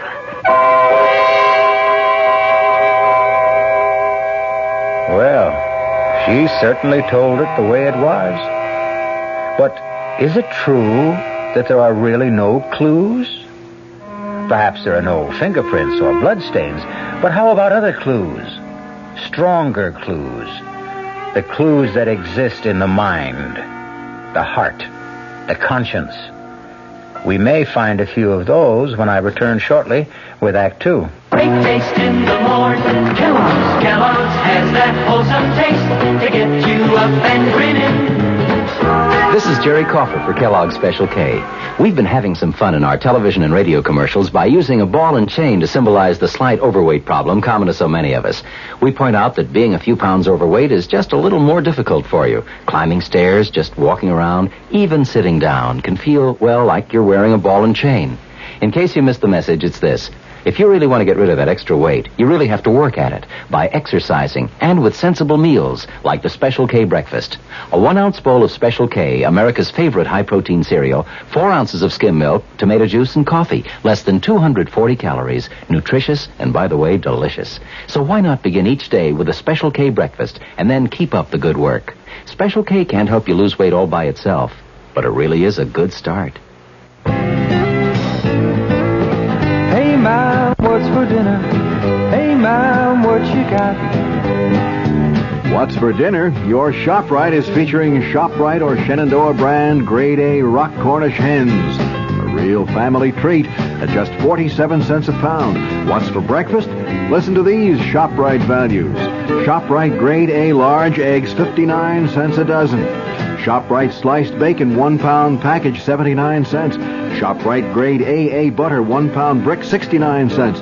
Crown Top white bread, 22-ounce loaves, 3 for $1. Save on every meal at ShopRite. She loves her family. She wants the best. She does all that she can do. She lets ShopRite do the rest. Hey, Ma, what's for dinner? ShopRite has the answer. The Talk of New York, WOR, your Mystery Theater station.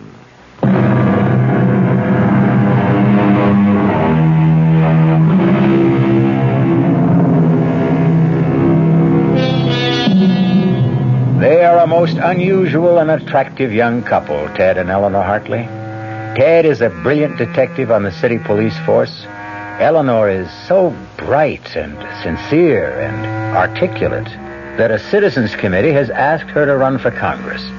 Eleanor is busy with her campaign. Ted is busy trying to track down a murderer. This sounds like two different stories, but actually, it's really one story, because the killer Tom is looking for happens to be Eleanor. No. No, don't. Let me go. Let me go. I'll kill you, Mr. Grover. Kill you. Eleanor, darling. Eleanor, darling, wake up. Wake up. What? Oh. I must have had a nightmare. You were muttering and mumbling the craziest things. I think it's just I've been working too hard. Darling, you don't have to put so much into it. There are lots of people working for you. I want to be elected, Ted. I feel I could do so much good. Sure. I feel I owe something. You owe something? What? I feel I have a debt. I have to make up for something. What? Oh, well, once I did someone an injury. Who? It was a long time ago. Yeah, but if it bothers you... This person had it coming. Then forget it. It's not that easy. Want to talk about it? No. Part of our bargain, remember? We'd never press each other for details about what happened before we met each other. Well, I'd say overall it's a good bargain, but... Tell me, did I bother you with this Grover case? Bother me? Yeah, your nightmare. You were mumbling, but you don't want to talk about it. No, I'll talk about it if you want. I remember reading... It was such a messy murder. I have to find the killer, no matter how long it takes. I'm scared, because I know Ted means it. He never quits. He'll stay with it forever. I don't know what to do, but how can I tell him? How can I confess? It was self-defense, but it'll be the end. Not just the end of my career, but the end between Ted and me.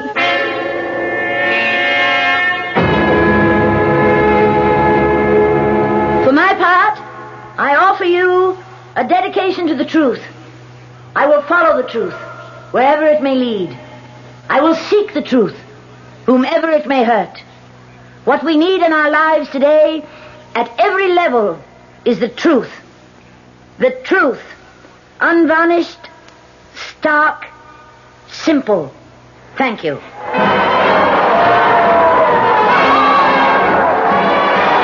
on, we have to go. Come on. How did it sound, Tom? We'll sneak down the back stairs. You're due on the south side in 15 minutes.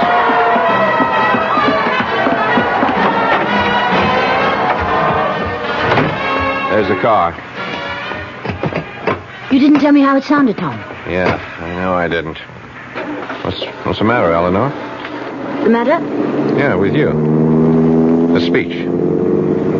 There's something missing. Oh. What? I don't know. That say some of the fire was out. Anything wrong? Nothing, Tom. Having a bit of a tiff with Ted? Ted is absolutely in favor of my running. So what's wrong? Why do you insist something's wrong? Your speech. I didn't believe a word of it.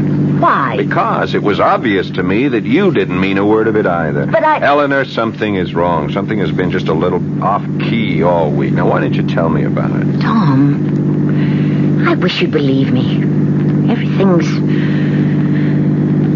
just fine. Yeah? I mean it. Well, if everything's just fine, why are you so pale and why are you perspiring? Tom. Then there is something. Tom, there's nothing we can talk about. But it's serious. Yes. Serious. Eleanor, if it should ever come out. It can never come out, Tom, believe me. Eleanor. Please, Tom. Don't ask me any more questions. Please. Sure. Okay. But whatever it is, I'm in your corner. I'll back you. I'll fight for you no matter what you did. Even if you committed murder.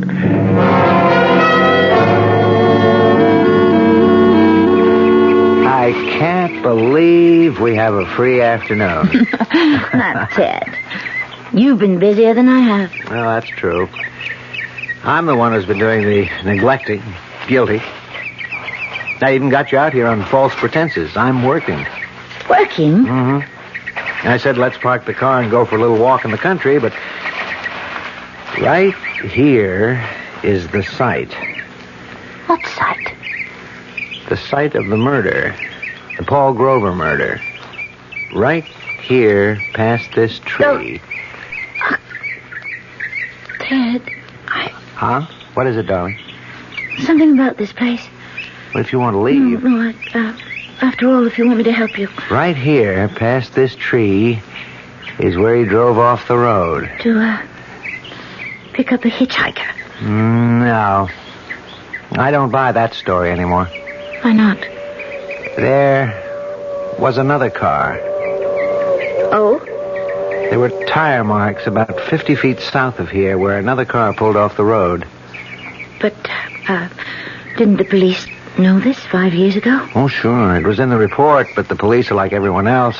We have a considerable body of knowledge, but we only use what seems relevant at the time. You think there was another car involved? That's right. Someone met him here and killed him. It has to be that way, because he was being set up. So you see, I've got some clues. I have those tire marks. They made a mold 5 years ago. And I've got this little button made of bone. It was clutched in Grover's hand. You take a look at it. I looked. It was a little button. A sleeve button. From a corduroy jacket. One of a host of buttons that adorned that jacket. The jacket I had worn that night. There were so many buttons. I never even noticed the one that was missing. That jacket. I still have it. I don't wear it often, but I still have it. It's in one of my closets. What you're saying is that if you can find the jacket it came from, you've got your killer. That's right. I've got him. Him?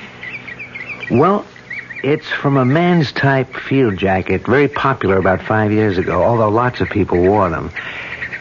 I think you've got one like it back home. Anyhow, there was a fight. Grover was stabbed. The killer took the money. But I didn't... Didn't what? I didn't know that robbery was the motive. Wasn't it supposed to have been a secret agent thing? I figure a hired killer. But he was stupid enough to pick up some loose bills. That should hang him. Are you sure?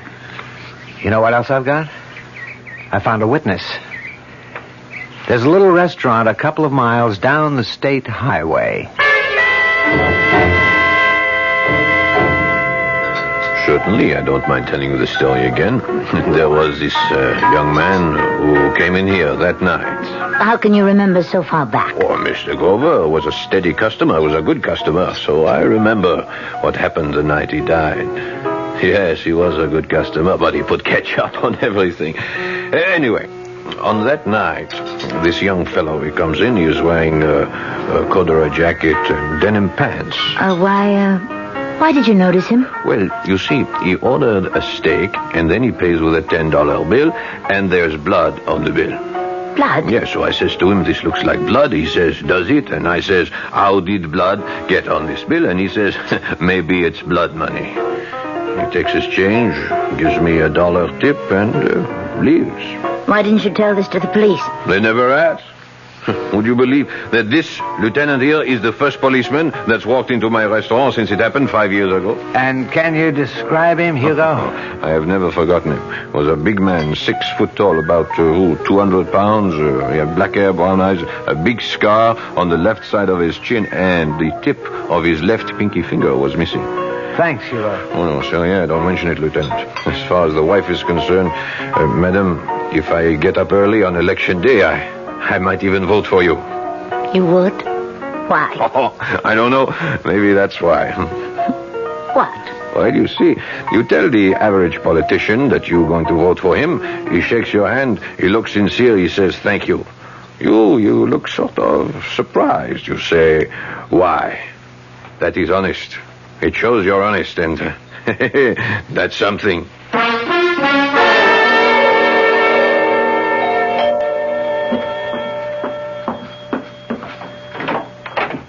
Hi, Eleanor.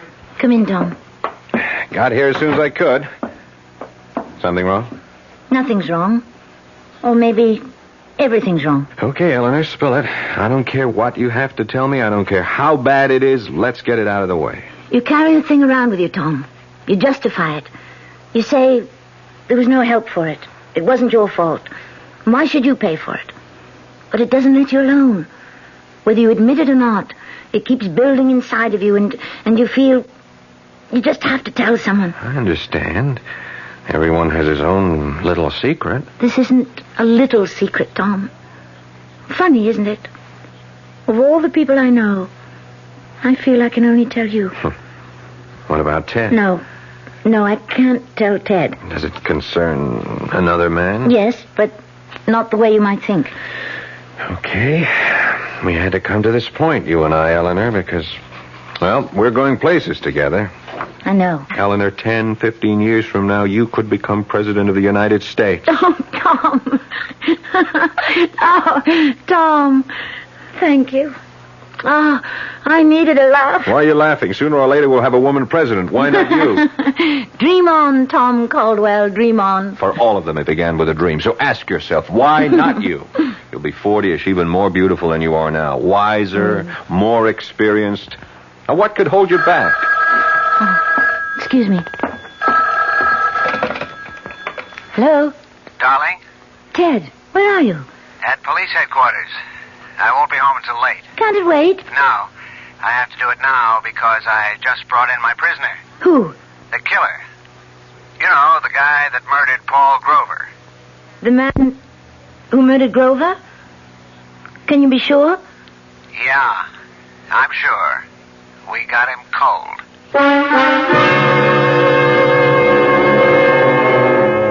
Is it possible? Can two people have murdered Paul Grover? We know of one, but who is the other? Can there be another? Maybe it's possible to murder a man twice. We will deal with a number of interesting possibilities when I return shortly with Act 3. Oh, sure. You can talk about good-tasting diet drinks, but I know. I'm Goldilocks, and here at my taste-testing laboratory, I taste-test them all. And nobody's been drinking my diet drinks until I tested sugar-free Diet 7-Up. And then, kabloomy! Every bear wanted some. Diet 7-Up is fresh, natural, delicious.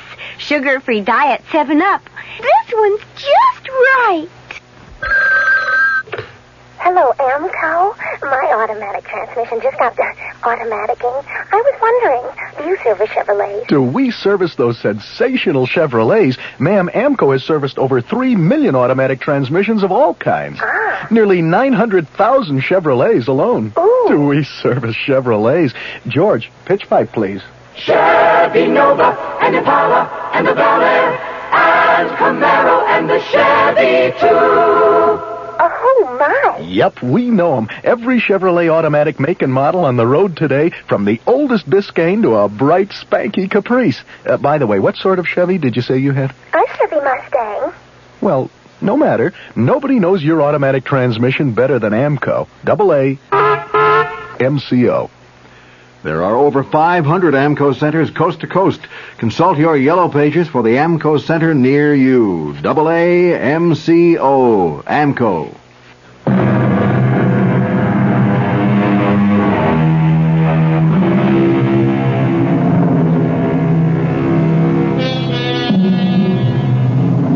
Although once is usually par for the course, it does appear that some people can be murdered twice. 5 years ago, Eleanor Hartley was forced to kill a man in self-defense. And now it develops that the police have evidence against another killer. And Eleanor Hartley, whose horizons are unlimited, now has to make a crucial decision. Everything all right with Ted? Yes. Just fine. They got the killer. Killer? The one who murdered that, Paul Grover. Oh, that's great. Well, Ted is really a great detective. Who's the suspect? I didn't ask. It'll probably be in the news. Okay, Eleanor, I'm waiting.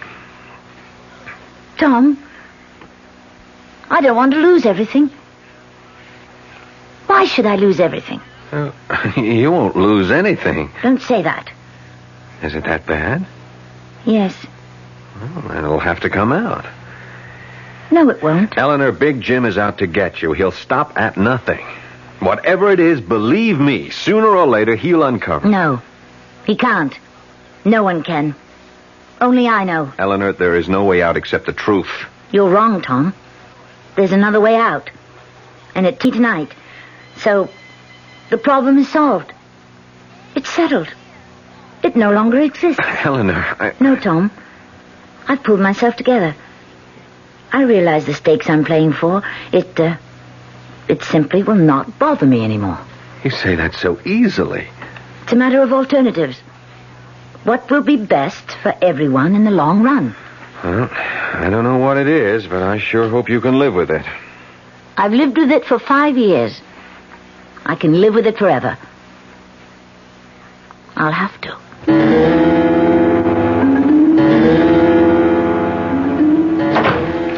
Ted? Oh, I'm sorry. I woke you. Did you think I could fall asleep? Tell me everything. Who is he? Vince Perry. Very bad boy. He's had quite a career. 5 or 6 years ago, he was just a punk. Now he was on his way to being number one in narcotics in this town. But, you've got him for murder. How did you? Well, after all, 5 years ago, the police couldn't get anywhere. Well, I had one break. That little restaurant. I guess the detectives never went there last time. It is an out-of-the-way place, but... But why didn't Hugo come forward? Hugo represents a large group of people. Guys like Hugo simply don't volunteer. But all Hugo gave you was the description. It was enough. It told me it was Vince Perry. But the description, is it enough? 2 other things put him on the scene. The tire marks. They're a very special Italian tire. I checked back. I found out that Vince Perry had come into some money, bought an imported custom Italian car. Oh. And the button.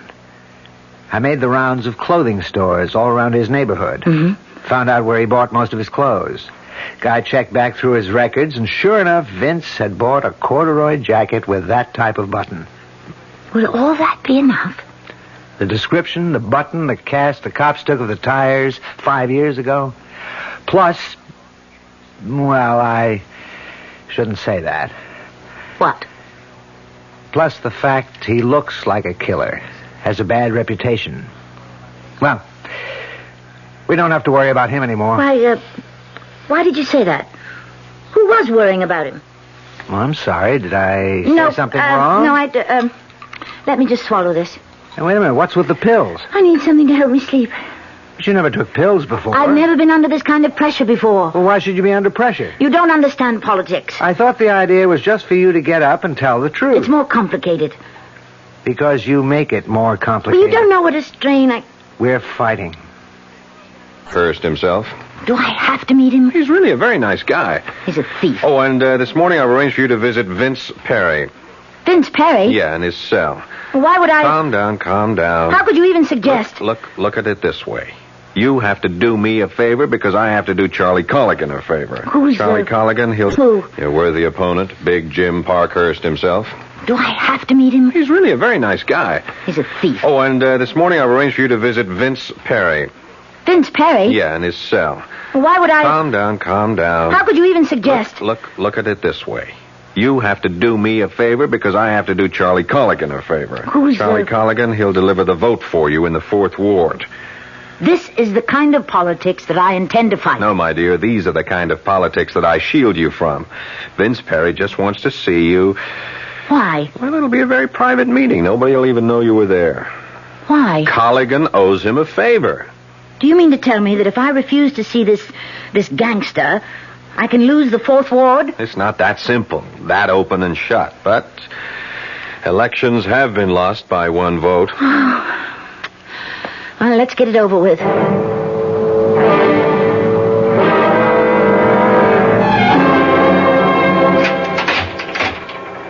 Well, nice of you to show up, Congresswoman. I haven't been elected yet. Oh, I hear it's in a bag. I only came as a favor to a good friend. Now, you're getting the hang of politics. That's what it's all about, no? Favors. I agreed to come to your cell on 2 conditions. A, it would be kept secret. B, I would do nothing that's foreign to my principles. Okay. Let's find out what your principles are. Let's see if you want to start out by doing the right thing. What do you know about the right thing? I know this. The right thing would be for you to confess to the murder of Paul Grover. What did you say? Come on, you know what I said. You know why I said it? You killed Paul Grover. I seen you do it.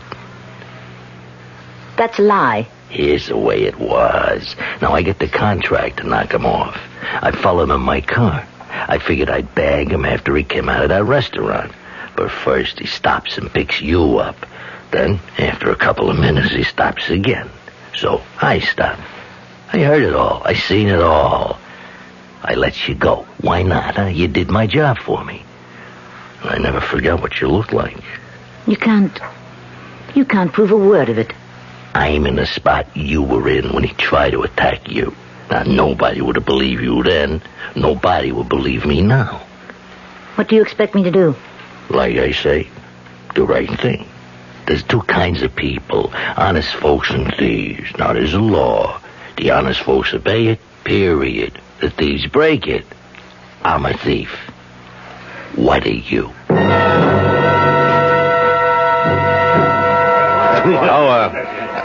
Eleanor, I don't think you two have ever met. I'd like to present you to your opponent, Congressman Jim Parkhurst. How do you do? Well, so you're Eleanor Hartley. Well, now I know why I'm going to lose. You're even prettier in person. I think I'll leave you two to chat. Excuse me. Are you already conceding, Congressman? Oh, sure. My time's run out. Really? But you're running a very aggressive campaign. Well, you kill a snake, the body can still wiggle. No, dear, I've had it. The voters are wise to me. You know, I always thought you were an ogre, and you are, but a very charming ogre.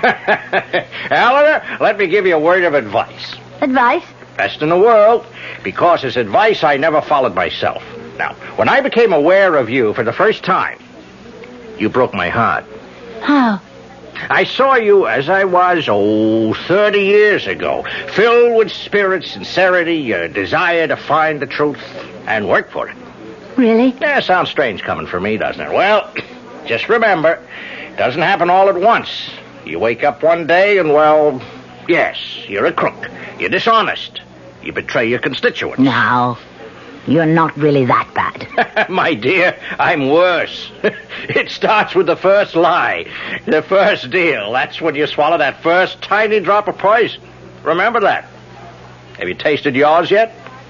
No, don't answer. Just think about it. Thank you, Congressman. Thank you. Well, I know you'll have a highly successful career because you're a very honest little lady. You might even become president. Good luck. Well, what did you think of Big Jim? Tom, I want to do something, but I need your advice. I want to make a statement. It's something that is true, but it would end my career. Then why make it? Because it's the right thing to do.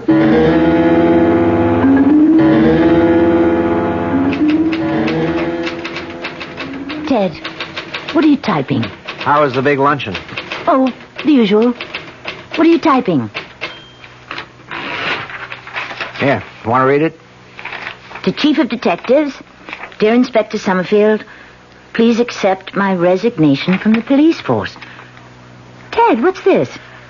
Oh, I don't know. I just don't want to be a cop any longer. Why? Why?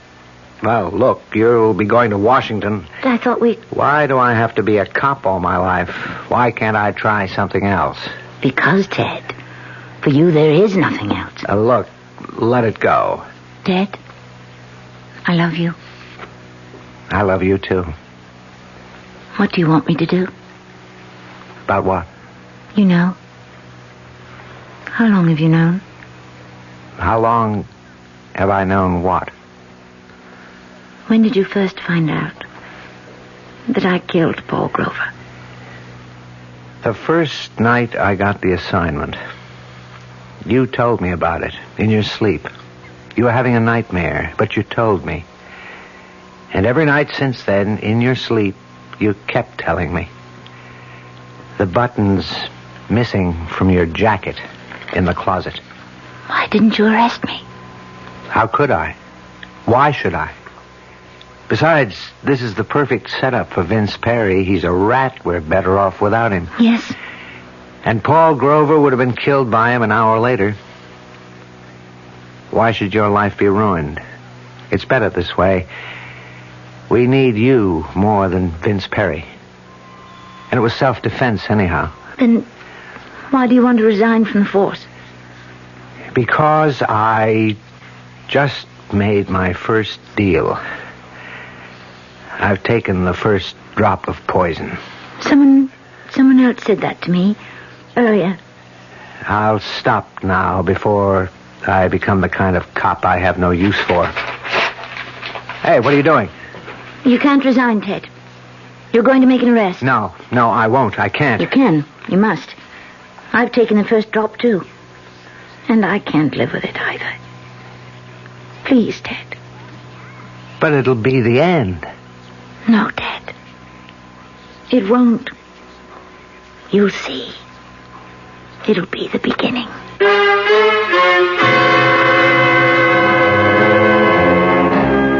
It was quite an unusual arrest and an unusual confession, an unusual trial, and a rather unusual verdict. Not guilty.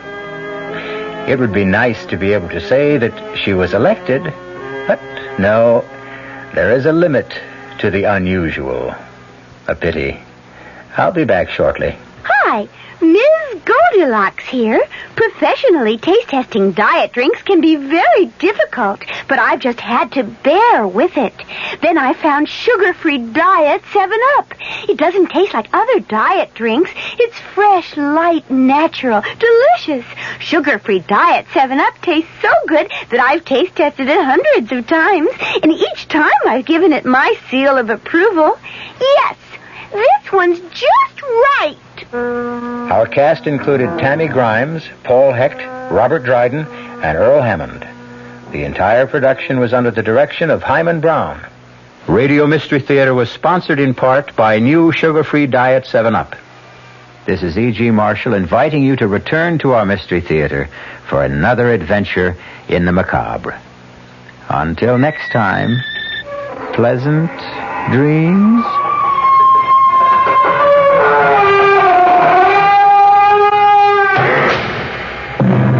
The WOR Mystery Theater was brought to you by ShopRite Supermarkets, where you get a lot more for a little less, and by Suburban Savings with offices throughout North Jersey. The preceding Mystery Theater program was furnished by the CBS Radio Network. Got a second? I'd like to tell you about a new kind of radio program you're going to be hearing right here on this station. It's different because it's being done just like they used to do them back in the good old days of radio. In fact, we're going to play some of the great programs for you again. I'll be waiting to see you right here at 79 Wistful Vista. The name on the mailbox says F. McGee. The good old days of radio coming your way this Monday night at 9 o'clock right here over WOR Radio, the talk of New York. Be sure to tune in. I'm Fulton Lewis in the Mutual Broadcasting System studios in Washington, D.C. Now, my commentary.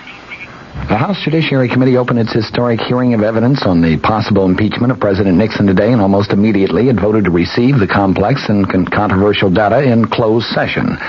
The committee met in public session for only 25 minutes before voting 31-6 to move into executive session, joined only by its staff and lawyers for President Nixon himself. Committee Chairman Peter Rodino, the New Jersey Democrat, promised that the 38-member committee would meet, in his words, our high constitutional responsibility in weighing a mass of evidence on whether the president was involved in the Watergate affair and its cover-up.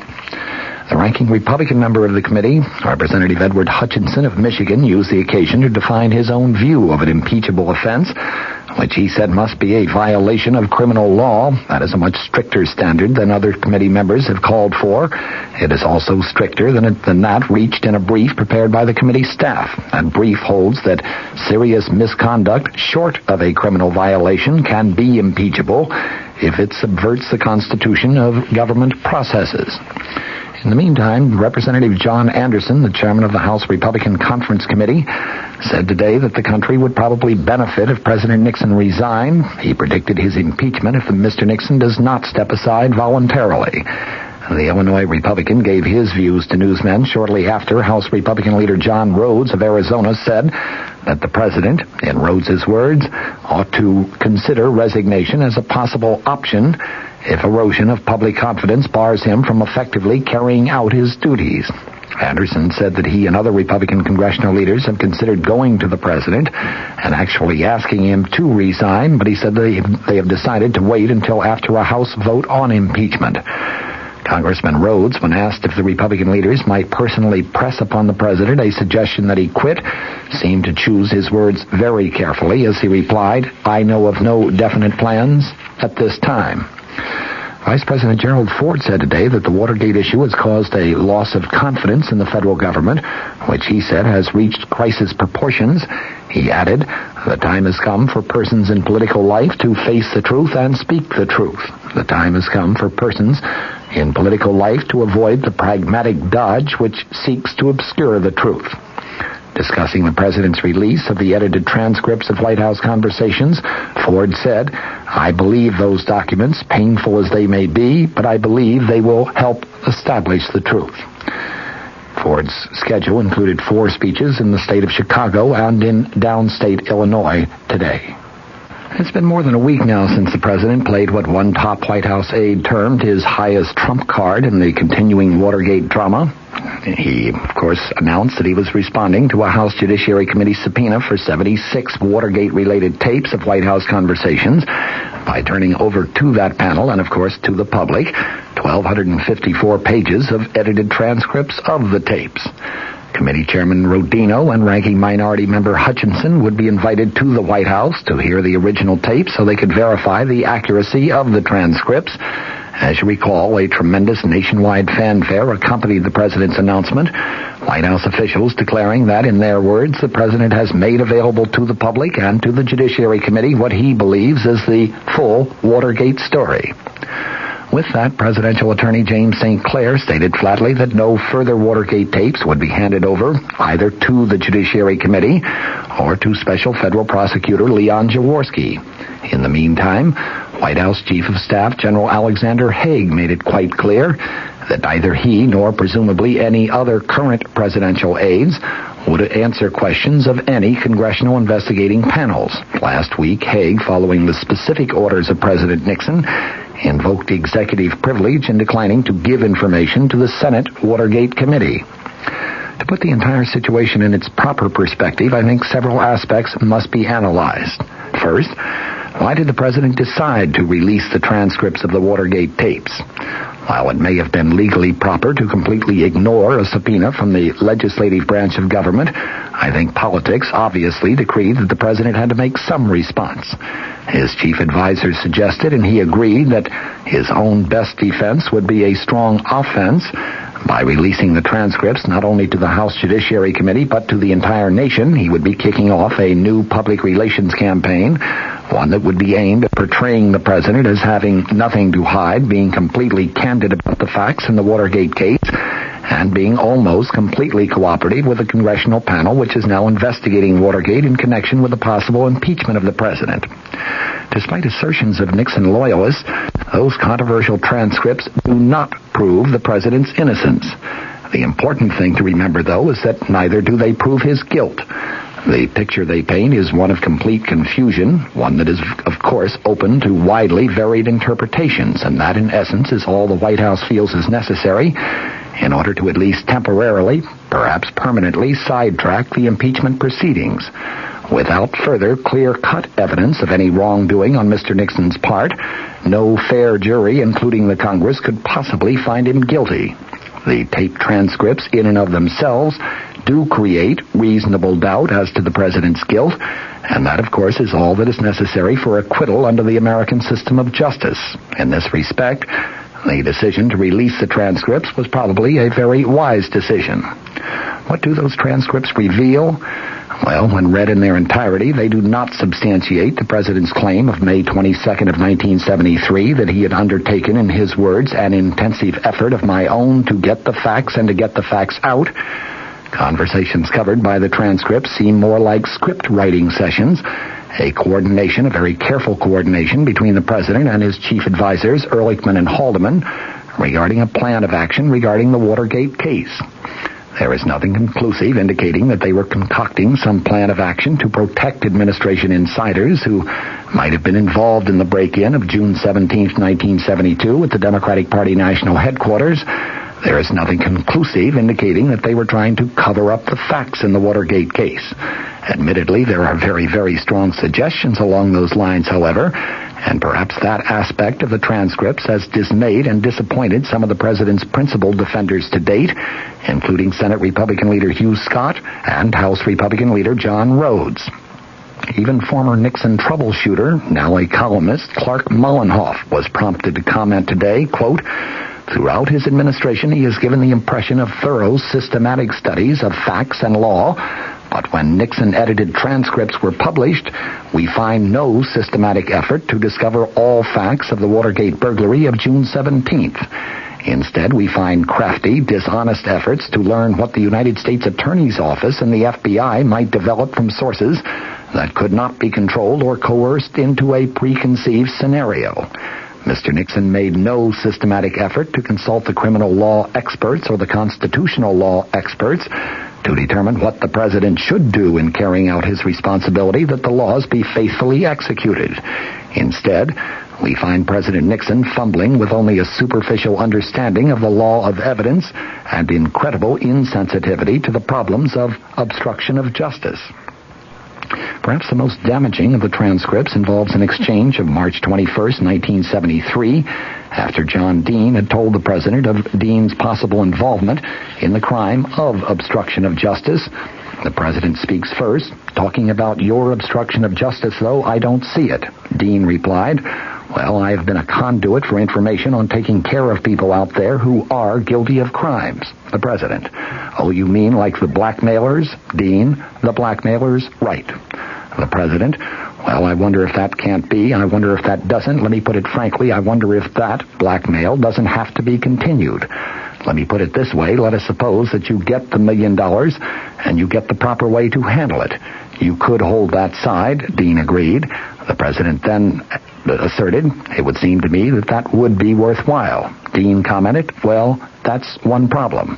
The president, "I know you have a problem here. You have the problem with convicted Watergate burglar E. Howard Hunt and his clemency." Dean, That's right. And you are going to have a clemency problem with the others. They all are going to expect to be out of prison, and that may put you, Mr. President, in a position that is just untenable at some point. You know, the Watergate hearing's just over, Hunt now demanding clemency, or he's going to blow. And politically impossible for you to do it. You know, President, that's right. Dean at that point commented, I'm not sure that you will ever be able to deliver on clemency. It may be just too hot. The president responded, you can't do it politically until after the 1974 elections, that's for sure. Your point is that you couldn't even do it then. Dean commented, that's right. It may further involve you in a way that should not be involved in this.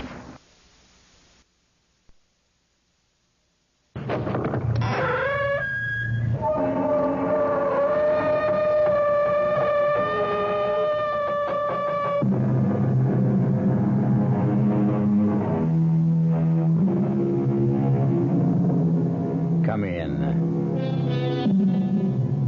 Welcome. I'm E.G. Marshall. Welcome once again to the shadow world of mystery and suspense, to a dark and cryptic universe called the imagination. When we were young, we liked to believe there are things money cannot buy. You know, things like love, happiness. But as we grow older and learn more about the world, well, we're not so sure.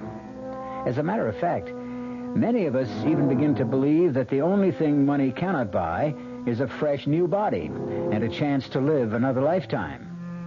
Well, don't be too sure of that. Our mystery drama, The Forever Man, was written especially for the Mystery Theater by Sam Dan and stars Paul Hecht.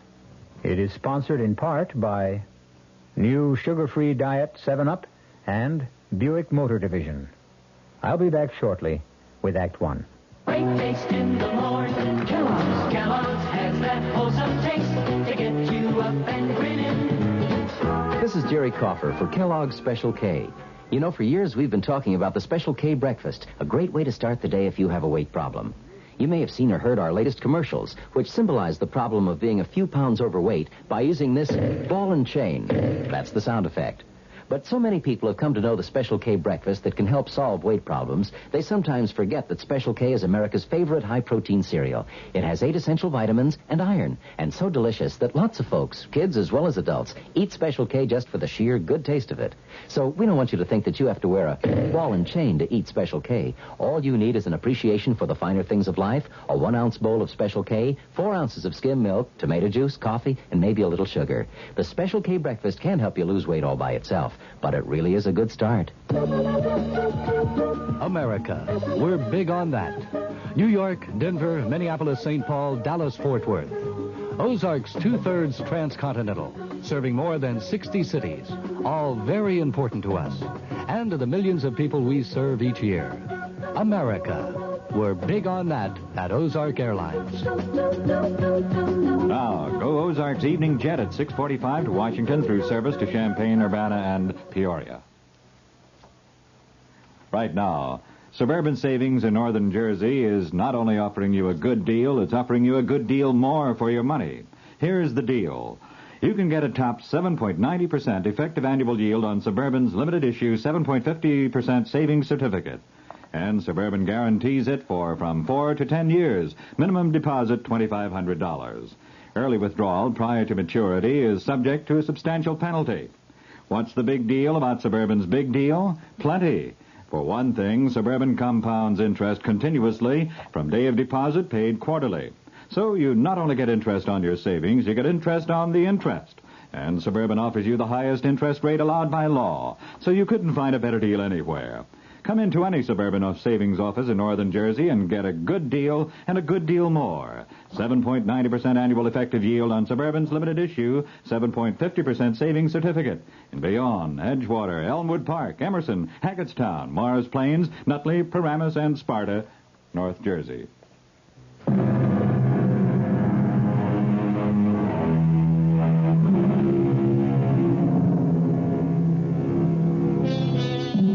All of our great religions agree on one important point. The soul leaves the body after death. However, from time to time, the question has been raised, can the soul leave before the body dies? Philosophers have considered the point, and as usual in these matters, have reached no consensus of opinion. Actually, they have found it difficult to define just exactly what the soul is.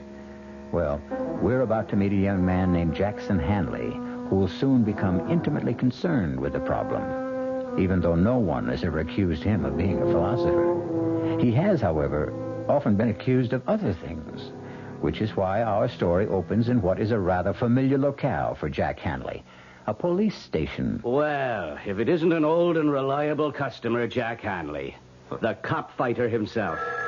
Why don't you just count the tiles on the ceiling, Jack? I'll be with you in a minute. Sergeant Burns here. Oh, hiya, sweetheart. Nothing. I just have to dispose of an old client. Yeah, he can wait. What's with Junior? He did. He said daddy, huh? I told you he was a genius. No, sure, me darling. You can always call me up with news like that. That's right. Goodbye. Well, Jack. What are we going to do with you? I guess I'm just a bad boy, Sarge. Why do you fight with cops, Jack? I don't like to get pushed around. Well, there's no percentage in it. Yeah, you're 100% right. I mean, you can't win. So what? All you do is wind up in a cell with a black eye and a fat lip. Look, maybe there's a law that says I gotta go to the cooler. But is there a law that says I gotta listen to you? Jack, I got great news for you. Yeah, like what? Take a real wild guess, Jack. Okay. Somebody came along and posted bond. That's right. What's right? Somebody came along and posted bond. What are you talking about? You guessed it. Are you kidding? No, it's on the level. But who'd post a bond for me? I don't know. Maybe you got a fairy godmother. You mean I can just walk out of here? There's the door. Take off. That's all there is to it? That's all. You mean you ain't even going to give me the speech? Oh, Jack, on your way, will you? I don't have all day to fool around with every hood that's hauled in here.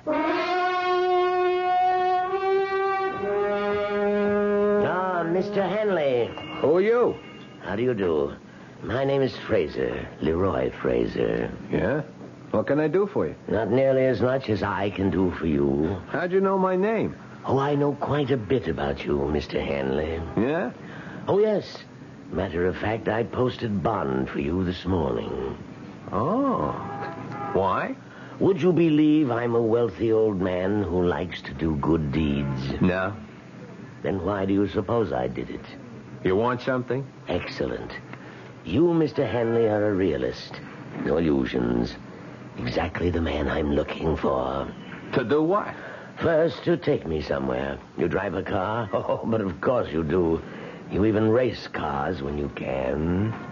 I'm parked at the curb. That imported sports job? That's yours? It's one of mine.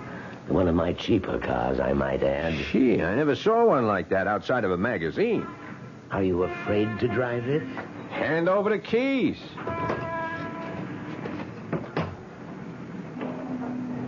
Where to? Not far, the Pershing Arms. Hey, that's a pretty classy joint. I find it adequate. Why'd you post my bond? You already know I want something. What? Let us say my share of eternity. What does that mean? Are you willing to take a job? Doing what? For one thing, you'll drive this car. Chauffeur, that's a drag. The car will be yours. Mine? You'll need it to get around. Where would I be going? You'll find out after lunch. Why not now? It's a long story. Yeah. Listen, Mr. Fraser, I better straighten you out. Please do. You see, I'm a guy who gets into trouble. I know. Yeah, it's because, well, maybe I got a bad temper, you see. The rather low boiling point. Yeah. You see, so, well, I get into fights, I get arrested. I'm aware of that. But I'm not a crook. You understand? Understand perfectly. Yeah, so, this thing, well, it better not be something I could go to jail for. Jack, I assure you, it's a pure and simple, out-and-out private business agreement. But to do what? Something that is mutually profitable. But what is that? Pull over. Oh. We're at the Pershing Arms. Uh-huh. What's here? Your apartment. My apartment? all ready and waiting.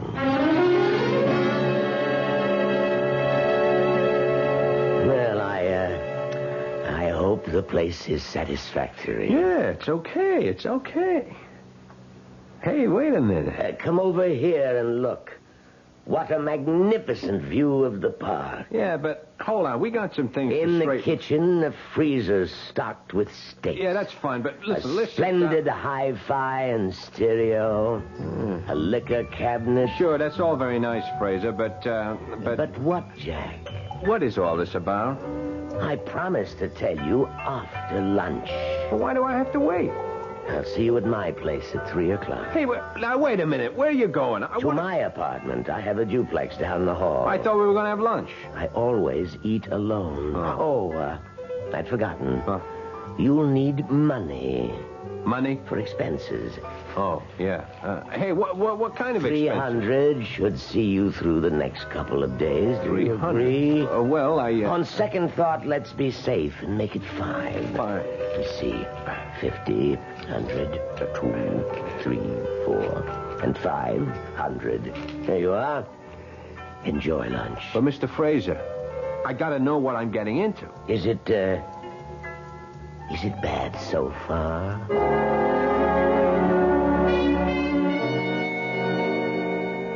How'd you like the pad, huh? What's the catch? Nothing. Jack, you're talking to me. Della, remember? Well, there's this guy. Which guy? An old guy, Mr. Fraser. He puts up my bond. Why? I don't know. He gives me the car. Why? I don't know. And he gives me a job. Doing what? I don't know. He even gives me $500 in advance. I don't like it. But you're always on to me to get a job. Okay. I got a job. A job, sure, but something like this? Jack, it has to be a setup. What kind of setup? I don't know. That's what's wrong. You see, we both keep saying, I don't know. You don't know what the job is, and I don't know why I don't like it. Look, Della, I figure it this way. No, Jack, don't you figure. Figuring always gets you into trouble. But you have to figure he's an old nut, right? And he's out to throw his dough away for kicks. So why shouldn't I catch some of it? I still don't like it. You mean there are no old nuts like him? It don't happen? Oh, in storybooks, maybe. In the movies, maybe. Oh, Jack, listen to me. You're 500 ahead. Now, let's get out of here right now. Ella, this is a gold mine. You think so? And this 500, that's just what's lying around on the top. Jack, I'm scared. Of what? I can't explain it. I'm just scared, that's all. Look, I can handle it. Oh, sure. Sure, I know how you can handle it. The way you think you can handle everything. With your fists. Oh, you just won't learn. Well, I know. Well, okay, maybe I'm stupid. But that's why I can't turn down a chance like this, don't you see? No, there's something about this place. It's creepy. There's something in the air here. I don't smell nothing. Even the books on the shelves. Hey, I didn't notice that. Hey. You know, these feel like leather. I bet they cost a bundle. Jack, just read these titles. The Transmigration of the Soul. The Experience of Metempsychosis. One soul, 2 bodies. Stella, you don't have books like this to read. You keep them around to give the joint a touch of class. These books are old, Jack. So old. Then they got to be worth a lot of dough. Yeah, and all of them are about souls that leave the body. Well, isn't that what happens when people die? Okay, Jack. You got all the answers. I just wish you knew some of the questions.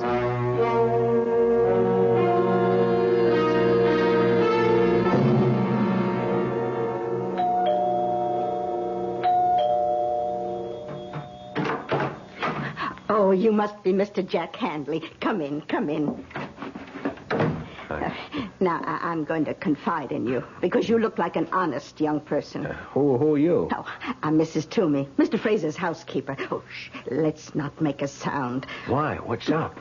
Mr. Fraser is, how to put this? Well, he isn't well, and so you should do nothing to excite him. Okay. Dear old gentleman, I do believe... Aha. That can only be our Jack Hanley.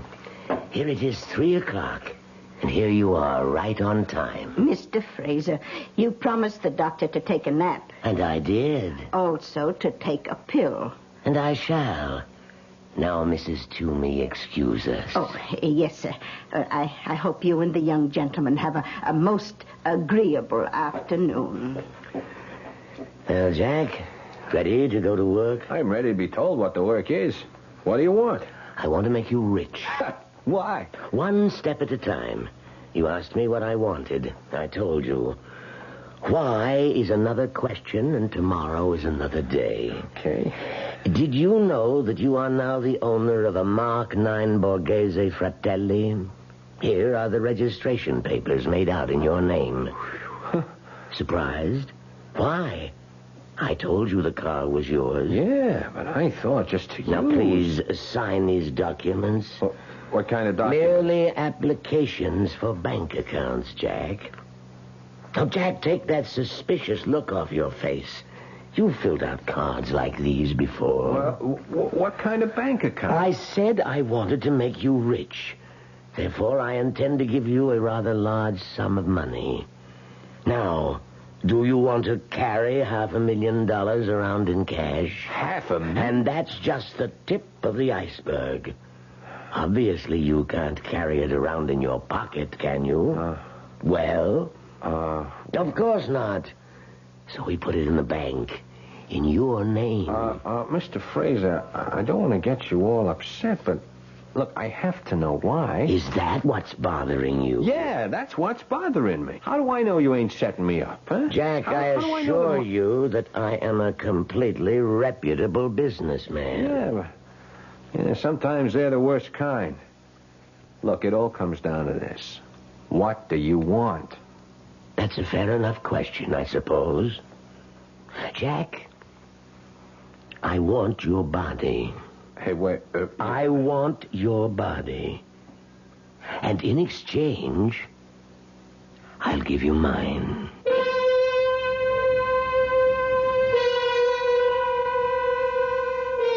Well, now, let's place this thing in perspective. The art of exchange, of trade, is as old as history. Men have traded almost everything you can think of. Empires, goods, even wives. So, just because you never heard of people trading bodies doesn't mean it can't be done. Buick introduces a new concept for you to consider in light of all the concern about miles per gallon. Range. Range is what you get when you multiply the mileage your car gets per gallon by the number of gallons your car's gas tank holds. Range is one of the things that help make Buick Apollo such a special small car. It comes from coupling the Apollo's economical 6-cylinder engine with a standard 21-gallon gas tank. It holds a lot, but it doesn't use a lot. Look into the Apollo. It's the Buick of small cars. Oh, sure. You can talk about good-tasting diet drinks, but I know. I'm Goldilocks, and here at my taste-testing laboratory, I taste-test them all. And nobody's been drinking my diet drinks until I tested sugar-free Diet 7-Up. And then, kabloomy! Every bear wanted some. Diet 7-Up is fresh, natural, delicious. Sugar-free Diet 7-Up. This one's just right. Hey, Mom, what's for dinner? Hey, Mom, what you got? Here's ShopRite's suggestion for a delightful cookout dish. Boneless top round or sirloin tip steaks, just $1.69 a pound. Delicious cooked over the coals. Just as delicious pan-broiled indoors. For a busy night, here's a quick dinner idea. Freezer Queen family-size frozen casseroles, all varieties except beef, just 99 cents for the 2-pound size at ShopRite. For dessert, Pepperidge Farm layer cakes, 17-ounce box, 69 cents in ShopRite's frozen food case. Cooking out or cooking in, ShopRite has the answer. She loves the family. She wants the best. She does all that she can do. She lets ShopRite do the rest. Hey, Ma, what's for dinner? ShopRite has the answer.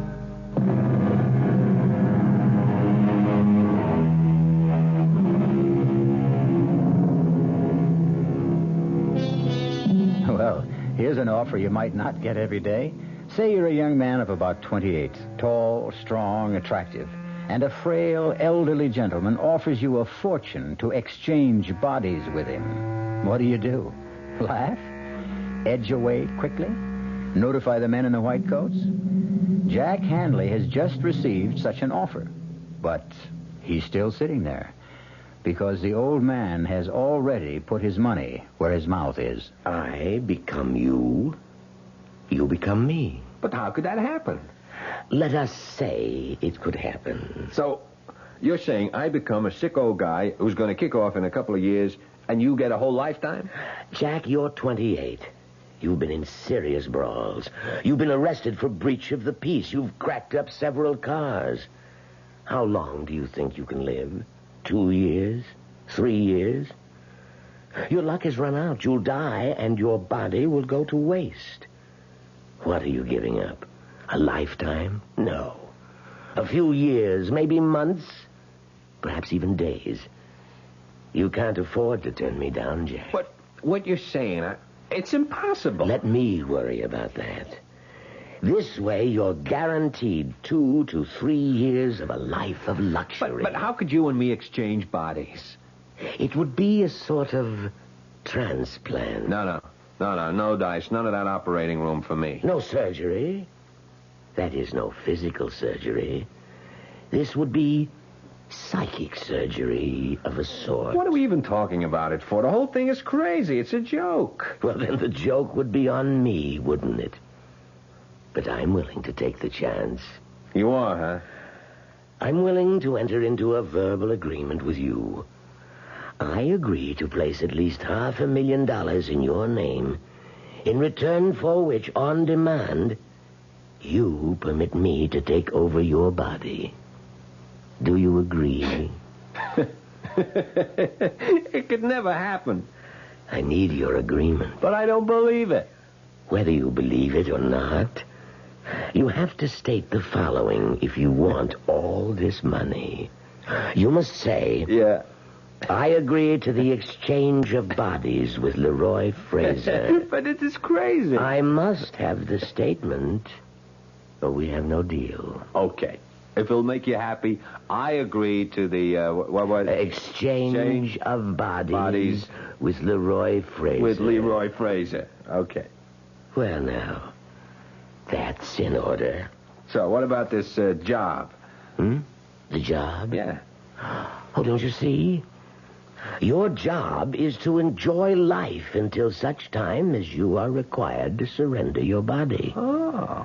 I might add, you must take excellent care of it. Not that this could ever happen, Fraser, but, how do you enforce a thing like this? Just suppose, if and when the time ever comes, I just tell you to go and soak your head. Too late. You've already agreed.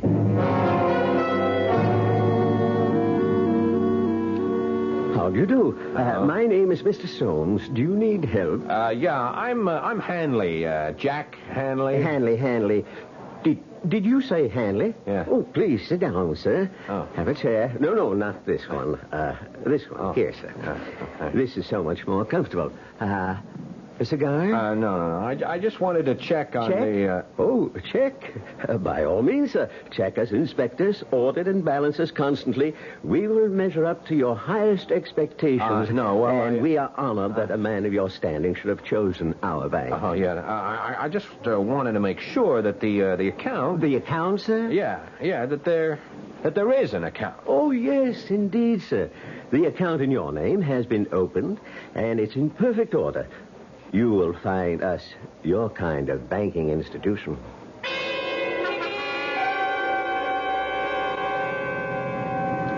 I've been to all the banks.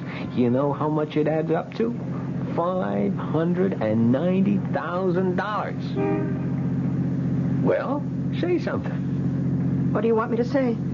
I want you to say what you think. You know what I think. Yeah, I shouldn't have told you. Oh, you've got to break that agreement somehow. Agreement? You know, I listened to your talk, and I wonder, have you got all your marbles? You did make an agreement with this Mr. Fraser. All I did was I went along with a gag to keep some old nut happy. But it's an agreement. Look, all right, why don't we just forget it, huh?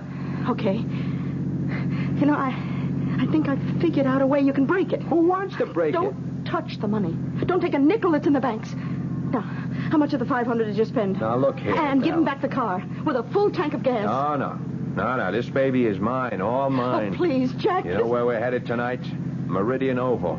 Jack. Yes, ma'am. I called up the whole crowd. Spread the word. Jack is back. Jackie, you're not going to race. In this one, won't be a race. It'll be like wheeling the baby home. Jack, suppose I crack up the car, so what? So what? Yeah, so what? This heap goes for $21,000. Big deal. All I got to do is write out a check. That's all there is to it. Listen, I got to educate you on how to behave. You see, you never had any real dough in your life. Jack, you don't understand. Another thing, I'm getting sick and tired of being told by you that I don't understand. Jack, this Mr. Fraser, he wouldn't make an agreement like that unless he knows something. Or unless he's lost all his marbles and he's a loon. I got the inside dope from his housekeeper. Give it all back. You know, Della, you're starting to be a drag. Oh, Jack, I'm only thinking of what's best for you. You know, I found out what money is these past few days. I found out. You know what money is? Everything. Now, sir, all of a sudden you're Mr. Hanley, and it's, yes, sir, Mr. Hanley. It's an honor, Mr. Hanley. And you know what? I like it. Oh, Jack, I just wish I could... Save it.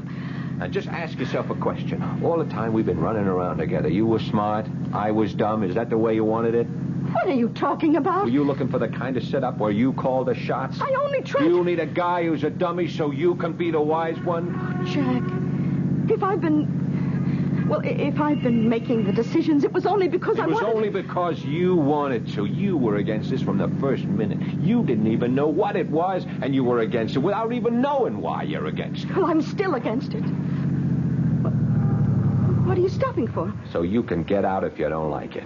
Oh, is that how it is? Yeah, baby, that's exactly how it is. Well, goodbye, Jack. Who are you kidding? You'll come back. You always come back. Hey,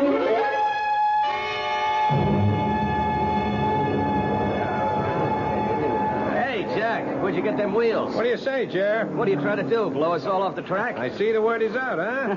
Crazy, Jack. Man, you won't be happy till you kill yourself, huh? Look at me now, Jerry, old buddy, because in 5 more minutes you won't see me for dust. Boy, a car like that on a 2-bit track like this. I'm just warming up for the big time, Jer. Yeah, but it's been a couple of years since and you I'm were better than ever. Hey, there's the flag. Yeah. See you, Jerry.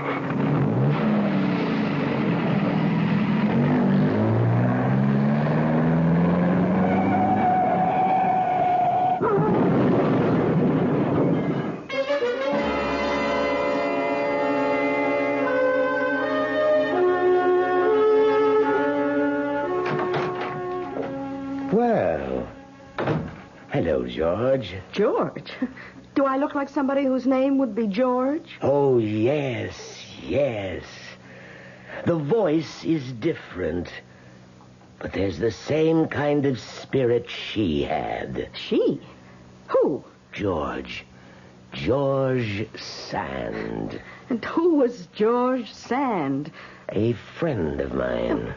What are you doing here? I'm waiting for Jack Hanley. How did you get into the apartment? Same way you did. I have a key. Oh, I came here to give mine back. Oh, you must be the old guy. Guilty as charged. Well, you don't look so old. Thank you. Well, everybody's here. Jack, what happened to your face? Nothing. Couple of scratches. I walked away from it. From what? I hit the turn too fast. I totaled the car. So what? Jack! Look, that's enough out of you. What are you doing here, anyhow? Well, I thought maybe we could... No. We do things my way or no way. All right, Jack. Then it's no way. Goodbye. And this time I mean it. Sure. See you tomorrow. Well, Fraser, what can I do for you? You cracked up the car tonight. I can afford another one. Our agreement calls for you to take care of your body. Have a cigar, Pop? By continuing to take foolish risks, you can cancel the agreement. I can, huh? Oh, yes. That's too bad. I got the money. It's in my name. How could you get it back from me? I couldn't. It's yours. Yeah, so I'm holding all the aces. You have a powerful hand. I feel a bit weak. There's an excellent brandy in the cabinet. Could you pour me a bit, please? Hey, smells pretty good here. You mind if I try a shot myself? Certainly not. After all, it belongs to you. Oh, yes. I forgot. Thank you. Well, happy days. So, the agreement's busted, huh? No. No, not the complete agreement. You see, only the part of it that gives you the 2 to 3 years. Is that right? I can't take a chance that you will live that long. Not at the rate you're going, so... So what? You are required to surrender your body on demand. You agreed, remember? Sure, I remember. You want some more of this brandy? No, but help yourself if you like. Yeah, thanks. You were saying? I was saying you agreed to surrender your body on demand. But I demand it now. Huh? The exchange will be made tonight.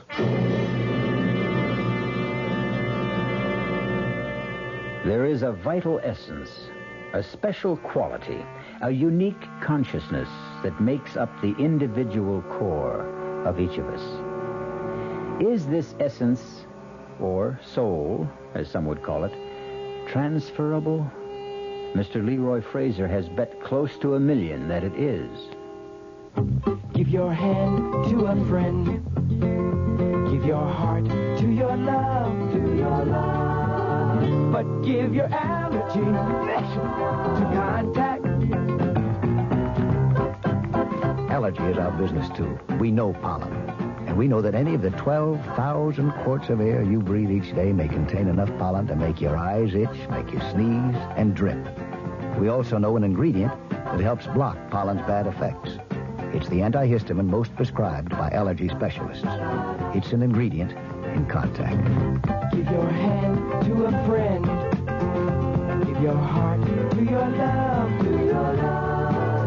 The tiny time pills in one contact keep this antihistamine working up to 12 full hours. All day, all night. Give your allergies to contact. Take contact only when needed, only as directed. Introducing the greatest taste to come out of your toaster since Samuel Bath Thomas baked his original English muffins in 1880. Thomas's new onion English muffins. Little bits of real onion blended into Thomas's original English muffin recipe create a tangy taste that makes everything fantastic, like burgers and cream cheese and cold cuts. Even butter tastes better. Thomas's new onion English muffins. The greatest new taste since 1880. Thomas's promises. How tall do you think she is? 300 feet if she's an inch, Luigi, and a fine lady she is. The year 1886. While most New Yorkers were enjoying their first look at the Statue of Liberty, a few were enjoying their first taste of Thomas's bread and discovering it was every bit as delicious as Thomas's English muffins. Today, there's still never been a lady to equal the lady, or a bread to equal Thomas's protein, whole wheat, and white bread. Thomas's promises. It's bitter. It's sweet. It's bitter. It's sweet. It's bitter. It's sweet, Marcello. Well, maybe it's a bit sweet, Sophia. On second thought, I love its bitterness. Punta Mes. Is it bitter? Is it sweet? People have been arguing about it since 1786. Punta Mes, a lovely before lunch or dinner drink from Italy. On the rocks or with soda and a slice of orange. Punta Mes, capital P-U-N-T, little e, capital M-E-S. It's bitter. It's sweet. It's bitter. It's sweet. It's bitter. It's sweet. All right, Sophia, it's bitter. No, my darling, let's just say it's bittersweet. Like life, like love, like marriage. Italian style. Punta Mes. Punta Mes. Imported by Caroline Importers Limited, New York, New York.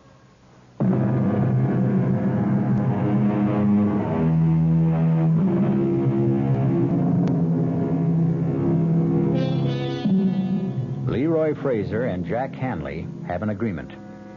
They will exchange bodies. Each will become the other. Jack Hanley will become Leroy Fraser, old and infirm. Leroy Fraser will become Jack Hanley, young and vigorous. Maybe. Why are you laughing? I'm laughing at you. At me? Yeah, you. Do you really believe this? Believe what? Believe that we can swap bodies. Certainly. Certainly, he says, look, I took your dough. Ask me why. Why? Why? Because an old clown like you had to lose it. It's like you were standing on a street corner. You were saying, here's my money, take my money. Might just as well have been me. That's not exactly the way it happened. You received this money as part of an agreement. Oh, yeah, the agreement again. You and Della, you'd make a great pair. We might at that. You know, I must say, Pop, you are cool. I mean, you are very cool. You're sitting there with a bust hand and you make out like you're holding a royal flush. Well, time for the exchange.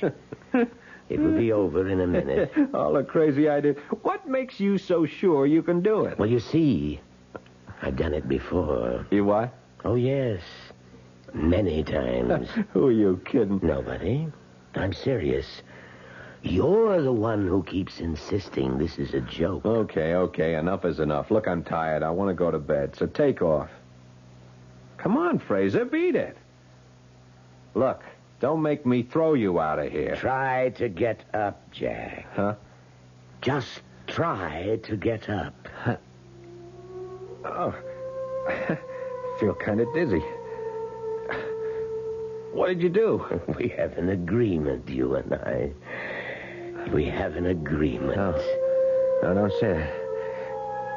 It's the brandy. You did something to the brandy. But I drank it, too. And I feel fine. No, listen, Fraser. You can't. You can't do it. Have you read any of the books, Jack? Books? What books? The books on the shelves. Why would I? So you would know, Jack. You'd know how it was done. I didn't read nothing. It doesn't matter. You shared the room, the wisdom, the power that is in the books. I don't feel so good. No, Jack, you feel fine. There are just changes. Changes taking place in your soul. What kind of changes? Just changes that will prepare it for a journey. The journey from your body to mine. My soul is also preparing. She was right. She said she was scared. You should have listened to her. My head. My head is splitting wide open. No, Jack, you're fine. You promised. You promised me 3 years. 2 years, you promised. But Jack, I can't believe you. I can't breathe. Yes, you can, Jack. You're fine. Look, I promise. No, Jack. I can't trust you. You can. I swear. With what you know now, you'd kill me. I feel cold. I feel stiff. There is a law. It's written in the book. No. The mind, the soul, the essence, the living force, the vital spirit. It's free, unfettered, unbound. Escape the petty prison of the faltering body. Escape, be free. It's tearing at my inside. Escape, leave me. Leave this shattered hulk. No. Leave me go to him. No. With the magic of ancient Egypt, the wisdom of Greece, by all the sciences the ancients knew, let our souls be free. I don't want to die. I have been the vital spirit in the bodies of 15 men before this night. Now, I shall become Jack Hanley.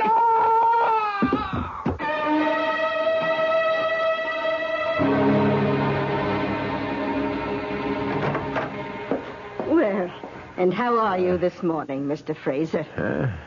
What? Oh, I feel like I'm 80 years old. Well, the truth is you're not far from it. What are you saying? Now, Mr. Fraser. Who are you calling Fraser? I know it's early in the morning, but we have things to discuss. I'm not Fraser. I'm Jack Hanley. Oh, this is not the time to joke, sir. Don't you understand? I'm Jack Hanley. What am I doing here? How did I... Sir, please, look in this mirror. What? Now, God. Sir, can we talk about... How did he do it? How did he put me into his old body? Oh, I better call the doctor. Forget the doctor. Call the police. He stole my body. And, Doctor, he's got this crazy idea. He's somebody else. Doctor, I have to talk to you alone. Please excuse us, Mrs. Toomey. Oh, all right, Doctor. Listen, Doctor, I am not Leroy Fraser. No? No, I'm Jack Hanley. I'm 28 years old. Come, Fraser. You're talking to me, the doctor. No, I'm Jack Hanley. Fraser somehow found a way, maybe a drug or something. He was able to get me into his body, and he took mine for himself. I see. That's what happened. Fraser, old friend, you need rest. I'm not Fraser. Now, don't excite yourself, Leroy. You don't believe me. None of you believe... I know. You look at me like I'm a nut. Some rest and quiet and... Look, you're a doctor. You should see it. Of course, of course. 50 years ago, if a guy said you could transplant a heart, you'd say they were crazy. But they can do it today, huh? Can't they? Well... Sure. So why couldn't somebody figure out a way to transplant a guy's soul? We'll discuss it first. No, we won't. We'll discuss it now. Della, she knows. She was afraid it would happen. Yeah, she'll prove it. Now, Fraser... Now, don't you try to stop me. Hello? Della. Who's this? Me. Who are you? Jack. You're not Jack. Della, listen to me. It happened. What happened? The agreement, Della. He went and he did it. What are you saying? The answer. The answer's in those books. Now, Della, go to the apartment. Find the answer. Look through those books and hurry. Della, she's going to prove it. And meanwhile, you'll just rest. Now, I'll be right back.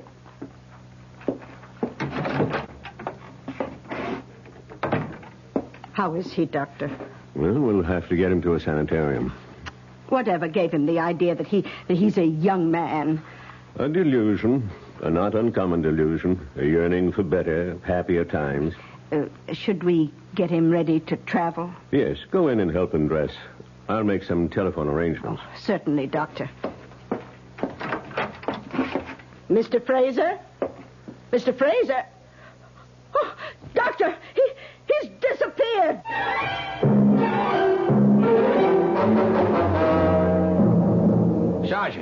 Sergeant Burns, remember me? No, Pop, I can't say that I do. My name is Jack Hanley. Jack Hanley? Well, Yeah. that sounds familiar, but he was a young guy. I am a young guy. Look, a man named Fraser, an old man, he stole my body and he left me his. Well, come on. It's true. Yeah, sure, Pop. Don't call me Pop. I'm younger than you are. Now, look, friend, why don't I have one of the officers take you home? I'm Jack Hanley. I was here 3 days ago. Jack Hanley was here 3 days ago, not you. I am Jack Hanley, and I can prove it. Sure you can. Sure. You called me cop fighter. Huh? Yeah, cop. How would I know that if I weren't Jack Hanley? Huh?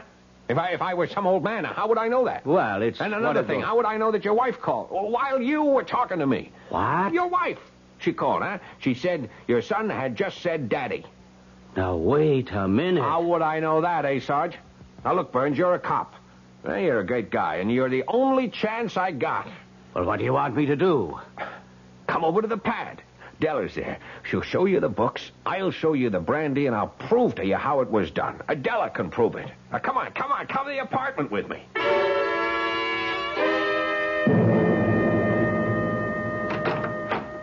Well, come on in. Oh, sure.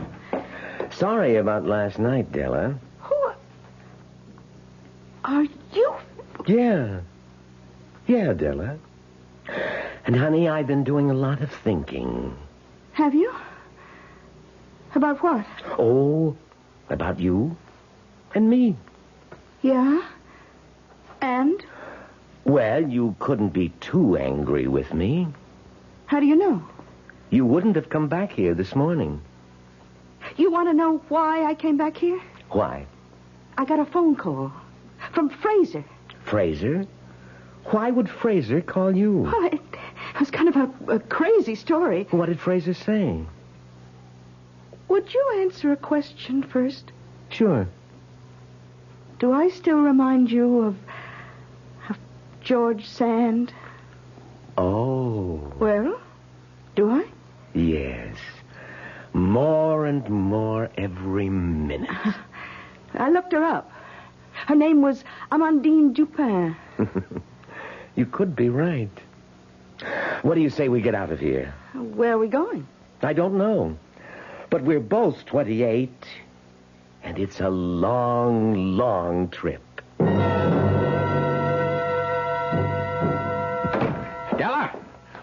Della! Oh, hey, Pop. Now, what are you handing me? There's nobody here. Just last night. Last night. Sure, There were Pop. books on that shelf. Well, there's nothing there now.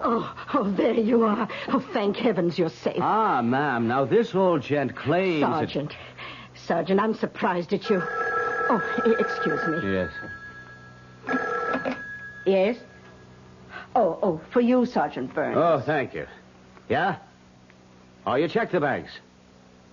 I see. No record of deposits in the name of Jack Hanley, huh? What? Well, naturally, where would a dumb hood like that get money? Who'd give it to him? Don't you see he's got my body? Sure, okay, I know. It was a wild thing, but Give me you know how it is. Anything can happen. Yeah, that's right. Right. Oh, Pop, what are we going to do with you? Don't call me that. Where's Della? She crossed me. She went with him. Now, Mr. Fraser, you'll feel so much better in the hospital. So much better. I am not Fraser. I'm Hanley. I am Jack Hanley. Won't anybody believe me? Oh, look. Get some rest, Pop. Anybody believe me? You'll feel better with good food, lots of sleep. Somebody has to believe me. Won't anybody believe me?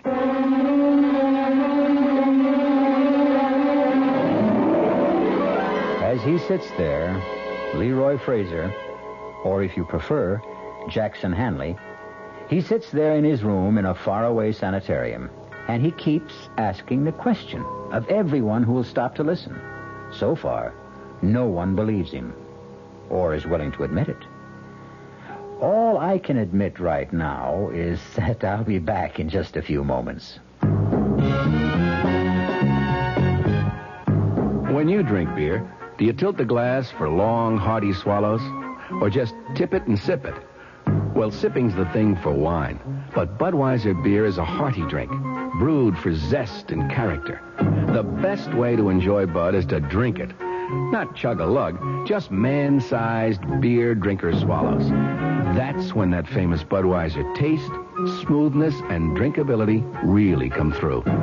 Smoothness and drinkability that come only from natural carbonation and exclusive beechwood aging. Smoothness and drinkability, too good for any half-hearted sipping. So drink up. You'll see that brewing beer right does make a difference. And that when you say Budweiser, you've said it all. Anheuser-Busch, St. Louis. You've been hearing some pretty lavish claims recently about miles per gallon. We'd like you to consider something equally important, and that's range. Range is the miles per gallon multiplied by the number of gallons your car's tank holds. Range is what makes the Buick Apollo such a special small car. It comes from coupling the Apollo's economical 6-cylinder engine with a standard 21-gallon tank. It holds a lot, but it doesn't use a lot. Look into the Apollo. It's the Buick of small cars. Hi, Ms. Goldilocks here.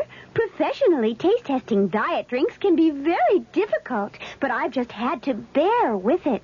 Then I found sugar-free Diet 7-Up. It doesn't taste like other diet drinks. It's fresh, light, natural, delicious. Sugar-free Diet 7-Up tastes so good that I've taste-tested it hundreds of times, and each time I've given it my seal of approval. Yes, this one's just right. Service. We're big on that. When you buy an airline ticket, you're buying service. And at Ozark, we try to give you your money's worth. Service in making reservations, planning your trip, at the ticket counter, service on board. Ozark didn't get where it is by being small in things that really count. Service, we're big on that. Go Ozark Jet to Champaign-Urbana, Peoria, and Springfield, Illinois. Call Ozark or your travel agent. Our cast included Paul Hecht, Bryna Rayburn, William Redfield, Dan Ocko, and Leon Janney. The entire production was under the direction of Hyman Brown. Radio Mystery Theater was sponsored in part by Contac, the 12-hour allergy capsule, Anheuser-Busch Incorporated, Brewers of Budweiser, and the Kellogg Company, makers of Kellogg's Special K cereal. This is E.G. Marshall inviting you to return to our Mystery Theater for another adventure in the macabre. Until next time, pleasant dreams. The Radio Mystery Theater was furnished by the CBS Radio Network.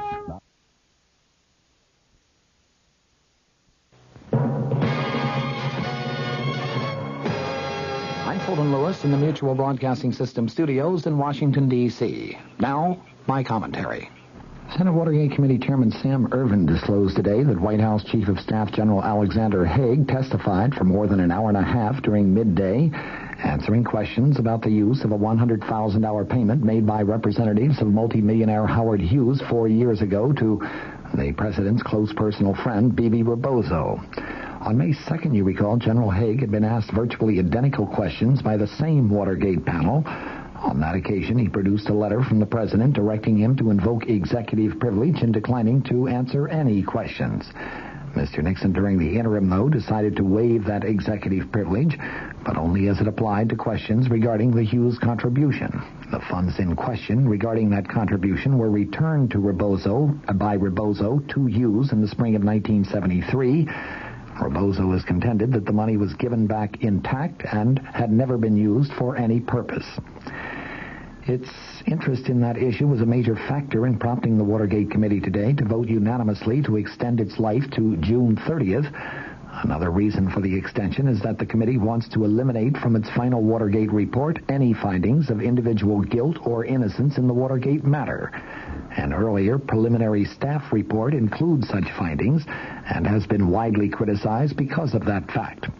The committee members themselves apparently appreciate something that the staff has failed to even recognize, namely that the Ervin panel is not a court of law. It has no right whatsoever, on the basis of the testimony it has received, to make any assessments of guilt or innocence on the part of anyone involved in the Watergate story.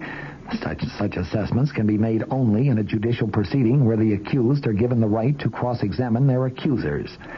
As I mentioned a week ago, when portions of the staff report were leaked to the press, it was an outrageous document. The staff members who prepared it and who caused its partial release should be severely disciplined. President Nixon's move in ungagging General Haig today is perhaps significant in that it represents still another step on the president's part to try to accommodate those in the Congress who are probing the record of his administration. As I have noted before, Mr. Nixon had a perfect right to extend the cloak of executive privilege to General Haig.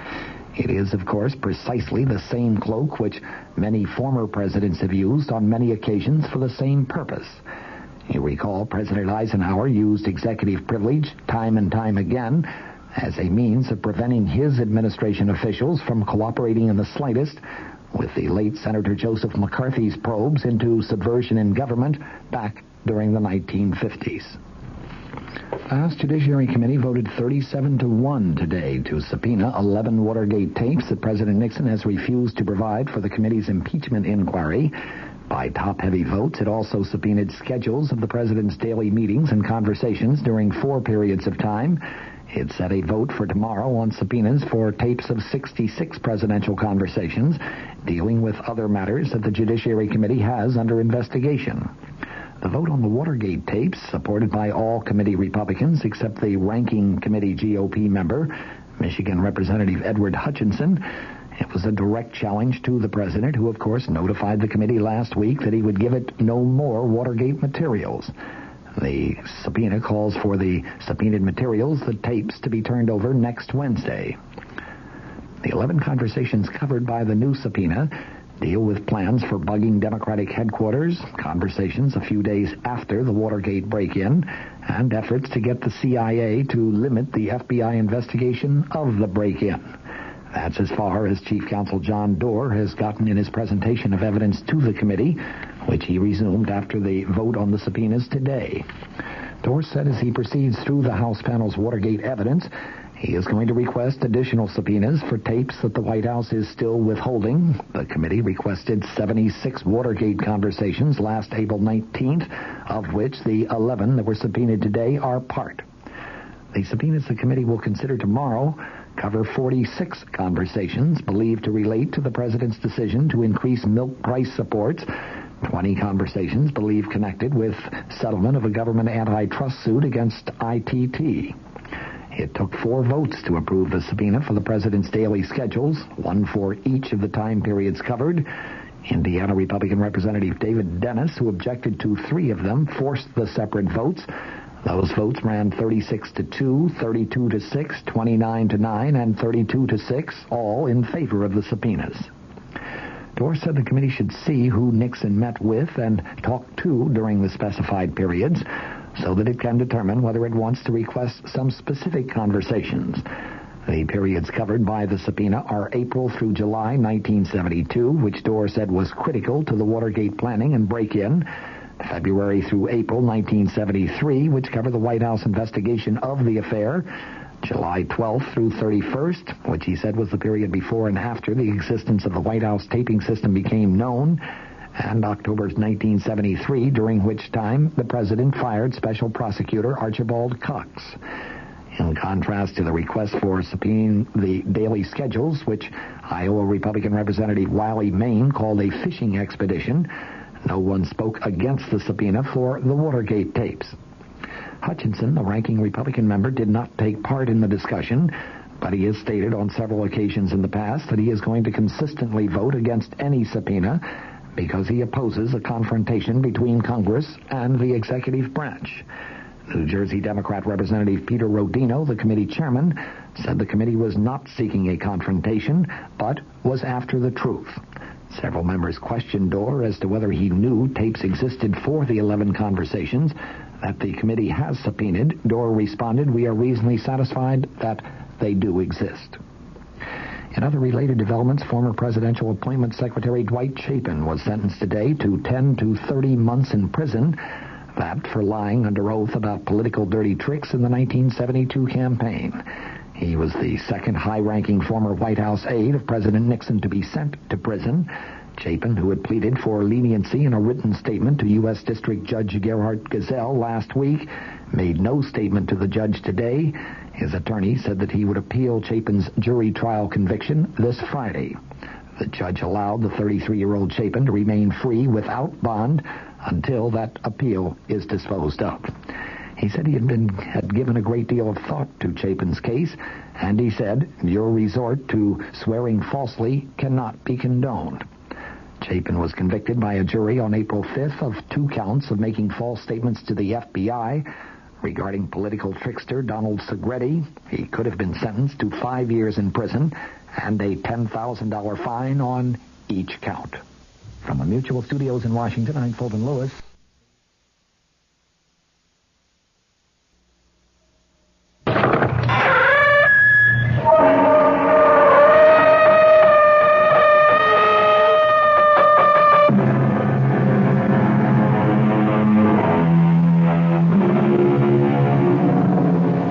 Come in. Welcome. I'm E.G. Marshall. The human brain, we are told, contains 3 layers, areas: the conscious, the subconscious, and the unconscious. We have, all of us, experienced the effects of these areas, especially that strange no-man's land between waking and sleeping, between dreams and reality, when we are never quite sure where we are, or at times even what we are. So then, we can understand, relate to Vicky Carson's strange adventure. Our mystery drama, The Garden, was written especially for the Mystery Theater by George Lothar and stars Jennifer Harmon and Jack Grimes. It is sponsored in part by Buick Motor Division and Anheuser-Busch Incorporated, brewers of Budweiser. I'll be back shortly with Act One. Say, do you know what happens this time of year? The swallows come back to Capistrano. Nope. The buzzards come back to Hinkley Ridge, Ohio. No. Bulldogs all over the world begin to shed. Not even close. Oh. This, my friend, is the time of year when you can get a super little deal on the practical but elegant Buick Apollo. And just between you and me, it may very well be the best chance you'll ever have to buy a Buick. I could have sworn this was Buzzard Day in Hinkley. Hey, Mom, what's for dinner? Hey, Mom, what you got? What's for dinner? Your ShopRite supermarket suggests choice beef first cut chuck steaks, just 59 cents a pound this week. Save 2 on smoked hams. Shank portion, 69 cents a pound. Butt portion, 79 cents a pound. For a quick meal, try Swanson's frozen Hungry Man dinners, just 99 cents each. For dessert, ShopRite's produce department is featuring fresh honeydew melons, 79 cents each. They're great, topped with ice cream. There's a lot more for a little less at your ShopRite. Stop in soon at ShopRite. She loves her family. She wants the best. She does all that she can do. She lets ShopRite do the rest. Hey, Ma, what's for dinner? ShopRite has the answer. Well, good evening, Mystery Theater fans. This is Gene Shepard, and we're sitting here having a very friendly roundtable discussion with many of our listeners who gather nightly here at the 710 spot on the dial. And if you'd like to join our little evening gatherings, I'm on every night at, let's see, it's 9:15 now. 9:15. You write that down. And make sure that you bring all the things you need to be prepared for a fantastic evening. I'm on every night from 9:15 until 10. Join our little group some night. We sit around and discuss the world and enjoy life and walk around in the weeds and just be people. 9:15 on WOR.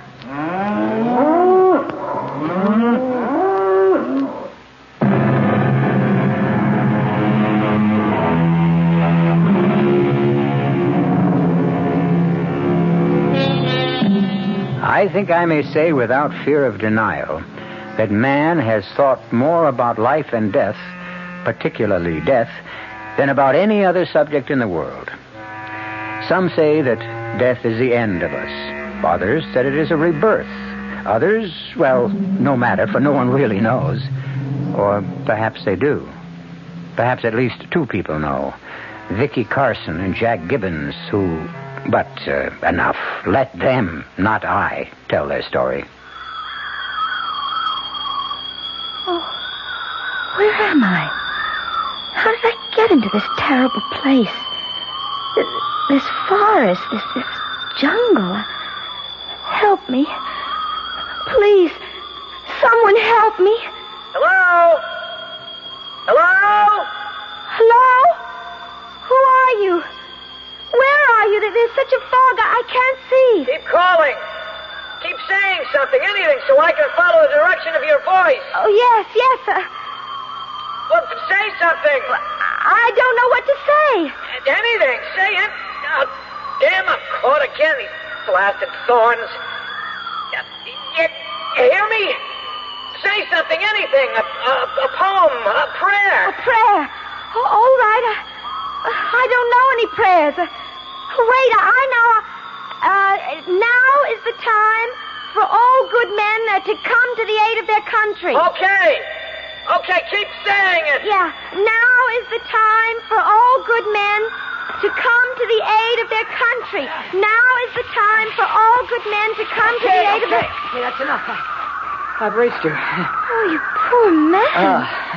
You're all scratched. You're bleeding. You're covered with mud. You'd be, too, if you'd been trying for I don't know how long to fight your way out of this jungle. Oh. Who are you? Vicky Carson. Jack Gibbons. What was that crazy stuff you were giving out with? Crazy stuff? Now is the time for all good men to something or other. Oh, that. It's an exercise they give you in typing school. I guess I did it so many times I'll never forget it. Oh, you go to a typing school? Well, I did before I became a secretary. I was a secretary, you see, and... Oh, well, that's funny. Oh, what? I said I was a secretary. I spoke of myself in the past tense as if I was dead or like that. Well, you're anything but dead, you ask me. And nobody as beautiful as you could be dead. Oh, thank you. Where are we? What is this place? Well, you got me. You don't know? No. All I know is I'm here somehow, and it... Oh, this place, it scares me. I'll tell you the truth, me too. The trees... God, I don't know, maybe it's the heavy gray fog, but the trees all look deformed. Evil. Kind of evil. Yeah, and the plants, the flowers... I don't know, there's something about them. Hey, we can't just stand here and never get out. We'll do that. Come on. Where to? Yeah, I don't know. We'll just keep walking till we get somewhere. Well, all right, whatever you say. Well, all right, come on. I can't move. I'm caught on something, my ankle. Something's around my ankle. Well, here, let me see what... Hey! Something wrapped around my neck all of a sudden. The vines. Vines hanging from the tree. Jack, I think they're alive. Damned if they don't seem to be. My body now, the vines are wrapping themselves around my... I'm strangling. Crushing me. Crushing. Jack, help me. I can't help myself. You need help? Who's? A man. Good Lord, it's like a giant. I said, you need help. Yes, help. Well, help us. It'll cost you. Cost us? I help you, you gotta pay. Pay? I got something you need. You want it, you pay for it. Oh, anything. Remember that. Now stand still, the two of you, while I rip these vines away. There. There. You're free. Oh, thank you. Thank you. Yeah, thanks. Who are you? You can call me Mordred. Well, what is this place, this awful jungle? It's not a jungle. It's a garden. A garden? I know. Looks more like a jungle. Well, that's what happens to gardens when nobody cares. See you. No, wait. Don't leave us alone. Don't worry. I'll be around again to collect. Collect? What you owe me. You said if I helped you, you'd pay anything. You will.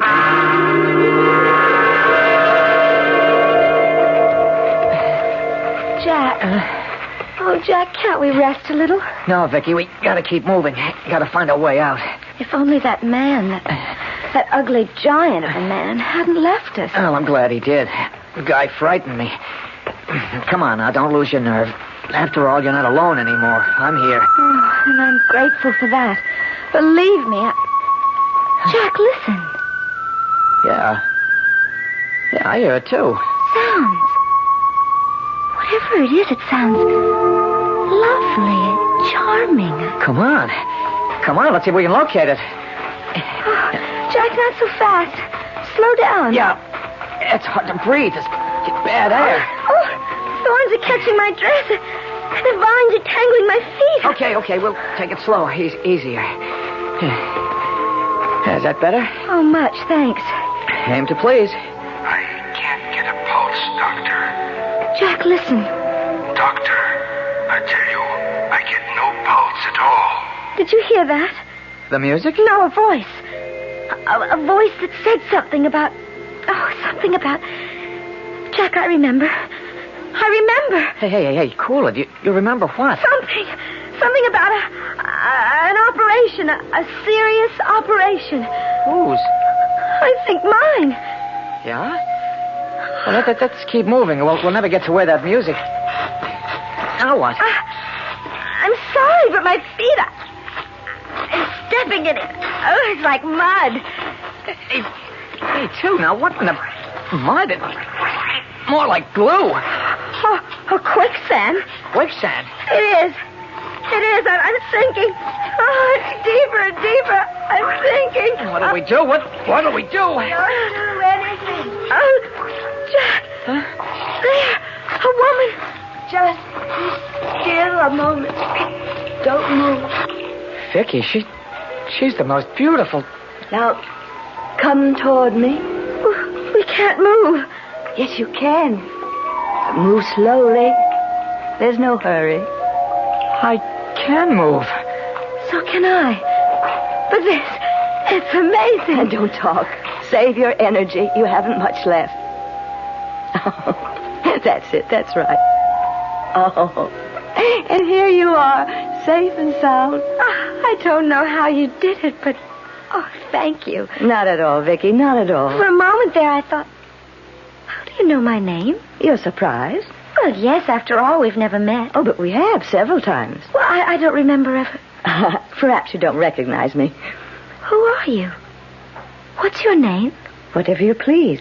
Whatever. What is your favorite name? What name do you like most in the whole world? Oh, you wouldn't believe it. Tell me. Well, I don't know why. I can't even remember where I heard it or saw it. In a book, maybe, but... Well, anyhow, it's Drusilla. Drusilla? Oh, a beautiful name. Not as beautiful as you. I'm sorry. Excuse me, I shouldn't have. I mean... Well, you are beautiful, and I had to say it. Thank you. And now then, come with me, please. Oh, where? If you look over there, you'll see a wall and a gate in the wall. Follow me. The music seems to be coming from the other side of the wall. Yes. And hey, everything's kind of changing. The air smells good. Yes. Oh, I smell flowers. I mean flowers that smell the way flowers ought to. Birds. I haven't heard birds singing since... Since when, Jack? I don't know. I can't remember. No matter. Here we are. Oh, Jack, look. Beyond the gate. Oh, Drusilla, that's the most lovely... Jack, look. Look, Jack, flowers everywhere. Oh, and fountains, too, and birds, and... Oh, that heavenly music. Out of sight. Plain out of sight. Thank you. But the garden really isn't mine. I merely take care of it. See that everything is properly cared for. Well, now shall we go in? Well, just lead the way. Vicky? I don't know. But I thought you were delighted with what you see. Oh, that's it. I'm afraid even a short visit here, I couldn't bear to go back there. But, child, it needn't be a short visit. In fact, it needn't be a visit at all. Are you saying we can stay? Forever. Oh, no. Mordred. You're not as clever as you think you are, sweetheart. These two belong to me. Oh, no. Oh, no. Yes. You seem to have forgot that you owe me and haven't paid. Mordred, let them go. Not me, sweetheart. Not till they've paid in full.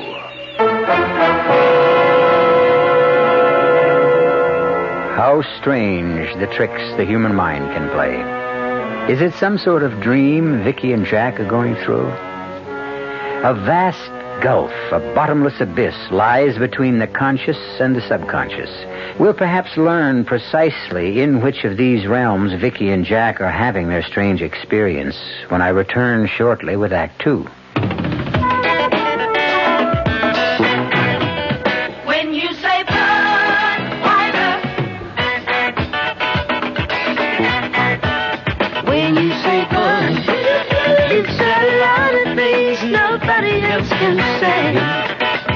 say bye, you've gone as far as you can go to get the very best. Yeah. When you say bye, you tell the world you know what makes it all the way. When you say bye, you say you care enough to only want the clean or peace. There is no other one. There's only something less. Because the king of fear is leading all the rest. When you say Budweiser, you said it all. You've said it all. Anheuser-Busch, St. Louis.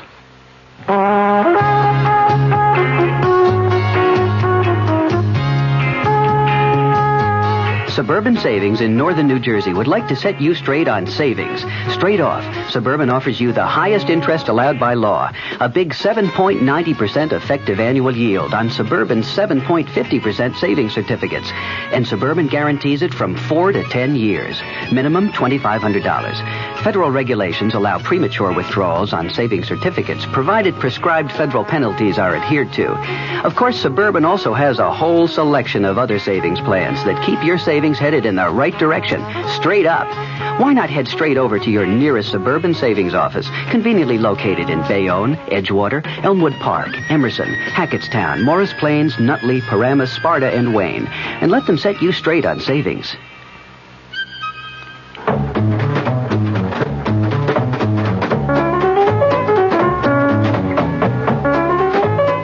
This evening, tune in for a new feature show on radio, In Conversation. It's a lively half hour of intelligent and entertaining discussion between bright, inquisitive personalities and very well-informed guests. We'll be offering conversation on politics, theater, the media, sports, music, books, the press, filmmaking, and humor. Our hosts change almost every night, and this week you'll be hearing Nat Hentoff, author, journalist, and social critic, actress Celeste Holm, Arthur Knight, film critic, and tonight, Brendan Gill, author and drama critic for The New Yorker magazine. That's In Conversation, tonight and every weeknight. That's 2 out of 10 here at 710.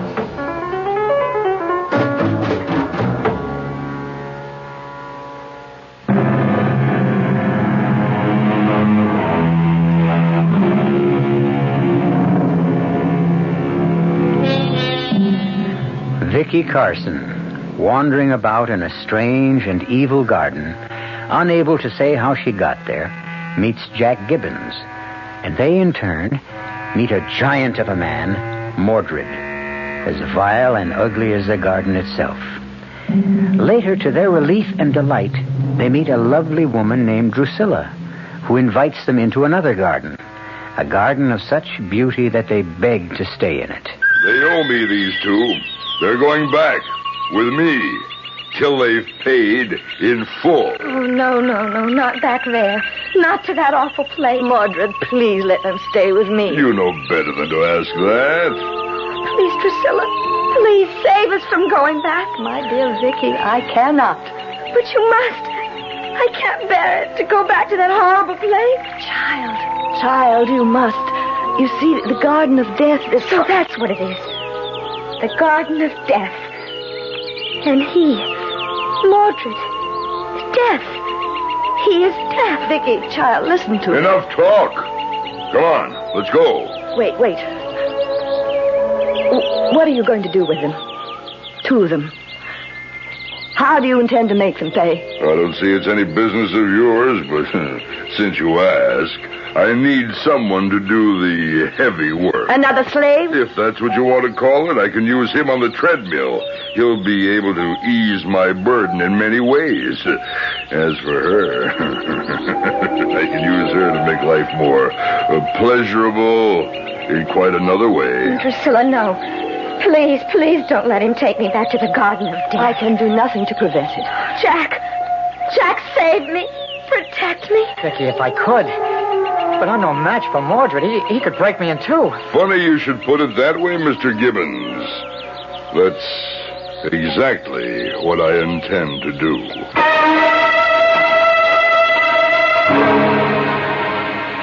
Oh. Jack. Oh, if you'd only let me massage your back, your shoulders. No, don't touch them, please. I'm in such agony, I couldn't stand it, not even to be touched. Oh, it's horrible. Horrible. Horrible isn't the word for what he's doing to me. There is no word. I'm on that treadmill 12 hours a day. 12 hours. Horrible. For me, too. You? Well, you gotta be kidding. Look at you. Dressed like a queen. Your hair, your skin, your nails. Nobody was ever kept better than you. Kept? Yes.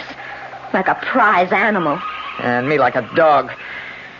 What he's doing to me, words can't describe. Broken back, I'm afraid. Broken back.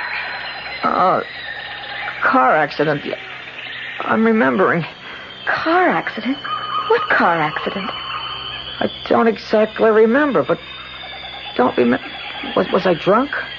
Jack. Yes, I think I was drunk and out of control. Car, out of control. Lumbar vertebrae. Third, fourth, fifth. Smash. That voice. What voice? I don't hear any. I do. I don't. Not now, but I thought. The way I did? The way I thought I heard someone saying they couldn't get a pulse? Yeah, I guess. Oh, Lord, what's happening to us? I think... You know what? I think either we're dead or dying. That's what I've been thinking. What makes you think it? She told us, Drusilla, that we're in... She called it the Garden of Death. Yeah, that's for sure. But every now and then we hear those voices. Yeah, I can't be sure, but I get the feeling I was killed in an automobile accident. Only maybe I'm not dead yet, like I could be on an operating table in some hospital, sort of between there and here. Exactly. And I had, or could be having, right this minute having, an operation. A serious operation, and I'm halfway on the borderline of dying or living. Oh, God, let me live. Let me live. Don't let me... Please don't let me stay here. Oh, come on, pull yourself together. I can't. Can't bear being dead. What can you do about it? What can I do about it? Nothing. No, there is something. I've been thinking about it. I'm going to find my way back to the Garden of Life. Garden of Life? Drusilla's. I'm going to get back there somehow. How? I don't know. I don't know yet, but I will. I'm not ready to die. Not yet. I'm going to live, Jack. You'll see, I'm going to live.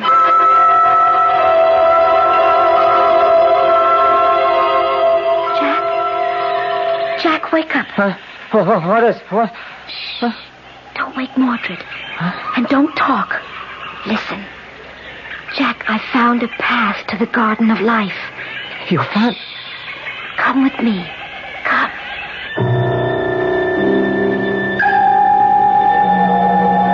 Crazy. Plain crazy, wandering around in the moonlight like this. I'll find the path. It's here somewhere. You seem awfully sure. I am. Every chance I got this week, day and night, I came out here and searched, and I found this path. How do you know it leads to the Garden of Life? It must. It goes straight in that direction. I followed it as far as a clearing, but had to turn back before I could... Jack! Here it is. Yeah, you were right. Let's not waste time. Come on.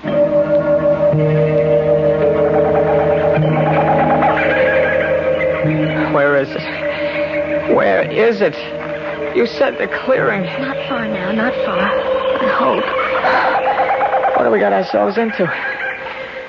What have you got me into? This jungle, it's alive with God knows what. Oh, will you stop your moaning and groaning? If we can reach Drusilla's garden. Yes, there it is, the clearing. Where? I don't see it. Straight ahead. That big patch of moonlight. That's it. Come on now. Completely crushed. Lumbar vertebrae completely crushed. What's that? If he lives, he'll never walk again. What's what? That voice. Didn't you hear that voice? No, Jack. Jack! My back. The pain. I can't move. I can't move. Oh, Jack. You must be in terrible pain. You've got to get to that clearing. You've got to do something. Drag him. See if I can drag him. Jack. Made it. Jack. What? We'll rest a while. Here in the middle of the clearing. It'll do you good. Regain some strength. Yeah. How is the pain? It's not bad now. I can bear it if it doesn't get worse. Good Lord, what was that? I don't know.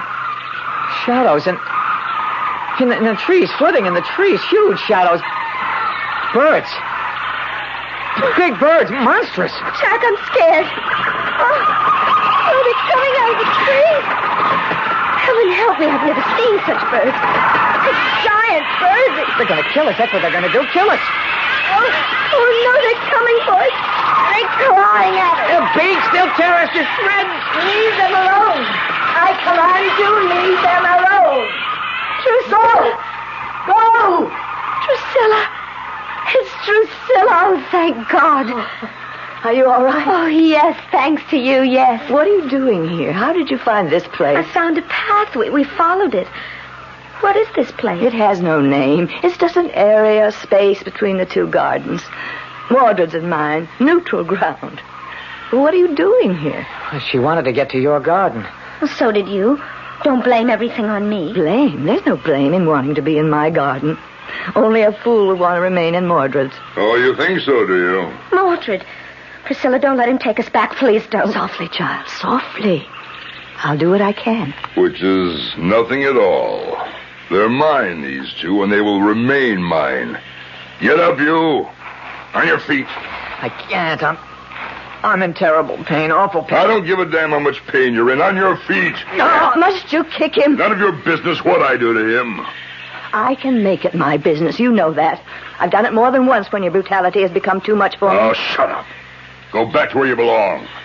Now, I'm telling you for the last time. Get on your feet. All right.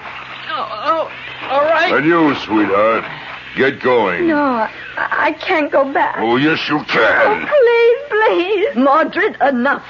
Let her be, or I warn you, I'll take this matter to the master. Much good that'll do you. There's one way to find out. Hold it just a minute. Yes? Now, there's no sense bothering him with I this. think there is. You've gone too far again. I don't know about that. I do. What's more, these two, Vicky and Jack, are on neutral ground between your garden But and they mine. belong to me. To you, always to you.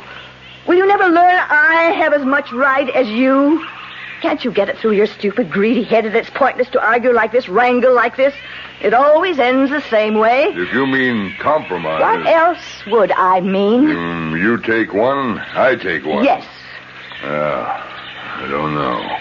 I can get a lot more work out of him. He's in frightful pain. His back, he can't work in such pain. Drusilla, don't let him take me back. I'll take her. You keep him. No. Shh, quiet.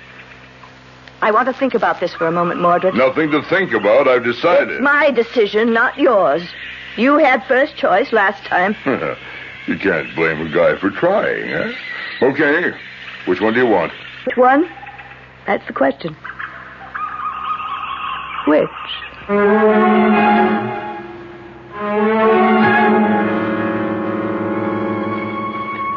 As Drusilla ponders her decision, Vicky and Jack watch her with eyes that hold indescribable yearning.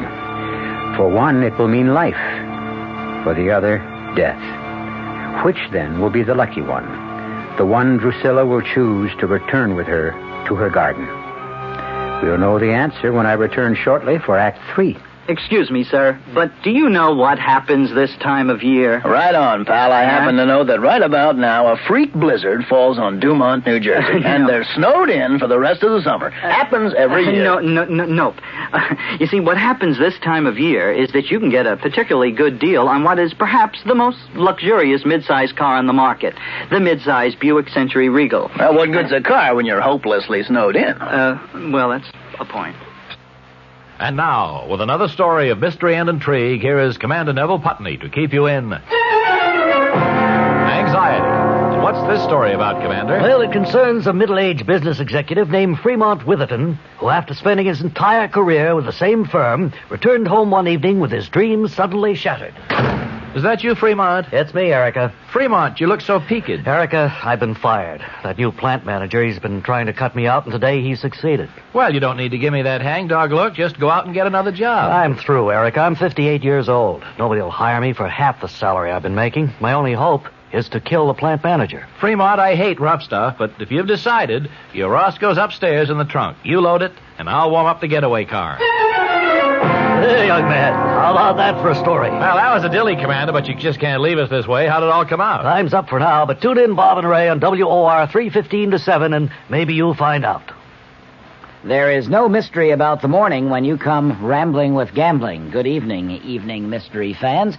This is John Gambling, and every morning, Monday through Saturday, here at WOR from 5 a.m. till 10, we get the crew together to try to put the morning together for you, to tell you what the weather's going to be like, whether there's heavy traffic coming into the city, whether the subways and the commuter trains are running. Bob Harris is in WOR's Weather Center every morning with all that very complicated equipment that he has to help prognosticate the day's weather. We cover sports completely with Don Crickey. In the news department, Peter Roberts, Henry Gladstone, and Harry Hennessy. And up in the helicopter, George Meade or Fred Feldman, keeping an eye on the traffic scene. So altogether, we do try to take any mystery out of the morning. And just to brighten up the beginning of your day a little bit, I think we have some kind of nice, listenable, and tuneful music. So tune in tomorrow morning or any morning for Rambling with Gambling. Now, back to the mystery.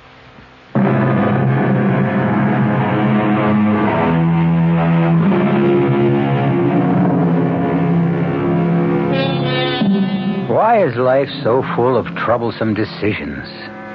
Maybe life would be easier, pleasanter if there were no options, no choices. Maybe not. Can't say. And frankly, I can't say whether the strange and beautiful Drusilla will choose Vicky or Jack to take back to her enchanting and enchanted garden. Let's find out, shall we? Take me. Oh, please take me. No, me. Listen, Drusilla, I'll be a lot more use to you. I'll get over this back problem. You'll see, and I'll work for you. Work even harder, longer than for Mordred. Don't listen to him. He's a liar and a cheat. Cheat? He's trying to cheat me out of what's rightfully mine. Who found this path? I did. So you found the path, so what? So I deserve to go with Drusilla. I was the one who wanted to live. Don't listen to her. I'll take neither of you. What? Neither? I'm sorry. Truly sorry. When we met before, I felt each of you close to being worthy of joining me in my garden, but now... No, I want neither of you now. But why not? Why not? You've changed, the two of you. There's hate in you now. Jealousy, greed. You're not worthy anymore. Mordred? Yes? Take them. Both of them. Back with you.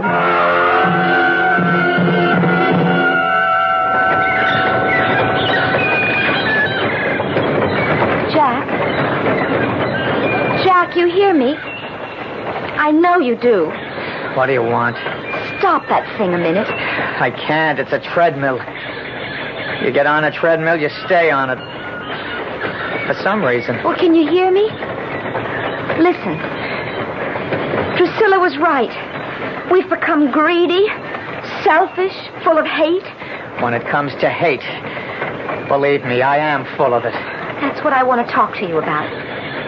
I've found a way to get back to the Garden of Life. Oh, not again. Yes, again, and this time we'll make it. It's simple. All we have to do is get the greed and hate out of our systems. Get to be more like we were when Drusilla first met us. Hey, you know, maybe you have got an idea at that. Of course I have. There's just one problem. What? How do we do it? How do we get rid of hate, for instance? Like, I hate you for getting me into the mess I'm in. I got you. Yes, and more than that, you were willing to sacrifice me to Mordred so that you could be with Drusilla in the Garden of Life. I hate you for that. I mean, I really hate you. How do I stop? You can't stop. Mordred. Fools. The two of you. You can't stop hate. It's too strong to be stopped. Too powerful. The most potent force in the human race. And who told you to take a rest? Come in. No! Here's another across your back so you don't forget. No! You. Yes, Mordred.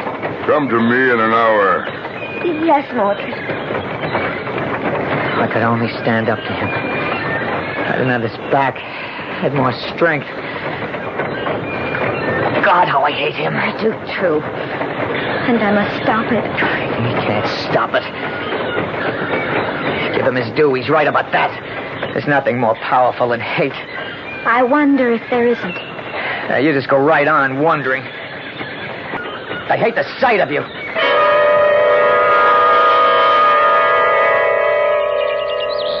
Hello? Drusilla, can you hear me? It's Vicky. I'm at the garden gate. Drusilla? What is it, Vicky? Oh, I didn't know you were standing there. I wasn't till now. May I come in? Please, just for a moment. I'm sorry, no. You must stay on that side of the gate. I think she's gone, Doctor. No pulse at all. Well, perhaps for a moment. Did you hear that voice? Yes. What did it say? Well, you heard it. I keep hearing it. Now and then. But I can't remember a second later what it said. What is it you want, Vicky? I've come to tell you I don't hate anymore. Oh? I hated Jack and Mordred, but not anymore. So may I stay? Why do you look so sad? Because I am. When people lie to me, it makes me sad. But I'm not. All right, I lied. But only because I can't stand it anymore. I've got to come here. I'm just dying to be with you. Yes, I know.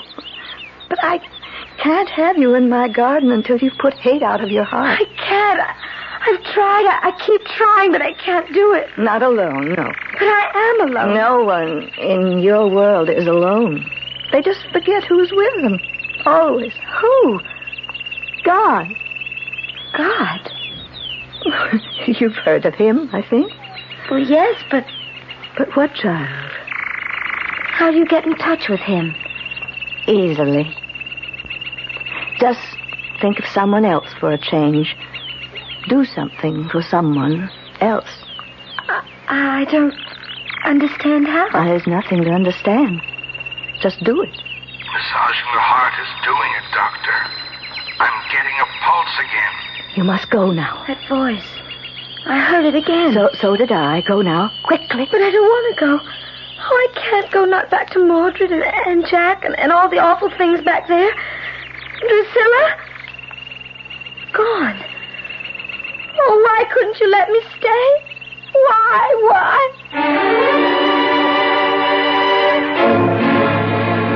Gun? Jack, that's a gun. Yeah. Where did you get it? There's plenty around. No sweat. What are you going to do with it? What I should have done long before now, and you're going to help me. Help you? Help you do what?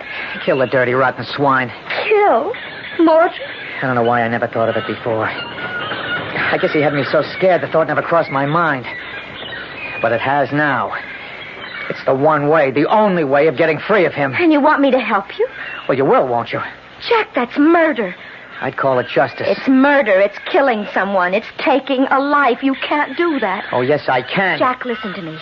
You want to be with Drusilla, to live in the garden of life as much as I do. And to murder someone, there can't be anything worse than that. I hate worse than that. Murder Mordred and you'd be barred from the garden of life forever. All I want is to be free of Mordred. And I'm going to be whether you help me or not. Now, will you or won't you? Oh, Jack, Now, you listen to me. You've got no more chance than I have of living in Drusilla's garden. You've got as much hate in you as I have in me. So much that neither of us can ever get rid of it. Well, we can at least get rid of Mordred. Be free of him forever. After that, well, life here won't exactly be a picnic. But it'll be a hell of a lot easier and happier. I'll play it smart, Vicky. Help me.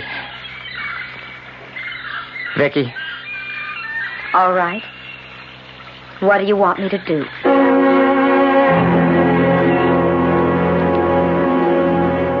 Level with me, baby. What are you up to? Up to? Why, nothing, Mordred. For the last 2-3 days, you've been all sugar and spice. A big change from the hellcat you were. Now, you said you'd tame me, darling, and I guess you have. I could use something to kind of pick me up. Like what? A drink. A drink? You don't drink? Well, there's always a first time. Well, what do you know? You are changing. Well, sure. What'll it be? Champagne. Right on. Now, let's see. Yeah, here we are. But, sweetie, it'll take a while to chill. Well, can't we drink it warm? Warm champagne? Well, why not? Never had it that way, but like you said, there's always a first time. Hey, now I know why they chill it. Warm champagne goes all over. Hey, quick, give me the glasses all over the place. Here you are. Yeah, there. Now, what do we drink to? Us. Yeah, sure. To us. Here, bottoms up. Bottoms up. Oh. Not bad. Warm champagne's not bad after all, huh? Again? Sure. Yeah.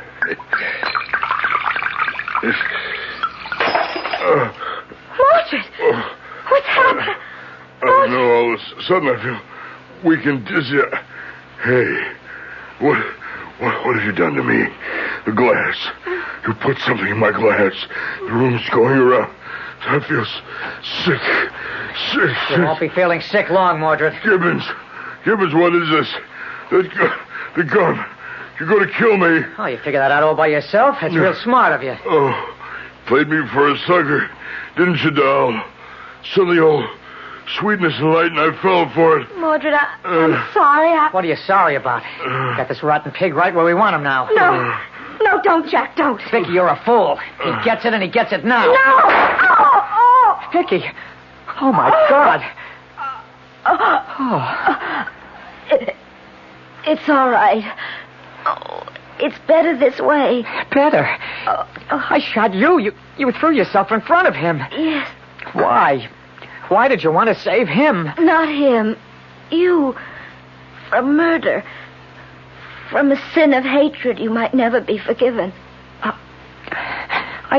don't get it. She said, Drusilla, if you want to rid yourself of hate and be with me, think of someone else for a change.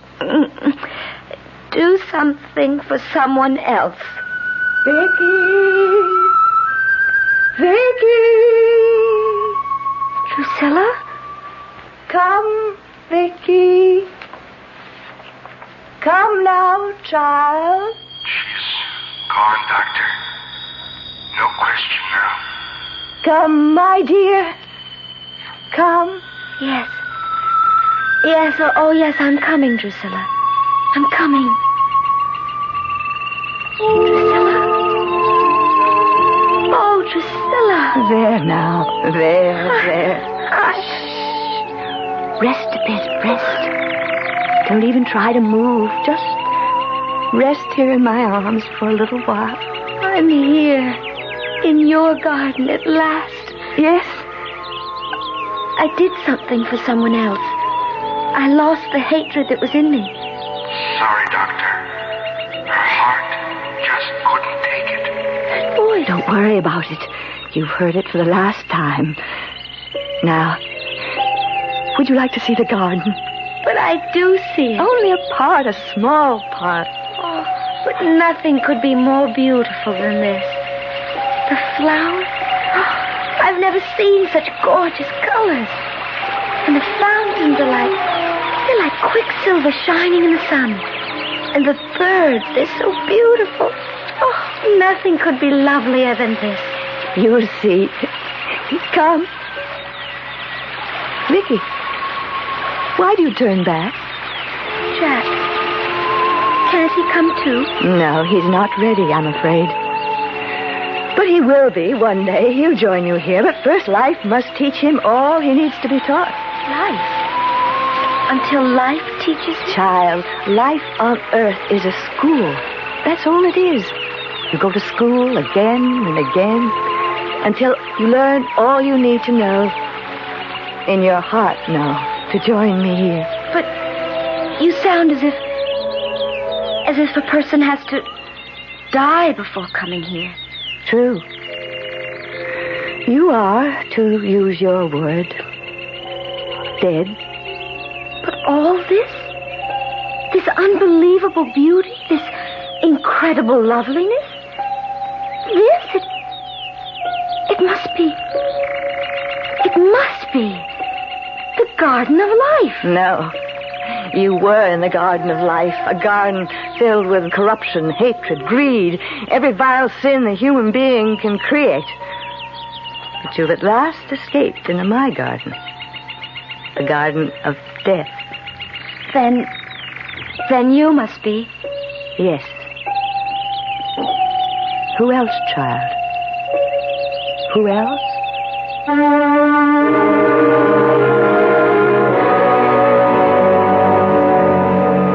I've never thought of death as being a beautiful woman, have you? Birth, life, death, only words, really. Symbols we use to express the unfathomable. Who is to say that life is not really death? Or death, life? And birth, a state somewhere in between. Who is to say? Not I, surely. I'll be back shortly. There is no mystery about the morning when you come rambling with gambling. Good evening mystery fans. This is John Gambling, and every morning, Monday through Saturday, here at WOR from 5 a.m. till 10, we get the crew together to try to put the morning together for you, to tell you what the weather's going to be like, whether there's heavy traffic coming into the city, whether the subways and the commuter trains are running. Bob Harris is in WOR's Weather Center every morning with all that very complicated equipment that he has to help prognosticate the day's weather. We cover sports completely with Don Cricky. In the news department, Peter Roberts, Henry Gladstone, and Harry Hennessy. And up in the helicopter, George Meade or Fred Feldman, keeping an eye on the traffic scene. So altogether, we do try to take any mystery out of the morning. And just to brighten up the beginning of your day a little bit, I think we have some kind of nice, listenable, and tuneful music. So tune in tomorrow morning or any morning for Rambling with Gambling. Now, back to the mystery. Hello.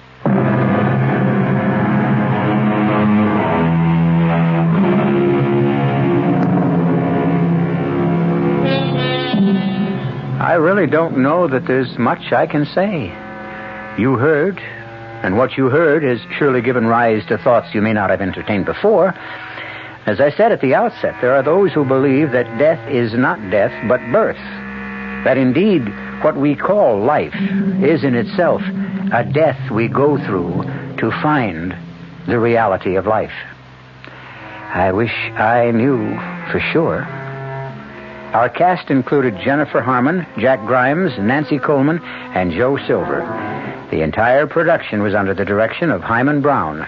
Radio Mystery Theater was sponsored in part by Anheuser-Busch Incorporated, Brewers of Budweiser, and Buick Motor Division. This is E.G. Marshall inviting you to return to our Mystery Theater for another adventure in the macabre. Until next time, pleasant dreams.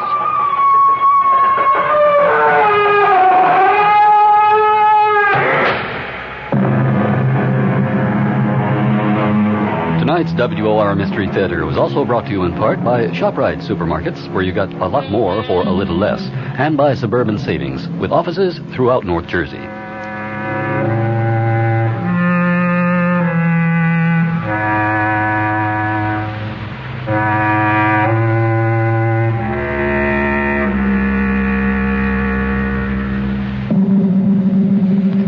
The preceding program was furnished by the Columbia Broadcasting System. An exhibition of hooked rugs and the folk art tradition is now on display at the Museum of American Folk Art, 49 West 53rd Street in Manhattan. This is WOR New York, an RKO General Station. British Research Institute says Reds hold lead over the United States in long-range missile potential. Senator Stennis says our Navy is better than theirs. Jaworski subpoenas former President Nixon in the Watergate cover-up. It's 72 degrees in mid-Manhattan. The man says partly cloudy tonight, partly sunny and mild tomorrow, chance of showers tomorrow night. This is John Scott with the 8 o'clock edition of the news featuring the Financial Review. A British Research Institute reports the Soviet Union is leading the world in a number of long-range missiles it possesses, and China is slowly but steadily building up its nuclear capability. In its annual survey, the International Institute for Strategic Studies states the Russians have nearly 600 more long-range nuclear missiles than the United States. The Institute's experts estimate that under present building plans, the American nuclear arsenal won't catch up with the Soviets for another 5 years. The chairman of the Senate Armed Services Committee has denounced speculation that the U.S. Navy is inferior to that of the Soviet Union. Democrat John Stennis of Mississippi called such talk false, alarmist, potentially dangerous. In a Senate speech, Stennis declared that on a Navy-to-Navy basis, the Soviet Navy does not match the capability of the U.S. Navy. He also said the Soviet Navy has no significant sea-based air power and no major amphibious assault forces. Special Watergate prosecutor Leon Jaworski has subpoenaed former President Nixon to appear as a witness in the Watergate cover-up trial. Lawyers for the former president today ask that subpoenas in 2 civil cases stemming from the Watergate break-in be killed. And for the first time since he resigned from office, Mr. Nixon claimed executive privilege in behalf of his presidential tape recordings. Informants say Jaworski issued a subpoena to the president reluctantly. He considered it the only known way to get 33 presidential tape recordings introduced into evidence at the trial, scheduled to begin October 1st. Among those facing trial are former Attorney General John Mitchell and former top White House aides H.R. Haldeman and John Ehrlichman. The Foreign Minister of the Republic of Ireland, Dr. Garrett Fitzgerald, said tonight, there appears to be increasing evidence of more understanding among the Protestant working class in Northern Ireland of the problems and needs of the Catholic working class, and this could be a hopeful sign toward halting the bitterness and the violence in the North. Fitzgerald also appealed to Americans of Irish descent not to contribute to the outlawed IRA and other militant groups, whom the Irish official blamed for prolonging the strife in Northern Ireland. Questioned about possible unification of the North and the South, the Foreign Minister had this comment. We believe there can be no reunification and should be no reunification of Ireland without the consent of a majority in Northern Ireland, that it is neither possible nor would it be right to attempt to coerce Northern Ireland into a union with the Republic. Consequently, logically deriving from that, we believe that we have to seek peace and justice within Northern Ireland through the establishment of a power-sharing government in which both communities will have their part, thus ending forever the exploitation of the Catholic minority by the Protestant majority, which was a feature of the first half-century of the existence of Northern Ireland. And we believe that any solution must also involve a relationship between North and South, which will reflect the reality of the very close practical links there are between the two parts. The Senate has refused to order a final vote on a bill giving the consumer an official voice in the federal government, but sponsors in a turnabout said later a 5th attempt may be made to shut off a 2-month filibuster that's blocked final consideration of the bill, creating an independent consumer protection commission. The attempt could come next week. Senate and House conferees on campaign finance legislation have bogged down over the question of using public funds for congressional elections. Because of the deadlock, the conferees broke off negotiations for at least 10 days. The delay could prevent final action by Congress on campaign financing legislation until after the November elections. The new chairman of President Ford's Council of Economic Advisors made an unpopular suggestion at a government-sponsored mini-summit in Washington on inflation. Alan Greenspan was asked by trade unionists in the audience if the Ford administration wasn't making the poor suffer a bit more to make life easier for manufacturers and the upper-income people. Greenspan replied, the people hurt most by inflation are the Wall Street brokers. He added, their incomes have gone down the most. Many of the 180 delegates of the meeting jumped to their feet, giving out with catcalls, boos, jeers, and hisses. The WOR News Time, 5 minutes past 8. Coming up, the Financial Review and more late news. This is Mary Helen McPhillips. I'd like to invite you to join me tomorrow morning at 10:15. My guest will be Werner Klemperer. Remember Colonel Klink of Hogan's Heroes fame? Well, Werner Klemperer is a charming man. I think you'll enjoy him. Tomorrow morning at 10:15. The white police officer who shot and killed a 14-year-old black youth last Sunday has been stripped of his guns. Police Commissioner Michael Codd says the action was taken following a lengthy meeting in City Hall between Mayor Beam, top city officials, and a group of residents of Brownsville where Claude Reese died. A mistrial has been declared in the federal court trial of New Jersey State Treasurer Joseph McCrane. The former treasurer is charged with violations of the campaign laws for allegedly helping businesses make donations look like tax-deductible expenses. The mistrial interrupted the proceedings in their second week. It was declared after a juror revealed that he and 5 other panelists had seen a newspaper article about the case. During the last few weeks he was in office, former President Nixon nominated Governor Thomas Meskill of Connecticut to serve on the federal bench. But that nomination has been under fire for weeks, and Meskill faces an uncertain future. WOR's Dan Riley reports. Connecticut Governor Thomas Meskill says he's encouraged that he will be confirmed as a second U.S. Circuit Court of Appeals judge. The governor said in his words, I have great faith in Senate Judiciary Chairman James Eastland, who Meskill said is most encouraging. The lame duck chief executive remained uncommitted on whether he'll finish out his full term as governor. A lot has to do with the situation in the state at the time. My personal situation, I have to move my family. the needs of the court at the time as to whether or not there's any particular emergency that requires my sitting immediately. I think there are many factors that will all have to be weighed. I think the first thing that has to happen is to have a resolution of the confirmation itself. Democratic Senator John Tunney of California, a member of the Judiciary Committee, today joined the American Bar Association in denouncing Meskel's nomination. In Hartford, Dan Riley reporting, WOR News. 2 reputed gamblers were found shot to death in gangland style today in widely separated sections of New York City. Police are trying to determine if they were victims of an intermittent mob war which has been underway for some months. One of the 2, Alfred Gallo, was found dead in the rear seat of a car parked in the Sheepshead Bay section of Brooklyn. He'd been shot in the back of the head. Police said Gallo was not related to the gang currently headed by Albert Kid Blast Gallo, the last survivor of the underworld Gallo family. The remnants of the Gallo group have been warring with the underworld family of Joseph Colombo. The second shooting victim was 38-year-old Frank Carter of the Bronx. He, too, was shot in the head. His body was discovered slumped behind the wheel of his Cadillac on the grounds of an amusement park in Flushing, Queens. Police say both men had records including offenses other than gambling. Draft dodger Dan Kraptik has surrendered in New York under President Ford's clemency program. The 25-year-old Kraptik said he did it as a birthday present to my kids. He's been working as a part-time driver for a private car service. Kraptik said, maybe without this hammer hanging over my head, I'll be able to get a better job and give them a better life.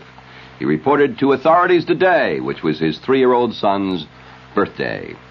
We'll have the weather and the top of the news after this. Provident, member FDIC. The Weather Watch update, partly cloudy and hazy tonight with the low in the low 60s. Partly sunny and mild tomorrow, the high in the low 80s. Chance of showers tomorrow night. The low around 60. On Saturday, partly sunny, the high in the mid-70s. Right now in clear mid-Manhattan, 72 degrees, the humidity 69%, the wind south at 8 miles an hour, and the barometer steady at 30.19 inches. And the top stories. The British Research Institute reports the Soviet Union has a long lead over the United States in the number of long-range nuclear missiles. Senator John Stennis tells the Senate the Soviet Navy does not match the capability of the U.S. Navy. Former President Nixon has been subpoenaed to testify in the Watergate cover-up trial, while his lawyers fight 2 subpoenas stemming from civil cases. CBS News. The gas bubble is dissipating at the Harrisburg nuclear site. This is Reed Collins reporting on the CBS Radio Network. It is showing dramatic decreases in size. That phrase from a federal nuclear official gave Pennsylvanians a lift today. The hydrogen bubble, which had interfered with the efforts to cool down the nuclear reactor, has diminished and temperatures near the core are reported reducing. Energy Chief James Schlesinger was asked about the situation following some testimony today on Capitol Hill. Nelson Benton has the story. Energy Secretary Schlesinger rejected as premature demands by some that nuclear reactors similar in design to the one at 3 Mile Island be shut down for technical study. Schlesinger spoke with reporters at the Capitol about the Pennsylvania nuclear accident. The problem at the moment seems to be on its way to resolution. The core is cooling. The gas bubble is being reduced. I think that all of us should withhold judgment until we have had the opportunity to look at this incident in the light of total experience. Schlesinger said he expects President Carter to disclose new administration energy policies this week, possibly in a nationally broadcast address. Nelson Benton, CBS News, Capitol Hill. News continues after this. Denture wearers, if you're tired of switching from paste to powders and back again, try something different. Ezo denture cushions. Unlike pastes and powders, Ezo cushions are a soft, pliable, all-natural product that form a cushion between gums and dentures. They don't dissolve like pastes or powders, so they hold all day without afternoon slippage. And Ezo denture cushions leave no bad taste or odor. For temporary relief until you see your dentist, try Ezo denture cushions. That's Ezo, E-Z-O. When you have a lot of surfaces to clean, grab your partner, Fantastic, the multi-surface spray cleaner. It cleans fiberglass, stainless steel, porcelain, plastic, enamel, vinyl, chrome. Fantastic spray cleaner. Clean surface after surface. Republican efforts to cool down federal spending collapsed today in the House of Representatives.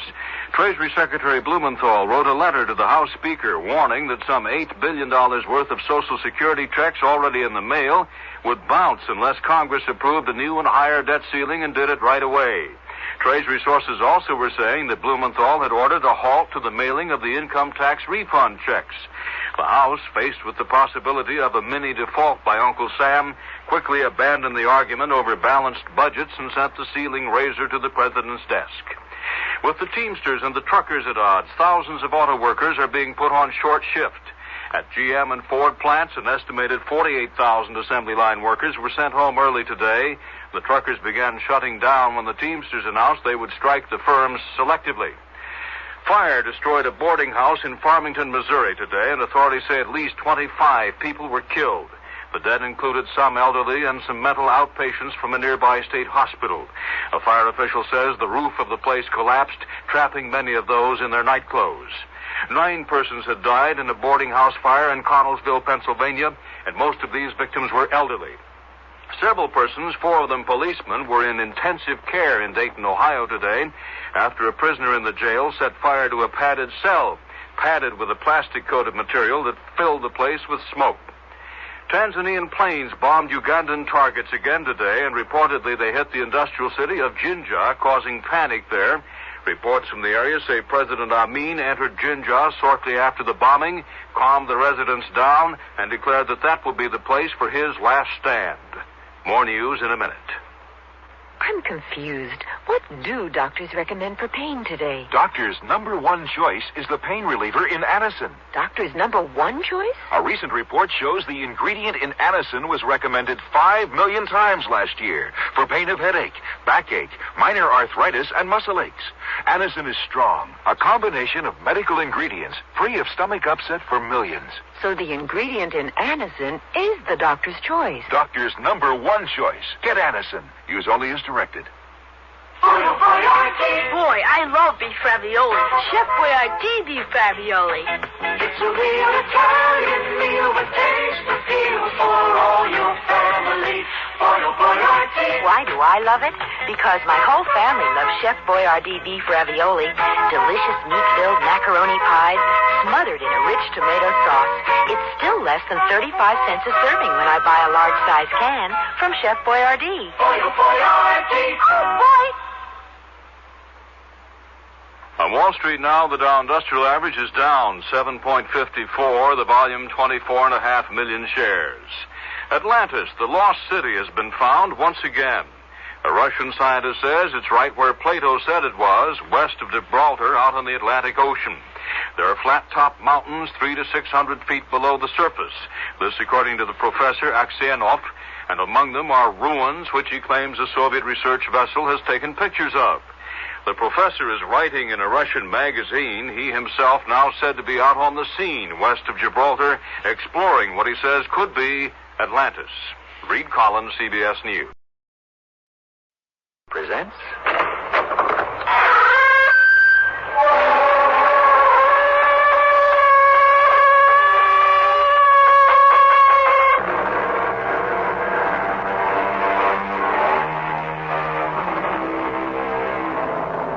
Come in. Welcome. I'm E.G. Marshall. Welcome to the world of tomorrow. I caution you, though, that because man is the creature he is, whether he is placed or misplaced in the centuries past, present or future, is no assurance he gets smarter or better. The fact that our story takes place upon some man-inhabited planet is no guarantee of brotherly love or peace. In fact, though his planetary address may have changed, man has not. So, beware. Victor, how long are we going on like this? What are you talking about? You have shut yourself up in that laboratory. You've given up all your other patients. That's my business, isn't it? It's no life for me, Victor. We're never together anymore. All I do is bring you pounds and pounds of baby food 3 times a day. We could feed an entire nursery on that amount. I want to know, what have you got in that laboratory?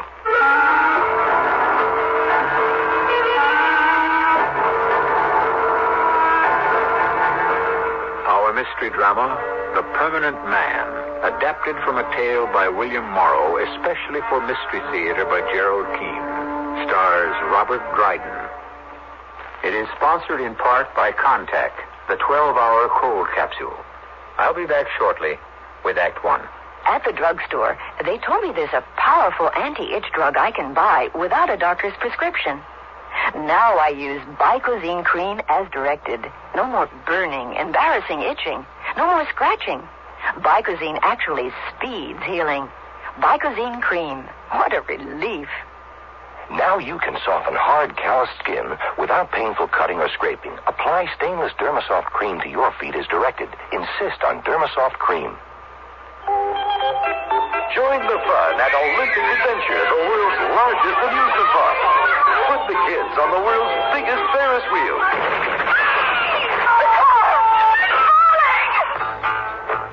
Read Amusement Park, the novel that takes you into the beds and boardrooms of those men and women whose manipulations turn a day's fun into a nightmare of death.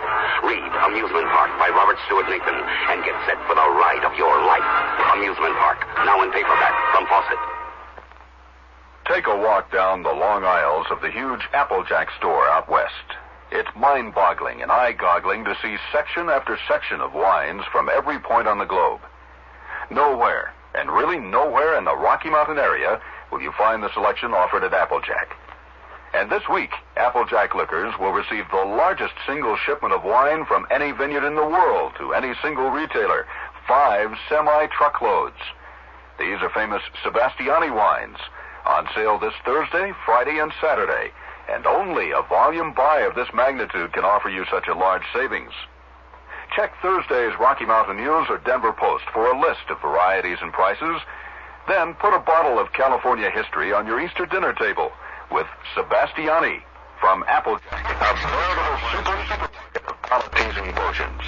Out west at 32nd and Youngfield, just off I-70 at exit 264. The special Sebastiani sale ends Saturday.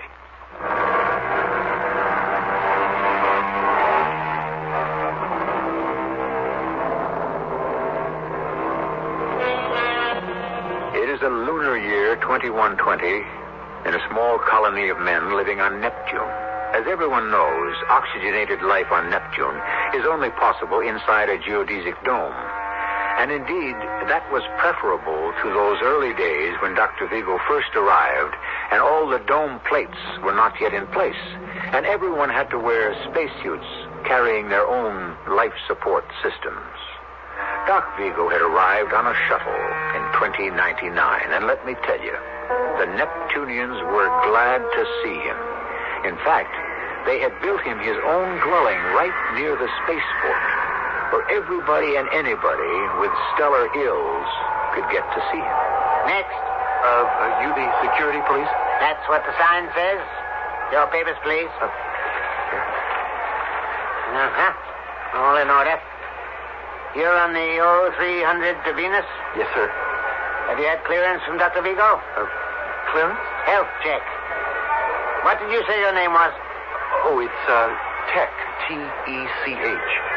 I don't see a doctor's check-off here. Well, I have the district overchief's signature. Isn't that enough? Oh, yes, so you have. I didn't turn the page. Your flight leaves at 0300. Here's that manifest. 25 males, 25 females. You know this is a space probe for the genetic thin air colony. Probe? Well, the overchief told me the dome was in place. You're ready for colonization. Well, have a good trip. Well, excuse me, I just thought of something. What's your problem, Tech? This, Dr. Vigo, I've never met him. Does he live far? Check the sentry outside. He'll direct you.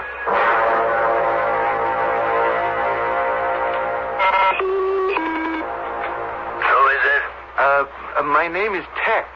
Face the lens. Don't turn away. I'd like to see Dr. Vigo. What about? You don't look sick. Well, it's a little hard to explain being outside and talking into a camera lens in the door. I can't take any more charity patients this month. Well, I'm not asking for charity. I have 300 credits in my account.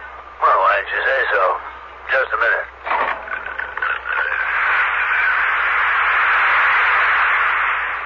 I'm Vigo. Did you say 300 credits? Yes, sir. A young man like you? Why, even on Earth, I could only earn 20 credits a year, and I'm a specialist in nuclear medicine. Well, it's 300 credits. I inherited them. Well, just don't stand there. Come in. Follow me into the laboratory. My wife's taking a nap in the consulting room, and I don't wish to disturb her. You first. Uh-huh. Turn sharp left here. It's tricky, huh? Now, right. Now, hold it. Press that red button to the right of the steel door. Well, Doctor, it's your house. Why don't you press the button? Because when a patient comes to see me, I stand behind him. I don't know you. You first. Press the button firmly.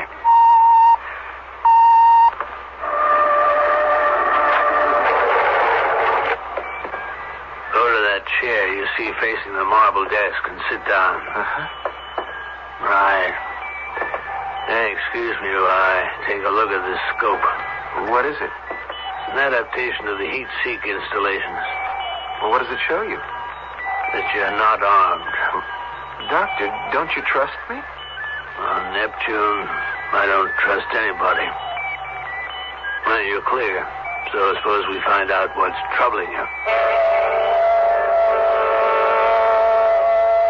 Doctor, I'm 25 years old. I was born on Neptune, and I shall die on Neptune. No doubt. Unless you'd like to get into the Mars or Venus colonizations. The dying here is more civilized, I'm told. You're joking with me, but I'm serious. I don't think I have long to live. What did you say your name was? Tech. I'll tell you something, Tech. 75% of my patients also believe death is around the corner. My own wife, same thing. It's due to the rationing of oxygen inside the dome. It's affected many people here. But you've got to fight it. Things will get better. You'll adapt. Already they've clamped down on immigration, so there'll be more oxygen for those of us who live here. I can give you some medication to heighten your awareness and desire to go on from day to day. But I don't want that, Doctor. You wish to die. We're all going to, isn't that so? Someday. So I've decided the most rational thing to do is to give my body to science. When did you decide that? Oh, I've had it in my mind for some time. It's not a hasty thought. It's a noble thought, Take. Well, if you just fill out this form and have it notarized and put through the interstellar biorecording channels, when I get it back cleared, I'll put it in the files. When your time comes, it's all automatic. Science will get your corpus. But you don't understand, Doctor. I wish to donate my body to science now. You wish me to kill you? Yes. I have no patience with that nonsense. If you're serious and wish to do away with yourself, go do it by yourself. Put on a suit, head for the airlock, leave the dome, open the suit, and let the atmosphere squash you flat. Now, will you please go? I didn't mean to make you angry, Doctor. You've taken up enough of my time and insulted me to boot. If you please, the way out is the way you came in. Dr. Vigo, don't dismiss me until you've had a chance to hear me out. Now, isn't it more valuable for medical research to have a healthy young specimen for examination and teaching than a decayed, aged corpse? Tech, you're simply foolish. You think you're in trouble. Life has no meaning. I don't want to know what it is. Well, Doctor, wouldn't my body, dead or alive, help blaze a trail? Did you say dead or alive? Oh, why not? A human guinea pig. You're insane. You better surrender yourself to the authorities and be sent to an asylum for treatment. Doctor, I've heard about you. You think I came to you by accident? I could have taken the shuttle to Johns Hopkins or the Lennon Institute and made them the same offer. No, why didn't you? If I'm handing over my body for research, I want it to be new research. New trails, as you put it. Not some tired old experiments on DNA or longevity or prenatal determination. I know You've been doing analysis and verification on humans. Well, experiment on me. Well, why does your conscience bother you now? That's a good question, Tech. I've never denied there's some research which can only be conducted while the subject remains alive and conscious. But that's not what I want. You can keep my heart beating or my organs functioning. If I say yes, that's up to you. But I will only hand over what is mine to give. My mind, if you can guarantee I will no longer be able to think or to remember. No thinking. No memory. What is it you wish to forget? There's nothing on Neptune I wish to remember. You see, all my life, I wanted to be a priest, to devote myself to God's work, and that's been denied me. I was born at the wrong time, too late. 900 years ago, I might have joined the Crusades. I was born into this world of scientific know-how. No room for the spirit, no room for miracles or devotion to a deity. So, I hope that if my brain no longer has to deal with insignificant man, perhaps God will rescue me and take me to a world no rocket can reach. Doctor, I'm willing to take that chance.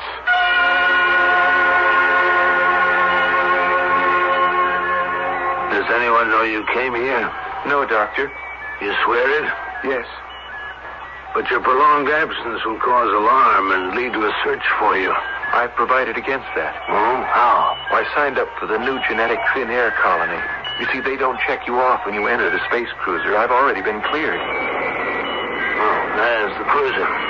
Was it 0300? Yes, 'tis. Well, there's your answer. Whoever I know thinks I'm on it. This is one of the disadvantages of living so close to the spaceport. But my wife and I weren't about to look the gift house in the mouth. So, no one knows you're still here on Neptune, eh? Who is going? 25 females, 25 males. Now there'll be one short. Where did you say they were headed for? Well, Venus, where else? I shan't be missed there. Or here.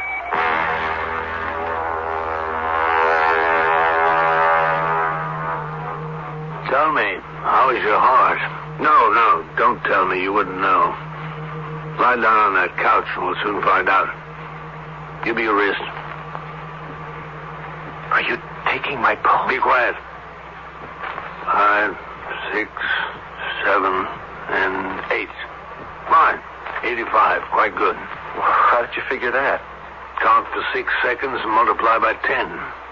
Good, strong pulse. Have you ever had any heart irregularities? Well, none that I know of. But I don't understand the question. I mean, if you're going... I don't wish to inflict any unnecessary pain. Now, Tech, before I begin, think again. Coldly, calmly, dispassionately. You have absolutely no desire to change your mind? None whatsoever. What's that liquid you're pouring in that glass? The first liquid you must drink. Tech, you've asked me to rid your mind of its present state. You've told me if it means death, you don't care. But you won't die, I can promise you that. Right, here. Drink it down.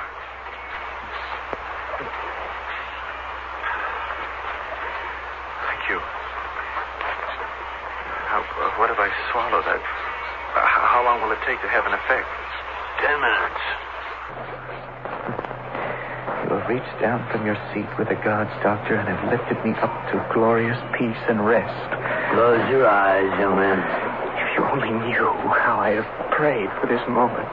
But I'm not offering you death, you know that. You are giving me the end of this mechanized horror we call the 21st century. No, I'm not promising you that either.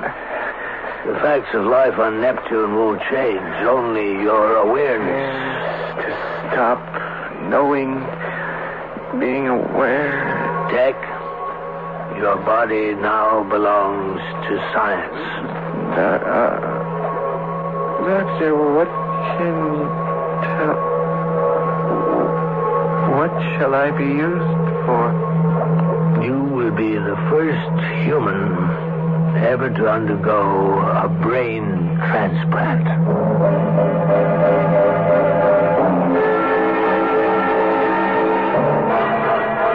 Life-taking or life-giving.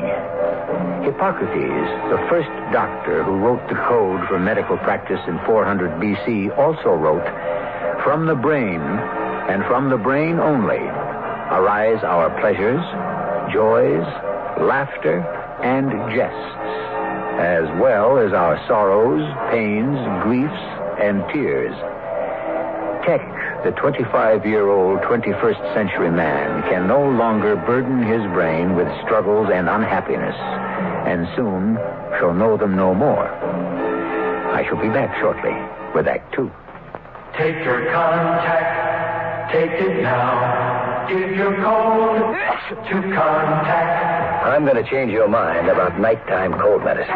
You see, of all major medicines, only one works up to 12 hours against the cloggy virus symptoms that keep you awake. Only Contact. One capsule's relief stays with you all through a long night's sleep, no matter what cold virus attacks. Only Contact. Give your code to contact. Take only as directed. Fellow Americans, if you're still shopping here and there and everywhere for shoes, hold it right where you are. Put your feet together, stop running around. Just step around a Kinney and you'll cover the ground. Anywhere you want to go, head your feet in our direction. Kinney's got an Oracle. Wow, what a store. What a great American shoe store. If I want to make sure I buy the right thing, then I look at a magazine. I look at the consumer magazine. I do a lot of price comparing before I buy. Well, if I'm thinking of buying a certain refrigerator or air conditioner, I ask around. I see what experiences people I know have had with that manufacturer. I found it best to check with my friends who have the product I want to buy. When I have to make a decision between two items, I just toss a coin. I just let my wife decide. I always buy things on Wednesday. I think that's my lucky day. People have lots of ways to buy things. Some are good, and some are not so good. But one way that really helps is to read and compare warranties, just as you would price or quality. The law says on purchases of $15 or more, warranties must be available for you to see before you buy. You'll find that some are full and some are limited, so compare. A tip from the Federal Trade Commission. It's good to read warranties before you buy. And don't be bashful, because it's your money.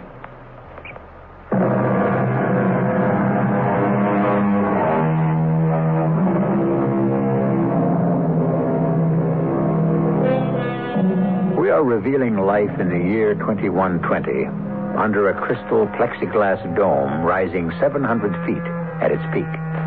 Outside, on this inhospitable planet Neptune, it is cold and nitrogen-laden. Inside the dome city, there is warm and breathable air. A city of buildings, of young people, and of dreams, like those of Tech, the young man in Dr. Vigo's laboratory, relinquishing his tomorrows. Delicious. I feel it going. Doctor. Reflexes weakening. Doctor. Eyesight going. Can you feel my hand on your arm, Tech? I'm gripping your arm tightly. Feel? Numb. Extremities are numb. Doctor. Past hearing. Can you hear me snapping my fingers at your ear? Tech, can you? Hearing's gone. Dripping.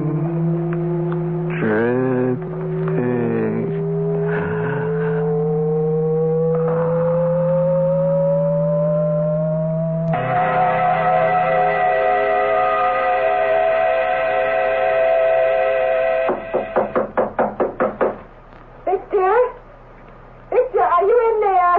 Huh? Now, go away. Victor, I must have fallen asleep in the consulting room. Are you in there? Well, of course I'm in here. I'm busy. Victor, please come out. I'm worried. What is it, Vivian? Victor, don't make me stand out here in the hall. Let me come in and sit down. I'm so tired. Now, you know no one is admitted into my laboratory. Why am I always so tired? Because you haven't adapted. Because you don't do the prescribed exercises. You don't do one thing to help strengthen your lungs. Don't be angry, Victor, please. Fine example you set, the wife of the doctor. I keep making excuses for you all the time. Now go away and let me get back to work. Victor, I had this terrible dream. I woke up with this ominous dread. Did someone come in? Someone? In here? In the house? Could it have been my dream? But I heard... What did you hear? I thought I heard someone in the house just now. I don't know. I was sure I heard footsteps. Walking up the stairs. 2 people. Yourself and someone else. Vivian, I'm shutting this door. I do not wish to be disturbed. If the security people call and they need me, tell them not today. I can't see anyone today. I don't care how many space travelers need health clearances. Understand? Oh, yes, dear. You'd better go to bed. You're dead on your feet.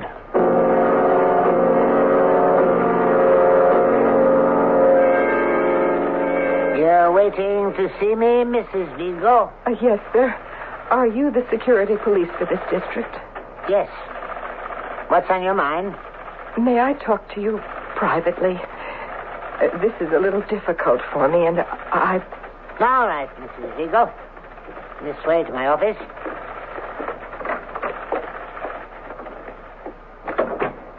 Please do seat yourself. Does, Dr. Vigo know you're here? That's just the point, sir. He doesn't. Oh? Can I ask you, sir, what I'm going to tell you, that you'll keep it confidential? You have my word. If the doctor ever found out that I've come here to the security police, I mean, his own wife... You have my word, Mrs. Vigo. But why? I don't understand. I suppose I ought to know better, to trust what he does completely, but what's been going on in our house for weeks now, in his laboratory, it's so horrible. I'm afraid to live under the same roof any longer.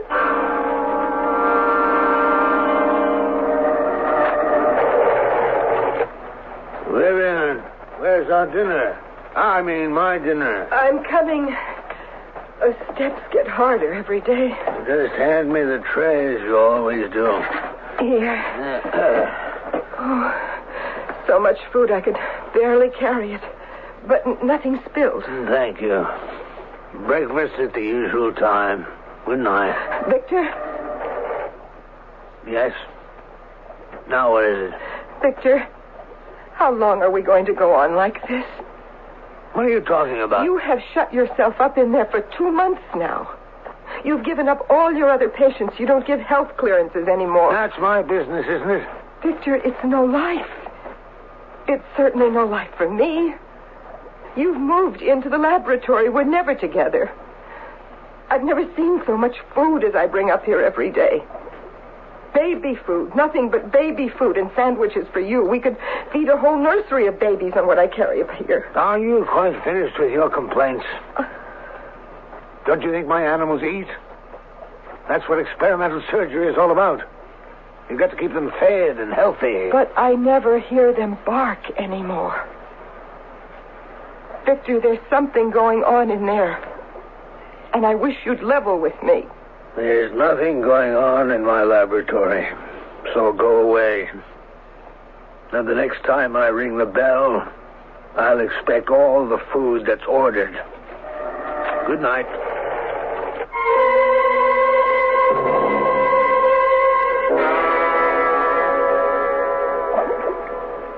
Here we are, my dear Tech. Spinach and carrots and... No, let's see what's in this dish. Oh, you'll like this. Oh, nice, hot, sweet potatoes all mashed up so they'll go down easily. Oh, my dear Tech, I know it's annoying for you to be tied down so, but it's for both our sakes. I'll have to tie down your arms if you carry on like that. Now put them down at your sides. There's a good boy. Now, we'll just open up this nutrition hatch in your neck. And there goes your food. Good, isn't it?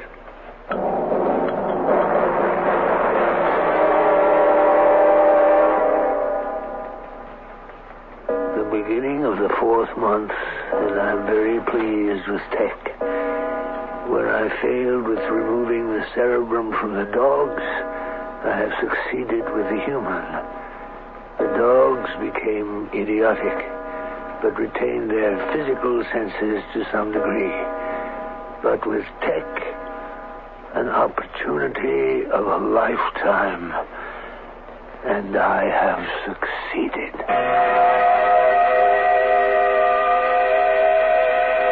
An opportunity of a lifetime, and I have succeeded.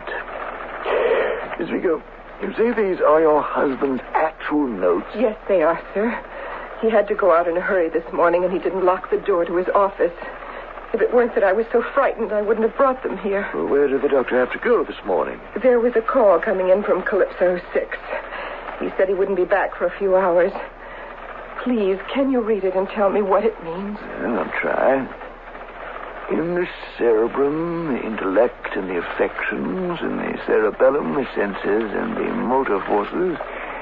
In the medulla oblongata, control of the diaphragm. Oh, Mrs. Vigo, this is all very technical medical stuff. It certainly doesn't appear to me that anything strange is going on.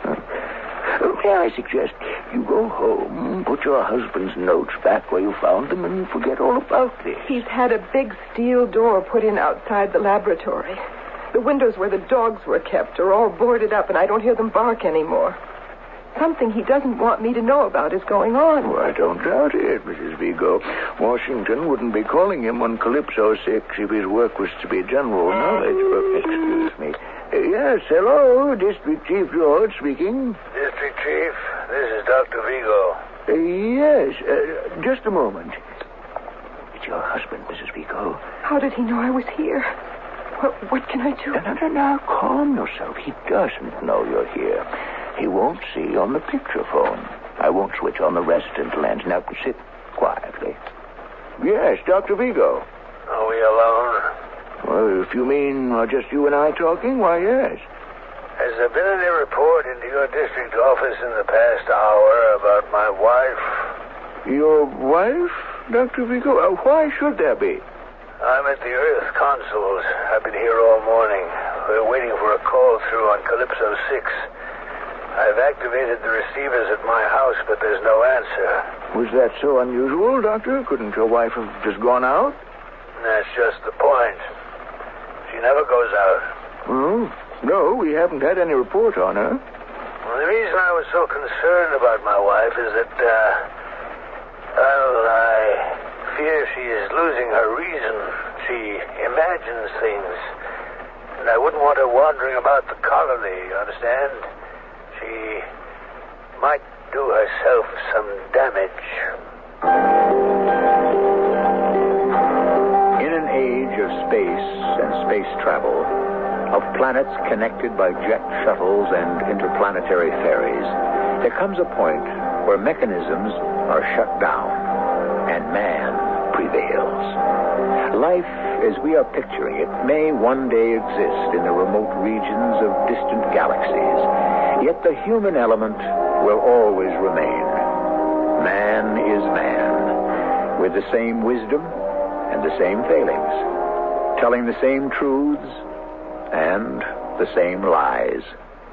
I shall return shortly with Act 3. I like pickles, but they don't like me. Send your stomach some Digel. I like pizza, but it doesn't like me. Send your stomach some Digel. Digel's special combination of antacid and anti-gas ingredients gives you fast, gentle relief from acid indigestion, heartburn, and gas in just minutes. I like hot dogs, but they don't like me.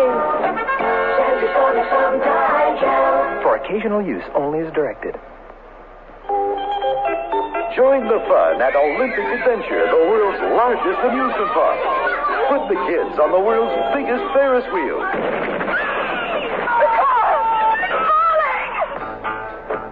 Read Amusement Park, the novel that takes you into the beds and boardrooms of those men and women whose manipulations turn a day's fun into a nightmare of death. Read Amusement Park by Robert Stewart Nathan and get set for the ride of your life. Amusement Park, now in paperback from Fawcett. You've changed, Bernard. You're not the man I married. What do you mean, Francine? Remember the way you were, vulnerable. You made mistakes. But now look, you're confident. Everything you do turns out right. It's that book you sent away for.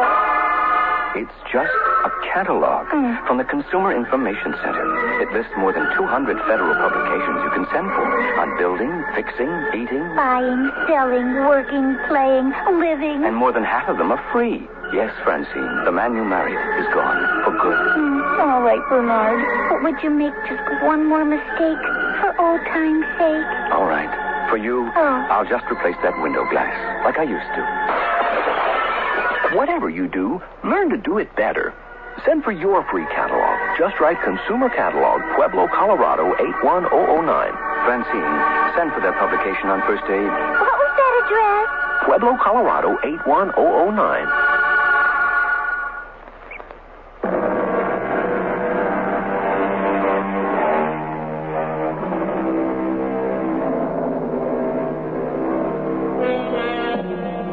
What a strange society it is. This colony on the planet Neptune, bounded by plexiglass. Half a globe encasing 10 round miles. Picture it. The tallest structure on an airstrip outside the sphere, a tail-standing spaceship. 300 feet high, dwarfing humans around it. And there are always humans. Always a finger to activate a solenoid. A voice to activate a switch, an eye to read a scope, if they remain sane enough.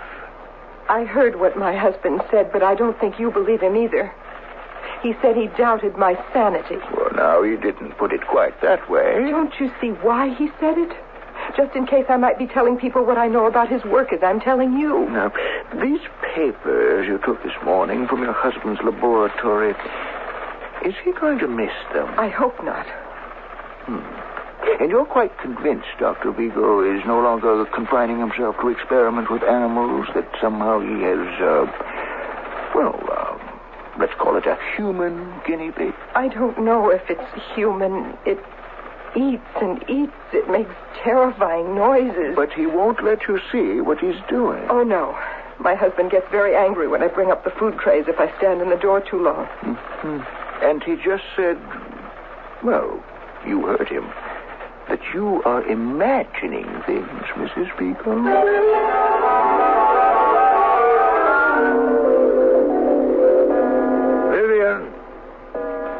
Vivian, where are you? Vivian, I'm back. Oh, look at the time, 6 o'clock. Where is she? I better hustle up some food for Take, or I'm in deep trouble. What's in this pot on the stove? Looks like some sort of cereal. Oatmeal, maybe. Well, Take, it's oatmeal for your supper, old boy. Don't blame me. Which burner is it? She's back. Stupid, forgot her key. Coming! Dr. Vigo? Who are you? Oh, we spoke a few hours ago. District Chief George. Oh, yes. Come on in. I thought you were my wife. Well, it's about your wife I've come to see you, Doctor. You know, part of my job is to smooth troubled waters, especially if they concern our important colonists. You found her? Yes. As a matter of fact, we're holding her right now. Yeah, but I need her here. I'd better get her. No. I can't leave right now. Would you please bring her along? Doctor, we're inclined to agree with you. Your wife does talk a little irrationally. Yes, I know that. I told you that. But right now, I need her here. Well, I was going to recommend... does Mrs. Vigo have any relatives on Earth? You mean still alive? I don't know. I think so. Well, I was going to recommend...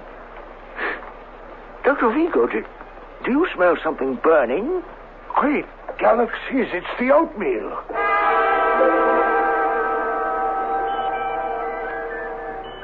Tech, I want you to know that I'm very pleased with your progress. You're becoming stronger every day without the encumbrance of a mind. It's the mind that defeats man. Oh, you agree. I admit I haven't done a perfect job on you. The nutrition hatch is imperfect. I know you're getting air into your stomach, and that causes discomfort. I'm going to replace it with some kind of valve. But the silver vent pipe to your lungs works fine. And you're getting to make intelligible words by breathing air through it. Now just try to speak more clearly. More clearly. Understand, Tech?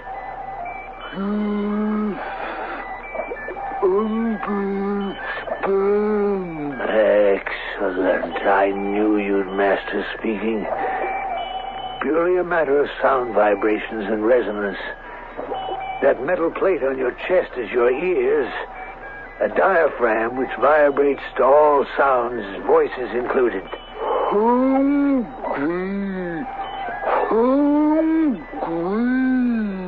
You're still hungry? I've given you plenty to eat. No more until morning. Hey, what are you doing?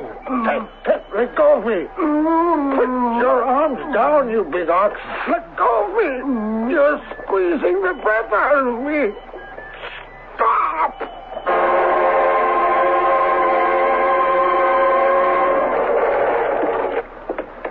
Victor? Victor, where are you? The lights all switched off in the front hall. So that's better. Why is the house so dark? Victor? Are you upstairs? It's probably in the laboratory with all the doors closed. Victor! I'm coming up. Victor? Is that you on the landing? Victor, what is it? Why are you lying there? What happened to you?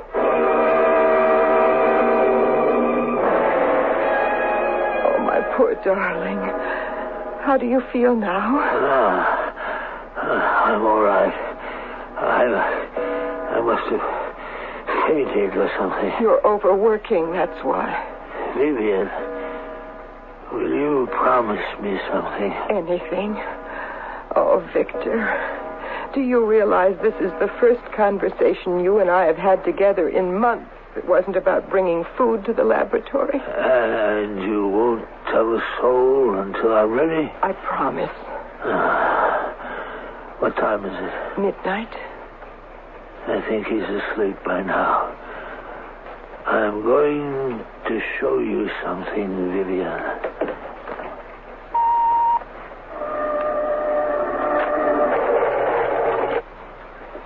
What is it? It's so dark in here, I can't see anything. No. I don't want to turn on the lights. He's very susceptible to radiation changes, and even the low level of amperage into a lamp would disturb him. Him? Try and adjust your eyes to the dark. What is it? Is it alive? Very much so. I see it. No, it isn't. A giant. He's sitting in a huge chair, covered in a blanket. I had the chair specially made. It's iron and bolted to the floor. Does he... I don't see... Is his head bent over?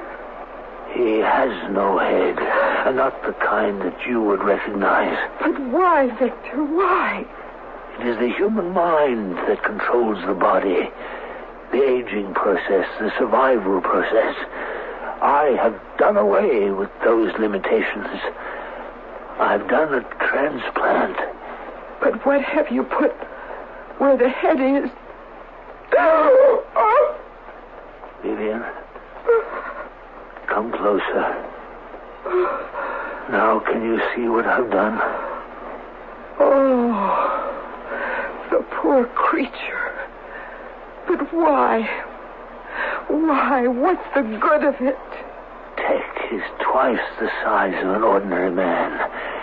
You are looking at a boon to mankind. But that thing up there where his neck was... Hair, ears, cheeks, nose, mouth, they're all useless appendages. They stop up, they sag, they interfere. Hearing and sight are not necessary. Tech can tell everything, respond, and obey by reacting to vibrations. He can be ordered. He will fulfill. Now, he won't hurt you, Vivian. In fact, I think he likes you. He's so enormous. It's so frightening. He won't wait now. He keeps eating and growing, and he needs his sleep. I'm going to light this kerosene lamp.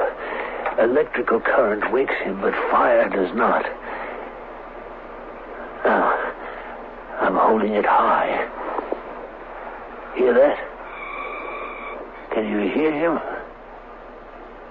What is he doing? Breathing through a tube. Now you can see his head plainly.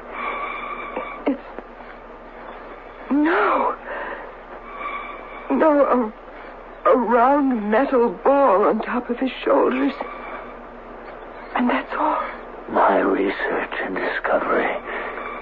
The silver tube on his right is what he's breathing through. And here on the left, the nutrition hatch leading to his stomach. Those gigantic arms and fingers. Was he a real person once? He was Tech. A young man who came to see me 6 months ago, unable to bear his thoughts, unable to live in a scientific world. Victor, let me go now. I can't bear to look at him anymore. What use is such a monster? Didn't I tell you, Vivian? Tech, my own Tech. If he is housed and fed, he could live forever.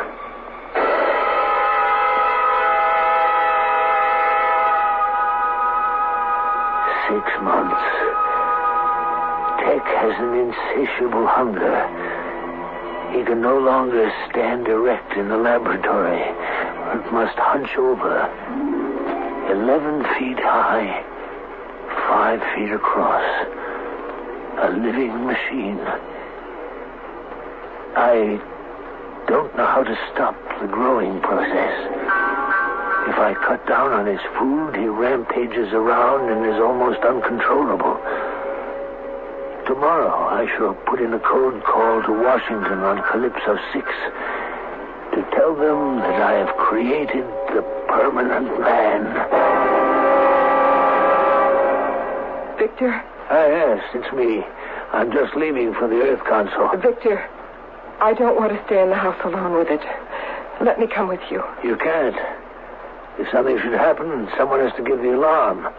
But besides, you have nothing to fear from Tech. Tech reacts through vibrations. All these months, as he has been growing, it's you who have brought him his trays of food. He cares for you. Oh, don't say it. I swear to you, he would never, never hurt you. All right. Before you go out, Victor, take me up to the laboratory. I want to see for myself.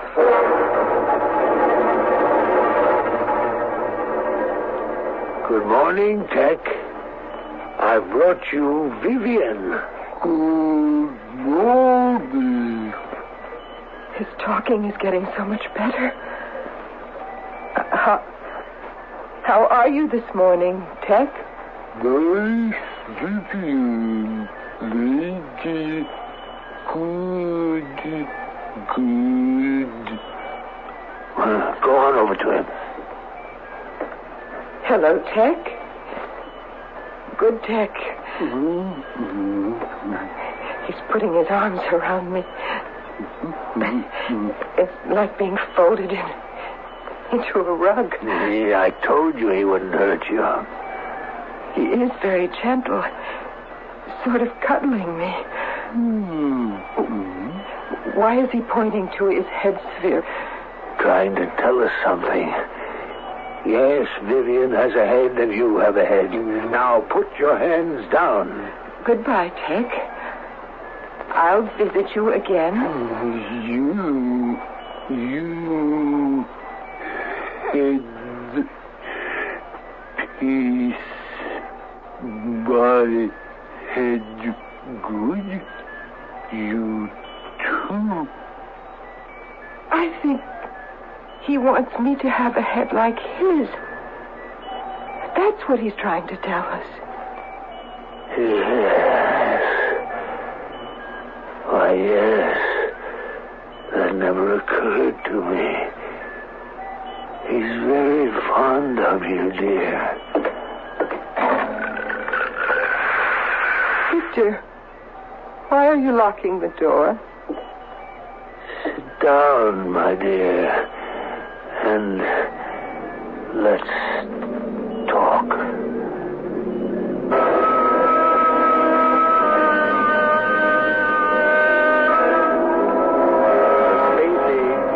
Horizons Unlimited began over 20 years ago in October 1957 when the Russian Sputnik orbited the Earth. Since then, landing on the moon and probes into infinite space, life on Neptune is no more improbable than the predicted landings on Mars and Venus, but always by man, bringing with him ambition and failure. I shall return in a moment. I'm Susan Anton, and there is a better way to sleep. The perfect sleeper. It's a good feeling to sleep the night away on a perfect sleeper. Be a perfect sleeper. Buy a perfect sleeper, perfect sleeper. Firmness that feels good. Every perfect sleeper has it, from the Signature 1 to the fabulous Avanti with Pillow Soft Top. Choose from a full range of comfort and firmness combinations and enjoy firm, deep support for your back and luxurious comfort on top for you. Be a perfect sleeper. Buy a perfect sleeper, perfect sleeper. Be a perfect sleeper.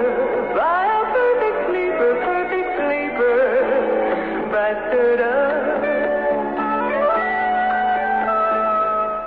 Hey, I got something for you. What is it? Ask me what it is. Haven't got time. I got to get over to Goodyear. Oh, well, that's what I wanted to tell you about. Worn-out tires won't wait, and Goodyear's having a special tire sale. Yeah, you know that Goodyear's America's best-selling tire? And it's on sale right now at your Goodyear store. Oh, you know that. Yeah, I got to get over there. I haven't seen a sale like this since the tall ship sailed into New York City.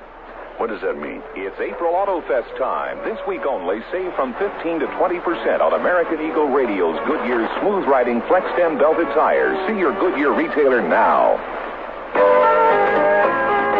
Maxwell House's coffee you can count on. Maxwell House, good to the last drop. Maxwell House is good morning. Maxwell House is Good company. good to the last drop. Maxwell House. Maxwell House, coffee you can count on. Always smells good. Always tastes good. Always good to the last drop. Maxwell House is Good coffee. good to the last drop. Maxwell House.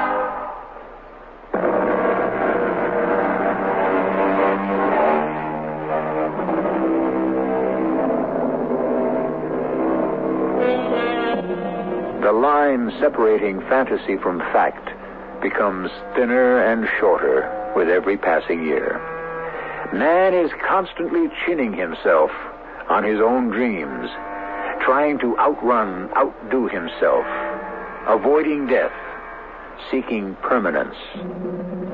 What he will do in the worlds beyond is beyond imagining. In the meantime, we of Mystery Theater will try to guess. Our cast included Robert Dryden, Terry Keane, and Russell Horton. The entire production was under the direction of Hyman Brown. This is E.G. Marshall inviting you to return to our Mystery Theater for another adventure in the macabre. Until next time, pleasant dreams.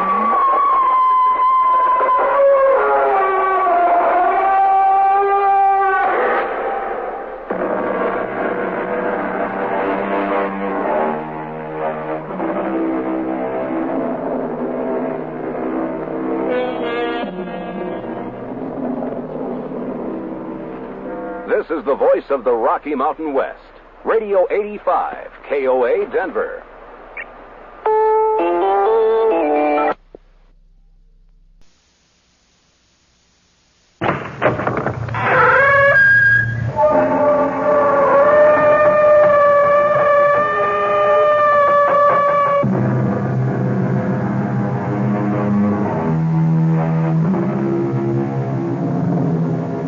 Come in. Welcome. I'm E.G. Marshall. Welcome to the world of terrifying imagination. To the fear you can hear. Tonight, I hope you have strong stomachs. For we're bound on a Caribbean cruise. Oh, we don't expect rough sailing on the way. So if you are easily seasick, have no fears. Save them all for your landing on the twin island of Mauritia and Sandorin. For it is the home of voodoo and the living dead. The soulless legions of men who are called zombies. That's it, compadres. That's the coffin we seek. Scrap away the earth so we can get the lid open. Soon we can steal another corpse for the witch doctor. That's it. Now break open the lid. Swing it back. Muy bueno. Shine the light. Oh, must have been strong as an ox. He'll make a fine zombie brother for El Generalissimo's elite guard. Está bien, Señor Ongan. Here is another carcass for your living dead.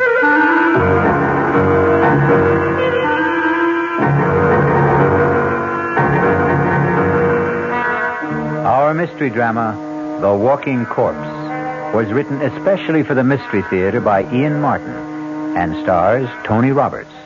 It is sponsored in part by Anheuser-Busch Incorporated, brewers of Budweiser, and by the Kellogg Company, makers of Kellogg's Special K cereal.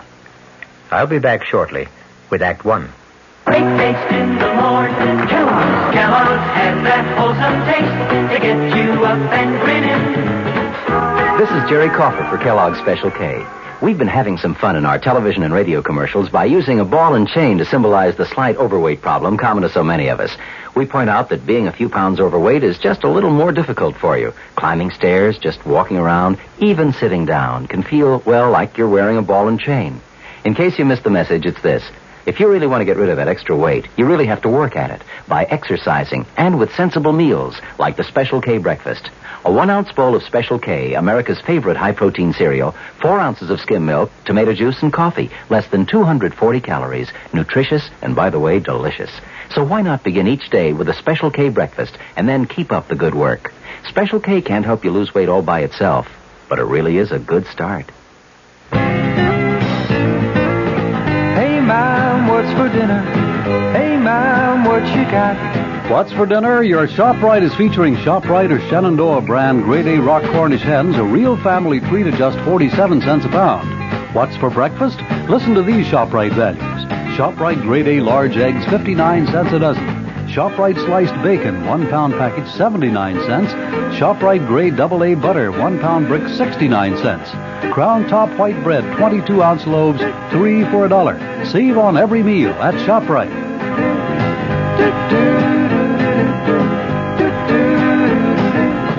She loves the family. She wants the best. She does all that she can do. She lets ShopRite do the rest. Hey, Ma, what's for dinner? ShopRite has the answer.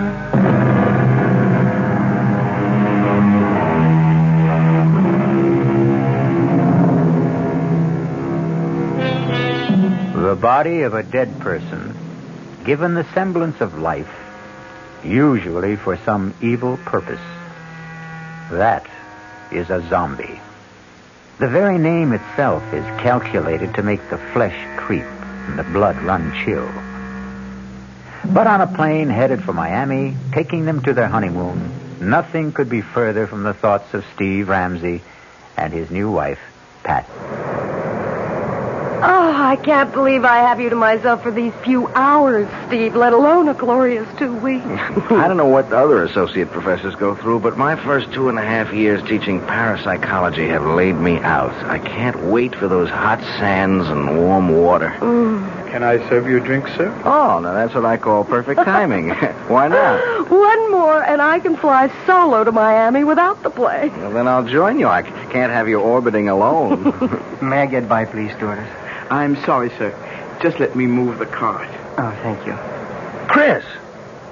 It is Christopher. It's all right, stewardess. I'll join my friend here for a moment. Hey, Steve, man, good to see you. Here, I'll move over. Sit down. Chris, you look something else. It's great to run into you. Only just for a moment there, I thought you were thinking of giving me the brush. You? Never. I'll explain in a minute. Oh, Pat, this is Christopher LeClaire. I want you to meet my brand new bride. Oh, this is a pleasure, Mrs. Ramsey. Let me congratulate you on your impeccable taste, Steve. And both of you on your marriage. I'd like to buy some champagne, but you already have your drink. No more champagne, thank you. We've had enough in the last few weeks to float a battleship. At least let me get a drink for myself to toast the bride and groom. He's your old football buddy, right? Yeah. Greatest running back I ever saw. All-around athlete. He could have made it big in the pros. Any sport.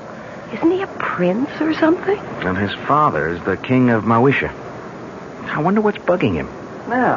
This is better. A toast from my country. To be a good man is first to have a good wife. Abusantes. Thank you, Chris. And to yours. Yours, too. Oh, yes. Drink to my good health, please. What is it, Chris? You want to talk about it?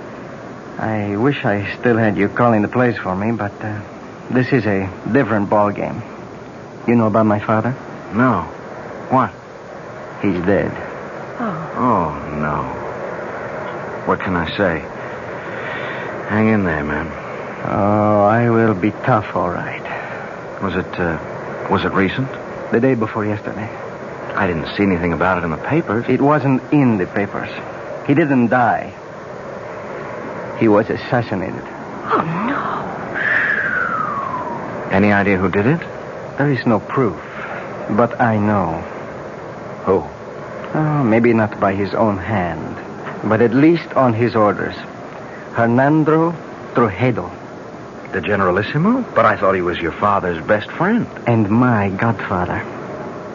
His gift to me on my 21st birthday. His own good luck charm. The bracelet of the sacred serpent.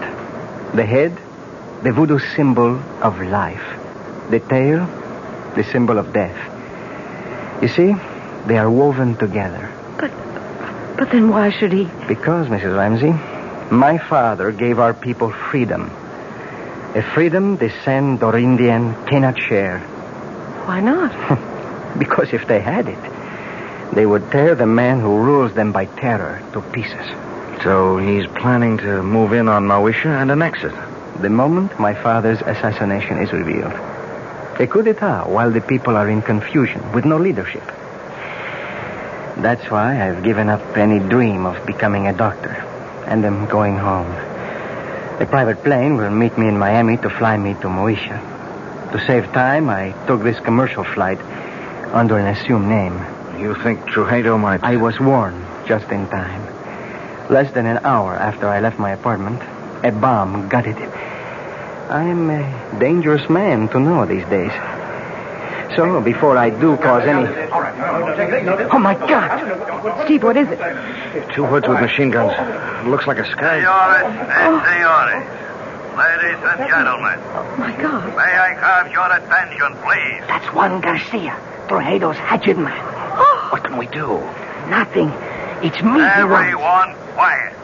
If you do as I say, no one will be hurt. We are commandeering this plane. Quiet! Quiet! There is nothing for any of you to fear. The plane will land at Miami, and all passengers will be discharged, except for the flight crew and 4 hostages. I repeat, there is no cause for alarm if all of you keep your seats and your heads.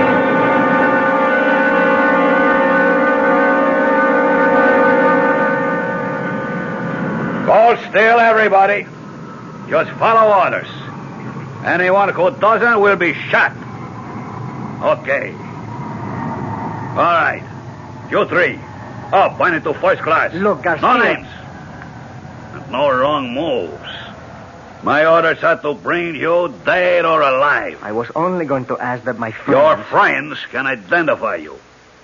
We don't want that for a few days. They will only be held as hostage till we are ready. If they do as they are told, they will be released unharmed. Now move! Join the other hostages you were staying with in first class. Steve, I'm so sorry. It's not your fault. You okay, Patricia? Ready, unwilling, but able. That's my gal. Let's go. Just walk ahead of me, nice and steady. Muy bien, mis amigos. Zanka, Roban. Nobody moves till I come back. Okay? Inside. That's it. Go sit by him. Quito, don't let them move till I come back. I'm sorry I got you into this. Yeah, we'll make out. Are you okay, honey? Well, a few butterflies in the stomach. What does he want? To move in and sit down, I think. Better keep him happy. He's a surly character at best. Why don't we sit in these 4 together? Our friend's a little deaf. If we keep far enough away, we can talk safely. If we keep our voices down. Why are you being held hostage? Any number of reasons. I'm U.S. government.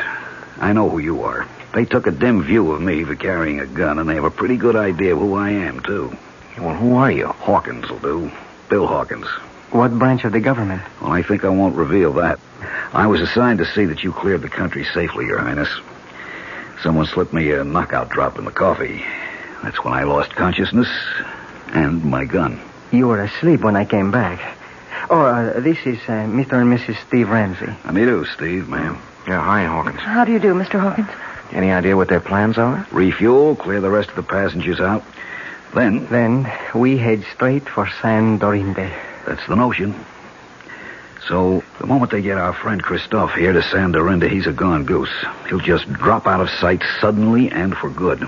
Now, my guess is they'll set up one of these goons as a fall guy, have a big show trial, and in the meanwhile return the plane with us aboard. Only, somewhere on the way, we'll all disappear in a puff of plastic bomb smoke.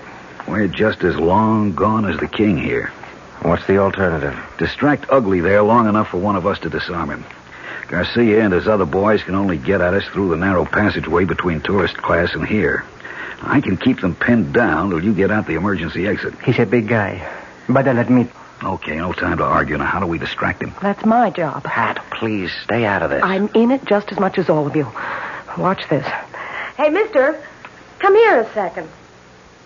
Well, okay, then, I'll come to you. Take it easy. I just want to ask something. Well, if you can't hear me, I can't speak any louder. Oh, please, come closer. That's it. I just want to ask where the ladies... Watch it, he's strong as a bull. God, he's broken my arm. It's all right. I have the gun. Stay where you are. Don't let him near you. I'll shoot. What are you waiting for? Stop him! No! Good, stay like that. Don't move. All right, Kilo. Pick up your gun. Chris! You shot him, Garcia. You killed him. I talk him dead or alive. It makes no difference. But that other man, Chris shot him twice. Point blank. It should have killed him. Quito? Oh, no. Don't you know you can kill a zombie?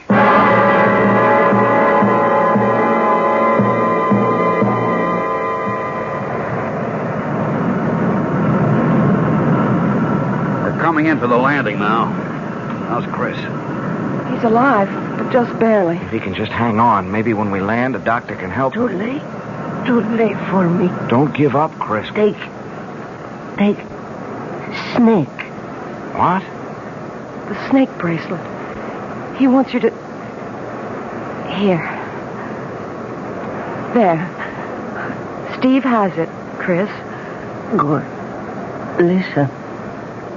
You go down Solange. She hide you. Save you. Give her bracelet. But where do we find her? Où est votre tante? Quelle rue? Quelle place? Pense. Avenida de las Muñecas. Avenue of the Dolls. Yes, what number? Oh, there. Oh, Grace Serpent.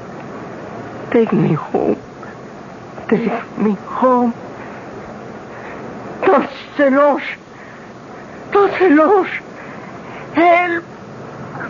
This sign of the black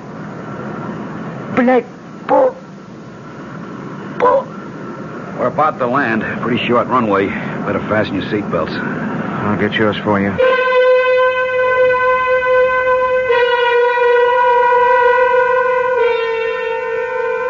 Not the most promising way to begin a honeymoon, particularly when it seems there is more than a little chance of ending it, even before it's begun. Who knows what kind of reception is ahead for the newlyweds? I'll be back shortly with Act 2. Oh, sure. You can talk about good-tasting diet drinks, but I know.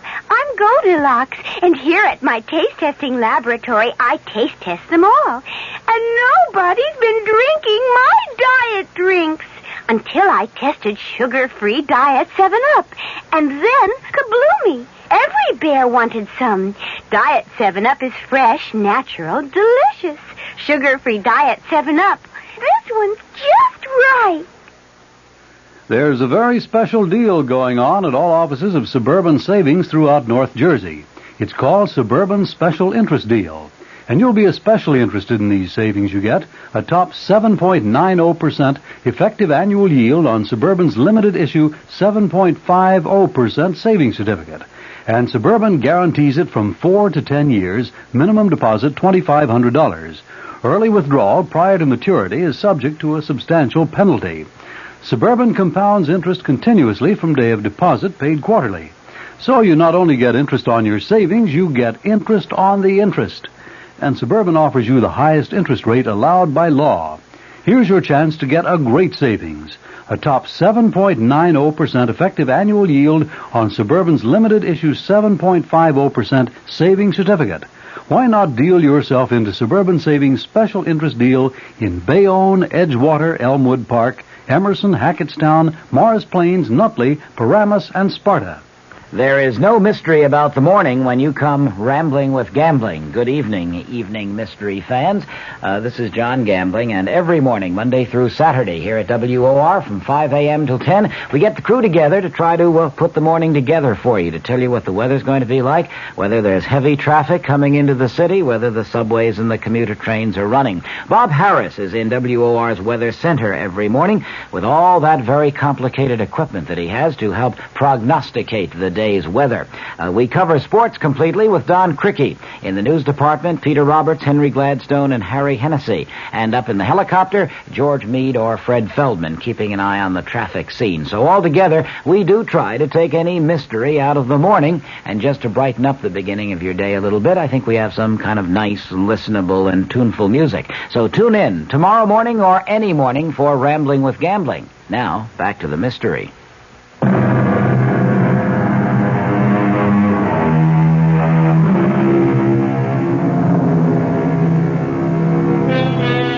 Under other circumstances, Pat and Steve would have no complaints about their accommodations on the island. Drained and exhausted, the silk-sheeted bed in an expensive suite is an alluring invitation to sleep. Except, even if you're dead to the world, who wants to become part of the world of the dead? Oh, Steve. Is it possible? Could there really be such a thing as a zombie? No, of course not. It's just a superstition. But you saw Chris fire 2 bullets right into his body. Yes. And he didn't even flinch. Cogito ergo sum. What? I think. Therefore, I am. Pat, look, under any other circumstances, I'd be fascinated. But, I mean, this is my field. And you do believe that there are walking dead? Do I believe that a man can be exhumed from the grave and life breathed back into his corpse? No, I can't accept that. That's beyond my credulity. But I've seen things in parapsychological experiments and in psychic research that... Honey, the power of supernatural belief is beyond belief. The right subject, particularly one of low mentality, under hypnosis, is capable of incredible feats. Superhuman strength, no sensation of pain, no shock reaction. Oh, Lord. Now what? The knock wasn't at the door we came in. It's that one over there. Oh, wait a minute. Stay where you are, Pat. Yes? Who is it? Bill Hawkins. I'm in an adjoining room. Is there a bolt on your side? Yeah. Half a sec. Hiya, Bill. Listen, we've got to talk. What's the sense in talking? Hello, Pat.